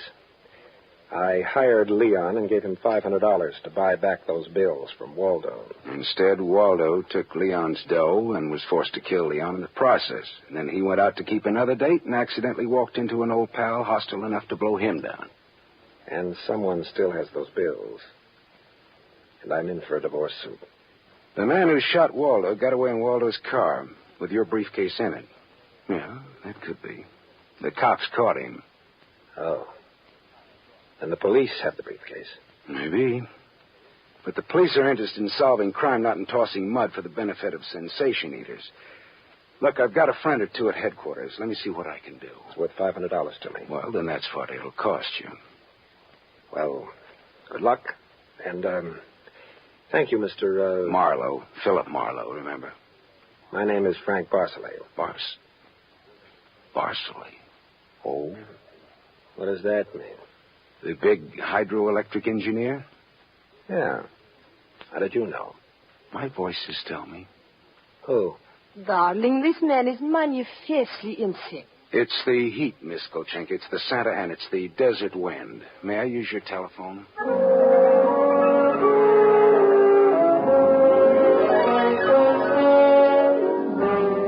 Someday I must tell you about Ibarra. Salt of the earth, Ibarra, detective lieutenant over at Central Homicide. I phoned Ibarra from this Kolchenko's house and told him where he could find a well-dressed cadaver named Leon and furnished a few small details. I gave Ibarra time to check my tip, and then I went down to see the good lieutenant and told him why I'd been up in Waldo's room, only to find Leon instead of a certain lady's string of pearls. Pearls, eh? Well, I thought Waldo might have them up there. Whose pearls were they? A lady's. Go on.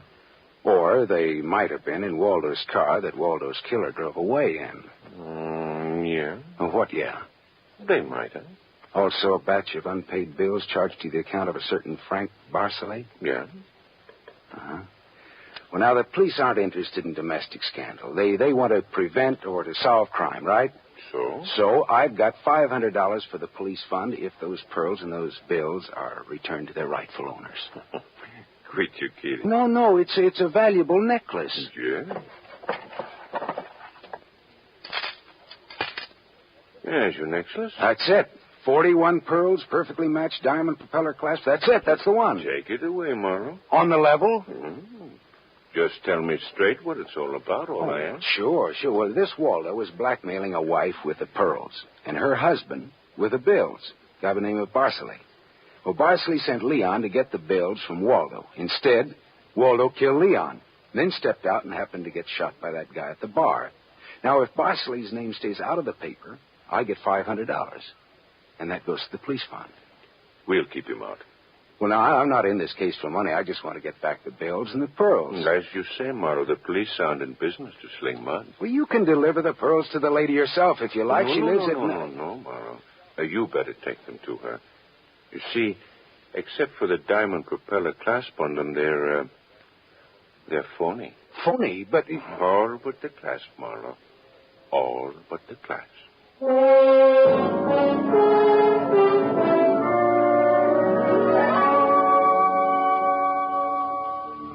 Stared at Ibarra. So the flyer, Johnny Dalmas, the great lover, had given Lola a string of fake pearls. Well, I didn't know how to tell her, but I called her up and told her to meet me at the Beachcombers at 2. I was going to slip her the bad news slowly. I'm glad you asked me to meet you here, Mr. Marlowe. See, I had to have someone to talk to. Go ahead. Go ahead, talk. I'm listening. Now, Mr. Marlowe, now more than ever, I must have those pearls. Why? Money trouble? Oh, no. It's just that everything's gone wrong. And this morning my husband told me we're to separate. Oh, I'm sorry, Lola. But if I had Johnny's pearls, it would be a link with the past and with Johnny. And all he meant to me. It's how a woman feels, Mr. Marlowe. I wouldn't blame you for not understanding. Maybe I do, though. So please, Mr. Marlowe, please, you'll try to find my pearls. Lola, look, even if it isn't all of them. Any part of them. Any single smallest one of them. It'll be Johnny's. Look, will you meet me here again around 4 o'clock? I'll be here. Okay, I'll see what I can do.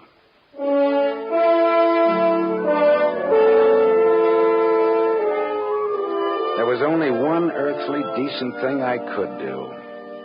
I took Lola's glass pearls to a jeweler, and I had him take off the diamond clasp and put it on one of those strings of so-called simulated pearls that they sell you for $3, tax included. Then I went back to keep my 4 o'clock date with Lola at the Beachcombers. Well, Mr. Marlowe, anything new? Yes, the police found some pearls in Waldo's car. They found my pearls? No, not exactly. Not exactly. Well, Waldo was getting set to gyp you, Lola. He had the diamond clasp of your necklace attached to a string of cheap imitations. And then he sold the real pearls. Oh, how... Oh. These are the imitations here. Yes. But it is my clasp. The clasp is real. Is that all right? Yes, it's the clasp that Johnny Dalmas gave me. Of course it's all right. Oh, that's swell. And thank you so much, Mr. Marlowe. Forget it. I won't. Not ever. Well, is this goodbye? Yeah, I think so. You'll never get over Johnny Dalmas, Lola. If anybody ever bothers you again, though, well, let me know. Name's Philip Marlowe.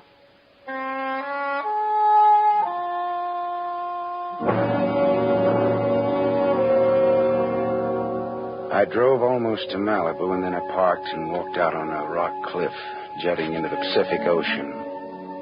Then I reached in my pocket and dug out the string of Bohemian glass pearls that Lieutenant Ibarra had found in Waldo's car.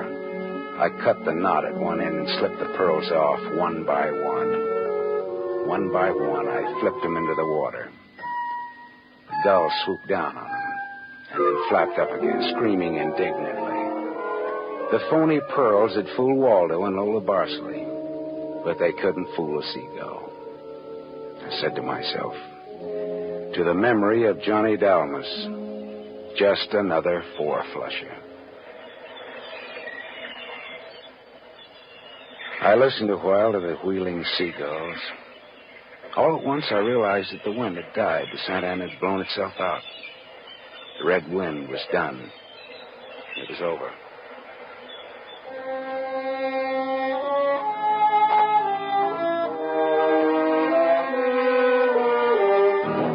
You have just heard Van Heflin, starring in the first of a new mystery series, Raymond Chandler's The Adventures of Philip Marlowe, brought to you by the Lever Brothers Company, makers of Pepsodent. Have you tasted the new Pepsodent toothpaste? Its lingering, minty flavor is so fresh and inviting, families prefer it by an overwhelming average of 3-to-1 over all other toothpastes in a recent nationwide test. They said new Pepsodent tastes better, makes breath cleaner, and makes teeth brighter. Remember, new Pepsodent gives you more invigorating irium foam. It sweeps dulling film away. No wonder it's the 3-to-1 favorite with families all over America. Get new Pepsodent with irium for your family right away. Tonight's story on the adventure of Philip Marlowe is based on Red Wind, written by Raymond Chandler, creator of Philip Marlowe, the screen's most famous private detective. It was adapted for radio by Milton Geiger.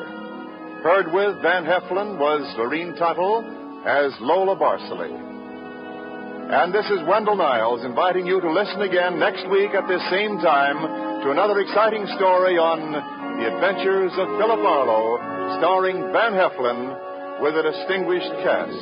This is NBC, the National Broadcasting Company.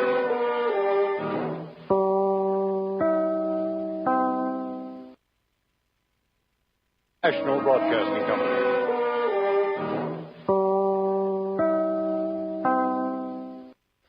For the safety of your smile, use Pepsodent twice a day. See your dentist twice a year.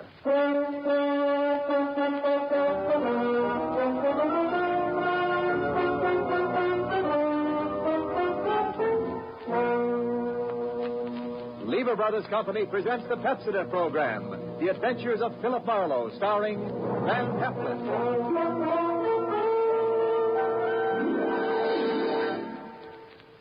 Philip Marlowe, the famous private detective of Murder My Sweet and The Lady in the Lake, created by Raymond Chandler, brought to you on the air by Pepsodent, and starring MGM's dynamic young actor, Van Heflin.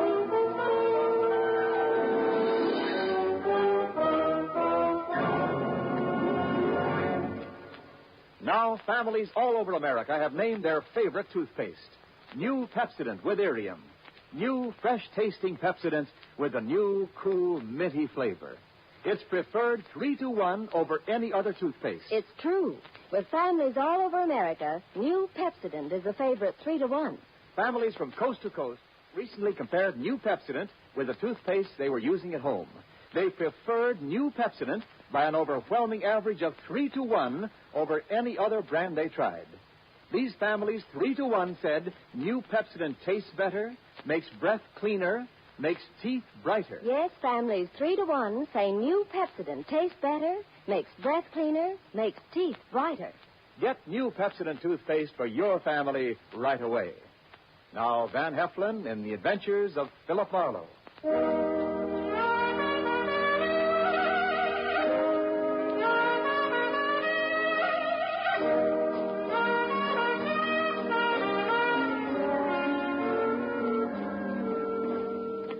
Hollywood after midnight is like any other city after midnight.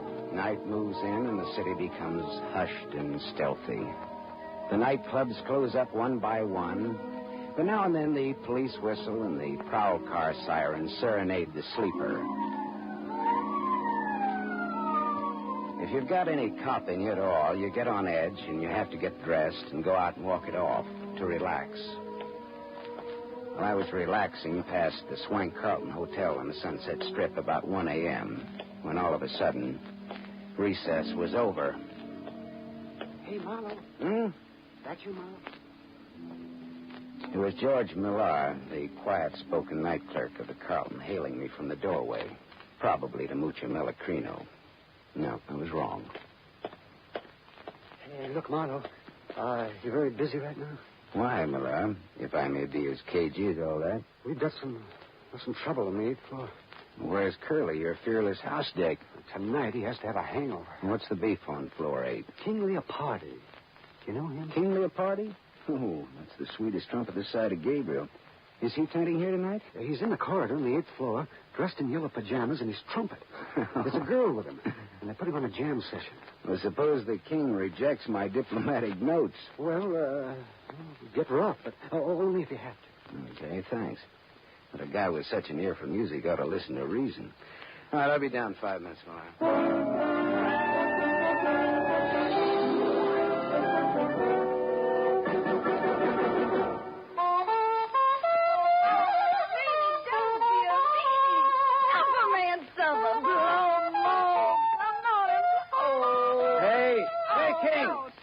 King, that's all, boy. Oh, suffer, mellow, king and yellow, more schmozzarino, more. I said, all right, King, the party's over. Hey! Were you addressing me, peasant? I said, wrap it up, can it? Put it on ice. The show is over. Ah. Conk him, King. King Kong, that's what he is, King Kong. Let him have it, King. Fanfare to a nosy house dick, as follows. All right, now look, Yellow Pants, wrap up your bugle and buzz off. Now hit the grit. Oh, you're tougher than a 40-cent steak, aren't you? Well, this will make you soft and tender. Here. Attaboy, King. Hit him again for me. All right, hit me with that trumpet, will you? Okay, King. Now, come on, get up, get dressed, and get out. How can he? He's out cold. I'll be glad to pack for him. And you get back to your room, too. Listen, Copper, I don't have to do anything. Get going, sister. Come on, jump.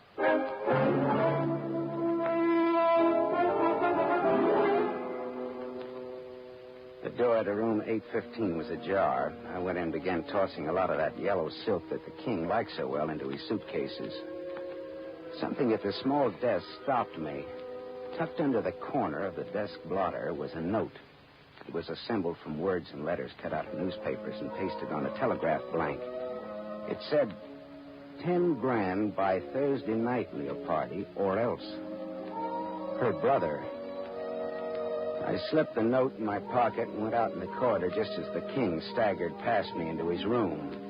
I could get an infection from the dirty look he gave me as he slammed the door after him. The door 2 suites away opened a crack and then shut again very quickly. I went over and knocked. Beat it, Copper. I want to talk to you. I don't want to hear from you. Okay, here I come, sister. Ready or not? I'll blow you down, so help me, I'll let you have it.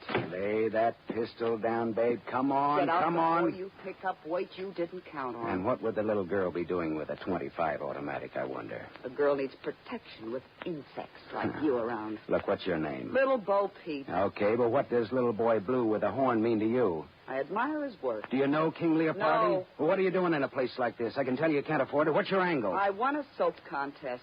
All right, baby. You want it that way? What are you going to do? I'm going to make a phone call. Won't cost you a nickel. Hello, desk. Millar, it's Marlowe. I'm calling for the lady in room 811. She's checking out.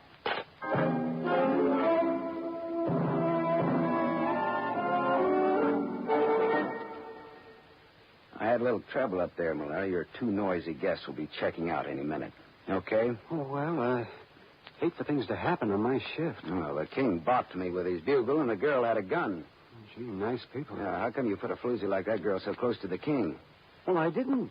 Another Quillen, thing. the day man did. Look, there was a receipt for rent to Miss Marilyn Delorme on the telephone table in her room.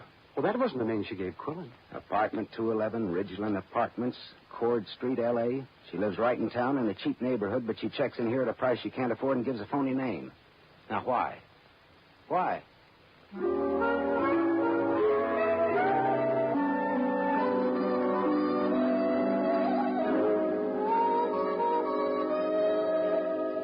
Cord Street, where Marilyn Delorme lived, was Old Town, Arty Town, Crook Town.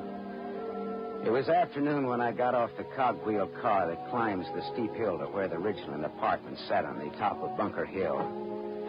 I went up dim, dusty stairs to apartment 211, and I tapped on the door. There was no answer, so I tried the door. It was unlocked. The room inside was dim with stagnant gloom. Marilyn Delorme was in. I didn't talk to her, though. I didn't think she'd want to make much conversation with those blue bruises about her throat where she'd been strangled. I got out of there fast, wiping off doorknobs like Uriah Heep polishing apples for his boss.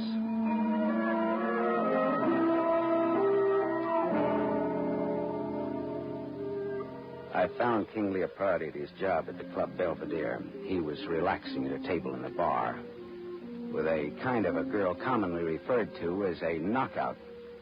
She looked tall, and her hair was the color of a brush fire seen through clouds of dust.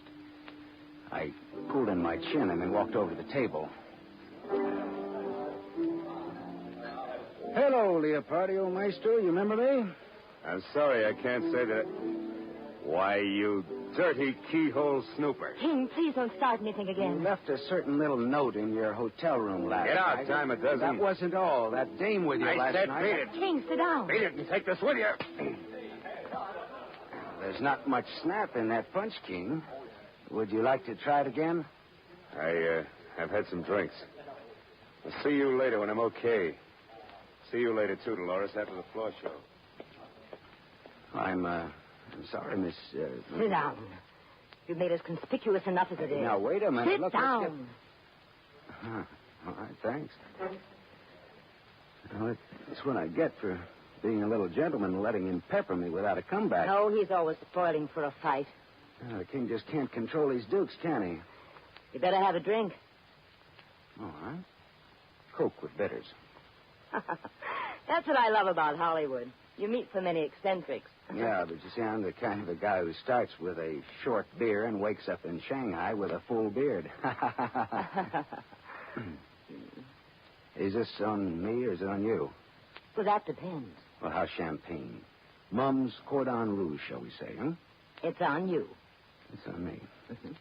Coke with bitters. How did you get to know King Leopardi? Oh, I just happened to throw him out of his hotel last night. Oh, house detective, huh? No, filling in for a friend. Philip Marlowe, private investigator's the general tag. Oh. How did you happen to get to know the king? I once sang in his band, but not for long. Well, then, look, tell me, would it be hard for a woman to get to him? Only if he was surrounded by a wall of fire. If the woman had a gun? Why? Well, I found this threat note on his desk last night. It asked for $10,000 or else, and it's signed her brother. Well? Well? Yes. A woman with a gun could get to him, and everybody would give her a great big hand. Mm-hmm. Well, I'll skip that Coke and bitters and say good day and thank you, Christabel. The name is Dolores. Oh, good afternoon, Miss Drury. Chiozza. Dolores Chiozza. Oh, Chiozza. Fare thee well, Miss Chiozza. Formal, aren't you? So long, Dolores. So long, Philip. If I hear of anything, I'll toss it your way.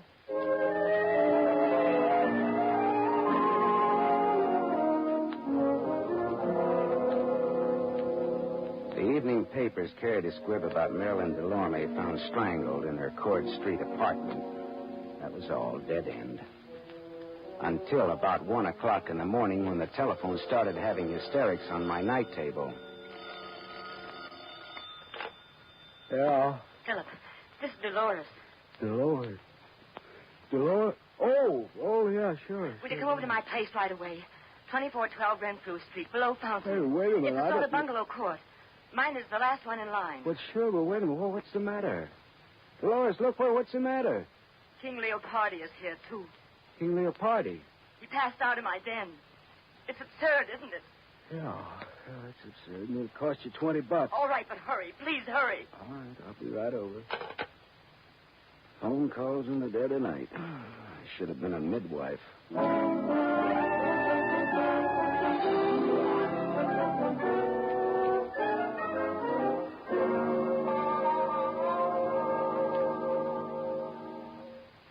Oh, come in, Philip. I'm sorry I woke you at this hour. That's okay. I always get up around this time anyhow to take my bitters and answer phone calls. Where is he? May I have a cigarette? Sure. Thanks. Right.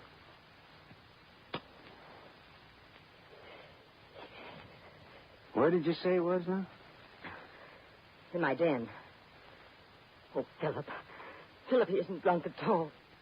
Did you really think he was drunk? He's dead. What? The king is dead. Long live the... With my gun. Well, good for you. Maybe wins the large Cupid doll. Hey, come on, let's go and look at him.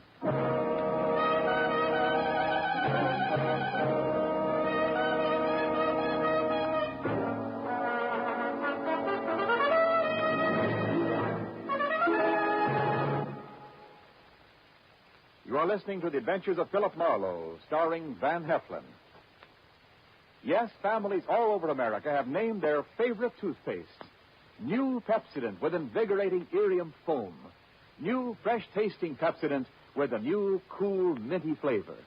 It's preferred 3-to-1 over any other toothpaste. It's true. Families all over America say new Pepsodent is their favorite 3-to-1. The Paul A. Thompson family, Summer Street, Stamford, Connecticut, preferred new Pepsodent on every single count. The Thompsons say new Pepsodent tastes best of all, makes breath cleaner, makes teeth brighter. On all these counts, by an overwhelming average of 3-to-1, families prefer new Pepsodent over any other toothpaste they tried. It's a fact. Families 3-to-1 say new Pepsodent tastes better, makes breath cleaner, and makes teeth brighter. Remember, this is not just our opinion. It's the honest conviction of the Thompsons and other families who compared new Pepsodent with the toothpaste they were using at home. Get new Pepsodent, the only toothpaste containing Irium. Get it for your family without delay.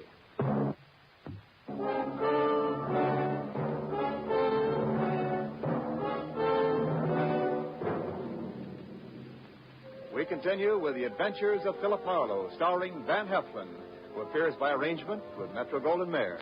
Producers of The Huckster, starring Clark Gable.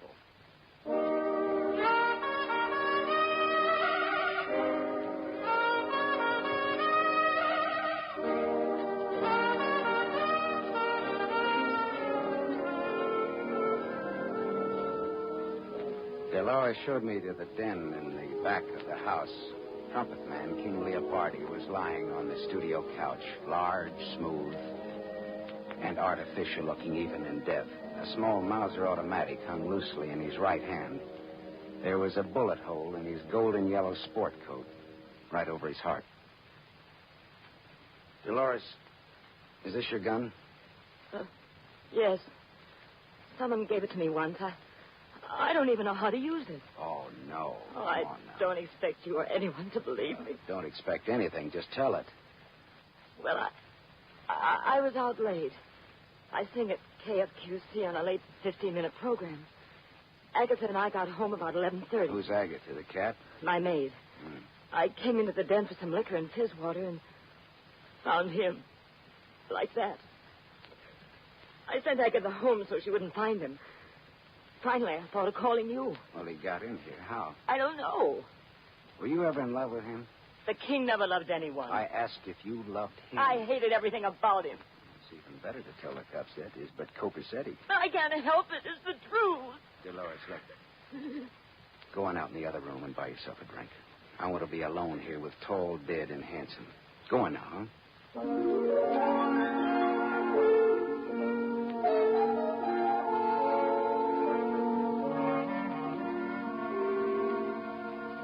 After Dolores had taken her white face out of that room, I could work better. I went through the king's pocket and found his key ring. One key fit very nicely in the lock of the back door. I went to the living room where Dolores was huddled against the arm of the Davenport trying to become a part of the pattern. Dolores, how long has Agatha been with you? 2 years. Did she ever steal anything from you? Small things, that's all. Pair of nylons now and then. I didn't mind why. Well, she sold a key to somebody. The key to this apartment. Oh, what's the difference, Philip? We're wasting time. I'm done for as a nice person. They'll think it was a lover's quarrel and I shot him. Or that he shot himself over me. Well, you don't die from the latter, though. Your reputation does. And I care about what people think of me. Yeah. Well, that's what makes me for you again, lady. Thanks, Philip. Now, let's suppose you give me a description of Agatha and tell me where she lives. I want to talk to her. Tonight.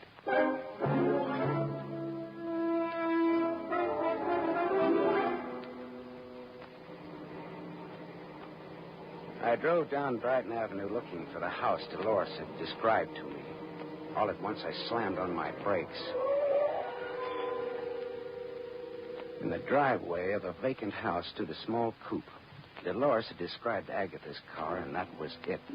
And Agatha did not live in an empty house. I got out and walked up the gravel driveway and looked into the car. And then I got back in my own car and drove until I found an all-night drugstore. I phoned Detective Lieutenant Ibarra. Hello, Ibarra. Write this down. Brighton Avenue, 3200 block, west side. Driveway of empty house. Car parked with dead woman in it. When alive, answered to the name of Agatha. Strangled.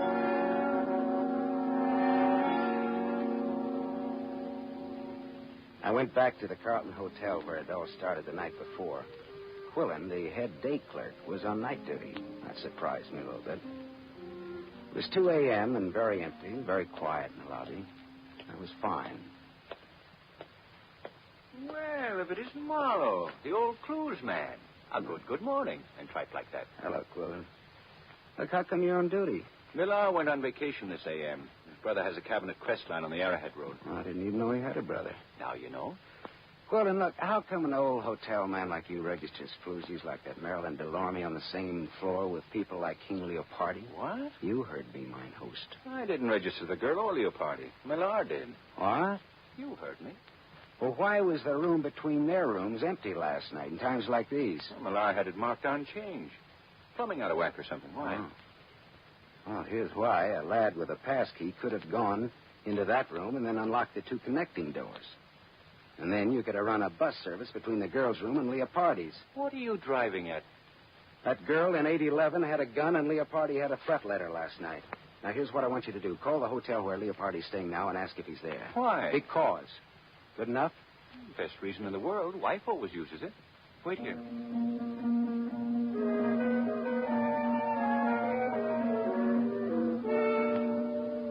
In about 3 minutes, Quillen came back and leaned on the counter again. Leopardi isn't there. I talked to a guy in his suite who was almost sober. He said Leopardi got a call about 11 from some girl. What girl? Well, he didn't know. But Leopardi went out preening himself. Okay, thanks, Quillen. Anything to do with that brawl you had with Leopardi here last night? No, all in the spirit of boyish mayhem. Oh. That 815 has a jinx on it, you know. Girl shot herself there 2 years ago. What? A girl shot herself there. Yeah, you said that, but what girl? I don't know what her real name was. Look here, Quillen. I want to see your hotel files of that day 2 years ago and all the newspaper clippings about it. Come on. All right. Let go of my arm, physical culture. I'll get the keys to the record room.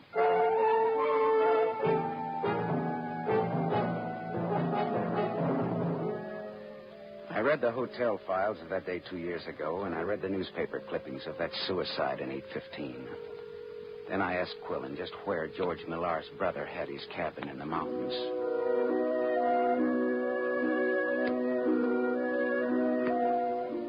It was just getting light when I pulled up at the cabin, high against a growth of dagger pine and cedar.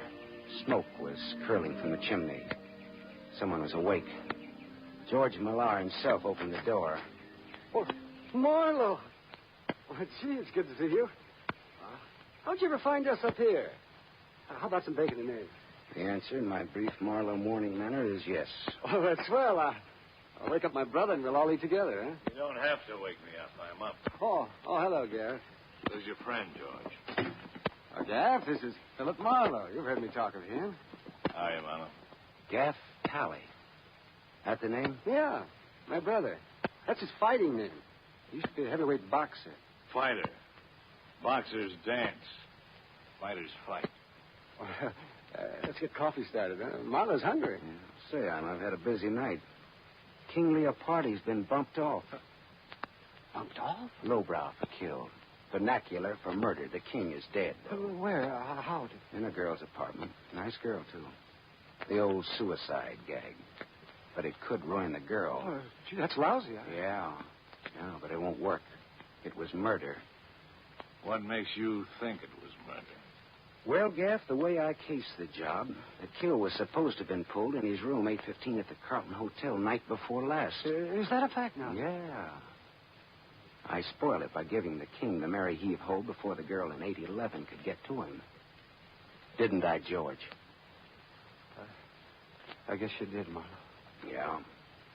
Of course, it would have been poetic justice if King Leopardi had been killed in the same room where a girl committed suicide 2 years ago, registered as Mary Smith. Usual name, Eve Tally. Did you hear that, Gaff Tally? Eve Tally. I heard it, Marlowe. So he had a sister named Eve, shot herself in 8:15 at the Carlton. So what? So, George here told me that Quillen registered that professional gun girl in 8:15 night before last. Oh, no. George registered her. So George kept the room between the girl and Leopardi vacant. When everything was quiet, he'd open the communicating doors, and Marilyn Delorme would walk into the king's room, muffle her .25 in a pillow, and shoot the king in his sleep. How am I doing, boys? Fine, Marlon. How am I doing? Gaff, put away that gun. I'll bet you even checked on 118 Cord Street. Mm-hmm. I found Marilyn Delorme strangled. She knew too much. For a few bucks, you boys got Agatha to call Leopardi last night from the radio station, pretend she was Dolores, with an interesting invitation. The king always had a yen for Dolores, and he came running. You shot the king before Dolores came home and left him in her den. Then Gaff got rid of Agatha. She knew too much, too. Leopardi was the worst kind of a rat, Marlowe. We loved our sister. She fell for him, and he threw her out. She killed us. Now, what would you do, Marlowe? Take his gun, George. Don't get between us or behind him. His .45 goes right on through. I'll have to take your gun, Marlowe. Well, always treat it like your own, won't you, George? Got it, George? I've got it. Stand out of the way. Does it have to be this way, Gaff? Yeah, it has to be this way. Sure, George and Gaff, the avengers of innocent girlhood in their righteous indignation. Shut up, Marlowe. Lynch mobs, tar and feather merchants, and other laws unto themselves take notice. George and Gaff, they wrote the book. Say your prayers, Big Marlowe. Hey, Gaff, there's been enough killing. Get out of No, the way. Gaff, I won't. I swear I'll let you have No, it, too. Gaff! I'm warning you. Goodbye, Gaff.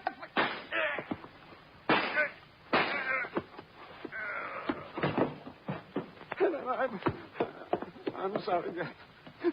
I had to do it.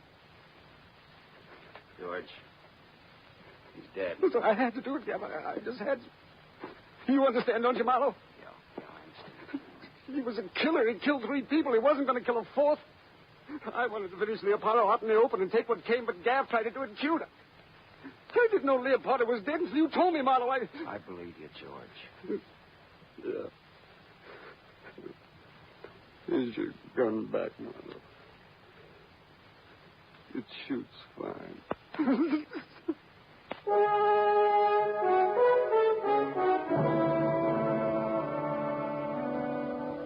I put in a big pitch for George at headquarters. After all, he hadn't killed anybody except Gaff, and that was in self-defense and in defense of an unofficial copper named Marlowe. He won't get off scot-free, but he won't inhale cyanide either at the taxpayer's expense. After I talked to Ibarra at headquarters, I telephoned Dolores Chiosa. I didn't give her the sordid details, but just told her not to worry, that she was in the clear. Philip. Oh, thank you, Philip. I'm so relieved. I'm so grateful. I'm so thirsty. Well, come on over then. Hey, wait a minute. Now, is this fiesta on you or is it on me? Why? Well, I mean, do I drink Coke and Betters or Cordon Rouge? It's on me. All right, then. Champagne it is, baby. But look, let me bring the glasses, huh?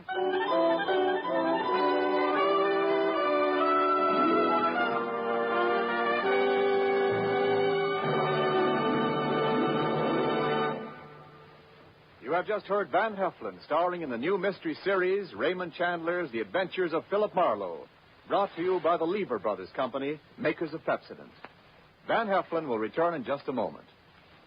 Men, here's an important announcement. News about a sensational hair tonic discovery. It's Trim Hair Tonic made by Pepsodent. For the first time, science has created a hair tonic with pure virgin olive oil. There's no finer hair and scalp conditioner. Yes, because it contains pure virgin olive oil, Trim Hair Tonic conditions your scalp as it grooms your hair. Get new Trim Hair Tonic during the big 1-cent introductory sale at toilet goods counters now. 2 60-cent bottles, $1.20 value, only 61 cents. Ask for Trim Hair Tonic with olive oil.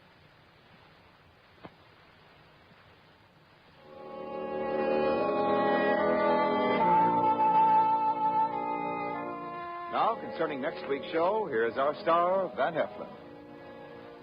Philip Marlowe crouched in the darkness of Beverly Glen and waited for those footsteps to come closer. And then all at once, the Sandman hit him without bothering to remove the sand from the sandbag. And when Marlowe woke up in the morning, his wallet and his gun were gone. And he was wanted for murder.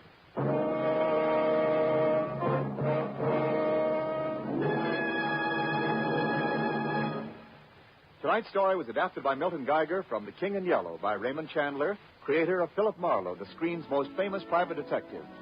The original music was composed and conducted by Lynn Murray. This is Wendell Niles inviting you to listen again next week at the same time to another exciting mystery on the adventures of Philip Marlowe, starring Van Heflin with a distinguished cast. This is NBC, the National Broadcasting Company.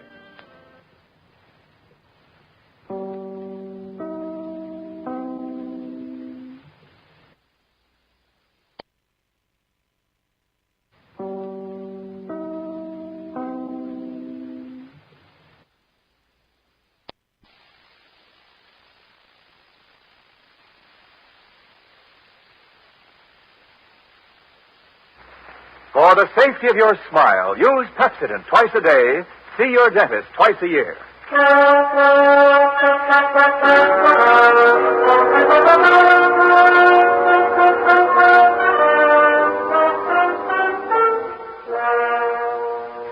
Lever Brothers Company presents the Pepsodent program, The Adventures of Philip Marlowe, starring Van Heflin.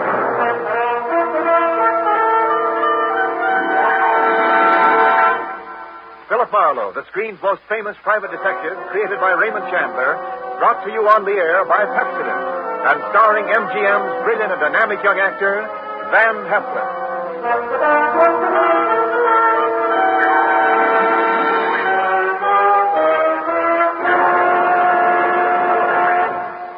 Now, families all over America have named their favorite toothpaste. New Pepsodent with Irium. New, fresh-tasting Pepsodent with a new, cool, minty flavor. Yes, in a recent test, new Pepsodent was preferred 3-to-1 over any other toothpaste. It's true. With families all over America, new Pepsodent is a favorite, 3-to-1. Families from coast to coast recently compared new Pepsodent with the toothpaste they were using at home. They preferred new Pepsodent by an overwhelming average of 3-to-1 over any other brand they tried.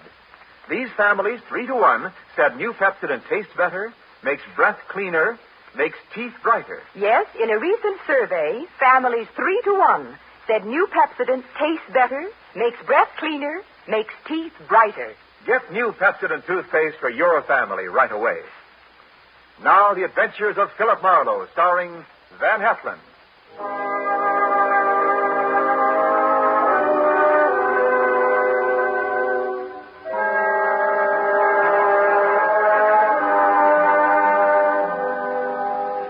The moment old man Jeter came into my office, I made up my mind not to vote for him if he ever ran for president. He was tall and thin with straight, compressed white lips. He wore a neat pinstripe flannel suit with a small rosebud in the lapel. He carried an ebony cane, and he wore spats. He looked a smart 60, and unless his ulcers got nasty, I gave him another 15 years, which was pretty big of me. He sat down, speared me with those barbed gray eyes, and came right down to business. Mr. Philip Marlowe, I believe? That's right. My name is Wadsworth Jeter. How do you do, Mr. Jeter? You're a private detective? Well, why not? Frankly, sir, I'd expected a Hollywood detective's office to be somewhat more glamorous or rather more elegant, shall we say? Well, Philo Vance has a branch office here on the 4th floor if you're shopping around. No. You'll do, I'm sure. Well, my rate is $25 a day, plus expenses. Money is no object. Except when you don't have much of it. That seems to be the motivating philosophy where Miss Harriet Huntress is concerned. Who or whom is Miss Harriet Huntress? A rather standard, rather obvious gold digger who wishes to marry Grover. You want to tell me who Grover is? Grover is my adopted stepson, my late wife's son. Go on. Next year, he will inherit $1 million left him by his mother. Which explains Miss Huntress's interest in Grover. Precisely. Look, Mr. Jeter, am I being hired to smear Miss Harriet Huntress? Not at all. Merely to disillusion Grover about her. Yeah, well, that's the same thing. I think you'd better find yourself another boy. Wait. There's more. Okay, let's hear it. Do you know a man named Marty Estelle? Sure. He's a big-time gambler out on Sunset Strip. Why? Mr. Estelle claims my son Grover owes him $50,000. Well, then Grover'd better pay up if I know Marty Estelle. But suppose my son doesn't really owe Estelle the money. Does he or doesn't he? Mr. Estelle supplied photostat copies of Grover's notes with Grover's signatures. I thought they might be forged, so without Grover's knowledge, I took them to a handwriting expert named John Arbogast, a sort of detective. No? He's not sure. He wants more time. I'd like you to take over the case. Harriet Huntress and all. Miss Huntress, as you may know, is associated with Mr. Estelle. Well, that's incidental. I'll handle the forgery case and not the slander job. Now, where does this Arbogast have his office? On Sunset near Ivar. Okay, I'll look it up. Miss Huntress? She lives at the El Milano on North Sycamore. All right, I'll look her up, too. Arbogast and Huntress, in the order named.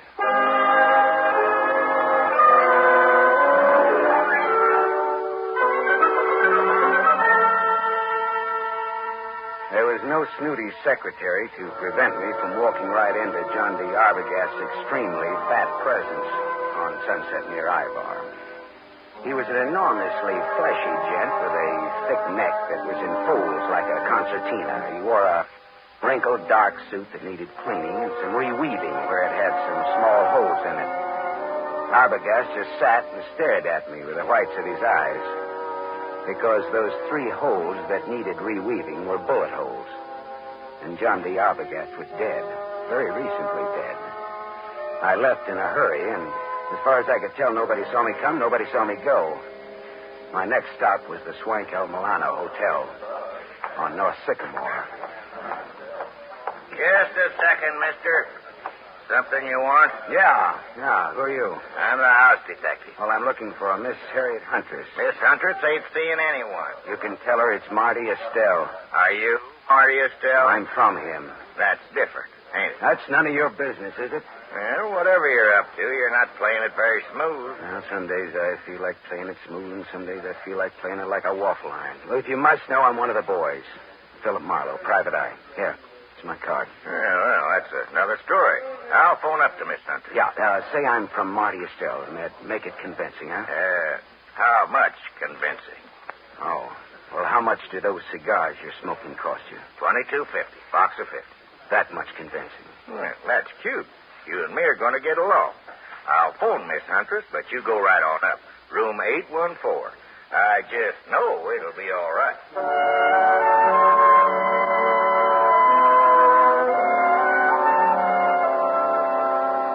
Harriet Huntress was too tall to be cute, too beautiful to be really cheap. Her green eyes were wide set, and there was plenty of thinking room between them. Her hair was a dusky red, like fire seen through a haze. The green eyes were that much green ice as she sized me up in the doorway. Well, what's the big message, Sonny? I'd have to come in. I never could speak very well in public. Come in. Never could speak very well on a dry throat either. There's the scotch. Help yourself. Thank you. So, you're from Marty Estelle? No, not strictly. Not even loosely. Not at all, in fact. What's your racket? No racket.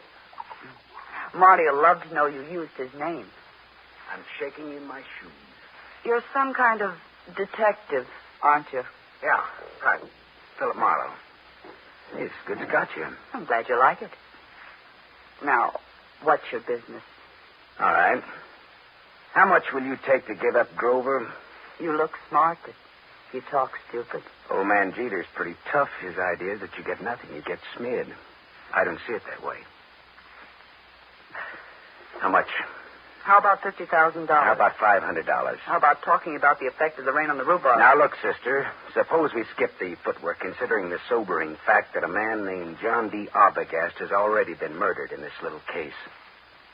Does that have anything to do with me? I don't know. He was hired to analyze some notes Grover gave Marty Estelle. He was killed just after I took over the case. Do you think Marty Estelle works that way? You know him better than I do, does he? Have you told the police yet? No, I thought I'd see if I could make a deal with you first. I'm going to tell you something. My people were nice people who never got involved in murders. Old Jeter ruined my father. My dad shot himself and my mother died of the shock. I'm going to fix Jeter for that someday, even if I have to marry his son to do it. Adopted stepson, really. There's no relation at all. It'll hurt Jeter just as hard. And the kid'll have $1 million next year. I could do worse, even if he does drink too much. You wouldn't want Grover to hear that now, would you? No?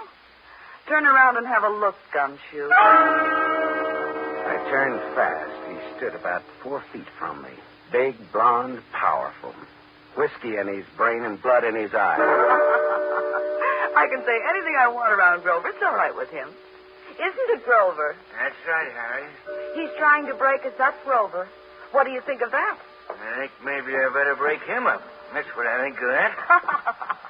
She laughed, and that made me mad. I turned to growl at her. It was a dirty look. It was the look of the month. That was a mistake. The big guy hit me. I went over sideways. It wasn't a hard punch, but my head hit a desk going down, and the desk got the decision. It gets dark fast in Southern California, but seldom that fast.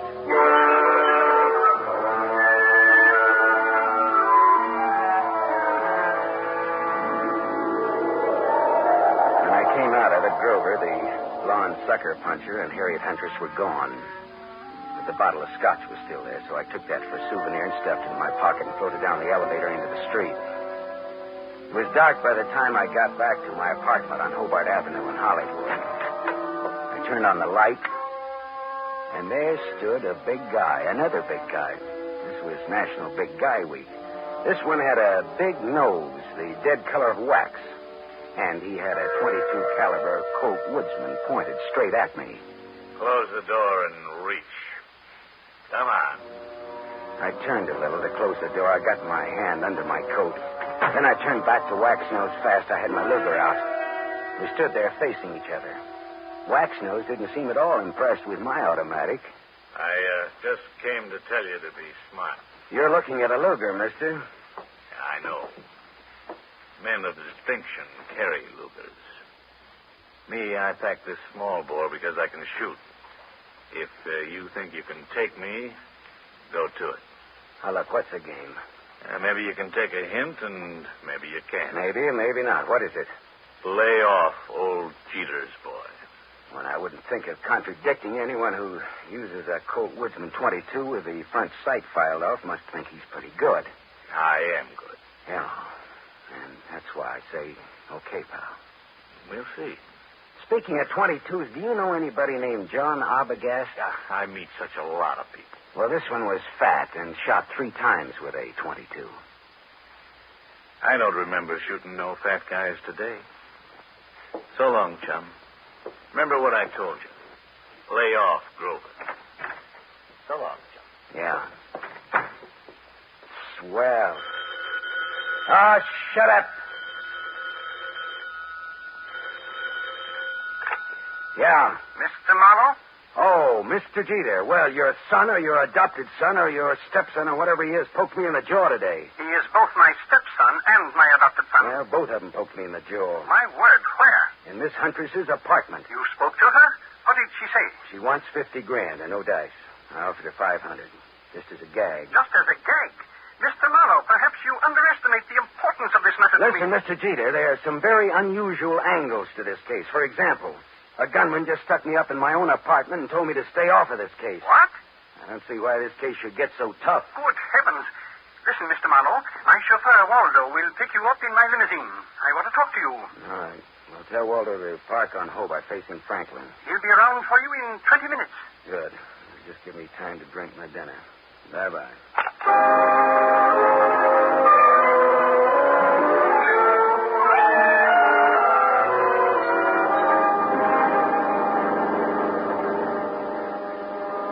I sat next to Waldo, the chauffeur, as he tooled the big Jeter limousine through Hollywood, along the glitter of the Sunset Strip, out past Beverly Hills toward Bel Air. At Cavello Drive, we swung left for a couple of 100 yards, then left again, aiming for a driveway flanked by 12-foot wrought iron gates. Then something happened. Someone was standing in the glare of our headlights. Waldo swore and slammed on the brake, shouting, "You stupid! Go and get out of the driveway!" The man stepped toward us. In the next minute, there was that same Colt 22 staring into my face again. All right, this is a heist. Get out of the car, both of you. Look, Waxnose, haven't you had enough fun for one night? Fuzz off, bum. Shut up and get out. I'd have to think some more on that, Buster. I'm warning you. I'll let you have it. Don't be a goon, you're going. All right, you asked for it. Hey! Holy. You shot the guy. Yeah. I shot him. With this. All in fun. Yeah, some fun. It did the work. Jeter's house is right ahead. You sound as if you just shot a nickel in a pinball machine instead of a man. Now listen, turn off those lights and let's get out of here, but fast.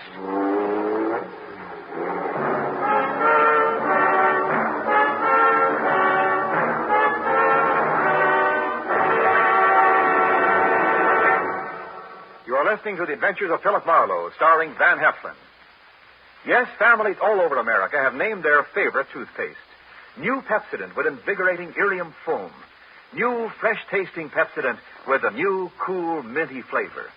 In a recent test, New Pepsodent was preferred 3-to-1 over any other toothpaste. It's true. Families all over America say New Pepsodent is their favorite, 3-to-1. The William Kilpatrick family, 212 South Missouri, Claremore, Oklahoma, preferred New Pepsodent on every single count. The Kilpatricks say New Pepsodent tastes best of all, makes breath cleaner, makes teeth brighter.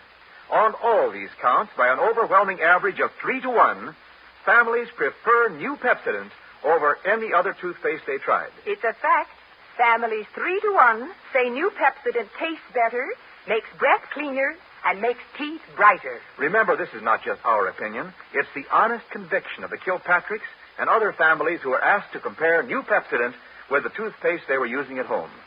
Get New Pepsodent, the only toothpaste containing Irium. Get it for your family without delay.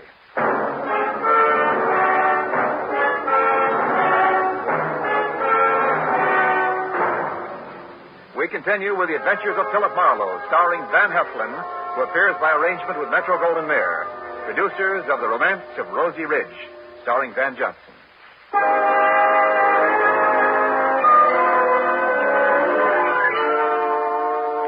Waldo and I drove back to my apartment again, leaving Waxnose lying dead in the Jeter driveway. We went back to my place to start all over again, over what was left of my purloined scotch. Yeah, this is good scotch you've got here, Marlowe. Inch bottle. Not this. Sure, I pinched it from the apartment of Harriet Huntress. Well, bottoms up. Waldo, do you think that gunman was there to scare young Grover into realizing Marty Estelle means business? Could be.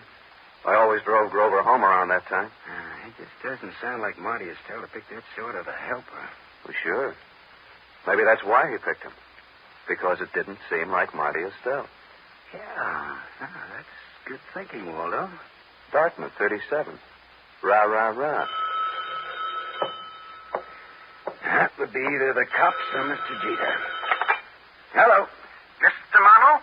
Yes, Mr. Jeter. And the reason we're not in your study now is lying outside of your front gate. What's that you're saying? Somebody jumped us outside of your gate and Waldo shot him dead. Good Lord. talk. Now. Listen, Marlowe, come here at once. Do you hear? At once. I'll send Waldo, Mr. Jeter. I want to see you. Waldo will tell you all about it, Mr. Jeter. Marlowe. Good night, Mr. Jeter.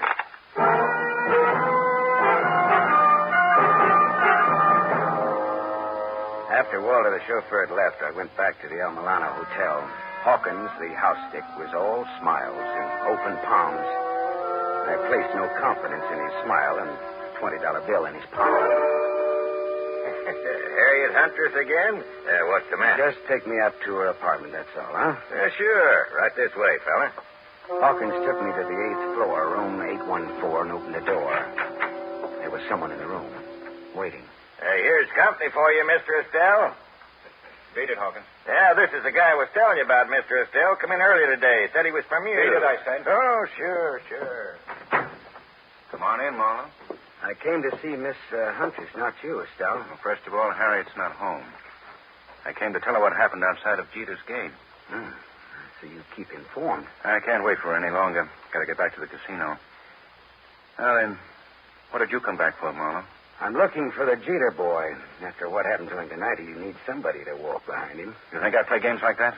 All I know is we were shot at. I asked you a question. I answered it to the best of my knowledge. What knowledge, for example? Well, for example, you hold $50,000 worth of Grover's notes for gambling debts. I've got $50,000 invested in the kid. Would I be likely to bump him off? Ah. That makes sense, all right. I always make sense. Bully for you. When I have $50,000 invested in a guy, I'm apt to find out all about him. Like about old Jeter hiring a man named Arbogast to work for him. Arbogast was shot today. You know it. I know because I had you followed. You didn't tell the law, Marlowe. That could be very hard on you. Well, it could. Does that make you and me friends? A little blackmail, huh? Not much. We'll call it tattletale grail mail. From now on, do you stop bothering Miss Huntress? Hey, you win, Marty. Swell. That's all. I've got to go. Well, I'll just wait around for a bit, okay? Well, the Harriet Scotch is in that cabinet there. Thanks. I'll roll up my pants and go waiting in it. You know, Marlowe, I like you. You're cute. So long, Shaman.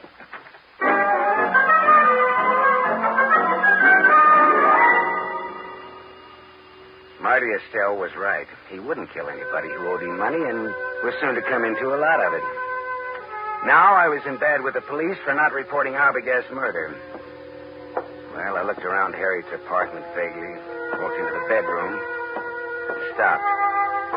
Because mixed with the fragrance of good perfume and good cosmetics was the plain, ordinary, homespun odor of gunpowder. I walked across the room and yanked open the closet door and stepped back. There, just as big as life, but as dead as they ever come, was young Grover Jeter. And at Grover's feet, among the graceful shoes in Harriet's closet, was a tiny pearl-handled automatic. I felt bad about that, because I guessed that the dainty holes, the bullets from that dainty gun, would fit the two dainty holes over Grover's heart. I put the neat little pistol in my pocket. I thought old man Jeter ought to know about his son, I thought.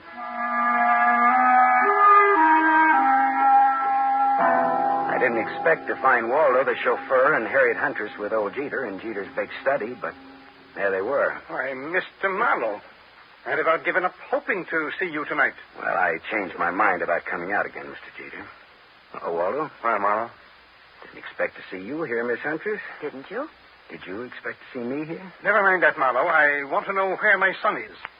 What do you mean, Mr. Jeter? He's missing. That's what I mean. Oh. He's missing, and no one knows where he is. I know. Eh? What's that? Where, Marlowe? Miss Huntress, where did you and Grover go after Grover took that sucker punch at me in your apartment? We went out together in a taxi. During the ride, I had a change of heart.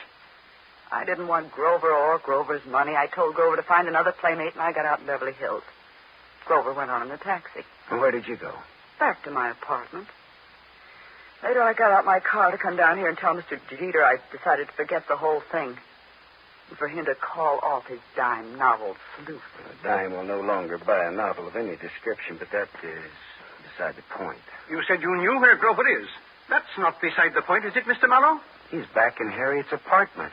Well, I didn't let him in. How on earth could he? Hawkins, your house detective, let him in. The last I saw of Grover, he was dead. Oh, what? What's that? Dead, shot with a small caliber gun. I can't believe it. I can't. It's Grover dead?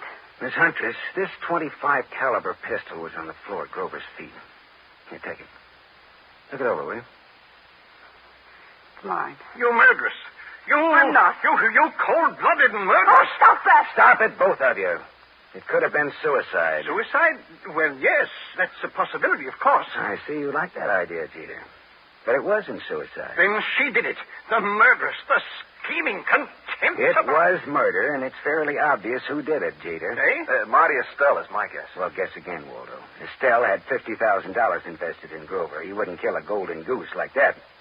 And Waxnose didn't do it because he was dead, thanks to Waldo here. That leaves her. She did it.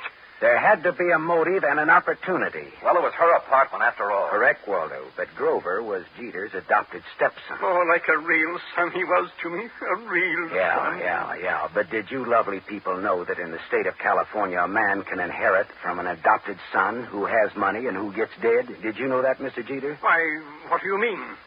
Your inheriting Grover's $1 million would be a motive for killing him, wouldn't it? Mr. Marlowe. That was the motive, Jeter, and it was Waldo's job to find the opportunity to murder Grover for you. All right, Marlowe. That'll be all for you. Well, Waldo, the Dartmouth gun fanner, huh? Drop that gun, Waldo. Shut up. I said drop it. Drop it. Hey, that's nice shooting, Harriet. My hand. Well, Pop will put a little Band-Aid on for you, Waldo. Waldo, you could have gotten into my apartment wearing that chauffeur's uniform. You could have gone into the garage entrance and up the back way. Sure. When Grover let him in, he backed Grover into the room with his gun, but he shot him with yours. How much was Jeter going to pay you for this job, Waldo? Don't talk, Waldo. He's bluffing. You're telling me he's bluffing. Nice kids, these college boys. Tell me, was it Dartmouth or Dannemora, Waldo? Shut up, copper. You killed John Arbogast to throw suspicion on Marty Estelle. Then you hired Waxnose to fake a holdup on Grover. Why? Again to throw suspicion on Marty Estelle. To make it look as though Estelle was trying to scare Grover into paying his gambling debts. If I hired Waxnose, why would I have shot him tonight? Because you like to kill people, Waldo. When I was brought out here tonight, Waxnose thought I was Grover in the car. He began to fake his holdup. But you just couldn't resist taking one of your snappy snapshots at Waxnose, could you, Waldo? Shut up. Could you? Next, Mr. Wadsworth Jeter. Look here, Marlowe. You can't accuse me of... Doctor. He's sick. Call a doctor. It's his heart. If Jeter dies, it's your fault, Marlowe. Okay, Waldo. Tell you what I'll do, Waldo. If Jeter dies, he doesn't have to pay me my fee. We're even. Okay, Waldo? Harriet, Angel, listen, go call the doctor. And while you're there, call the law, huh?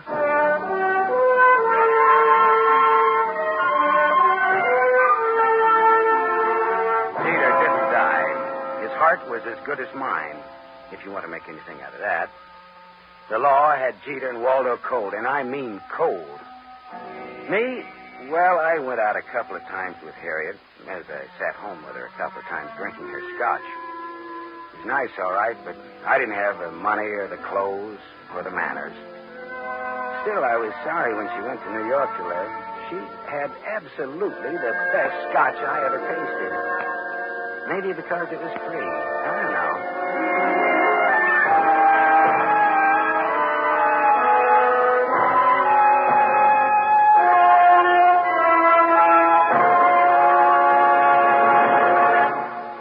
You have just heard Van Heflin, starring in the mystery series Raymond Chandler's The Adventures of Philip Marlowe, brought to you by the Lever Brothers Company, makers of Pepsodent. Van Heflin will return in just a moment. Have you tasted the new Pepsodent toothpaste? Its lingering, minty flavor is so fresh and inviting, families prefer it by an overwhelming average of 3-to-1 over any other toothpaste they tried. In a recent nationwide test, these families said new Pepsodent tastes better, makes breath cleaner, and makes teeth brighter. Remember, new Pepsodent gives you more invigorating irium foam. It sweeps dulling film away. No wonder it's the 3-to-1 favorite with families all over America. Get new Pepsodent with irium for your family right away.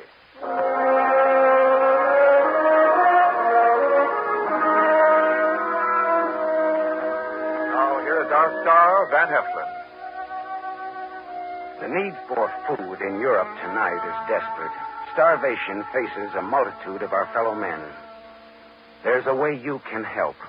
For $10, a package containing 21.5 pounds of food will be sent for you to a friend or a relative or any member of an organization you designate in Europe. Or simply say to a little French girl or to a Belgian war widow.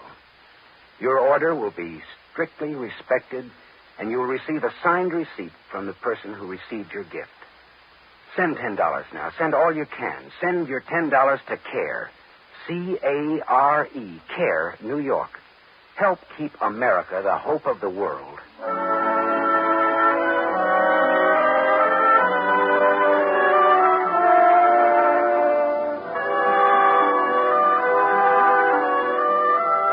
Tonight's story was adapted by Milton Geiger from the story Trouble Is My Business by Raymond Chandler, creator of Philip Marlowe, the screen's most famous private detective.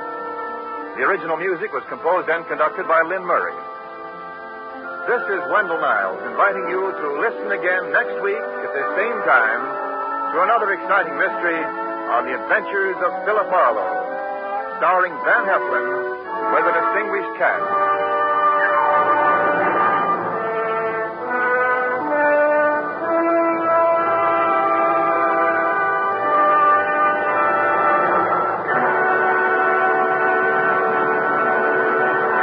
NBC, the National Broadcasting Company.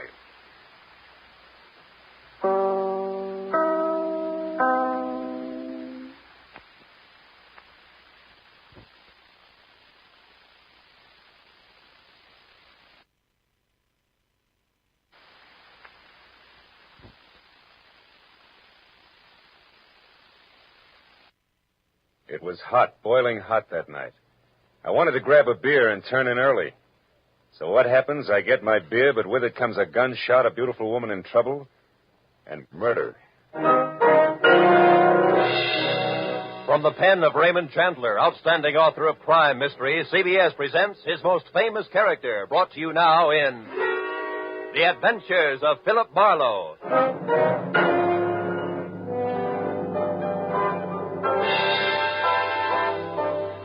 With Gerald Moore starred as Philip Marlowe, we bring you tonight's unusual story, Red Wind.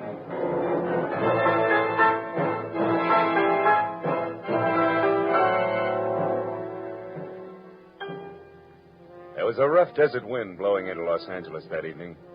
It was one of those hot, dry Santa Anas that come down through the mountain passes and curl your hair and make your nerves jump and your skin itch. On nights like that, every booze party ends in a fight, and meek little housewives feel the edge of a carving knife and study their husbands' necks. Anything can happen when the Santa Ana blows in from the desert. I closed up my office early. I got tired of reading Philip Marlowe, private investigator, backwards on the ground glass of my office door. So I locked up and decided a nice cold beer would taste good before I went up to my apartment. Killer up again, Mr. Marlin? Marlowe. Marlin. Yeah, Marlin's a fish. Yeah, I know. Marlin's also the name of a lady on the radio. Marlin, Mary, the story of. Yeah, my wife listens to it. Yeah, good for her. All right. Hey, you bartender. Another rye. Yeah, that drunk again. What do you expect in this business? Autograph hounds? No, you're sapping. You hear? Be right with you, sport. Gotta draw this man a beer. Crying out loud, these stumble bums. Hey, Bud. You got another customer back us? Hey, Bud, you seen a lady in here lately? A lady? Tall, good-looking, brown hair, a print bolero jacket, and a blue silk dress. No, sir. No, sir. Nobody like that, Spinion. All right, straight Scotch, fast. Yes, sir. Yes, sir. As the man drank, I noticed the drunk was grinning at him. And then, without changing his grin, the drunk swept a gun from somewhere so fast it was just a blur coming out. Made a couple of hard snaps and a little smoke. Very You other guys, don't move. So long, Waldo. Don't move, you two. Poor Waldo. I bet I made his nose bleed. So long, boys. Drink up. Get on the phone, kid. I'll get his license number. Holy smoke. Too late. He drove away in the dead guy's car. Maybe he ain't dead. No, he's dead, all right. Oh. That guy was using a .22 target pistol. Yeah. When they use that kind of gun, they don't make mistakes. Where's your phone? This is for the police.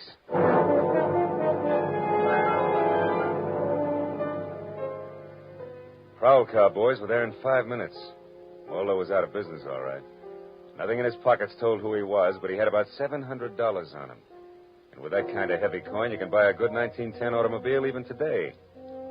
Well, I told the cops what I knew, including about Waldo's brown-haired, pretty girl in the bolero jacket.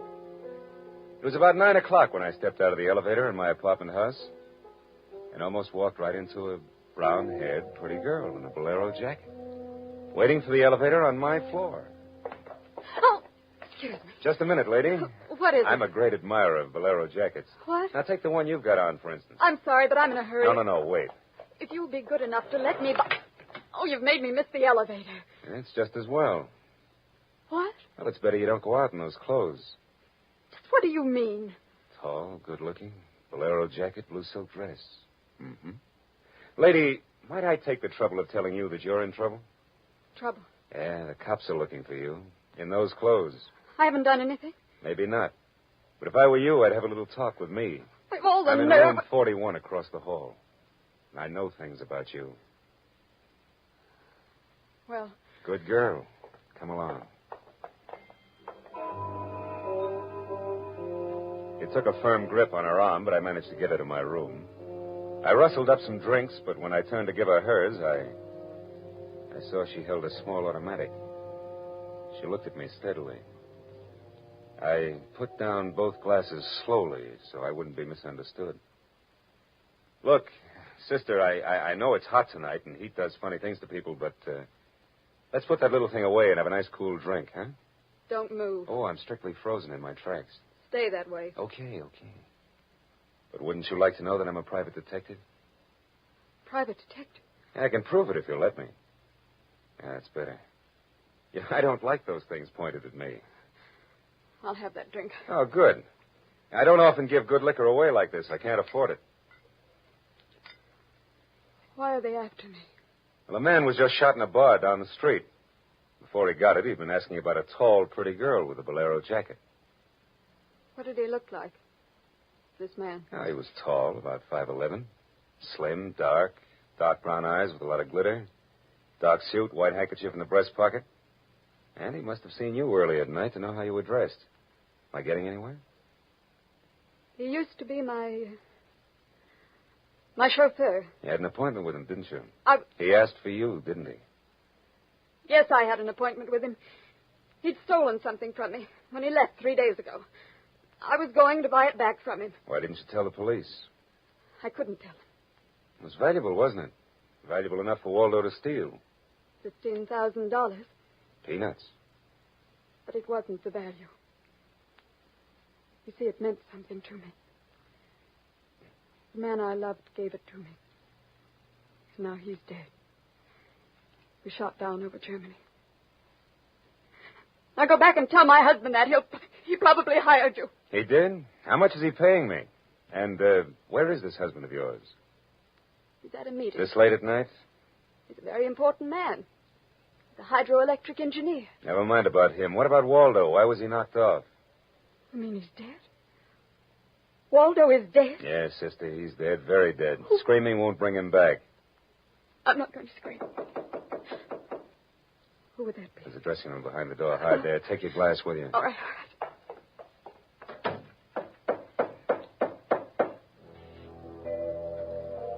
I went to the door, making a loud, yawning sound. Foolishly, I didn't have my gun. That was a mistake. Because when I opened the door, the guy on the other side certainly had one. A .22 target automatic that had already killed one man that night. And I knew the bald head, the flat, shiny eyes, and the face like a poisonous lizard. Baldy put the muzzle of his gun lightly against my throat. I backed into the room, and Baldy kicked the door shut. You alone? Look for yourself. I'm asking, not looking. I'm alone. You and that dumb bartender saw me dust off Waldo. What did Waldo do to you? Who's asking? Just making conversation. He stooled on me on a bank job we did together. Got me 4 years in Michigan Penn. How is he? Dead. Well, I'm still good. Drunk or sober. Tell me why I came here, pal. You heard the barkeep and me talking. I told him my name and where I lived. That's how, pal. I said why. Skip it. The hangman won't ask you to guess why he's there. You're pretty tough at that, ain't you, pal? But you're slamming off. All right. But, could you get that gun out of my neck and try somewhere else? Just any place. This better? This suits you all right? Yeah, just so it isn't my neck. Say when, pal. It's your party. I leaned against the gun weakly. The door of the dressing room showed a crack of darkness. The crack widened. I began to shake a little in spite of the heat. The girl came quietly into the room, but there was white all around her irises. She was scared. She had a gun in her hand, but I was sorry for her. Dead sorry. She tried to make the door a scream. Either way, it would be curtains for both of us. Scared, mister? Worried about any little thing? I couldn't talk.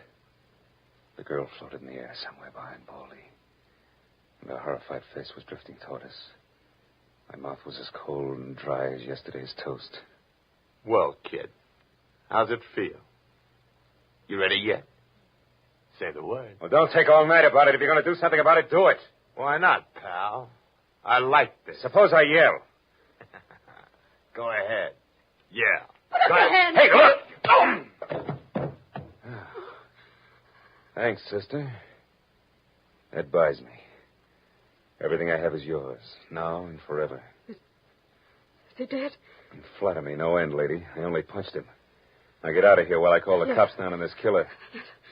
Good night. Wait a minute. That jacket marks you for the cops. Leave it here. You don't need it in this kind of weather. Oh, yes, here. Okay. See you again? Why? I don't know. Who am I to be the rival of a dead flyer and things like that? Nah, on second thought, forget the whole thing. I'll see that the police get Jesse James here. Good night, lady.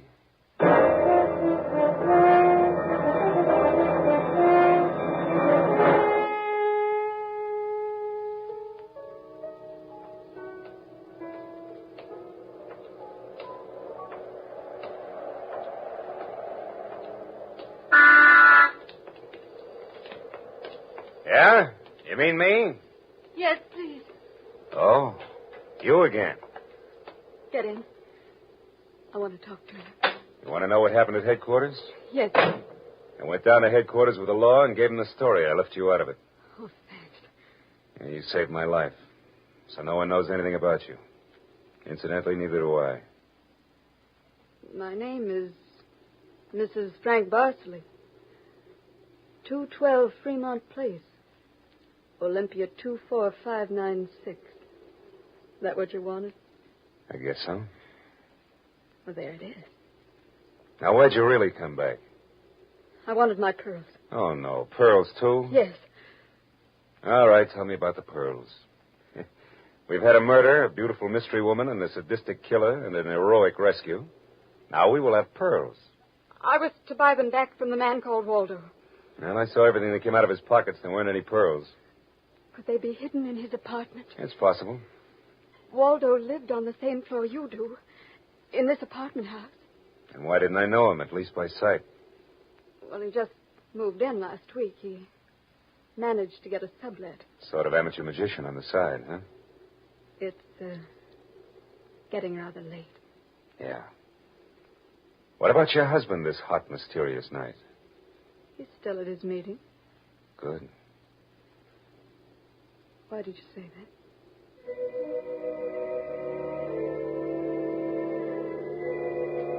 I didn't have any answers. We just sat there looking at one another. I was suddenly aware of the hot desert wind stirring up the night. I took hold of her and I kissed her. She sat very still. I was shaking when I let go of her. Her voice trembled a little when she spoke. I meant you to do that. Oh, I wasn't always this way. Only since Johnny Dalmas was killed in the war. He gave me those pearls. 41 of them. with a diamond propeller clasp. I'd have loved them if they were wooden beads because he gave them to me. I loved Johnny. The way you love just one time. You understand that? Yes, I can. What I don't understand is how you could explain a $15,000 pearl necklace to your husband. Told him they were imitation, that I bought them myself. How did Waldo latch onto them and what they stood for? When my husband was in Argentina, Waldo and I would go for long drives. I was restless and wretched because of Johnny. Sometimes Waldo and I had a little drink together. But that was all. But you confided in Waldo about those pearls. Yes. And when your husband came back, Waldo stole the pearls and offered to sell them back to you. He'd tell Papa. Oh, I was a fool. And now you think the pearls are upstairs in Waldo's apartment. I suppose it's a lot to ask. I've been paid. I'll go look. Wait here.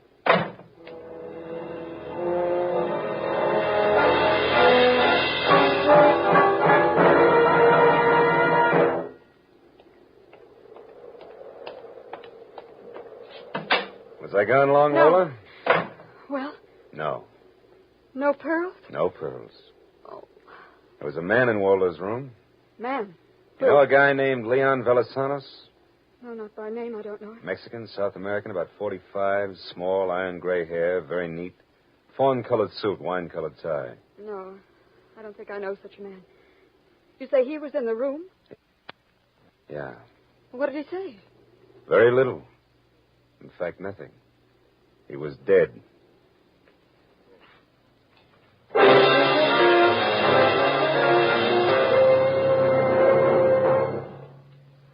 You are listening to the adventures of Philip Marlowe, created by one of America's most outstanding writers of crime and mystery fiction, Raymond Chandler. Our story for today, The Red Wind, continues in just a moment. But first, a message of interest for all young men. How would you like to be up there in the wild blue sky, flying America's mightiest bombers, fastest fighters, and newest jet jobs? Believe me, it's a great feeling to know that you have the skill, the courage it takes to become a pilot officer in the United States Air Force, the Air Force that's second to none. Keep your eye on the local newspapers and your nearest Army Air Force recruiting station. An aviation cadet recruiting team will be in your community soon. If you're between the ages of 20 and 26 and a half years of age, single and a high school graduate, plan to see the aviation cadet interviewing team. If you pass the mental and physical examination, you'll be accepted for the 52-week aviation cadet training program. When you graduate, you'll be a second lieutenant in the U.S. Air Force, the mightiest of all. And now, back to the adventures of Philip Marlowe. With Gerald Moore as our star, we continue today's adventure.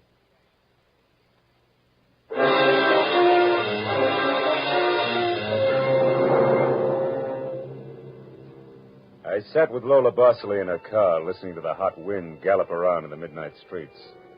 I just told her about the Latin-looking man I'd found in Waldo's room in a very dead condition. I held her hands until they stopped trembling, and then I gave her the few remaining details.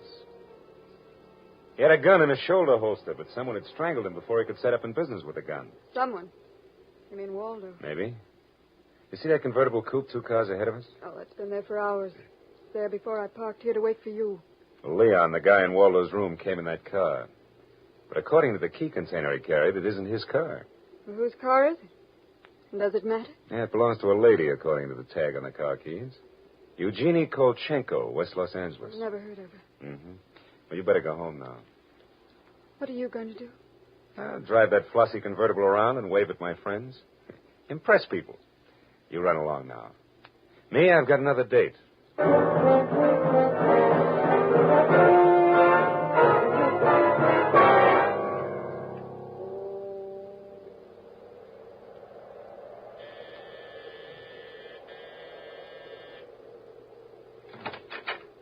Yes. What is it, please? Miss Eugenie Kolchenko? Yes. What is it? Did you lose or misplace a pigeon gray convertible coupe? What are you saying? Now, don't be alarmed. I found it, brought it home to you. Come in, please. It is a reward you wish. Shall we say... Snap out of a dragon, lady. Who was he? Who was who? The little guy, Leon. You loaned your car to. He's dead. Who was he? Oh, no. No. Eugenie. Darling, come here, please. What's the matter, my dear? Who is this man? I came about Miss Kolchenko's car. What about a car? Well, the gentleman who borrowed it couldn't return it on account of he isn't alive. He's dead, darling. He is dead. That's putting it more bluntly, of course. Dead, huh? Yeah, completely. Who are you? Philip Marlowe, private investigator. My card. Have you told the police yet? Never do at once what can be profitably deferred pending negotiation. Aesop. I might negotiate. Peachy. Just what do you know, Marlowe? Well, a man named Waldo was shot in a bar tonight. I happen to have the inside as to who he was, and when I visited his apartment tonight, I found this Leon Velasanos dead. He wouldn't have had $500 in 20s on him, would he? No. But this Waldo had over $700 on him when he was killed in that cocktail bar, mostly in 20s. Is there a basis for negotiation yet? Very well, Marlowe. There were certain bills for some stuff Miss Kolchenko here had charged to my account. But, darling, you told me I might charge to your account. All right, my dear, so I wasn't bright. That might be the understatement of the decade, but go on. I had the bills safely in my briefcase. Somehow, this Waldo had a chance to steal the briefcase. I hired Leon, gave him $500 to buy back those bills from Waldo. Instead, Waldo took Leon's coupons, was forced to kill Leon in the process. Then he went out to keep another date and walked into an old pal hostile enough to blow him down, huh? And somebody still has those bills, and I'm in for a divorce suit, huh? The man who shot Waldo got away in Waldo's car with your briefcase in it, could be. Cops caught him. And the police have the briefcase? Maybe. But the police are interested in solving crimes, not in tossing mud for the benefit of sensation eaters. I have a friend or two at headquarters. Let me see what I can do. It's worth $500 to me, Marlowe. Then that's what it'll cost you. All right. Good luck, and thank you, Mr. Marlowe. Philip Marlowe, remember? Marlowe. My name is Frank Barsley. Barsley? Oh. And just what does that mean? The big hydroelectric engineer. Yeah. Yes, how'd you know? Never mind. May I use your telephone?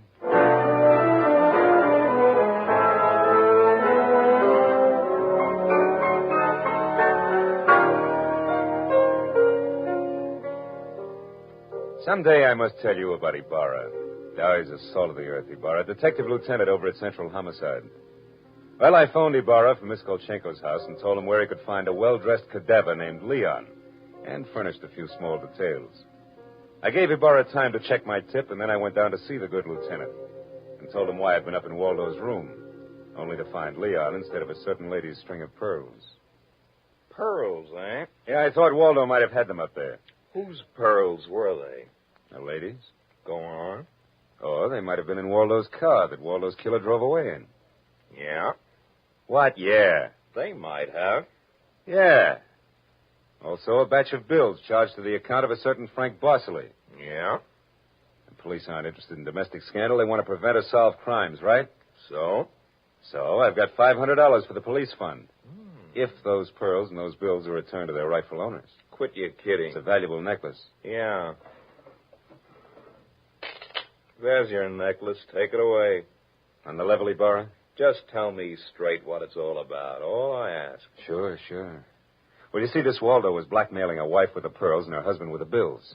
Barsley, that's the guy's name, sent Leon to get the bills from Waldo. Waldo killed him and then stepped out and got nailed by that guy in the bar he'd stool pigeoned against once. Well, if Barsley's name stays out of the papers, I get $500. It goes to the police fund. Thanks. We'll keep them out. I'm not in this case for money. I just want to get back the bills and the pearls. Sure. And like you say, Marlowe, the police aren't in business to sling mud. Look, you can deliver the pearls to the lady yourself if you like. No, you better take them to her, Marlowe. You see, except for that diamond propeller clasp on them, they're phony. Phony? But look, Marlowe, I know pearls. Real pearls feel gritty between the teeth. These are hard and glassy. Try. Yeah. They're phony. All but the clasp, Marlowe. All but the clasp. I took the pearls and had them appraised the next morning at a gilt-edged place in Beverly Hills. Phony all but the clasp. An imitation as good as these couldn't have been made that fast. These were the pearls that Waldo had stolen. I took the glass pearls to a dive on Melrose and had them duplicated for $20. I had the jeweler test the diamond clasp with a $20 duplicate string of pearls. Then I called up Lola. Hello, Lola. Okay, you're in? Oh, Mr. Marlowe. Yes, it's okay here. I had a string of pearls for you. Oh, really, Philip? Really? Did you get... Now, wait a minute, Lola. Waldo was getting set to gyp you. We sold the real pearls and made up a string with the diamond clasp. Oh. Well, may I at least have the clasp? Sure. Meet me at 4 at Nikolaev's. Nikolaev's at 4. I'll be there.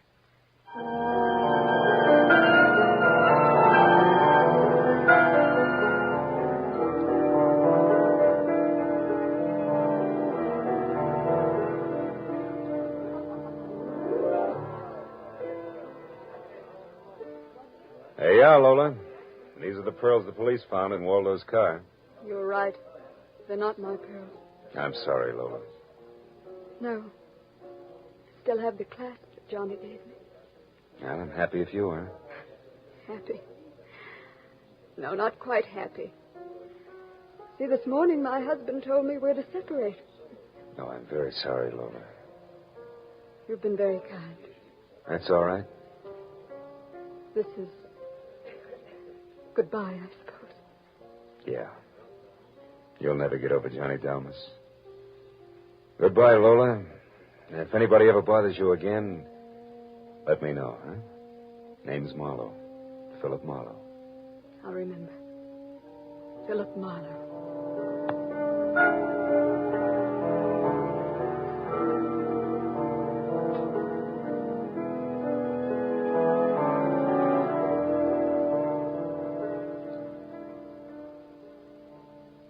I drove almost to Malibu. And then I parked. And then I walked. Way out on a rock cliff jutting into the Pacific Ocean. And then I reached into my pocket and dug out the string of Bohemian glass pearls that Lieutenant Ibarra had found in Waldo's car. I cut the knot at one end and slipped the pearls off, one by one. One by one, I flipped them into the water. Should have seen the gulls swoop down on them. Then they flapped up again, screaming indignantly. Phony pearls. They'd fooled Waldo and Lola Barcelay, but they couldn't fool a seagull. I said aloud, to the memory of Johnny Dalmas, just another four-flusher.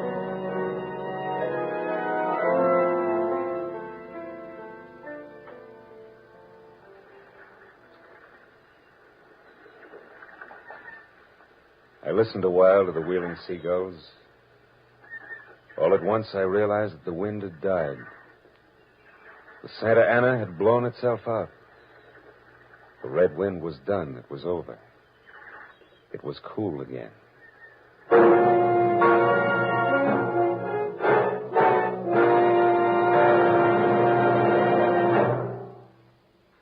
The Adventures of Philip Marlowe, created by Raymond Chandler, stars Gerald Moore and is produced and directed by Norman MacDonald.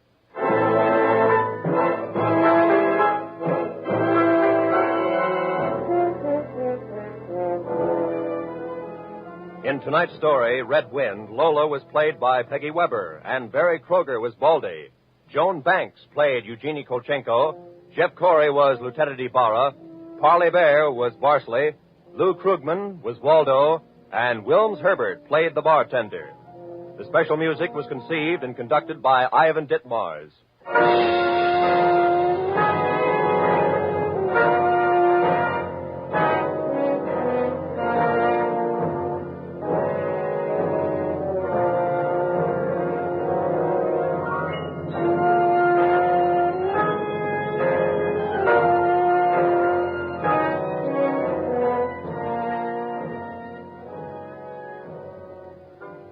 Philip Marlowe will be back in just a moment. Young man, be a Marine. Combine travel, adventure, and education at no expense to yourself. When you're a Marine, you can travel to the far places of the earth and carry on at the same time your own educational program through free Marine Corps Institute correspondence courses. You have plenty of courses to choose from, and an ideal way of studying geography or history is to take a course dealing with the background of the area in which you are stationed, or any of the more than 160 Marine Corps Institute courses. Thanks to this Marine Corps Institute, thousands of Marines are making continual educational advancements during their service in the U.S. Marine Corps. That opportunity, upon becoming a U.S. Marine, is yours for the asking. Check with your nearest Marine Corps recruiting office tomorrow for complete information.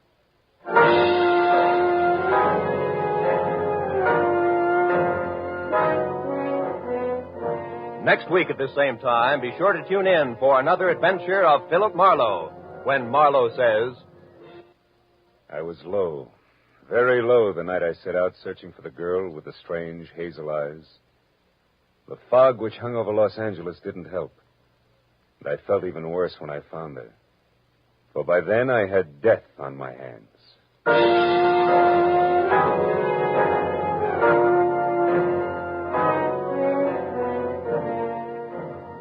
If you like your laughs mingled with spicy music, be around tomorrow to hear the premiere of Alka-Seltzer Tyme, featuring Herb Schreiner and Raymond Scott's quintet. There'll be guest stars, too. Here's a show that's guaranteed to keep Monday from being blue. It's coming your way Mondays through Fridays over most of these CBS stations. So consult your local newspaper for the time of Alka-Seltzer Tyme.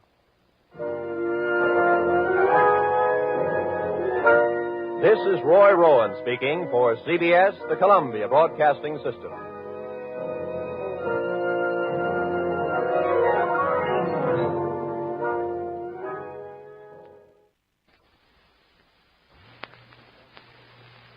I felt low, very low the night I set out searching for the girl with the strange hazel eyes. The fog which hung over Los Angeles didn't help. And I felt even worse when I found her. For by then I had death on my hands. From the pen of Raymond Chandler, outstanding author of crime fiction, comes his most famous character as CBS presents The Adventures of Philip Marlowe.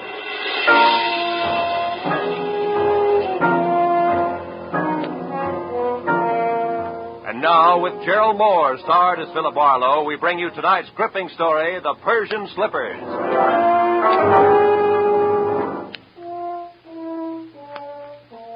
One of those thin, chilly fogs had sneaked in from the Pacific, and it hung vaguely to the streetlights along the Sunset Strip.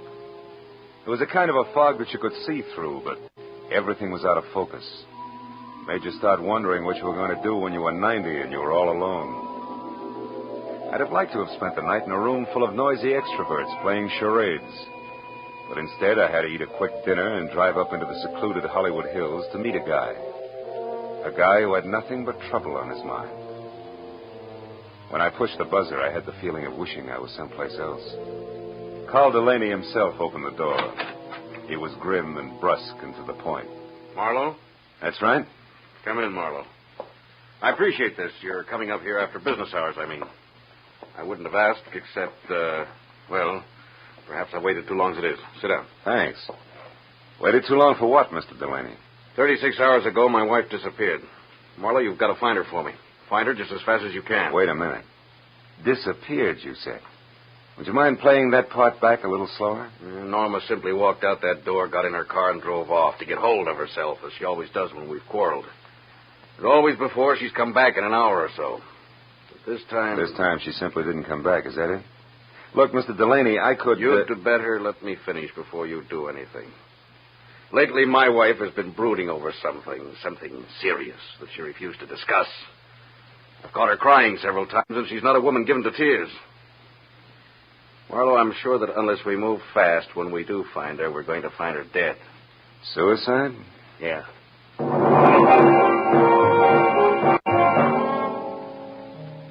With his thick, blunt hand, Delaney reached for a color portrait lying face down on the table and gave it to me. I looked and saw the face of a dream. A beautiful dream with strange hazel eyes and soft black hair. I felt Delaney watching me as I glanced up in time to catch the fading end of a very ugly expression on his face. I handed the picture back to him, and he laid it on the table again, face down. Then he took me upstairs to Norma's room. It was a nice, frilly room, typically haunted by elusive, sweet smells. There was only one incongruous note. What was the horoscope doing on her desk? From the looks of the picture, I knew that Norma was attractive enough that she didn't need to look to the stars for a future. A horoscope? Yeah, you know how women are. Marlowe, will you find her for me? Well, I'll try. My rate is $25 a day plus expenses. And remember, you hired me to find her, not bring her back. Fair enough. You just find her. I'll be satisfied. I'll need a starting point. Were there any phone calls or letters or anything that might be a lead? What about friends? We have no close friends. Norma always stayed to herself. Wait, there was a phone call yesterday from, Madame Jeanette, I think it was. Who's that, a dressmaker? I haven't any idea. She wanted to speak to Mrs. Delaney. I told her Norma was out, and she asked that my wife call her when she got back. That's all there was to it. Anything else you can tell me? No. No, it's not much to go on. I'll see what I can do, Mr. Delaney. I'll be here all night, Marlowe. Call me if you need anything. Yeah, I'll do that. Good night.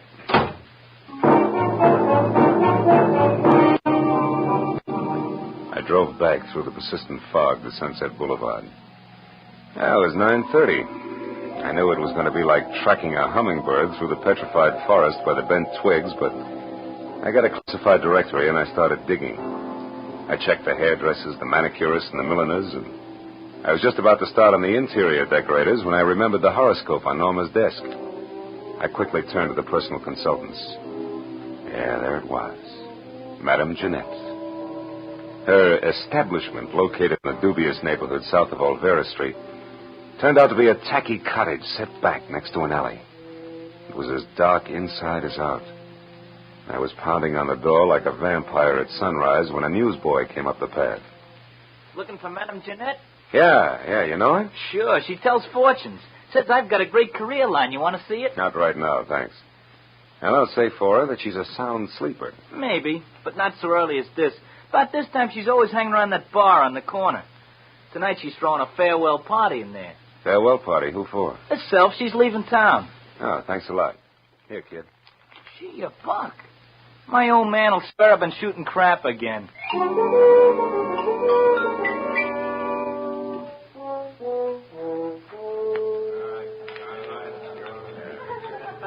Give me another one, Charlie. Not every night I say goodbye to my dear old neighborhood. Muscatel again, Jeanette? Yeah.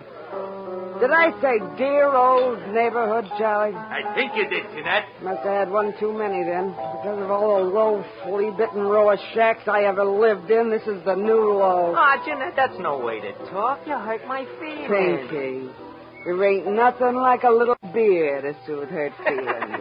Yeah, you said it. Jeanette, can I have another? Yeah. Charlie, give Pinky another. But this is his last. The last? I thought you said it was a farewell party.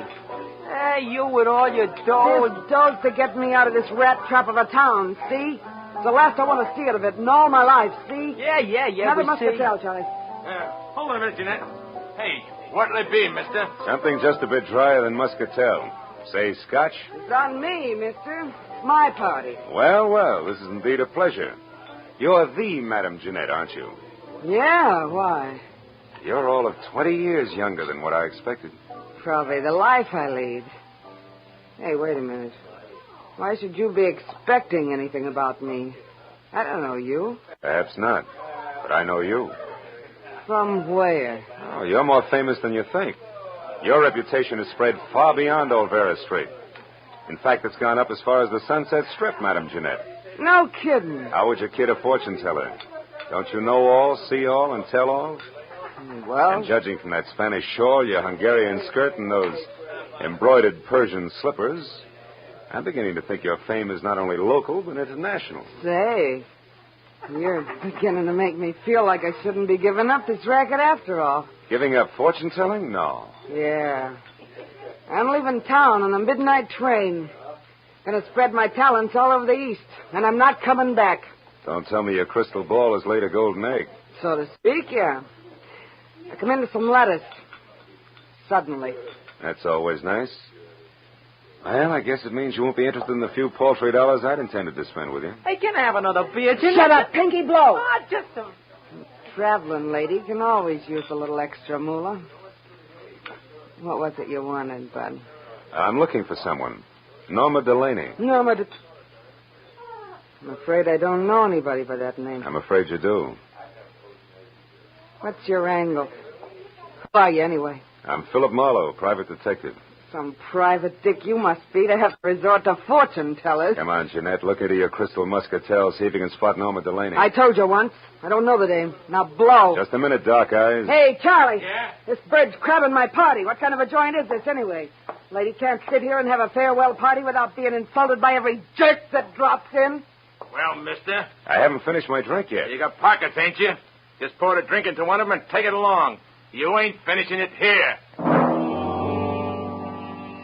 Charlie reached under the bar for his pick handle, so I left without pursuing the subject further. But I knew Jeanette was lying, right in a purple lipstick about Norma. I walked back to my car, lit a cigarette, and spent a few precious minutes trying to decide whether or not to break into her place and snoop. Then I caught the shadow of a figure slipping up on me from behind. I turned. Wait, don't swing. Now, don't swing. It's only me, Pinky. I was in the bar when you was talking to the madam. That tightwad Jeanette. Yeah, I saw you, so? She did something the minute you left. I figured you might like to know what it was. That all depends. Well, I thought it might be worth something to you, like a saw, maybe. Come on, you. Spill it. Wait a minute. Spill it. Wait. If it's any good at all, it's worth $5 and no more. Oh, all right. She made a phone call. Who to? What'd she say? Nothing. Just some swear words in Spanish. The line was busy. But I kept my eyes open, and I got the number. All right, let's have it, if you can still remember it. Oh, I can remember it easy. 5 first, huh? Here. Thanks. The number was Crenshaw, 1929. But you get it? Like the year of the big crash.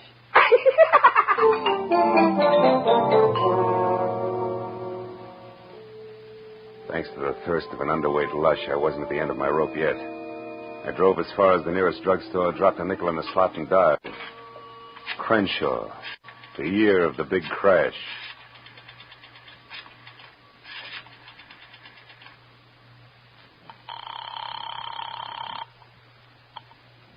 Hello? Hello, let me speak to Norma Delaney, please. I'm afraid you must have the wrong number. Look, you, I'm trying to locate Mrs. Delaney. I suggest you help me. How did you get this number? From a client, Mr. Carl Delaney. But that's impossible. Let's stop sparring. We can save each other a lot of wear and tear if we get together and talk this over. Maybe you're right. Yes, that sounds sensible. I'm at the Beechwood Apartments, number 4. Check. I'll be right out.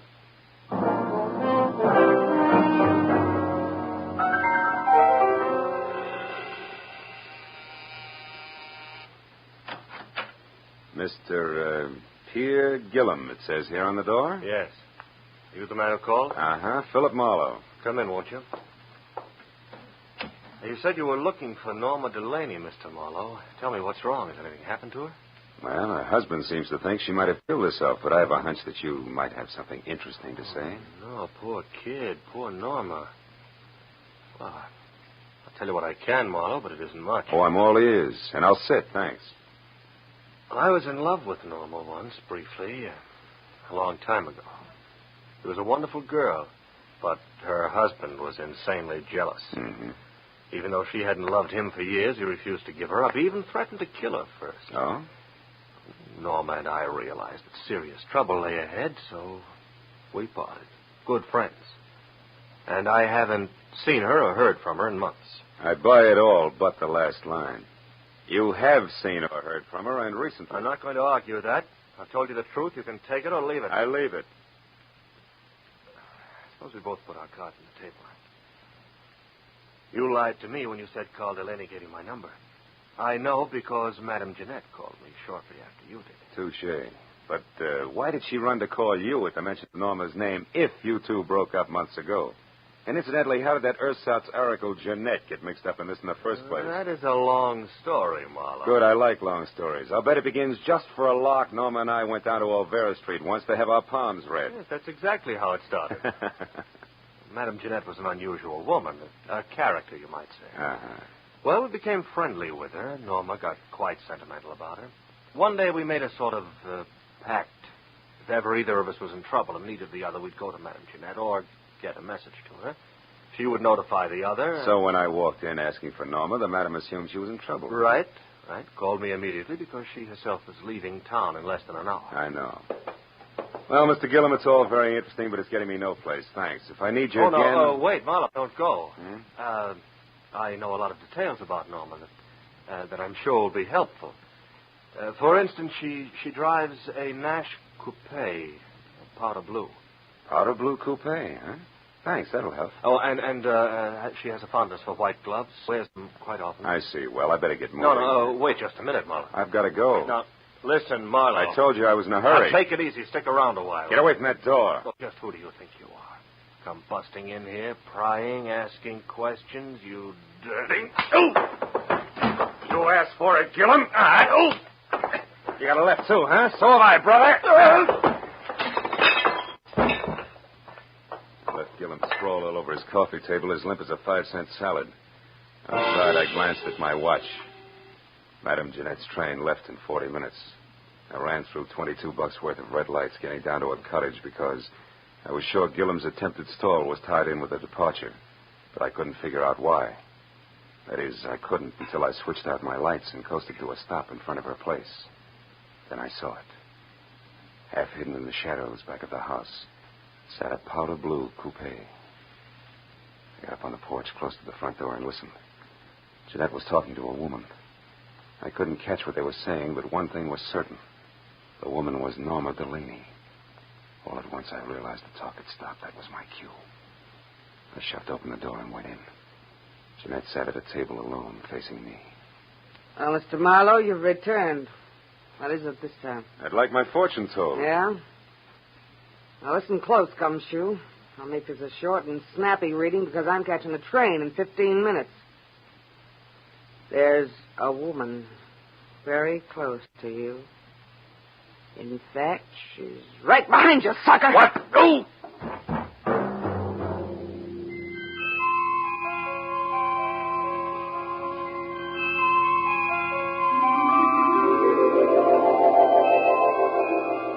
When I finally opened my eyes again, nothing changed. It took me a long time to figure out that the lights were off and it was dark. I climbed up the table leg hand over hand and switched on a lamp. Jeanette's house was absolutely quiet. I had caught a glimpse of a white glove holding what is known as a blunt instrument just before I dozed off. And that reminded me what I was down here for. I wobbled through the kitchen and out the back door, but the powder blue coupe was gone. It was 12:15. My head and the fog both had gotten a little thicker. So I just stood there, useful like a ping-pong ball in a bowling alley. It was the sound of footsteps that finally moved me, and the newsboy was back. Well, how you again, mister? Did you ever get a hold of Madame Jeanette before she left? Yeah, but not tight enough. Say, a blue coupe left here a few minutes ago. Did you see it? Nope, I didn't. Gee, I'm sure sorry she went away. She gave me $1 tonight, too. Said she was coming into a fortune. You and your career... Say, what's that down there, in those weeds? I don't know. It looks like some kind of a shoe. Yeah, it is a shoe. Here, see? What do you know? A Persian slipper. I took the slipper along as a souvenir from my scrapbook and walked back to my car, trying to fit Norma Delaney's lovely hazel eyes in with that crack on the skull. But I couldn't. Between throbs of my headache, I figured Pierre Gillum would know why Norma had dropped in on Adam so close to train time. I decided to go back and ask him. Gillum was as reliable as a two-headed quarter and just as tricky. So when I got to his apartment, I pushed the buzzer, stepped back, and braced myself. There was no fight left in it. He opened the door in his robe, fingered the mouse I had given him, and grinned. Oh. So you found your way out by yourself. Uh-huh. Say, Gillum, what was so important about Norma seeing Madame Jeanette just before her train left? I don't know. You knew enough to try to keep me here, to delay me. Why? Oh, Marlowe, I did that for old time's sake, for an old friend. Jeanette asked me to hold you here until midnight, and I tried my best. Obviously wasn't good enough. Well, that's all I know about it. I see your phone is off the hook. You know that? Yeah, I took it off. It's given me nothing but trouble tonight. I hereby wash my hands of this whole business. I'm going to bed. And I hope to sleep. Good night.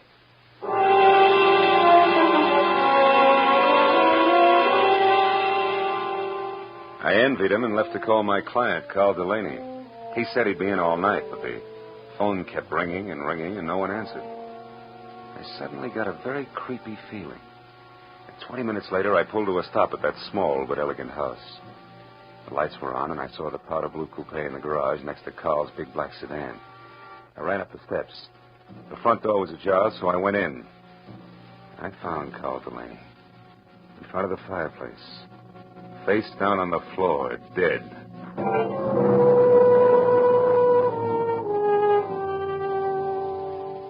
There was a handbag on a chair. I opened it. Compact cigarettes, and a key to room 340 in the Bradford Arms Hotel. No identification. That color portrait of Norma was standing up on the table this time, and those searching hazel eyes seemed to follow me all the way to the telephone.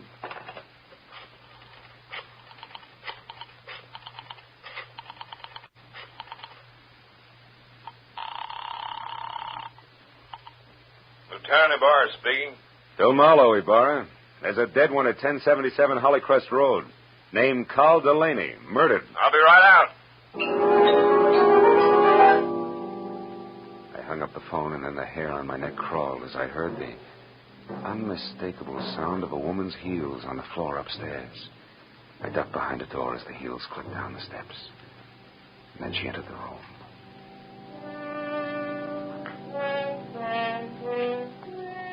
Norma Delaney was lovely. As lovely as a picture. She moved calmly and deliberately, put a note on the table, picked up the handbag, and then turned to face the door I was hiding behind. You can come out now, Mr. Marlowe. Hello, Mrs. Delaney. You can call me Norma now. And if you're thinking of using your gun, perhaps you'll be good enough to read this note first. Here. To whom it may concern. I, Norma Delaney, purposely and with premeditation, shot and killed my husband, Carl. It is beyond me to express how deeply I hate him, and since I must pay for this and cannot endure a public spectacle, I shall take my own life within the next few minutes. Now, look, Norma, no guns. Easy, Marlowe. I'll kill you if necessary. But it would be so pointless now. I'm free at last, and I want to spend a little time left to me in my own way. Norma, if you'll listen to me Stay just a back. minute. Tonight I made my only friend, Madame Jeanette, happy. And I killed a man who needed killing. Something good, something bad. So I'm quitting, even up. What do you propose to do with me? You mustn't try to stop me, Marlowe. See that closet? Mm-hmm. Get inside.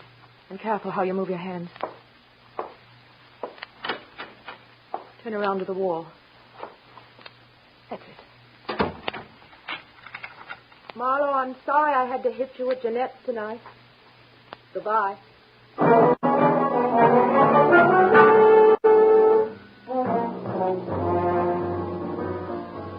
It took 3 shots to smash the lock on that closet door. I heard her driving away just as I got it open. In spite of what she'd said, I couldn't let her kill herself. I ran outside to my car. One glance under the hood was all it took. There was nothing left of the wiring but loose ends. I ran into the street and a miracle happened. The first time in my life, a taxi in Los Angeles when I wanted it. I'm sorry, fella. I'm going to call. Skip it. This is an emergency. Hey, wait a minute. You Police can't... business. A girl is driving up the road in a blue coupe. We got to catch her before she kills herself. Let's go.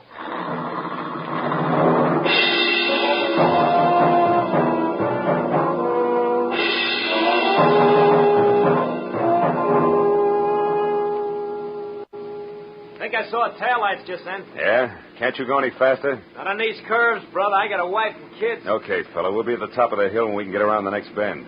We should spot her then. Yeah, you can see the whole road down the other side. Here we are, mister. This is the top. But I don't see her. Where is she? Hey, wait a minute. Stop here. Turn up your motor. This is haywire. I don't get it. We were gaining on her, and now she just disappears. Hey, what's that? A motor. That side road we passed. That's it. Hey, look!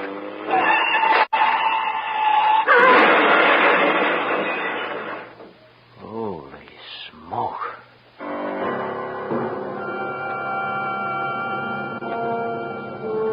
We both saw the awful sight for just an instant. A powder blue coupe with a woman crouched over the wheel. It shot out of that side road, crashed through the guardrail, and fell end over end down into the gorge. By the time we got to the hole in the fence, the wreck was an inferno. Well, no use trying to get down there. The whole hillside will be on fire in another minute. I guess she pulled over here into the side road and waited for us to go by. And we did. Yeah. Sandy here, too. So I wonder if she didn't get stuck. What's the matter? There's something buried here in the sand. One of her tires ran over it. What is it? Why, it's plenty, brother. Come on, turn that hack of yours around. Let's get off this mountain. I just found the answer to a lot of questions.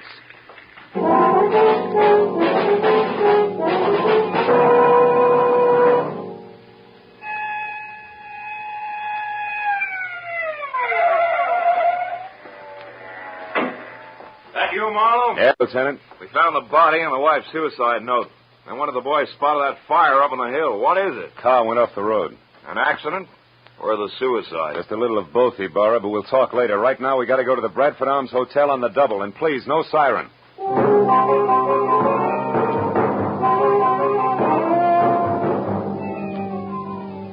The Bradford Arms was a 3-story walk-up. When we got there, Ibarra stationed one man in front, sent another to cover the back, and we started up the stairs. We had reached the second floor when we saw him on the landing above. Gillum. He spotted us at the same time and turned back fast. There, Marlowe. Who's that? That's our boy, Ibarra. Up here, Gillum. Let's go. There he goes. He's heading for the fire escape. Take him, Lieutenant. He's all yours. I got business the other way. Hey, you! Stop or I shoot!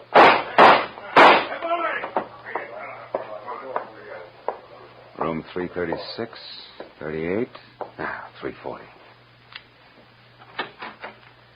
All over now. You better drop the gun. Please, it's been neat so far. Don't mess it up. Come on, beautiful. Drop it. It's better. Well, Marlowe, I got him. I had to wing him to bring him down, but here he is. And the lady must be... Yes, Lieutenant. The lady is Norma Delaney. The girl who wanted to kill her jealous husband and then commit suicide, but didn't want to die doing it. So she used someone else's body, Madame Jeanette's, which was a logical choice because Jeanette was blackmailing her. Thus, 2 vultures with 1 stone, leaving 2 lovebirds free to fly away together. Right, Norma? Didn't you give Madame Jeanette money so she'd leave town and tell everybody she was going away? Yes, I did. That way the body wouldn't be missed, huh? Yeah. Isn't it pretty? Oh, lay off, Marlowe, can't you? Okay, Gillum, okay. Well, Ibarra, I've got a sour taste in my mouth. I think I'll go home and goggle. Anything else you need? No, I guess not, Phil. I've had all that's necessary. Wait. Just one thing. How'd you get inside this setup? How do you find out it was the dead Madame Jeanette who went over the cliff instead of the very much alive Mrs. Delaney here? Well, Jeanette had on a pair of Persian slippers, Lieutenant. One fell off down at her cottage where Norma murdered her and put her in the trunk of the car. The other one fell off in the sand of that side road when she took Jeanette out of the trunk and propped her up behind the wheel. It was lucky, Burra. Just dumb luck.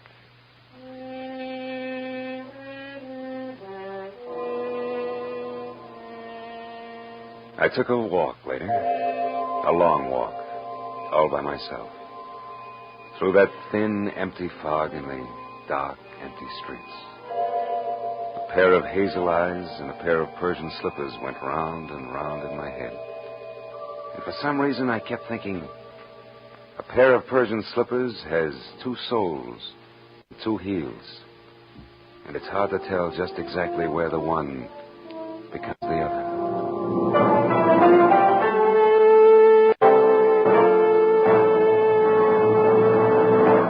The Adventures of Philip Marlowe, created by Raymond Chandler, stars Gerald Moore and is produced and directed by Norman MacDonald. In tonight's story, The Persian Slippers, Virginia Gregg was heard as Madame Jeanette, with Larry Dobkin as Pierre Gillum and Louis Van Rooten as Carl Delaney. The additional players were Gene Bates as Norma Delaney, Gil Stratton Jr. as the newsboy, Frank Richards as the barkeep, and Tony Barrett as Pinky. Detective Lieutenant Ibarra was played by Jeff Corey. The special music was conceived and conducted by Ivan Ditmars.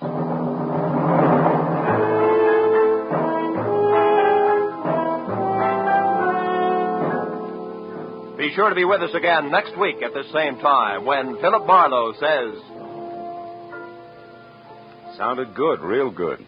A weekend at Malibu, expenses paid with a cash bonus thrown in. But that was before I knew about the henchman, the redhead, and the corpse. These three and a white Panama hat ruined it all for me.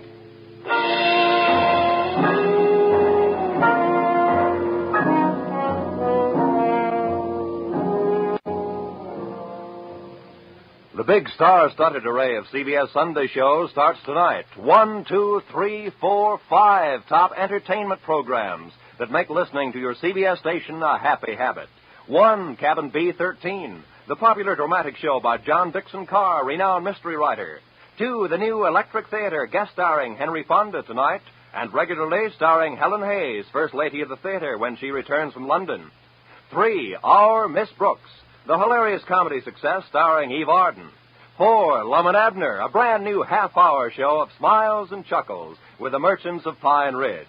5, Strike It Rich, the sensational quiz show with a heart to wind up the sparkling parade of entertainment. Mystery, drama, comedy, excitement tonight over most of these CBS stations. And next Sunday, the first broadcast in the new season for 2 of radio's greatest stars, Amos and Andy. Yes, Sunday nights are great on CBS. Check your local newspapers for program times.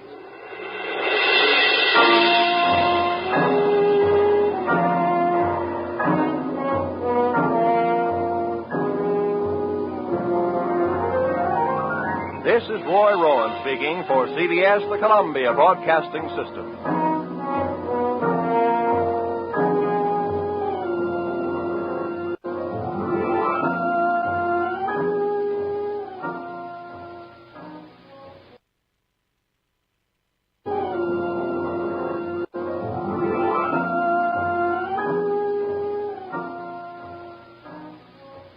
Sounded good, real good.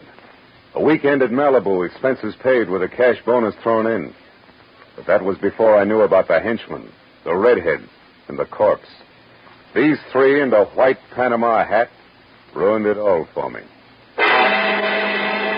From the pen of Raymond Chandler, outstanding author of crime fiction, comes his most famous character as CBS presents The Adventures of Philip Marlowe.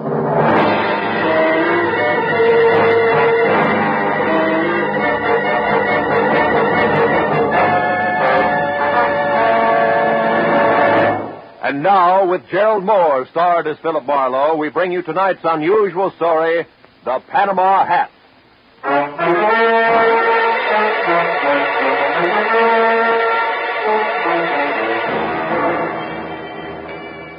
I was sitting in my office bombing the ashtray on my desk with paper clips, wondering what kind of a job a private detective gets when clients stop calling completely.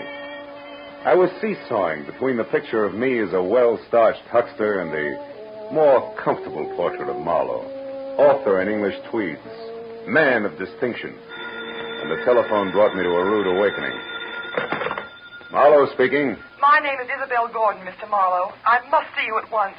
My husband Bruce is in terrible danger. Could you possibly meet me in an hour at the Pelican Inn? It's a small roadside place on the way to Malibu. I'll explain everything then. Pelican Inn, 1 hour, Mrs. Gordon. The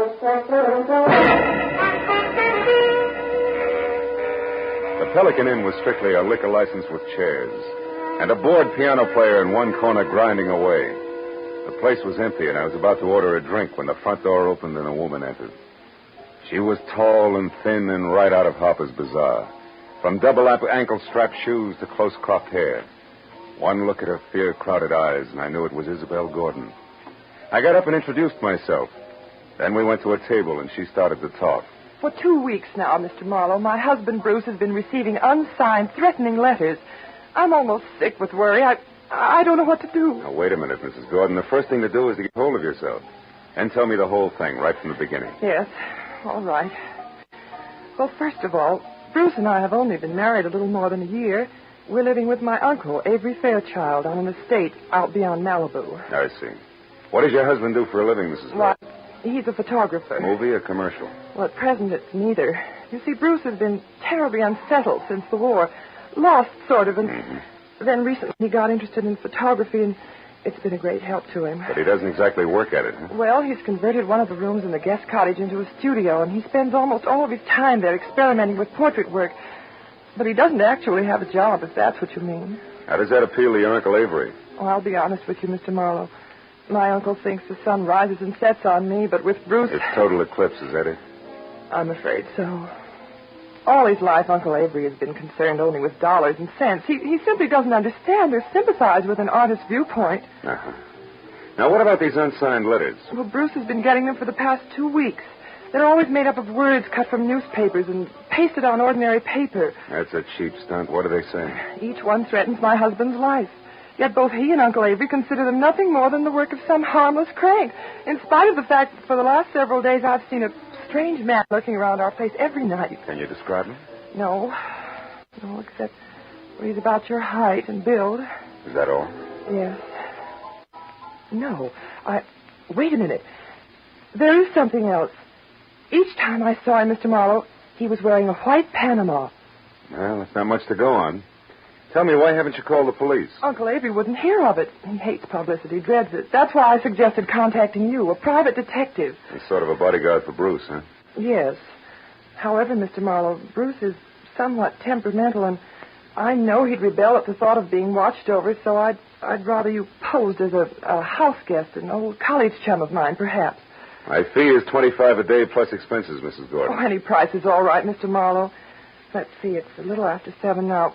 Can you be at our place at Malibu at 9? I think so.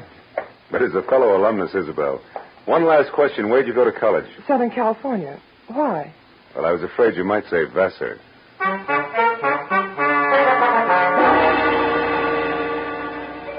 After Isabel left, I remembered that I was already on my expense account. So I had a tasteless, cold, hot blue plate special and a burned cup of coffee. Then I stepped out of the Pelican Inn and headed across the paved parking lot to my car. It was already dark, and I was admiring the full moon and the beautiful wash it made over the ocean when it happened. Hey, mister! What's that? You all right, mister? Yeah, I think so. Thanks to your sounding off. That nut was aiming right for you. Yeah, looks that way. Did you happen to get his number? No. What about his face? Didn't. Can you describe him? No, matter of fact, I only noticed one thing. What was that? The hat he was wearing. It was a white Panama.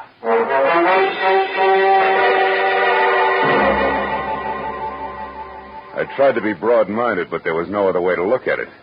The gentleman in the white Panama hat definitely meant business. I returned to my apartment in Hollywood, where I shaved, showered, and packed. And then I headed for Malibu. At 8:45, I was inside the grounds of the Fairchild Estate. Another mile, and I was at the front door.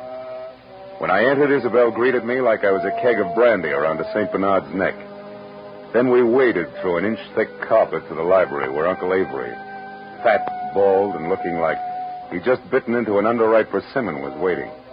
I wasn't asked to sit down, and I wasn't offered a cigar. Avery Fairchild was not one to waste time. I'm a very rich man, Mr. Marlowe. As such, I'm the target for all kinds of fortune hunters, confidence men, and cranks. In my lifetime, I've been threatened and pestered by a score of crackpots, each one slightly more psychopathic than the last. Never bothered me, and it never will. However, in this case, the approach is a bit different. Meaning you think somebody's trying to get at you through your nephew, huh? Never refer to him as my nephew. My niece's husband, if you please. And don't forget it. Uncle Avery. Isabel, my feelings about your husband are no secret. You're being unfair, Uncle Avery. Just because Bruce is an artist and he... Artist, is he? Why, Isabel, that man's no more an artist than I am a horse jockey. Good evening, everybody. Hello, Bruce. Hello, darling. You were saying something, Uncle Avery? Bruce, I want you to meet Philip Marlowe. We were great friends at school, and when I heard he was in town for a while, I insisted that he spend a weekend with us. How do you do, Mr. Gordon? It's a pleasure to have you with us, Mr. Marlowe. You're very welcome. I do the welcoming around here, Bruce. Mr. Marlowe's had a long trip, and I'm certain he'd like to turn in early. Bruce, darling, he's going to stay in the guest cottage, the room next to your studio. Will you show him there, please? Oh, I'll be glad to. By the way, Isabella, I'm going to work late, so I'll say good night to you now. Good night, dearest. Good night, sweet. Please be careful. Yes, Bruce, by all means, be careful. Remember, the true artist belongs to posterity, or something.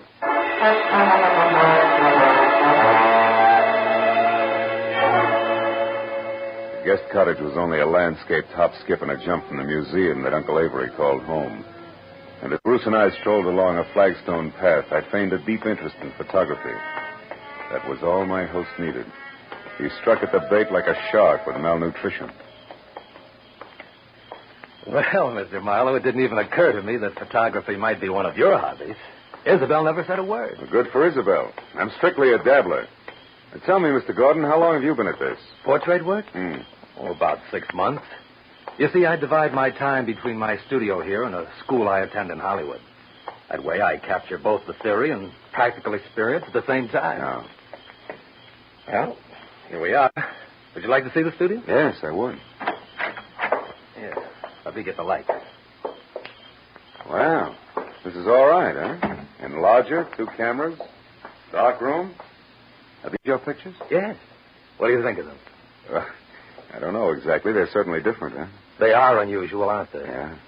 You see, Marlowe, each picture is actually made up of 2 separate studies which are superimposed.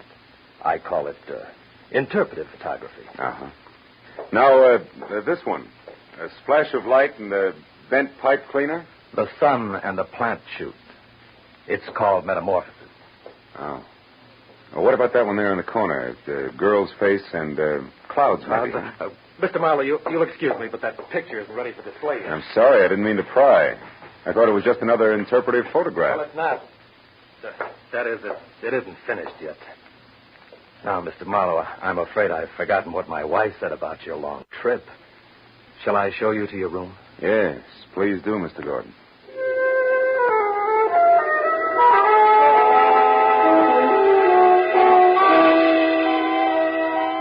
My room on the other side of the guest cottage was wider than Hollywood Boulevard.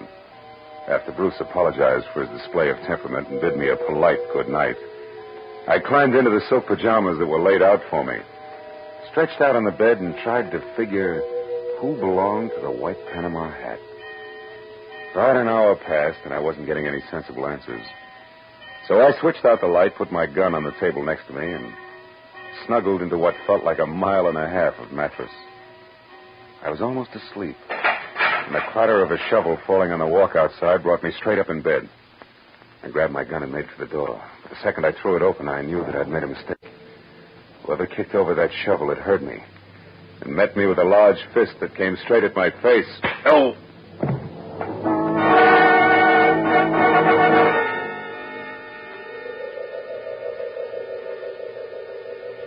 As I came back into the world, I was embarrassed to find myself alone and flat on my back. When I started to get up, I felt like the L.A. Dons, water boy and all, had run over my face. My gun was a few feet away, and when I went to pick it up, I stopped short. It was a souvenir from the man with the great big fist. A gold cigarette lighter. It was engraved to Skipper on his birthday. Putting it in my pocket, I picked up my gun and made for Bruce's studio. He wasn't there. I threw on some clothes and went back to the house and found Isabel in the living room. I was about to give her a biased account of the shortest fight on record when I noticed Uncle Avery quietly entering the house from a side door that led to the garden. What's the matter, Phil? Bruce isn't in the studio anymore. What? Now, Isabel, there's no reason for alarm. Why, Bruce often goes off into the night like this. Calls it a search for beauty or some such rot. And what was it you were after just now outside, Mr. Fairchild? I was looking for my niece, Marlowe. Isabel, your cousin John telephoned to say he wouldn't be down this weekend. Oh. I didn't know there were to be other guests. Oh, just my cousin, John Martin, Phil. Not really a guest. He comes down often. Too often to suit me. Oh, Uncle Avery, please. You know that I'm fond of him. Yes, but I don't know why. He's a chronic gambler and of no use to anyone. Living at the Wilshire Gardens when he can't afford it. Driving expensive cars. Oh, you're too hard on him. Skipper is Skipper? Yes. Do you know him? No. No, I don't. Well, you're not missing anything, believe me. Oh, I do believe you, Mr. Fairchild. I believe your every word. What? Good night, all.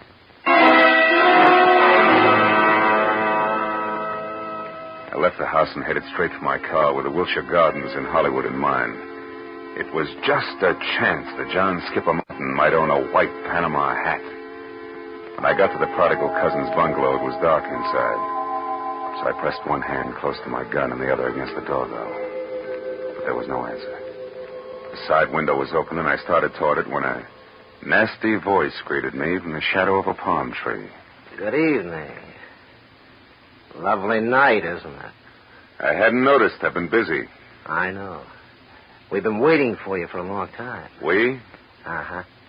Me and my nice shiny revolver here. 38. Oh, I see. Well, you make a handsome couple, and I hope you're both very happy together. Now, what do you want? I don't want anything. I'm here to give you something. Advice. Look, brother, I've already told you I'm busy, so if this is a heist, let's get it over with, fast. You know, I think you're confused. I'm holding the gun, Mr. Martin. Martin? John Skipper Martin. Surprised that I know your name? Why, yes. Yes, I am. I don't recall having had the pleasure. You haven't. People never forget me, Mr. Martin. My tag is Brock. Does that mean anything? No, what do you do? Sing, dance, tell jokes? Yeah, that's it. Last one. I tell jokes. I can't wait. You won't have to, Mr. Martin. I'm going to tell you one right now. It goes like this. Once upon a time, a young punk borrowed $10,000 from a generous gambler on his promise to pay the money back within a week. But the young punk never came across. So the gambler told a nice fellow named Brock to call on the young punk and tell him that he had 48 hours in which to get the money together. And that if he didn't, he'd never see the 49th hour. What's the matter, Mr. Martin? Don't you like jokes?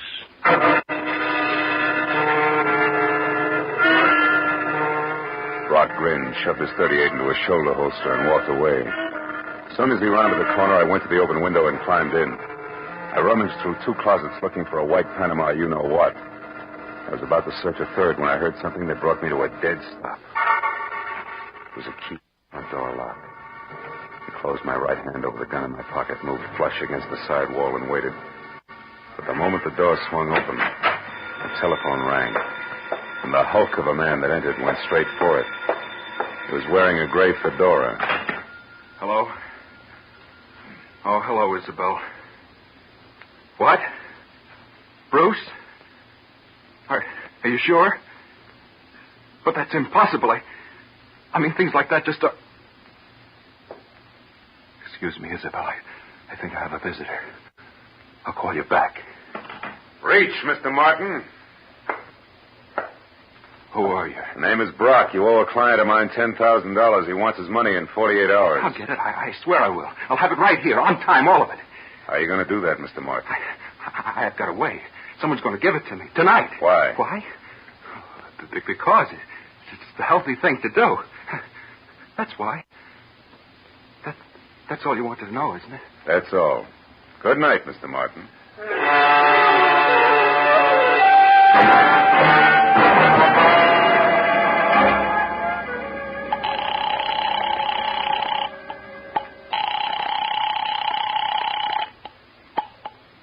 Hello? This is Marlowe, Isabel. I'm calling from a drugstore in Hollywood. Has Bruce returned yet? No, and he won't. He's been kidnapped. What's that? And whoever did it wants $50,000 before morning, or we'll never see Bruce alive again. As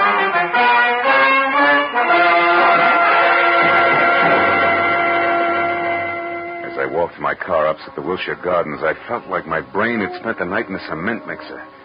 I was about to head back for Malibu when I suddenly saw Skipper Martin dash out of his bungalow and pile into a long, glossy convertible. I followed him out to the Pacific Palisades, where he made a call at a little house which sat on a bluff overlooking the sea. Once he was inside, I moved up quietly and saw that the name on the mailbox was Miss Carla Winters. I crawled up to a lace-curtain window where I could see what was going on. One look at Miss Winters made the damage I was doing to my tweeds worthwhile. She was strictly dragon lady, with flaming red hair and a waist you could span with 2 hands, if you were lucky enough to get that close. And the rest of the measurements fit just perfect. Why, you sniveling coward, you wouldn't dare open your mouth about us. Wouldn't I? Listen, Carla, I've got myself Skipper Martin to look after. First, last, and always. You remember that. Why should I? You've always been cheap talk and no more. Look at you now. You're in trouble, so what do? You holler blackmail. Go on, get out of here. Get out of here before I kill you.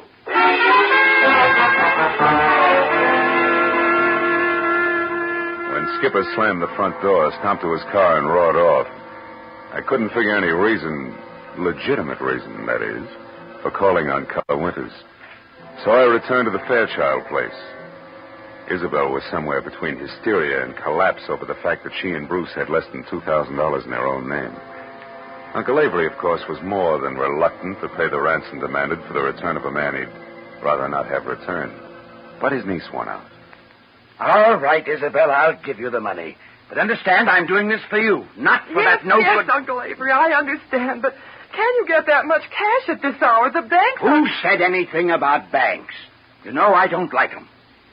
Money will be in your hands in 30 minutes. In the meantime, tell Mr. Marlowe here what arrangements you've made with your husband's abductors. 1 minute, Mr. Fairchild. What about the police? The police have already been notified, Mr. Marlowe. They've agreed not to interfere until tomorrow morning. By that time, I suppose we'll have Bruce returned to us. To us, Uncle Avery? That's a mere slip of the tongue, Isabel. I'm only paying for his return. You take over from there. I don't want him.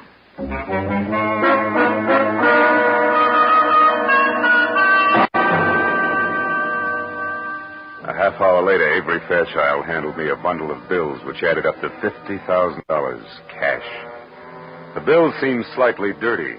The old geezer must have had them buried someplace. For a moment, I couldn't help thinking, boy, to get at this place with a shovel sometime. But then I got back to the more pressing matters at hand. I wrapped up the money in a shoebox, and I drove north along the Pacific Coast Highway.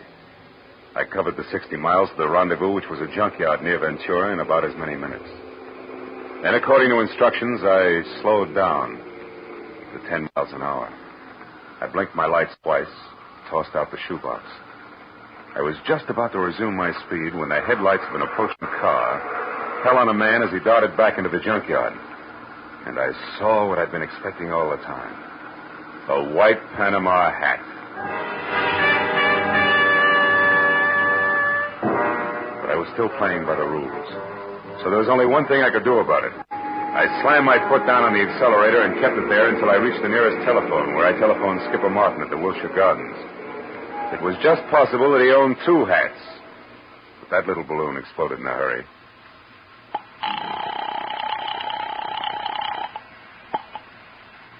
Hello? Mr. Martin? Yes. Who is this? This is Brock, remember me? Oh, yes, of course. I've been hoping you'd call. You mean you got the money right now? Well, no, not this minute, but I will have it in a couple of hours. You're sure, Mr. Martin? I'm positive, Brock.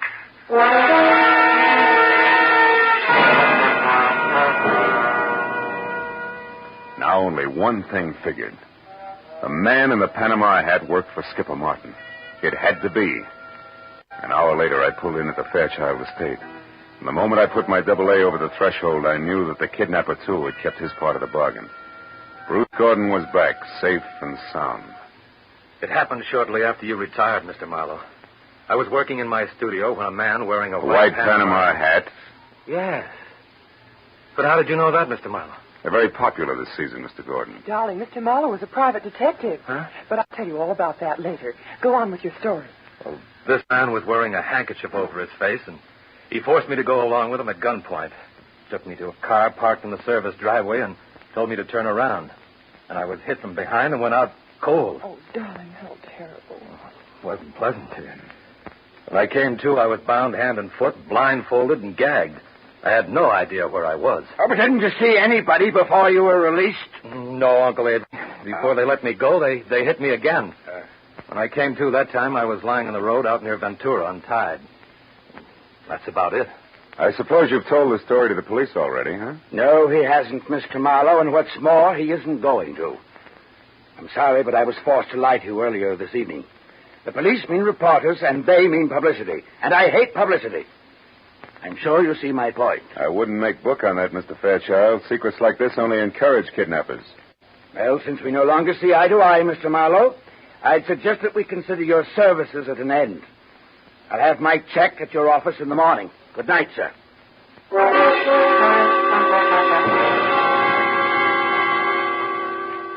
Avery Fairchild wasn't the kind of a man you argued with. I threw my coat over my arm, tipped my hat to Isabel, and stepped outside. I hadn't once mentioned Skipper Martin to the family. That might have been a mistake, but I still wanted to look around before I yelled copper. As I walked past the guest cottage, I decided to go in and check Bruce's studio. Maybe the man in the white PH had left a few odd footprints on the ceiling. I tossed my coat in a corner chair and started through the clutter. 10 minutes later, I found nothing. I was about to leave when I suddenly remembered the picture of a girl in some clouds that Bruce had been so careful to keep out of sight. It hadn't been moved. And when I brought it into the light, I didn't have to look twice. It was the portrait of Carla Winters, the red-headed dragon lady that Skipper Martin had visited. Now things began to add up. At the chauffeur's quarters, there was an outside telephone, and I put through a hurry call to Lieutenant Ibarra at Homicide in L.A. The best I could get was one Sergeant Neely. I'm sorry, Mr. Marlowe, but the lieutenant's out on a call right now. There's some kind of a row uptown. Well, do you know where he is? The address, I mean. Oh, yeah, sure. It's one of those bungalows at the Wilshire Gardens. The Wilshire Gardens? That's right. What's so special about that? Maybe nothing. I'll know in a minute. Thanks, Neely.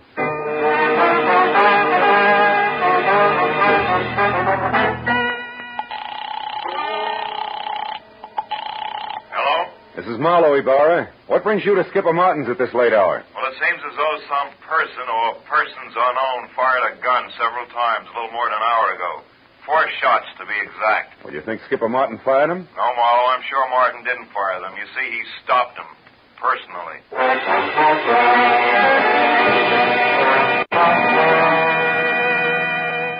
Before I hung up, I gave Ibarra a quick rundown on the whole story. After making me feel like a schoolboy for keeping him in the dark so long, he told me to sit on the Fairchild's front steps until he got there. Well, it gave me a half hour to kill, most of which I spent walking around aimlessly, trying to get something close to 4 out of 2 and 2. But I couldn't. Finally, I heard Ibarra siren up to the front door. I was about to head for him when the chill in the morning air reminded me that my topcoat was still in Bruce's studio. I went back and got it. When I turned for the door again, I noticed a little slip of paper that had been under the coat fall to the floor. I picked it up. I must have held it for a full minute before I realized what it meant. Just a small slip of paper, and yet it made everything, the kidnapping, Carla, the murder, fall right into place. When I entered the living room at the house, one glance at Isabel and Bruce told me that she'd already knew about Skipper's death. Only Uncle Avery, who was not one to shed crocodile tears, hadn't changed. Ibarra, of course, was unhappy. Marlowe, we can't run any kind of a police department when every private detective acts like he's the commissioner himself. Why didn't you call me when this business first began to smell? You know better. I'm sorry, Ibarra, and I hate to sound immodest, but I happen to be one of the 2 men in this room who can name Bruce Gordon's kidnapper and Skipper Martin's killer. You know what you're saying, Marlowe? I think so. The man in the white Panama hat who kidnapped Bruce Gordon, Lieutenant, is Bruce Gordon himself. In other words, Bruce Gordon kidnapped Bruce Gordon. No! What? You're out of your mind, Marlowe. Am I? Would you still say that, Gordon, if we paid a call to Carla Winters and asked her to hand over the $50,000 of so-called ransom money she's holding for you, too? Or would you prefer... Stop, Gordon, stop. The window, Ibarra!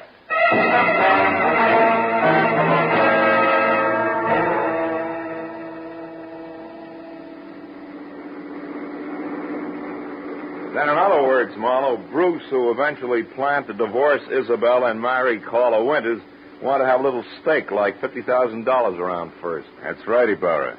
But Skipper Martin knew about Bruce and Carla's plans to marry later, and he tried to blackmail them to pay off his gambling debts. That's why he came to Bruce's cottage on the sly. However, he got there just in time to see Bruce leave of his own free will, and therefore knew later that he couldn't have been kidnapped. Which gave him 2 holes over Bruce. That's right. But he made a mistake when he went to Carla's house and got too demanding, because she told Bruce about it, and before he released himself, he took care of Skipper, with 4 gunshots to be exact. Charming people, aren't they, Ibarra? Lovely. Sometimes I think I should shoot higher and save the state a lot of money. And he almost got away with it. By the way, Marlowe, how do you know? That Bruce was the man in the white Panama hat? I was pretty certain, but I got my proof accidentally. Promise not to repeat this, Ibarra? Yeah? Well, I practically fell over a little slip of paper in his studio. It was a receipt from a department store, and it was made out to Bruce Gordon. For 1 Panama hat? Uh-huh. Nothing else but.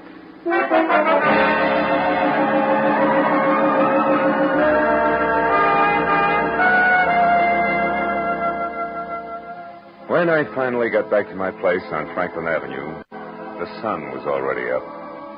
And the people who work at nice, sane jobs were beginning to fill the streets. I'd been on the go for a steady 24 hours, so I could think of nothing but my bed. I was about to put my key in the lock when a next-door neighbor walked by, bid me a cheery good morning, and started down the corridor. Now, that alone wouldn't have disturbed my sleep, but why did he have to be wearing a white Panama hat?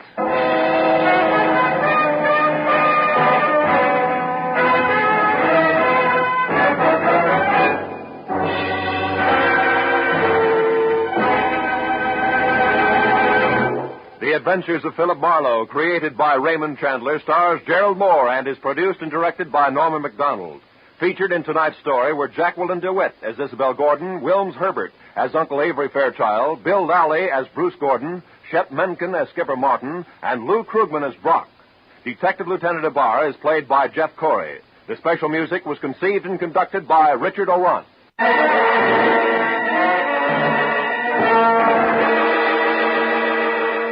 Be sure to be with us again next week at this same time when Philip Marlowe says...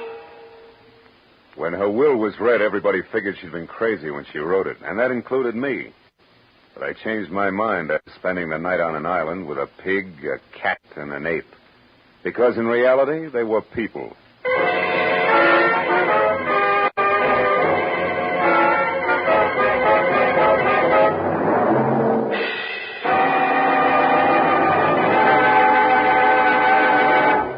Tonight, Amos and Andy return to the CBS network. And along with all their friends, Kingfish, Lightnin, and Henry Van Porter, they're settling down for a permanent stay. Be listening for them later this evening over most of these same CBS stations. This is Roy Rowan speaking for CBS, the Columbia Broadcasting System.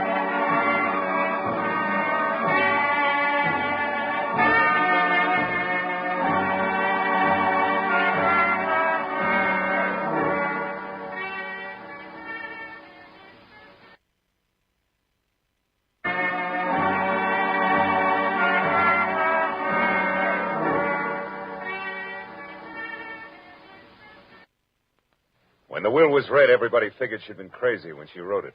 And that included me. But I changed my mind after spending a night on an island with a pig, a cat, and an ape. Because in reality, they were people. From the pen of Raymond Chandler, outstanding author of crime fiction, comes his most famous character as CBS presents The Adventures of Philip Marlowe.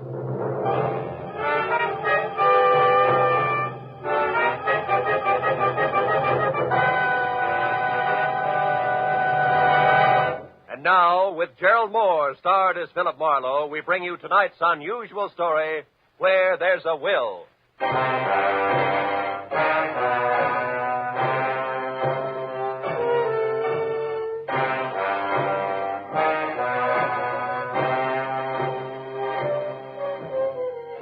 had spent the whole day on a noisy job which had concerned itself with a lot of people who talked a lot and said nothing. When I finally locked up my office for the night, I was worn out. As I drove slowly along the street, I was glad to be heading for home in a little peace and quiet. At least that's what I thought. But when I pulled up for a full stop sign, only a half a block from my apartment, something happened which brought my little dream of peace and quiet to an end. The car door opposite me flew open, and something mighty excited jumped in. I'm being followed. Drive on, please. The law? No, please drive on. Okay, lady, get a good grip on the upholstery.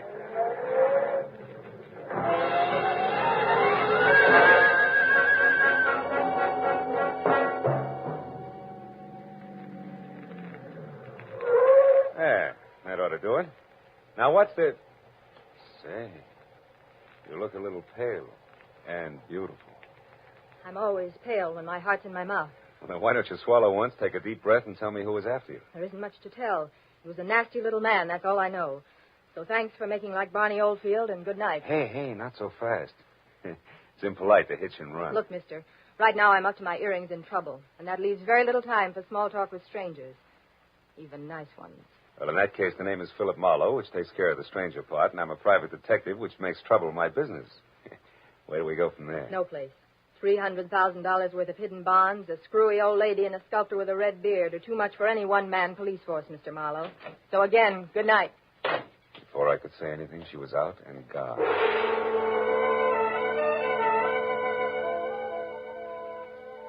There was only the heady scent of taboo in the air, and the memory of a gorgeous profile with jet black hair and pale blue eyes. I sighed like a schoolboy and decided to put her under the heading of things that pass in the night. But I couldn't. Why, out of all the cars in Los Angeles, should she have picked on mine? Well, the next morning, as I was walking down the corridor to my office door, I was still seeing pale blue eyes. Maybe that's why I didn't notice the man who waited outside my door until I was almost on top of him. He was well-dressed and about 35. He looked like a man who had forgotten how to smile. Marlowe. Right. I want to compliment you on your behavior last night, Mr. Marlowe. Barbara told me about it. Oh? Come on in, Mr. Shields.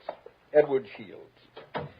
Would you be interested in aiding 3 people in a search for more than $250,000 in negotiable bonds, 1% of which will be yours if the bonds are found? Being a fairly fast man with figures, yes. Yes, I would. Splendid. I'd like a few details.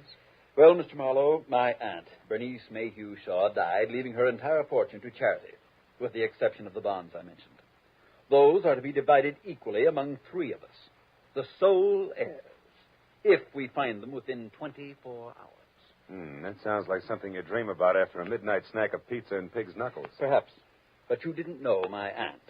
Beside myself, the beneficiaries are Barbara Haynes, the girl you met last night. She was Aunt Bernice's personal secretary. And another nephew, Harlan Crane, who, at the moment, happens to be a sculptor. Happens to be? 6 months ago, he was a sailor. Before that, a writer, without even a rejection slip to his name. My cousin is irresponsible, impetuous, and completely self-indulgent. The will itself, Mr. Shields, what are the exact conditions? At precisely noon today, the 3 of us are to meet with Luther Willard, my beloved aunt's lawyer, who will give us each a large sheet of tissue paper covered with specific markings. Individually, the sheets mean absolutely nothing. But combined, one over the other, the transparent sheets form a coherent map to the location of the bonds. But why all the intrigue? My dear departed aunt had a peculiar sense of humor. In addition to this, she was never particularly fond of any of us. She was sure that our individual shortcomings would make cooperation among us impossible, even for so short a period as 24 hours. And the fact that a man followed Miss Haynes last night convinced you that there was something to that, huh? Convinced me? No. He may have been nothing but a purse snatcher. Nevertheless, I do feel that to play safe, a 4th party, a custodian of the map, so to speak, would be advisable. That's fine. When do I go to work, Mr. Shields? At noon, at the lawyer's office. However, I regret that first you must be approved by the 3rd heir. I don't like to ask this, Mr. Marlowe, but would you mind very much calling on my cousin Harlan personally? Not at all. As a matter of fact, I think he might prove very interesting. Yes. I am sure he will. As interesting as an ape in the zoo. I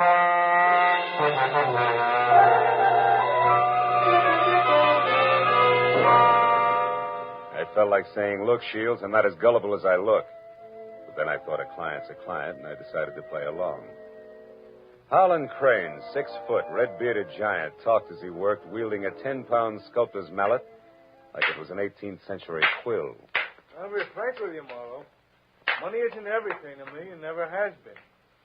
However, $100,000 will buy a lot of marble. Half the state of Vermont, I'd say. But come to the point, Mr. Crane. Do I get your seal of approval? Oh, I imagine you'll be all right. Anyone who can get by Shields, the all-American Scrooge, ought to do. Thanks, a million. I'm not being personal where you're concerned. It's just a matter of facing a fact bluntly. Edward Shields is conniving, avaricious, and dull. I heartily recommend him to nobody. And the girl, Barbara, you feel the same way about her? No, I don't. And the truth of the matter, Marlowe, is that I know very little about Barbara Haynes. But what I do know, I like very much. Yeah, that I can understand. Marlowe, do you realize that once you have the whole map in your possession, you're worth an awful lot of money? Of course I do. The whole map, I have a market value of exactly $300,000. That's right, fellow. $300,000, dead or alive.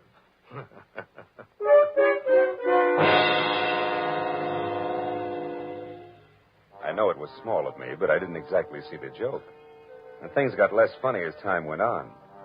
Later, as me and my trio got off the elevator at the lawyer's office, old Luther Willard, Aunt Bernice's attorney, was waiting for us, so excited he could hardly talk. I've been held up. What? Yes. A little man. He wanted the map. Little man, dark complexion? Yes. Had a scar on the side of his neck. Are the maps all right? The maps? Oh, yes, they're all right. Now, wait a minute, everybody. Give him a chance. Mr. Willard, tell us exactly what happened. This is Mr. Marlowe. We told you about him, Mr. Willard. Of course, yes. Come into my office. You see, I was putting some papers into my safe when this little man stepped up behind me and demanded the maps. Were they in the safe? No, thank heavens. Make yourselves comfortable. The maps, Mr. Willard. Where are they now? Well, right here, where they were all the time. Here under the blotter on my desk. Clever of me, wasn't it? Wax seals, still intact. I'll take all three of them right now, Mr. Willard. That is, if there are no objections. All right, then I guess we can be on our way. Hold on, Mr. Marlowe. There are still two things you people must know. First, in the event the bonds are not recovered within the 24 hours, I am instructed to open another sealed envelope, which I'm happy to report is kept in my bank vault. That envelope contains a complete and simplified map and is to be turned over to a designated charity. And second, if any of you die before the allotted time is up, the bonds are to be divided among the surviving persons. And if none of us survives, Mr. Willard? Why, in that case, the bonds again go to charity. You see, Harlan, your aunt was a very generous woman.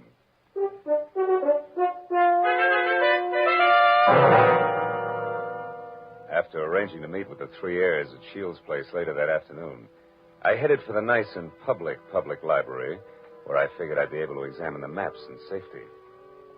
By placing the three maps exactly one over the other, I saw that the bonds were hidden on the larger of 2 squares of land called Twin Islands, which were the personal property of the late Bernice Mayhew Shaw, and located in Indian Lake in the San Bernardino Mountains. As I left the library with the 3 maps in my pocket, I felt like a well-fed mallard on the opening day of hunting season. Then I knew I was being followed. As I slipped into a doorway and turned, I saw it was the nasty little man with the scar. All right, you, we're through playing tag. Oh, let me go. Not yet, Shorty, not until you talk loud and clear. No, don't hit me, please. Please hit me down. I'll tell you everything. All right. If you're sure you can get it all straight the first time, there. Now the whole story, beginning, middle, and end. Yeah, like you say, whole story. Okay. Starts like this. Oh!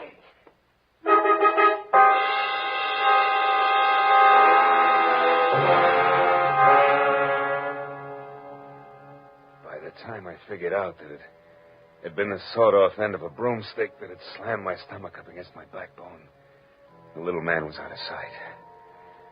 Another 5 minutes went by before I quit calling myself sucker and I started to think straight. Nearest public locker was in the Santa Fe Trailways bus depot on Cahuenga. I went up there and deposited 2/3 of the map for safekeeping until we were ready to leave for Indian Lake. And I found a telephone, and a half a dozen calls later I knew that a caretaker named Jumbo was the sole inhabitant of Twin Islands, and my last call was to him.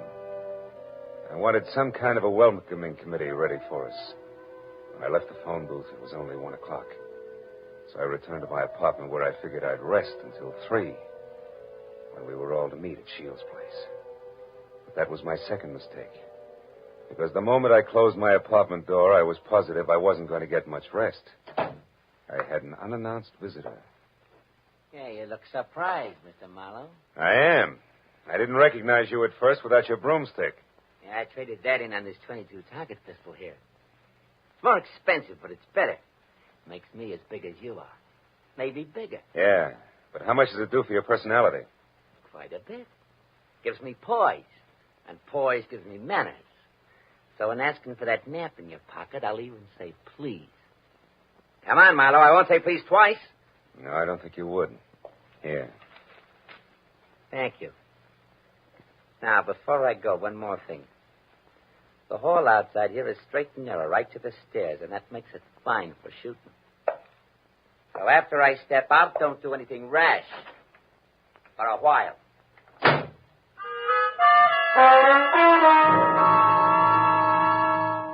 So, loving life as I do, I didn't do anything rash for a while. In fact, I could have whipped up a nice 7-minute frosting before I moved at all.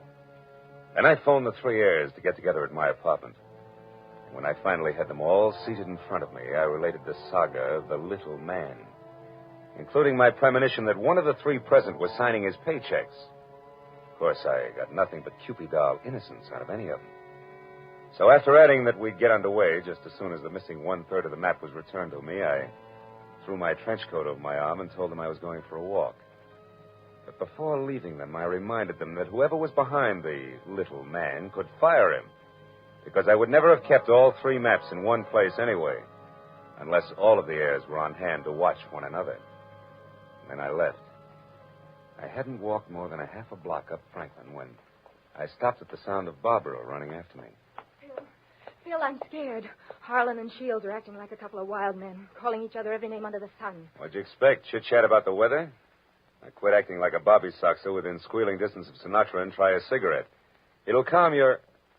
What is it, Phil? Why are you smiling like that? What's wrong? Nothing's wrong, Barbara. Nothing. It's just that I found this in the pocket of my trench coat when I went for my cigarettes. It's the map. That's right. The missing third. It's back already.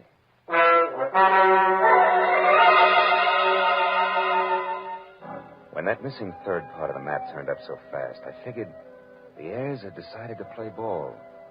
But I made a mental note to keep my eyes on them anyway. At 3 o'clock, I went to Edward Shields' hillside house in Laurel Canyon for the scheduled meeting. Shields wasn't home yet, but Cousin Harlan was there, admiring the view. Barbara showed up a few minutes later in a convertible, and Shields arrived last by cab. It finally began to look as though we might actually start out all together. Well, I see we all arrived, safe and sound. Yeah. Disappointed? Only by your clumsy attempts at humor, Harlan. Stop it, boys. Let's get started. Phil, have you looked at the map? Where are we going? To Indian Lake. It's a 4-hour drive, so if you're all ready, I suggest we get started. Very well.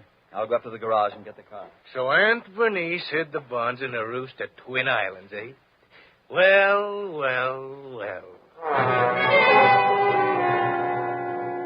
Nobody seemed surprised at the location Aunt Bernice had chosen to hide her bonds. And Harlan, Barbara, and I stood on the front porch watching Shields as he climbed the very steep driveway to his garage in the car. But Barbara got more of my attention than Shields. She made a mighty dreamy picture. And she leaned casually back against the rail of the porch. She wasn't aware that I was watching her. And I suddenly saw her go tense, her eyes filled with fear, and I quickly turned to follow her stare. Shields' car was going at a rapid clip down the steep driveway. I still couldn't figure out Barbara's concern, and then she started screaming. The car's out of control. The car was headed for the edge of a cliff. His brakes are out. You go over. The tree stopped him. Shields, are you hurt? No, I'm all right. The brakes, I tried to stop You them. hadn't hit that tree. Should have gone over the edge. Let's have a look at those brakes, Shields. Well, no wonder. What is it? Brake line's broken. Every drop of fluid drained out. I might have been killed. No might about it, Shields. We stood there for a while, all looking at one another, but nothing was said. Brake lines rarely snap accidentally. And I remembered that Harlan had been at Shields' house early, and the car had been in the garage, and Barbara... Well, I had to admit that she actually had anticipated the car going out of control. Well, the 24 hours for finding the bonds were slipping by, and I knew we had to get to Indian Lake. We held a short powwow without passing the peace pipe, and we decided to take Barbara's car. We picked up the rest of the map, which I'd checked at the bus station, and we shoved off. After a 4-hour drive that was about as relaxing as the thought of an overdue time bomb in a day nursery, we finally pulled up to the shores of Indian Lake. Jumbo, the caretaker, was waiting at the dock. He knew how to handle a boat, and a few minutes later we could see Twin Islands. We headed for the smaller of the two, where I could make out a rambling lodge. The other island, a quarter of a mile away, seemed deserted. Shields was the first one ashore. Here, Barbara, let me help you. Run along, boy. I'll help Barbara. Thanks, Harlan. Well, Marlowe, what now? Well, first we go up to the house. Oh, Jumbo, you got everything ready for us? Hey, Jumbo. Huh? Oh, sure, everything's ready, Mr. Marlowe. Just like you said, I opened 4 of the upstairs rooms. Open the rooms? We're not going to sleep out here, are we? I'm going to try. But this isn't a vacation. We're here to find the bonds and get out. You realize it's almost 9 already? That leaves us just 15 hours, Marlowe. Yeah, I know. I got a good watch, and I count to 24, and I'm also giving orders to you Don't three. get high-handed, Marlowe. You're an employee of ours, and that's all. Let's get the map together and start looking for those bonds right now. Take it easy, big man. The bonds are hidden on the other island. The map is as tangled as a second-hand spider web. You wouldn't get anything at all done in the dark. That's your opinion. Look, you people hired me to help you find those bonds. If I have to get nasty to make you take orders, I can do that, too. Now, let's play like we're smart and go up to the lodge and relax. All right, Marlowe. But remember, we'd better have those bonds by tomorrow, or someone else will be nasty. Very nasty. And I mean me. What? You too?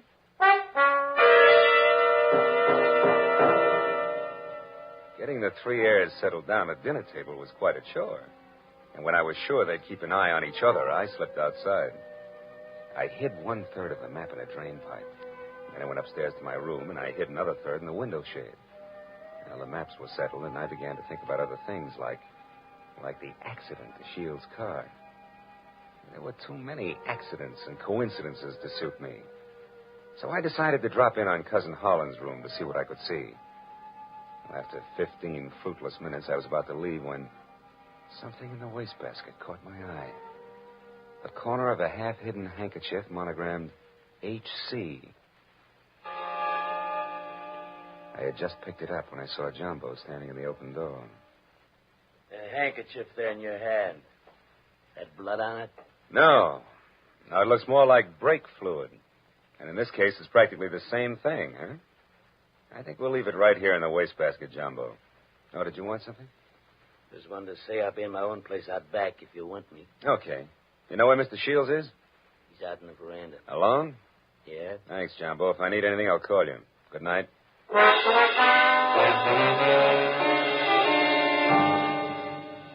Shields. Oh, it's you, Marlowe. What's wrong? You sound like a man expecting trouble. I was nearly killed in my car this afternoon, and I don't think that was the end of it. Yeah, and don't stand too close to high windows. Thank you. It's comforting to know that I am not alone in my suspicions. Maybe, How are you betting? On the beauty or the beast? Don't be absurd. I hope someday to marry Barbara. Yeah? Well, a guy might be beating your time right now with a sculptor's mallet. You may be naive, Mr. Marlowe, but Barbara isn't. I saw them just a moment ago walking down to the boathouse. Harlan's galloping after her like a half-baked idiot, as usual. But if Miss Haynes prefers me, what can he do about it? There was an answer for that, but it seemed a little obvious under the circumstances. Well, a few minutes later, Shields went inside, and I made a beeline for the boathouse to water down a certain hot-headed sculptor named Harlan. When I got within earshot, I knew I'd be as welcome as whooping cough at a glassblower's convention. So I stopped and listened. Barbara, darling, I'm falling in love with you. You know that, don't you?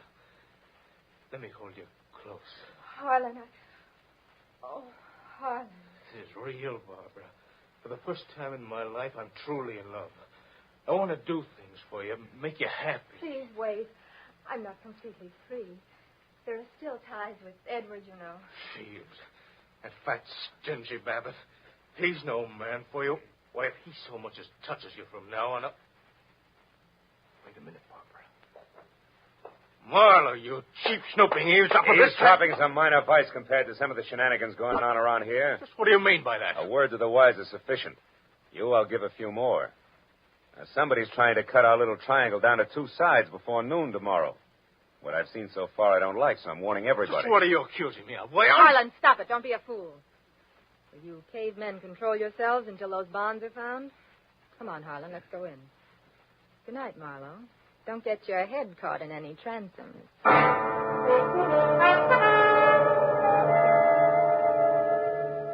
Deciding sleep wouldn't be very healthy for a man in my position, I decided to sit up that night. And it was about 2 o'clock when I looked out the window and saw something mighty interesting. A light was moving on the other island opposite us. I got hold of John Moore and we went over there as fast as we could.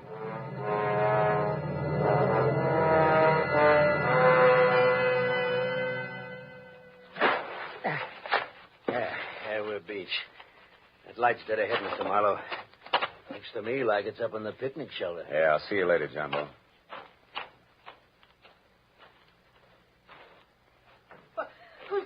Guess who? Oh, Marlowe. I didn't hear you come up. The wind's too strong, I guess. I'm glad to see you. Spooky here all alone. Oh, sure. What's the idea? Decide to do a little freelance prospecting? No, that's right. Bernice Mayhew loved this spot. I had a hunch she hid the bonds here in the base of this table. Oh, I guess I was wrong. Oh, come on, Marlowe. Limber up. You can't blame me for trying. Listen, beautiful, don't flap your eyelashes at me. I can't see anything but double crosses right now. All right, if you've had your fun, let's go back to the lodge, Don't huh? be that way, Phil. Phil, the sun will be coming up in 2 or 3 hours. Why not wait for it here with me? Barbara, baby, don't burn up too many calories with that routine. Because I only keep 1/3 of the map on me. You think you're so smart. Bright ideas hatch in that cute little brain of yours, too. Now let's... Oh, comes the gun with a pearl handle, no less. Stay away from me, Marlowe. Over there. Hey, what's going on here, anyway? Jumbo! Look out, Jumbo! Jumbo stepped into the light and Barbara turned. I made a swipe at her gun hand that knocked pistol, purse, and lamp all over the picnic shelter. I found the gun and gave it to Jumbo. Then I started to pick up an assortment of knickknacks that had spilled out of her purse. But I never finished, because one of the items made my eyes pop. It was the monogrammed handkerchief covered with brake fluid that I'd found in Holland's room. It all made sense now. It tied up everything that I'd suspected right along. Only 2 of my trio had planned to split up the $300,000 worth of bonds from the first. As I ran for the motor launch, I yelled at Jumbo to bring Barbara over in the rowboat. All the way back, I had the panicky feeling that I was probably too late. But when I sneaked in the front door of the lodge, there were still 2 voices, and they came from the open kitchen door. With my hand on my gun, I edged along the wall and peeked in. Shields, you're a fool. Perhaps. But I'm going to kill you and have a perfect case of self-defense. What are you talking about? Your hopelessly framed cousin, Harlan. I ruined the brakes on my own car. I planted your handkerchief, stained with brake fluid, in your room. Marlowe found it. He's convinced that you tried to kill me. He's also convinced that he was brought into this whole thing by coincidence. He doesn't know that he was deliberately involved in our search for the bonds, just so he'd make a reputable witness. You're out of your mind. Not at all. I'm going to kill you and say it was self-defense. Marlowe will testify that you tried to kill me before. What Marlowe's going to do is blow your head off if you don't drop that gun, Shields. Marlowe? Yeah, Marlowe. Who knows he wasn't brought into this thing by coincidence, but has stuck around to see the fireworks and who almost saw them just now. Phil, what's happened? Barbara, couldn't you hold Marlowe on the other island? You Shut up, Shields. Barbara's little mistake was that she should have gotten rid of Holland's handkerchief after she took it out of his room so he wouldn't see it. Barbara, I don't understand. You planned all this with Shields against me? Well, I did in the beginning, Harlan, but I changed my mind when I fell in love with you. I let Marlowe find the handkerchief in my purse. I wanted him to stop Edward. Oh, darling, don't you see... Come on, Miss Bankhead. Cut the dramatics. The show's over. Let's have it straight, huh? All right. We might as well if we're going to find those bonds before it's too late. Edward and I did plan it. We even hired the little man who tried to get the maps from you. And when that didn't work, you planned to get rid of Holland and split the $300,000. So we failed. So what? We're right back where we started. 100,000 apiece. Now let's go find those bonds. Not so fast, beautiful. What happened to Holland just now was a little more serious than a hot foot. It was attempted murder. He can slap you 2 in the jug this minute if he wants to. But I'll leave it up to him. Okay, Harlan, what do you say? It's your move. No. I've got a better idea. Marlowe, 1/3 of that map is mine. Give it to me. Okay. There it is. Harlan, what are you going to do? Harlan, no. Don't burn it. There. Now we all lose. Now none of us will get the bonds. That's probably how Aunt Bernice wanted it anyway.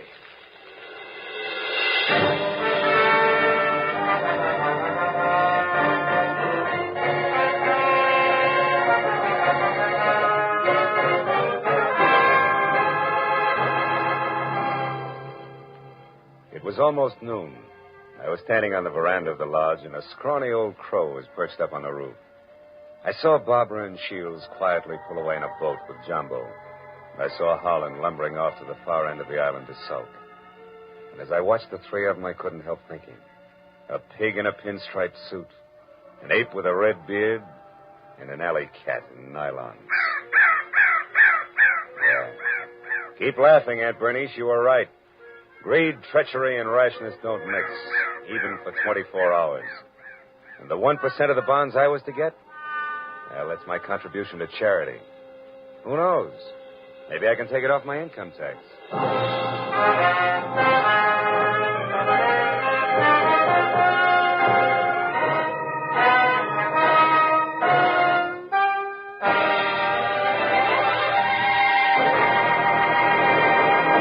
The Adventures of Philip Marlowe, created by Raymond Chandler, stars Gerald Moore and is produced and directed by Norman MacDonald.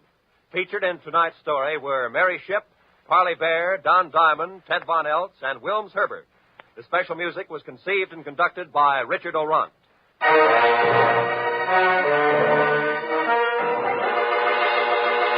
Be sure to be with us again next week when Philip Marlowe says... When I got the crisp $50 bill in advance, I figured my client had a heart of gold.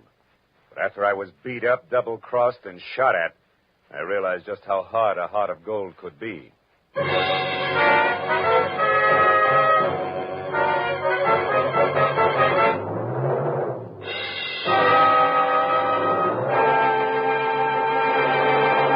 Raymond Chandler, Dashiell Hammett, John Dixon Carr, three great names in the world of mystery and thrills. One down, two to go today on CBS.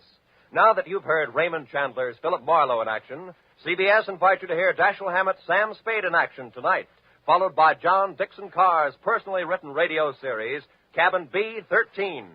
Chandler, Hammett, Carr, today and every Sunday, over most of these CBS stations. It's a mystery if you miss them.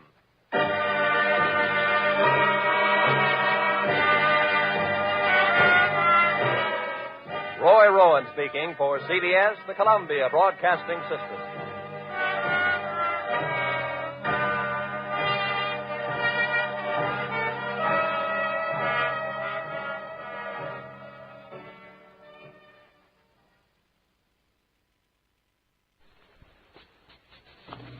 When I got the crisp $50 bill in advance, I figured my client had a heart of gold. But after I was beat up, double-crossed, and shot at, I realized just how hard a heart of gold can be. From the pen of Raymond Chandler, outstanding author of crime fiction, comes his most famous character as CBS presents The Adventures of Philip Marlowe.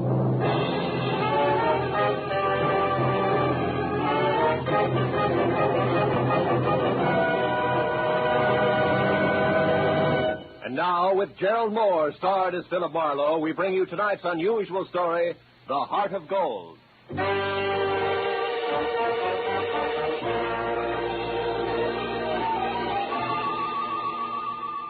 I had spent the day trying to decide how to spend the day, and finally convinced myself Sunday afternoon was a good time to catch up with neglected bookkeeping. But I only got as far as the office door because a special delivery letter was stuck in the mail slot. I ripped it open and watched a crisp $50 bill flutter to the floor. Pinning it down with my toe, I turned to the letter, which was dated Saturday. Dear Mr. Marlowe, kindly investigate the party who lives at 1903 North Ogden Street to find out if his name is really Elliot Perdue and what his occupation is. Then please come to my residence at 5 tomorrow, Sunday. I live at the home of a friend, Arthur Stewart, 33 Lemonwood Drive in Bel Air. I sincerely hope that $50 will be a sufficient retainer. Truly yours, Helen Asher. Judging from the tone of her letter, it was obvious that Helen Asher didn't hire private detectives very often. Nevertheless, I glanced at my watch, which said I had to work very fast, and I headed for 1903 North Ogden. It turned out to be a small house near Selma Street.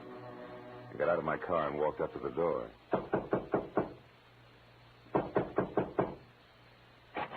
Good afternoon, sir. You the resident here? That's right. What do you want? I represent the Dr. Potter poll of public opinion. I'd like to ask you a few questions regarding... Sorry, but I don't have any opinions to express. Oh, even the opinions of a man with no opinions are important to us. Now, let's just let me step inside here and get out my notebook. There we are.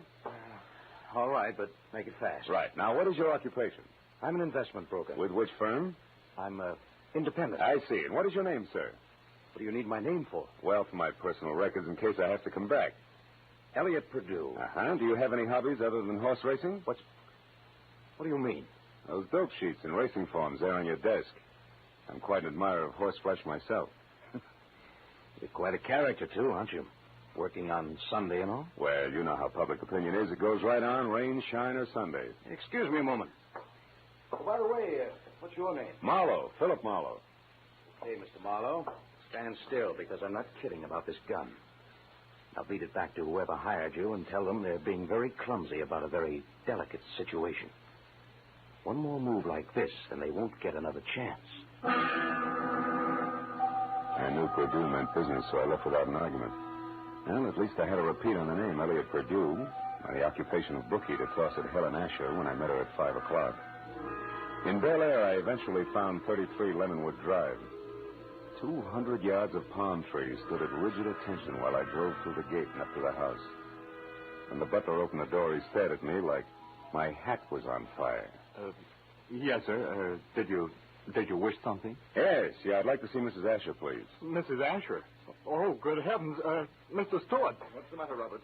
Why is that? I'm Philip Marlowe, Mr. Stewart, a private detective. I have an appointment with Mrs. Asher. Is she at home? Oh, Mr. Marlowe, perhaps you can help. I don't know what to do. It's such a terrible thing. What's happened? Upstairs, not 5 minutes ago, Mrs. Asher shot herself. Shot herself? Please, if you'd come up with me. Yeah, sure, of course. I'm certainly grateful for your help, Mr. Marlowe. Yeah, this is her room. She's in here. There. Yeah. She's dead, all right. Shot herself in the left temple. Whose gun is that, Mr. Stewart? Well, it's mine. I kept it in the desk downstairs. Did you find her? No, Roberts did. I was out in the hothouse working with my orchids. You see, I've been out of town. I just came in this morning on the super chief from Chicago, and I wasn't expected back until Wednesday. Yeah, look, Mr. Stewart, do you mind telling me how well you knew Mrs. Asher? Oh, very well indeed. Ever since the accident 3 years ago, she lived in my house under my care. The accident? Yes, that's how she got those scars on her cheek and neck. As you can see, my hands were burned at the same time. Do you mind telling me about it? Well, I was living in Canada at the time. One day, my wife Florence and I went to a camp near Quebec, and we met Helen Asher our first day there. She was a pathetic, lonely woman, a widow. Oh? That very night, while she was visiting us, the oil stove in our cabin exploded. Oh. Florence, my wife, was killed. Mrs. Asher was severely burned. It was ghastly. I can imagine. Mrs. Asher had no one, so I thought the least I could do would be to care for her, since I knew the accident had been caused by sheer carelessness on my part. You took over full responsibility for her? Yes, I did everything I could think of, but she never quite got over the shock of that night, and now this. It's horrible. Have you notified the police yet? No, You better do it right now. Yes, I'll go right downstairs and call them. The dead woman on the floor had been beautiful once. No doubt about it. This was my client, and a certain $50 bill was burning a hole in my pocket. I wandered over to a writing table, and as I looked down, I noticed that the Sunday sheet had been torn off the memo pad. It bothered me. Tomorrow should mean nothing to a suicide, yet Mrs. Asher's memo pad showed Monday already. The sheet was blank, but on a hunch I tore it off and stuck it in my pocket. I was about to turn away when I saw a book of matches from the Conga Club. So I picked that up, too, and then I left. I drove around for some time trying to figure things out. Then I went down to police headquarters to see one Lieutenant Ibarra. It's suicide as far as we're concerned, Marlowe. Everything checks. Mrs. Asher was despondent and she killed herself. She didn't leave a suicide letter, but they don't always. How'd you get in on this? Well, she paid me $50 in advance to air out a small-time bookie or worse named Elliot Purdue. Incidentally, what's the background on Arthur Stewart? Oh, he's a big-money fashion designer. Started his business on his wife's insurance. She died in an accident in Canada. He did a lot for Mrs. Asher because he felt responsible. Yeah, I know all that. But was she left-handed? Did Stewart come in on the super chief this morning, and was it the butler that found the body? That's right. We checked it all. Hey, look, Phil, do you have any good reason to think this isn't suicide? No, not really. It's just that $50 in advance that bothers me, I guess. Oh, by the way, I've got a piece of paper I'd like the boys in the lab to run a test on, okay? Sure, Casey will fix you up. Marlowe, I figure suicide now, but I can always change my mind.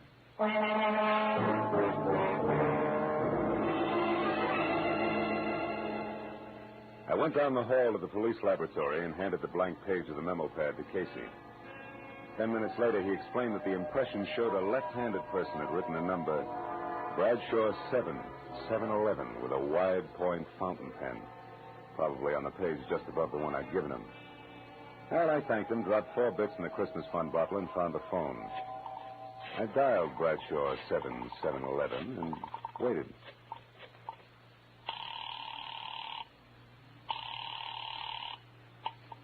Hello. Hello. Who's this? The man in the moon. Come up and see me some other Oh, time. wait a minute. I like your voice. And besides, 711 is a very lucky number. Uh-huh. 3 passes in a row. But don't let it fool you, Jack. The answer is no dice. Goodbye. Yes, well. I gathered she was in no mood for playing, so I decided to be strictly business and dialed again. There was no answer. I let it ring for some time, but Miss Golden's voice obviously wasn't taking any more anonymous calls. I'd left only the long shot, the book of matches I'd found on Mrs. Asher's desk. The Conga Club was on the Sunset Strip, so I drove out there, found a parking space on a side street nearby, and went in. I didn't know exactly what I was looking for, so I paid $1.10 for a scotch and soda worth 40 cents, just to help pass the time. An amber spotlight was glistening down on a set of sequin contours that would have melted the Ice Age down to a fortnight. And she was singing. For wherever my man is, I am his forever.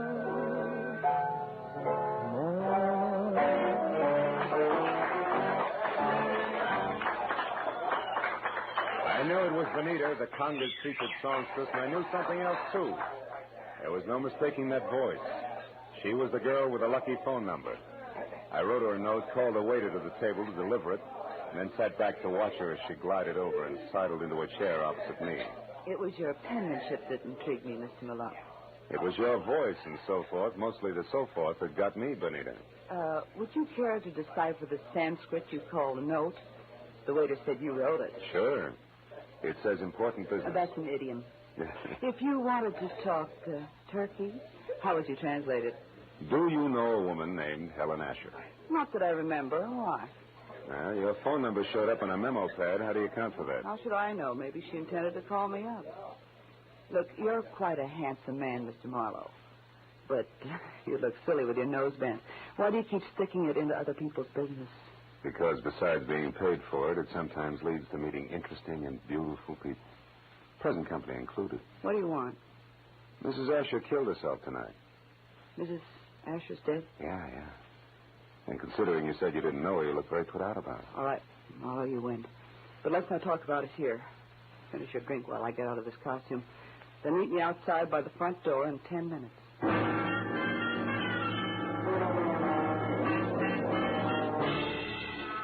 When she headed for the back of the club, I headed for the front.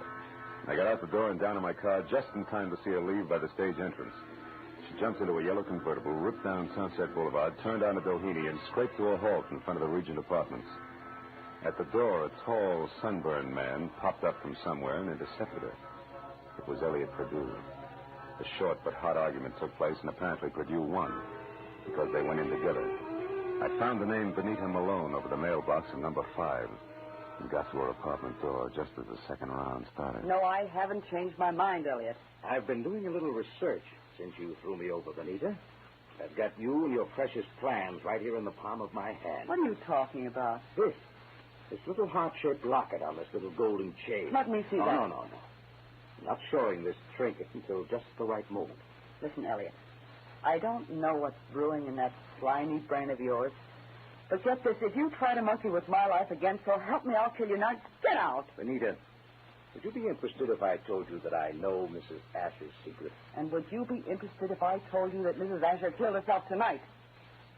That slows you down, doesn't it, bright boy? Yes, but it doesn't stop me, beautiful. I'll be seeing you before you know it. I ducked into an alcove and heard Benita slam the door and Perdue's coattails as he left.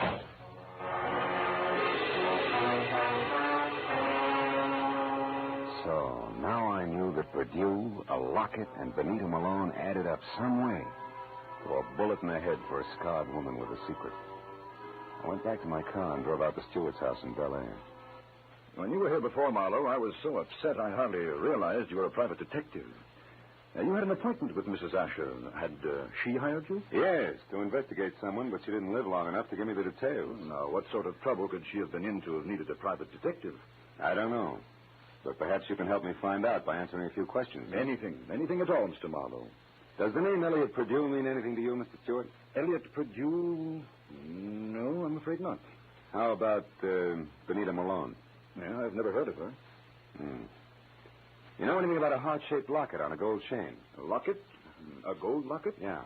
Mrs. Asher had a heart-shaped gold locket. Where'd she keep it? Well, upstairs in her jewelry box, I should imagine. Come on, let's have a look, huh? Yeah. Right up these stairs here. This is her room, Marlowe. I know. I was here once before. Why? It's not here. It's not on her dressing table. Her jewelry box, it's gone, Marlowe. But you think that... Elliot Purdue has it. I can't understand this. What's the locket like? What's inside it? Just a picture. It was valued by Mrs. Asher because it was the only one she kept of herself the way she looked before the accident. Now, why would anyone else want that? I don't know. But when we get that locket, we'll get a lot of answers along with it.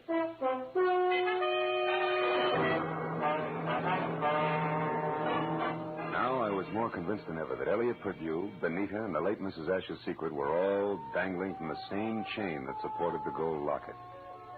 I said goodnight to Arthur Stewart and started back for Hollywood.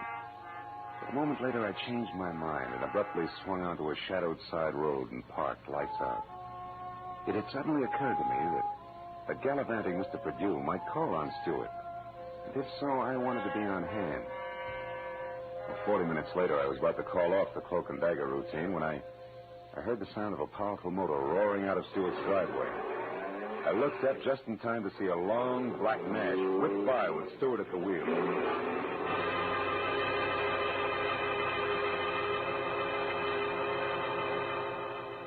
From the speed of the car, I certainly wasn't going out for the morning papers.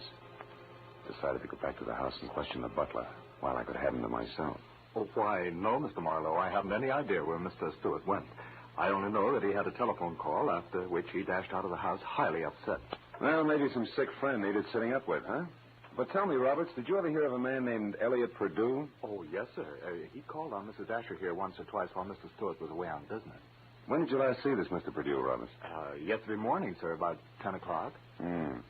And one thing more, did you ever see Mrs. Asher wearing a gold locket, a heart-shaped one? Oh, quite often, sir. As a matter of fact, she asked me about it just yesterday morning, shortly after Mr. Purdue left. She couldn't locate it anyplace. A singular coincidence, huh? Oh, by the way, what do you know about a singer named Benita? Benita? I've never heard of her, sir. Are you sure she's never been out here as Mr. Stewart's guest? Why, I'm positive, sir. Mr. Stewart never has any ladies out here, of any kind. Oh? Doesn't that strike you as being strange, Robert? After all, Mr. Stewart's a very eligible widower. Widower, yes, Mr. Marlowe, but philanderer, no. Good night, sir.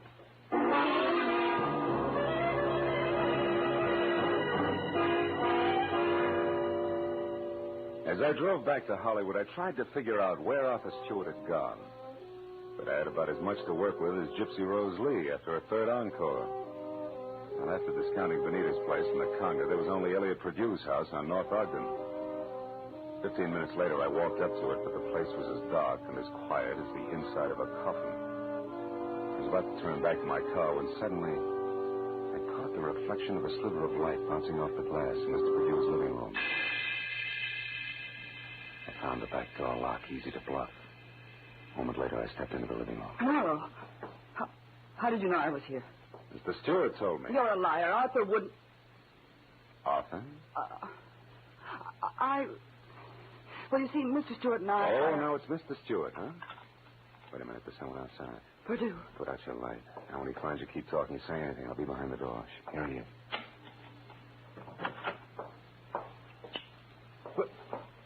Well, Benita. What a waste of time, my dear. While you've been here rearranging my socks, I've been talking to your boyfriend with the locket safely tucked away right here in my breast pocket. How clever of you. How absolutely ingenious. It's a bit late for nasty words between us, Benita, because possession of you was part of the bargain I struck with Mr. Stewart. You see, What are you staring at? My big blue eyes, Purduew. Don't move or I'll blast you. You'll do nothing. No. Get the gun, Benita. Now, Purduew, we'll play some more. Now the gentleman's breast pocket. Ah, here it is, Benita. Safe and sound. Which is just the way I want it, Phil. What? My own gun. Why, you beautiful The locket, snake. Marlowe. Come on, I get nervous with one of these things in my hand. Throw it here. Thank you. Now, when I leave, Phil, don't come after me, because I'd hate to fill you full of little holes. Good night, dear.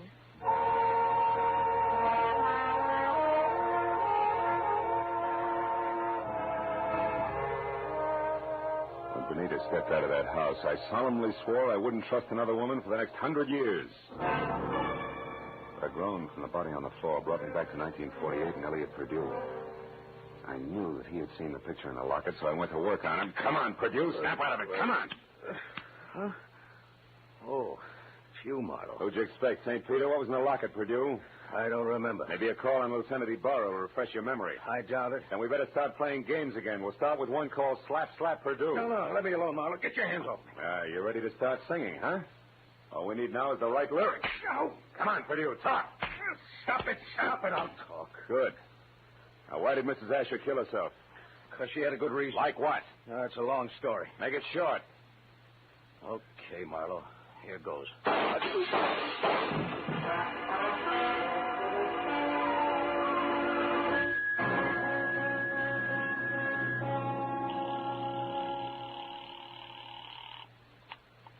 Lieutenant Ibarra speaking. Marlowe, Ibarra. There's a 5-minute-old corpse lying in his living room at 1903 North Ogden. Name is Elliot Purdue. 3 shots through a closed window. I was lucky. Any description of the killer? No, none. Now, look, Ibarra, right now I'm going after a songbird named Benita Malone at the Regent Apartments on Doheny.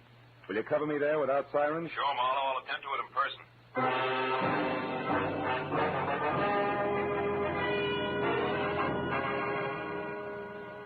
It was only a healthy centerfielder's peg from Perdue's house to Benita's. When I got there, the place was dark and a car wasn't in sight. I decided to try the Conga Club. But as soon as I walked in, I began to worry because if Benita had wanted to get rid of that locket, she'd have had enough time to bury it at Forest Lawn. But I didn't know Benita, because Miss Oomph herself was singing in the amber spotlight, and dangling from her soft white neck was the heart-shaped gold locket. I love you because he's wonderful, because he's just my Bill.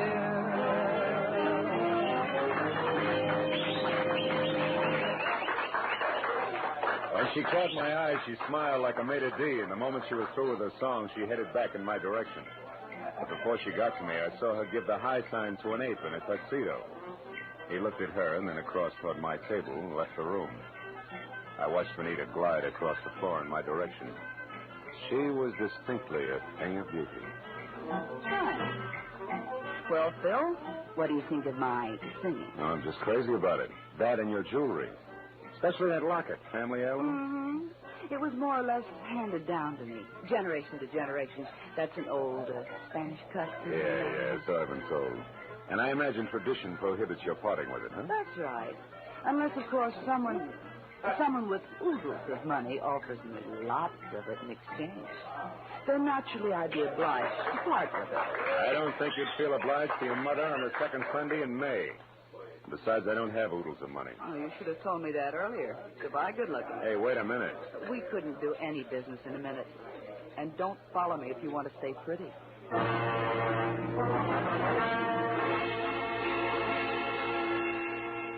She pivoted on a spike heel and took off for a dressing room, and I knew that if I followed, I was scheduled for a nasty tete-a-tete with an ape in a tuxedo. When I made the lower floor and saw that the long corridor to her room was empty, I knew the setup. The ape would be on the other side of the door waiting. Benita still had my gun, so I got the nearest substitute for a blackjack, a full bottle of Paul Masson champagne. Then I walked noisily down the corridor as far as her door and knocked. Turned the knob slowly, kicked the door open, and stood clear. It worked. The ape's hairy hand was wrapped around my gun, and it came down in an arc that was never interrupted. And that left him off balance. The ape hit the floor, and before Benita had a chance to close her mouth, I ripped the locket from her neck, picked my gun up, and ran. I didn't stop until I collapsed against the store window. Then I opened up the locket.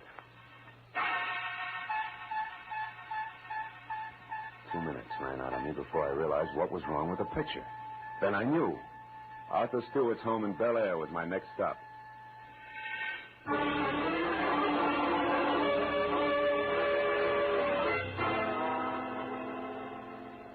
30 minutes later, I pulled up away from the place and parked.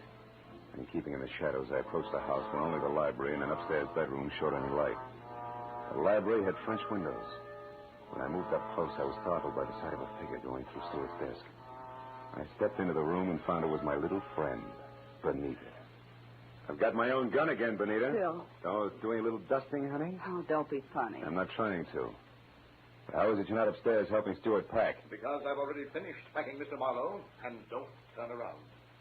That was well done, Benita. Oh, fine. Sucked in by a little decoy sprinkled with sequins. Never mind the pose, Marlowe. Just toss your gun on the couch over there. Now. That's better. You know, Marlowe, I can't say that I'm very sorry for you. I don't expect condolences from a character who murdered a woman this afternoon and a man this evening. You killed Mrs. Asher? Yes, and that blackmailing scum fled you as well. But both murders were very necessary, Benita. Even as Marlowe's here will be. Come over here, Benita, behind me. Hurry, Arthur, let's get out of here. Don't worry. And now, Mr. Marlowe, it's time for you. Well, thanks, Benita. You swing a beautiful bookend. You know, I had you figured all wrong. No, don't mention it, dear. I heard the cops coming anyway. You sweet child. We're in here, Ibarra, all of us. Oh, I figured you'd be out here when you didn't show up at that Songbird's place. Well, what's this? The little man on the floor with a large bump on his head is Arthur Stewart, the man who killed Elliot Perdue to keep him from telling me the truth about Mrs. Asher, and the man who killed her this afternoon. So Mrs. Asher didn't commit suicide after all. No, but she wasn't murdered either. She died in that accident in Canada 3 years ago. What are you talking about? Well, the woman that Stewart killed here this afternoon wasn't Mrs. Asher. It was his wife, Mrs. Florence Stewart. You see, there must have been a mix-up in identifying the bodies of the two women at the time of the accident. Mm-hmm. Stewart and his wife had Mrs. Asher buried as Mrs. Stewart. Then they collected the insurance. Neat, huh? Yeah. But what happened?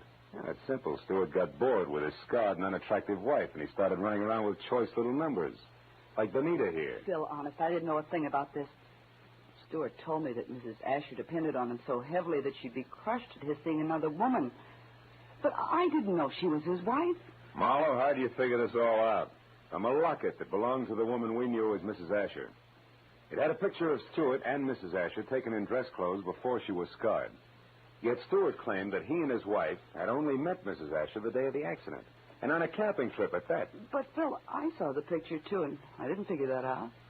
That's because you were too busy trying to figure just how much the locket was worth to Arthur Stewart, or to anybody, in cold cash. You were blinded by all the dollar signs in front of your eyes, baby. Why, Phil, how can you say such things?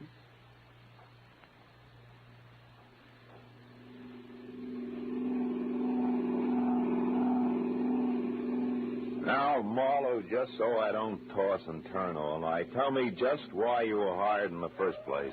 Well, Ibarra, it goes something like this. When Perdue knew that he was losing Benita to Stewart, he decided to check up on the opposition. And he not only found out what he wanted to know, but he found out a lot of things, too, that he didn't want to know. Mrs. Stewart, the late Mrs. Asher, became suspicious of his questioning, and incidentally of her husband. So she sent for me. Well, Marlowe, Stewart certainly had me fooled. I doped him out to be a very generous guy, a great benefactor who was doing the right thing for a lonely, unfortunate woman. Yeah, looked like he had a heart of gold, all right. But a funny thing, Ibarra, in the end, it was this heart of gold, this locket here, that got him. Mind if I keep it? Not at all. You had a tough enough time getting hold of it. Good night, Phil.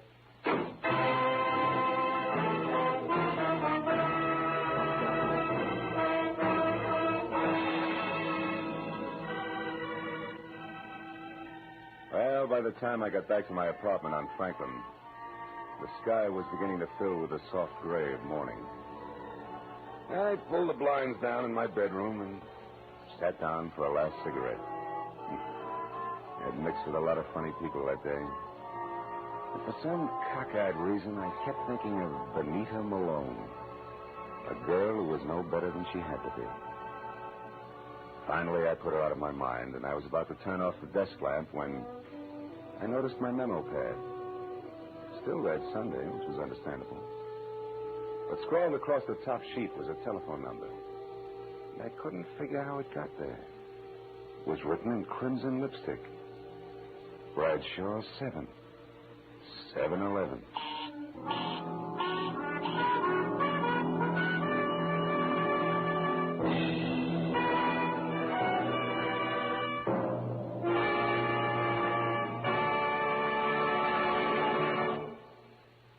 The Adventures of Philip Marlowe, created by Raymond Chandler, stars Gerald Moore and is produced and directed by Norman MacDonald. Featured in tonight's cast were Gloria Blondell, John Daner, Jack Moyles, and Ben Wright. Detective Lieutenant Ibarra was played by Jeff Corey. The special music was conceived and conducted by Richard Orant.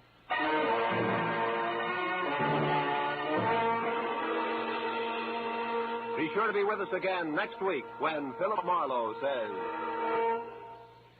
They were all after it. An importer, a beautiful woman, a nut, and a guy I couldn't figure out. But before we were through, one was in the hospital, two were in the morgue, and the fourth was waiting for the hangman. All that because of a blue burgonet. Something I'd never even heard of before.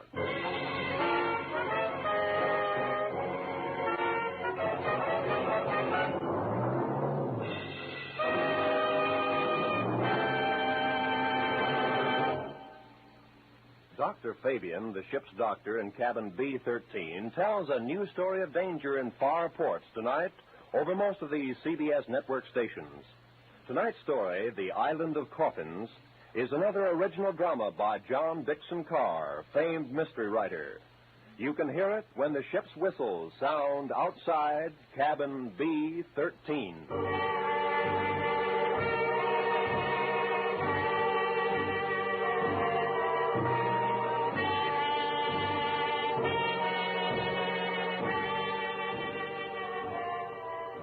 This is Roy Rowan speaking. This is CBS, the Columbia Broadcasting System.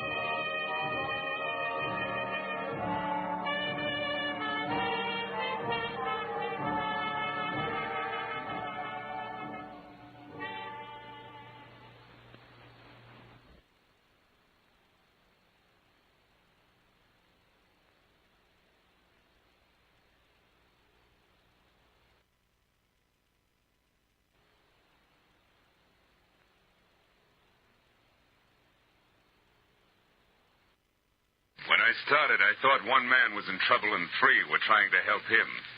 But after I found 2 pounds of tobacco, 2 pieces of brass, and a boat without a pilot heading straight out to sea, I knew they had all been in trouble, and all had taken the hard way out. From the pen of Raymond Chandler, outstanding author of crime fiction, comes his most famous character as CBS presents The Adventures of Philip Marlowe.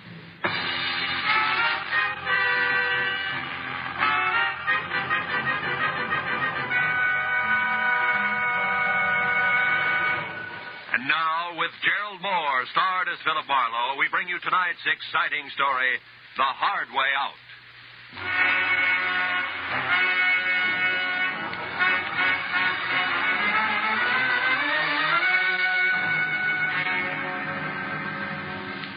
I had killed a shank of the afternoon in a Hollywood department store, trying for the 5th consecutive year to select something unique in a personalized Christmas card. A bright-eyed salesgirl finally suggested in desperation a smoking 38, spelling out Noel in delicate wisps of white curling smoke. Well, I gave up, settled for a reissue of last year's unoriginal message. An hour later, I was driving out towards Sepulveda and my new client, August Quigg. And I was glad to be away from the pre-holiday crowds and back to work. When I pulled up in front of the factory building, an immodest sign told me the man I was to meet inside was president and co-founder of Quigg & Slater, manufacturers of nothing but the best in construction materials. Come in. Be with you in a minute. I'm on the phone. Listen, August Quigg does not change his policy overnight, Slater. Not after 25 years. You should know that, you of all people. Never mind the excuses, Slater. Those you always have, and they make me sick. Partnership trouble, Mr. Quigg? Oh, no, my partner is dead now 10 years. That was his son, Keith Slater. But he has nothing to say here. His father left it that way. Well, sit down, Mr. Marlowe, please. Slater is not what I want to talk to you about. All right, Mr. Quigg. Who is the man and what's his problem? My general manager, Frank Emery. No? He has embezzled $60,000 of this company's money in the last year. Then isn't this a great time for you to climb the nearest rooftop and scream copper? No, because I want to save Frank Emery, not condemn him. Why? What's so special about a general manager who keeps dipping itchy fingers into the till? Mr. Marlowe, Frank Emery has worked for me for 7 years. And in that time, he has climbed from shop worker to plant foreman to general manager. And that is something which took me 15 years. Which proves what? That Frank can one day go right to the top. Here, to my job. The honest way. And that is just the path he was on until a year ago when he got married. Oh. Then he started to fill his pockets with company lettuce before he'd even gotten rid of the rice. Is that it? Yes, but don't leap to any conclusions, Mr. Marlowe. Because his wife, Sheila, is a very sweet woman. Everybody knows that. And if anything, she should be a good influence. Mm-hmm. Mr. Quigg, what's Frank Emery's salary? $175 a week. Oh. When'd you last see him? This afternoon, about 2 o'clock. I called him in here. But I didn't say anything about the shortage. We just talked. I asked him if he thought he needed a vacation. He only sulked. He said he'd be all right in a little while. Then he left. But when he got back to his desk, he only stopped there long enough to pick up his hat. That was 3 hours ago. You've called his house since? Twice, but I got no answer. Here's the number, Marlowe, and the address. Mm-hmm. Now we better stop talking, start moving. I must know what Frank Emery plans to do. Here, this is my private number. Oh. The plant will close in half an hour, but I'll be here working late. Okay. But before I get going, Mr. Quigg, one more question. Just so all this will make some sense to me. Were you ever in a jam like this yourself? A long time ago, maybe? And you know what it's like to be in Emery's shoes? You're a pretty alert fellow, Mr. Marlowe. I do seem to remember a rich man who once kept me out of a lot of trouble. But the details aren't very clear anymore, so good night and good luck.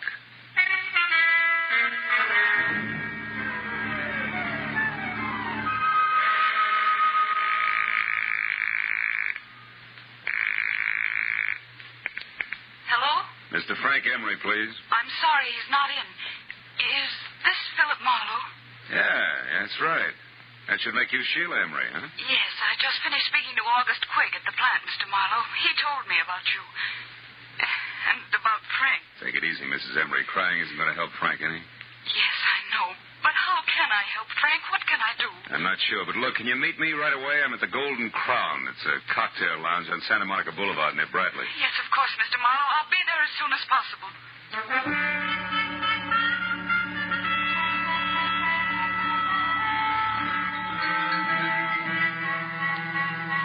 Exactly 34 minutes later, a two-tone, sleek convertible about the size of a Pullman car glided to a stop in front of the Golden Crown. The loveliness behind the wheel was wearing a $100 hand-knit dress that just wouldn't let go. I knew it couldn't be Sheila Emery, but it was.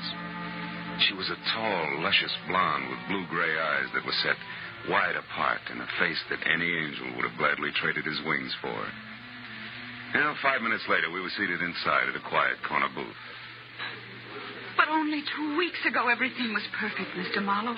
Frank didn't seem to have a care in the world. Mm-hmm. Then all of a sudden, he changed. He became quiet, almost morose. You never suspected that he was stealing from Quigg? Of course not. And I still think there's some explanation, something we don't know about. Maybe.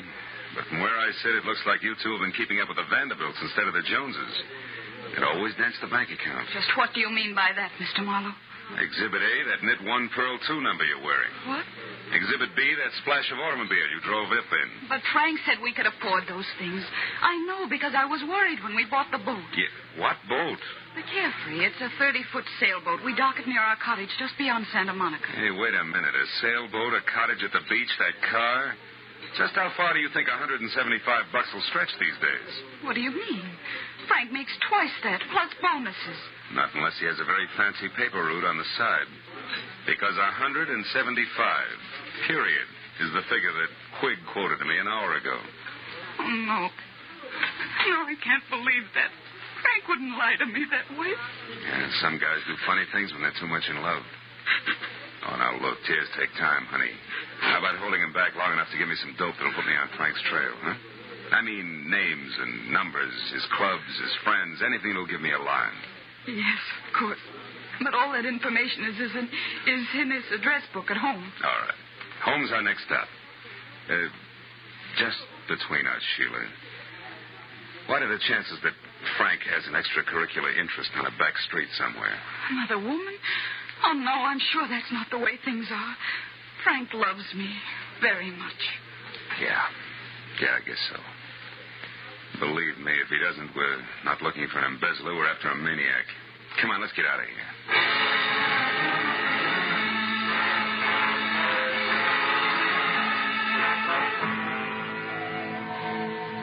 When we left the Golden Crown, Sheila was still crying and in no shape to drive.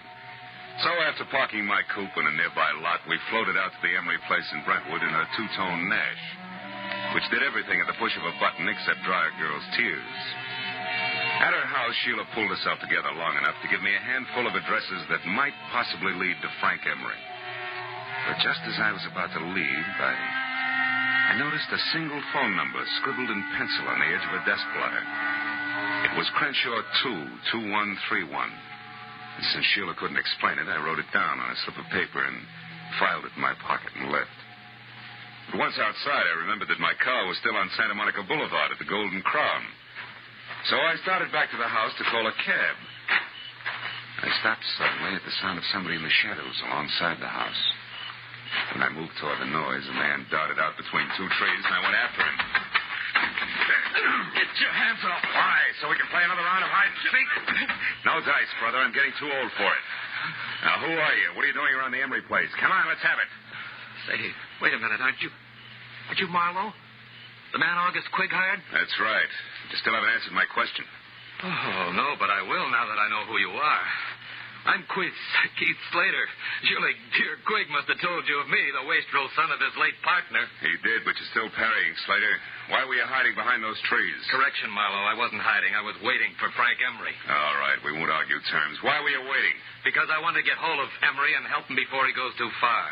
You see, Marlowe, he came back to the office after you left. What? Did he talk to Quigg?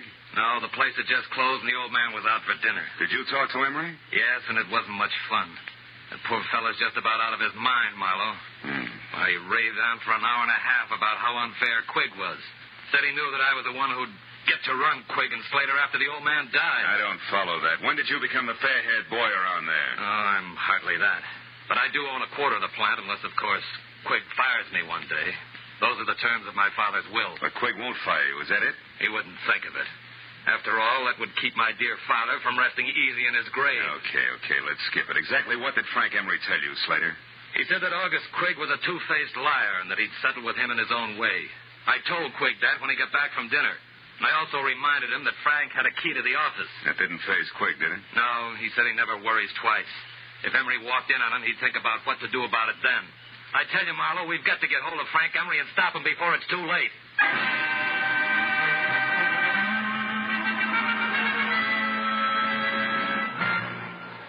In just a moment, back to the adventures of Philip Marlowe. But first, just 1 hour from now, over most of these same CBS network stations, Eve Arden will be midway through her regular Sunday night role of Our Miss Brooks, America's most charming and most highly unusual school teacher.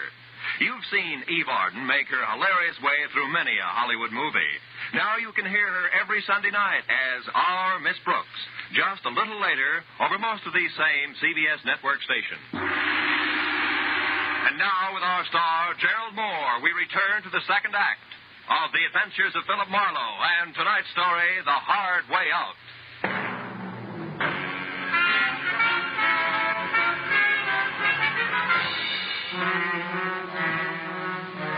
It was nearly an hour later before I was back in my office on Cahuenga with my finger in the dial of the telephone, checking the names and places that Sheila Emery had given me.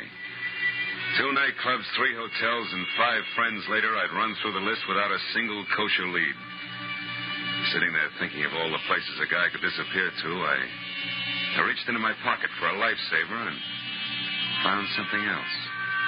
A slip of paper that read Crenshaw 22131. The number I'd seen on the desk blotter at Emery's place. So, with nothing more to lose than another millimeter off the tip of my index finger, I went back to dialing.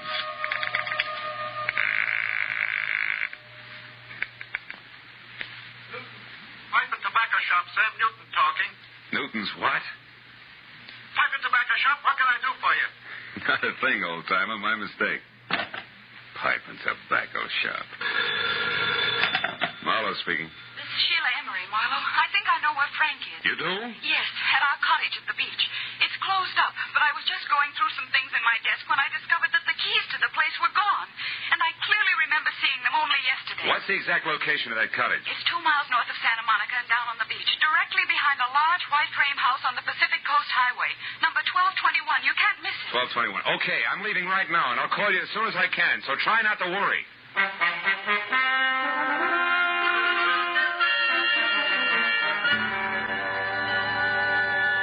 Somehow or other, I made it straight out along Sunset to the beach and then north as far as the large white frame house without being tagged for low flying by any of the boys in blue.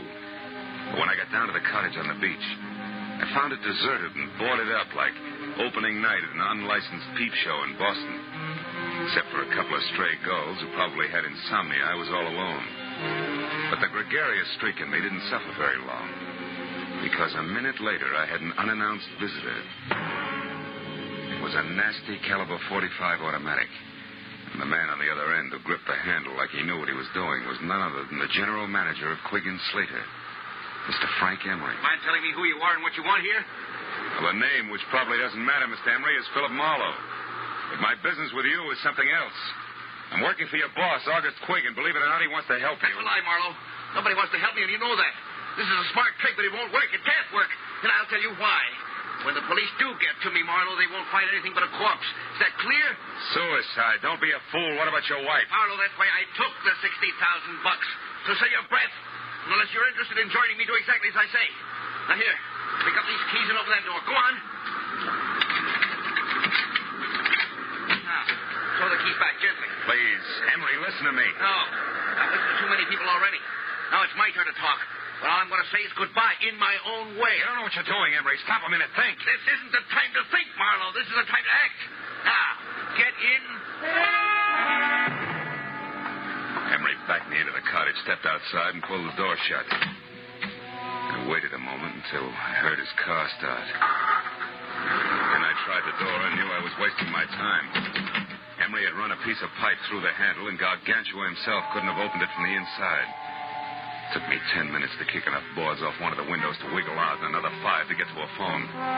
When I told Sheila that her husband was on her way home in a very desperate frame of mind, she promised to hold him at all costs until I could get there. 20 minutes later, I was in Sheila's house on Bundy Drive. Marlowe, what happened? Where's your husband? I don't know. He hasn't been here. Oh, fine. After you called me, I waited, but he didn't come back. Marlowe, what did you mean when you said Frank was desperate? I'm afraid Frank intends to kill himself. Kill himself? Oh, no, he can't. Now, we still may be able to stop him. When he left the beach house, he was heading someplace to say goodbye. I figured for sure that meant you, but wherever he was going, he didn't want to be followed. He locked me in and... The gun. Holy smoke, where's your phone? Right over there. Oh. Well, what about a gun? Does Frank have one? Yeah, 45. Didn't come here to make his last goodbyes. It only leaves August Quigg. Do you know what you're saying? Come on, answer that phone. No answer on Quigg's private wire. You're accusing Frank of murder. He hates Mr. Quigg, yes, but I know he couldn't kill him. He couldn't. Now, you listen to me. Your husband's cornered, and he's decided to blast his way out of a hopeless situation. I'm going to Quigg's office. If Frank comes back, try to keep him here. But don't try too hard, because it might be dangerous now, even for you.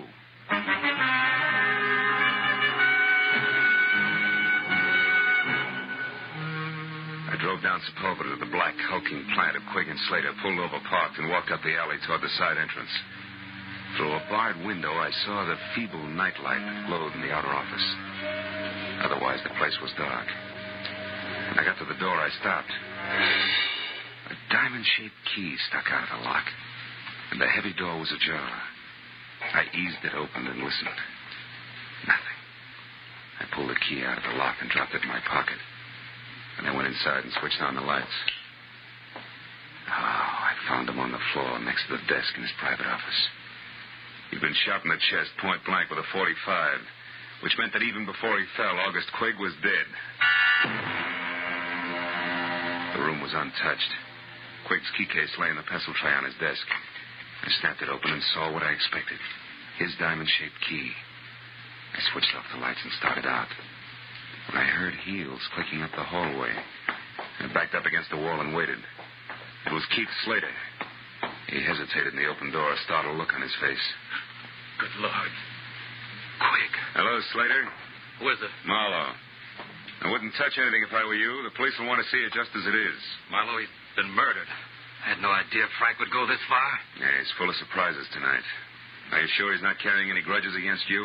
Frank and I are old friends. That old man in there was different. He wasn't human. He was a machine, a rock crusher with a concrete heart. I'm only sorry it was Frank who did that to him because he'll never be able to get away with it. He doesn't intend to. Plans to commit suicide any minute now. Tell me something straight, Slater. How does he feel about his wife? Is he jealous? Jealous? Why, Marlowe, you don't think that he might kill Sheila? I'm going to call her right away. Wait a minute. If Frank is there, a phone call would only hurry things. Come on, let's go.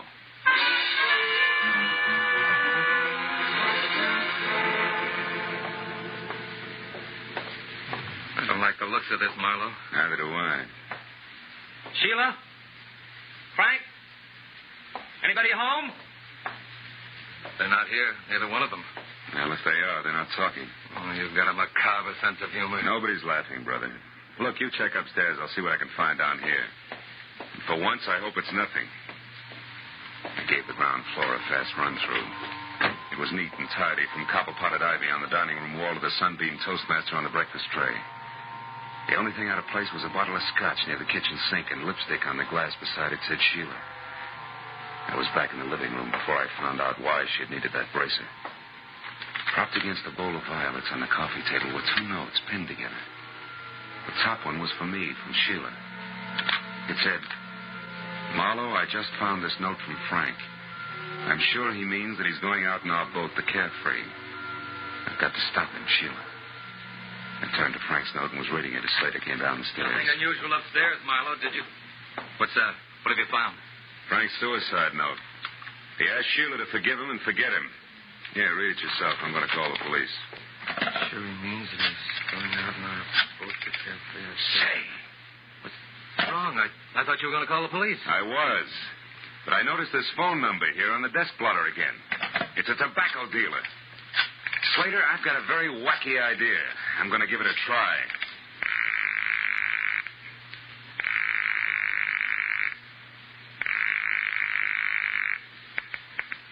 Hello?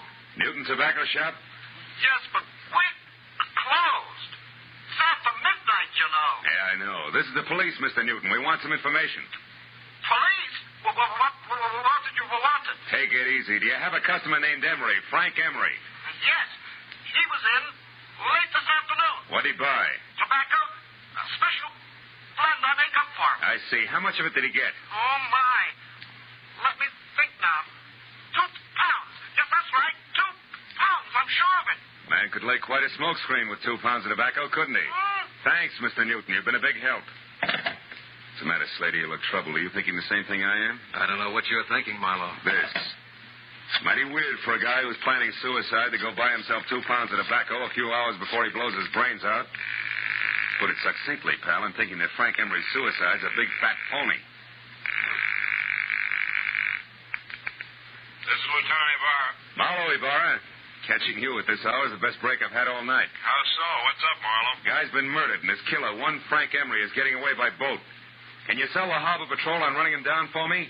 It's his own, a sailboat called the Carefree. A 30-footer with an auxiliary motor. He'll be out a ways, off Topanga Canyon. Well, that can be arranged, but where'll I find you? I'll need some particulars. I'm going to his beach place. It's in a little cove 2 miles above Santa Monica.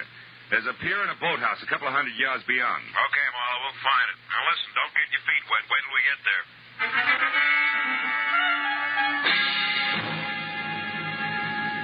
The Emery beach house was deserted and dark.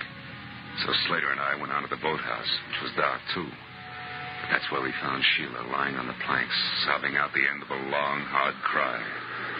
Slater ran to her and lifted her to her feet. Oh, Sheila. Sheila, what happened? Where's Frank? Oh, please. I was too late. I saw him leave. He waved to me and called goodbye. I begged him to come back, but no, he never will. Don't be too sure of that, honey. Oh, what do you mean, Marlowe? Oh, wait a minute. That boat coming in is probably Ibarra. Marlowe! Yeah, here, Ibarra. I got another boat out looking for the Carefree, Marlowe, so I came directly here. Who's this? Mrs. Emery, Mr. Slater, Lieutenant Ibarra. How do you do, Lieutenant? Well, Marlowe, what's it all about? Well, the embezzler killed his boss, set up a strong case of suicide, and at the moment is pulling a very fast switch. You mean he's not really checking out? How'd you figure? He bought 2 pounds of his favorite pipe tobacco today. What's that? Wait, Sheila. Well, that's interesting, Phil, but suicide's a peculiar people. Okay, but I'll bet you my Sea Scout insignia against a dead jellyfish that he's got a small boat aboard, and that he's going to get off the Carefree and row to shore. How about it, Mrs. Emery? Is there a small boat? There's a rubber life raft in one of the lockers. That'll do it. It's all he needs. Senator Barra. Yes, Mooney, what is it? We just got a call on the radio from the other boat. They've spotted the Carefree running without lights southwest about 2.5 miles offshore. He's holding a steady course, but there's nobody at the wheel. In fact, she seems to be abandoned. Well, tell him to stand by, but leave her alone. We'll be right out. Well, Marlowe, we'll know in a minute. Let's go, folks. Get aboard.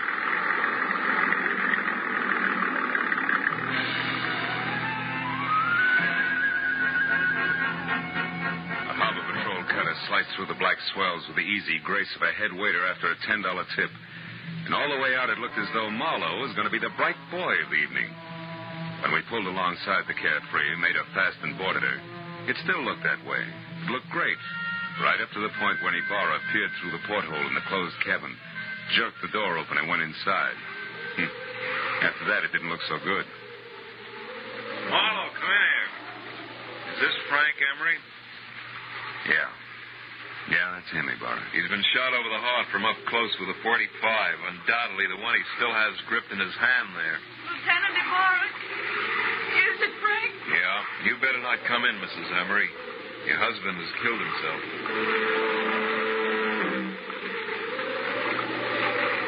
I walked back to the stern and sat down. Ibarra was going through his grim routine inside, and I felt lousy. I stared down vacantly at my feet and only gradually became aware of the little brass cylinder that danced across the deck with every roll of the boat. I picked it up. It was an ejected cartridge from a .45. I had found an empty .45 cartridge. All at once, things began to take shape for me. Ibarra, hold everything. I was right. Emery didn't commit suicide after all. Phil, the man's body's right here, the gun in his hand. I know, but he was murdered. Now, look, I found this out on deck, and the door to this cabin was closed. You remember? When a man is shot with a .45, he drops. He doesn't walk in, close the door, and then fall. Well, Did Emery have any keys on him? Yes, these are his. They're in the ignition by the wheel. Sure. Look, this diamond-shaped one. It matches one I've got in my pocket. Come on out on deck, Ibarra, and watch closely. Hey, Slater, can I see your key to the side door of the factory? Why, certainly, Marlowe. It's right here in my pocket. It's not in your pocket because it's here in my hand, Slater. You were so excited when you shot Quigg, you ran off and left it sticking in the lock. No. And here's one for you, Mrs. Emery. While the Carefree was still tied up at the dock, you stood right here, surprised your husband in the cabin door, and shot him. This little cartridge was ejected back to the stern. But you forgot about that, because after you shoved him inside and put the gun in his hand, you closed the door. Then you started the motor, locked the wheel, and cut the boat loose. I don't know what you're talking about. Look out, Ibarra, he's after your gun. That was nice, Ibarra. Marlowe, I wouldn't have believed this. Don't lose your place, because you'll have to go over it all again. Don't worry, I won't.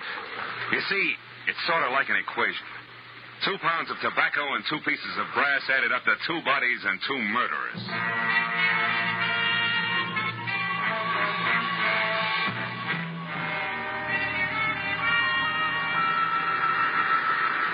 Well, Marlowe, it beats me that Mrs. Emery seemed to be nothing but sweet, soft, and stay-at-home nights. Yeah. Yes, she pulled one of the richest double crosses on record. Ibarra, she let her husband steal a fortune for her, and even helped him plan a fake suicide to get away. Then she turned around and used this plan, only no fake this time, to kill him.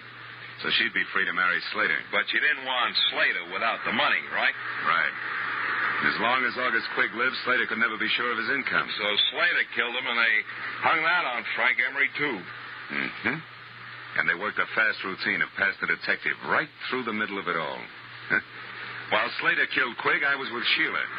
Then Slater took me over while she killed Frank. They make a great team in a shell game, Marlowe. Yeah. But you did all right. Well, see you tomorrow, the report, you know. Good night, Phil.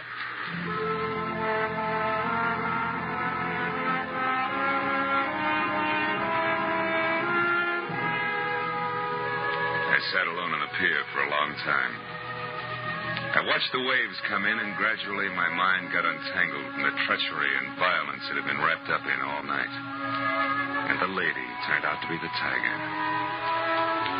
And then as my thoughts plowed back through the whole mess of the afternoon when I'd been shopping for Christmas cards, I made up my mind to cancel my order and have an entirely new set printed up. They say it pays to advertise, and if that's true, right across the top of my new cards in big block letters, I'm going to have the words, goodwill toward men. Who knows? Maybe it'll help. Anyway, I hope so.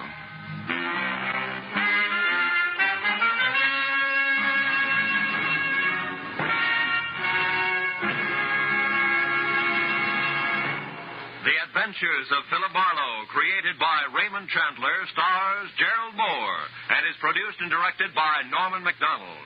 Script by Mel Donnelly, Robert Mitchell, and Gene Levitt.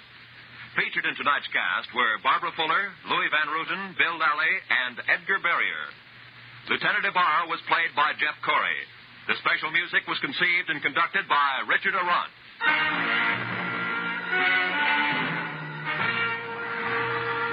Be sure and be with us again next week when Philip Marlowe says... I walked into it smiling because it had all the corny elements. The weird doctor, the beautiful girl, the gloomy house on the windswept cliff, even the hulking menace. Only one thing was missing, the body. And that's when I stopped smiling, because I turned out to be the corpse myself, almost.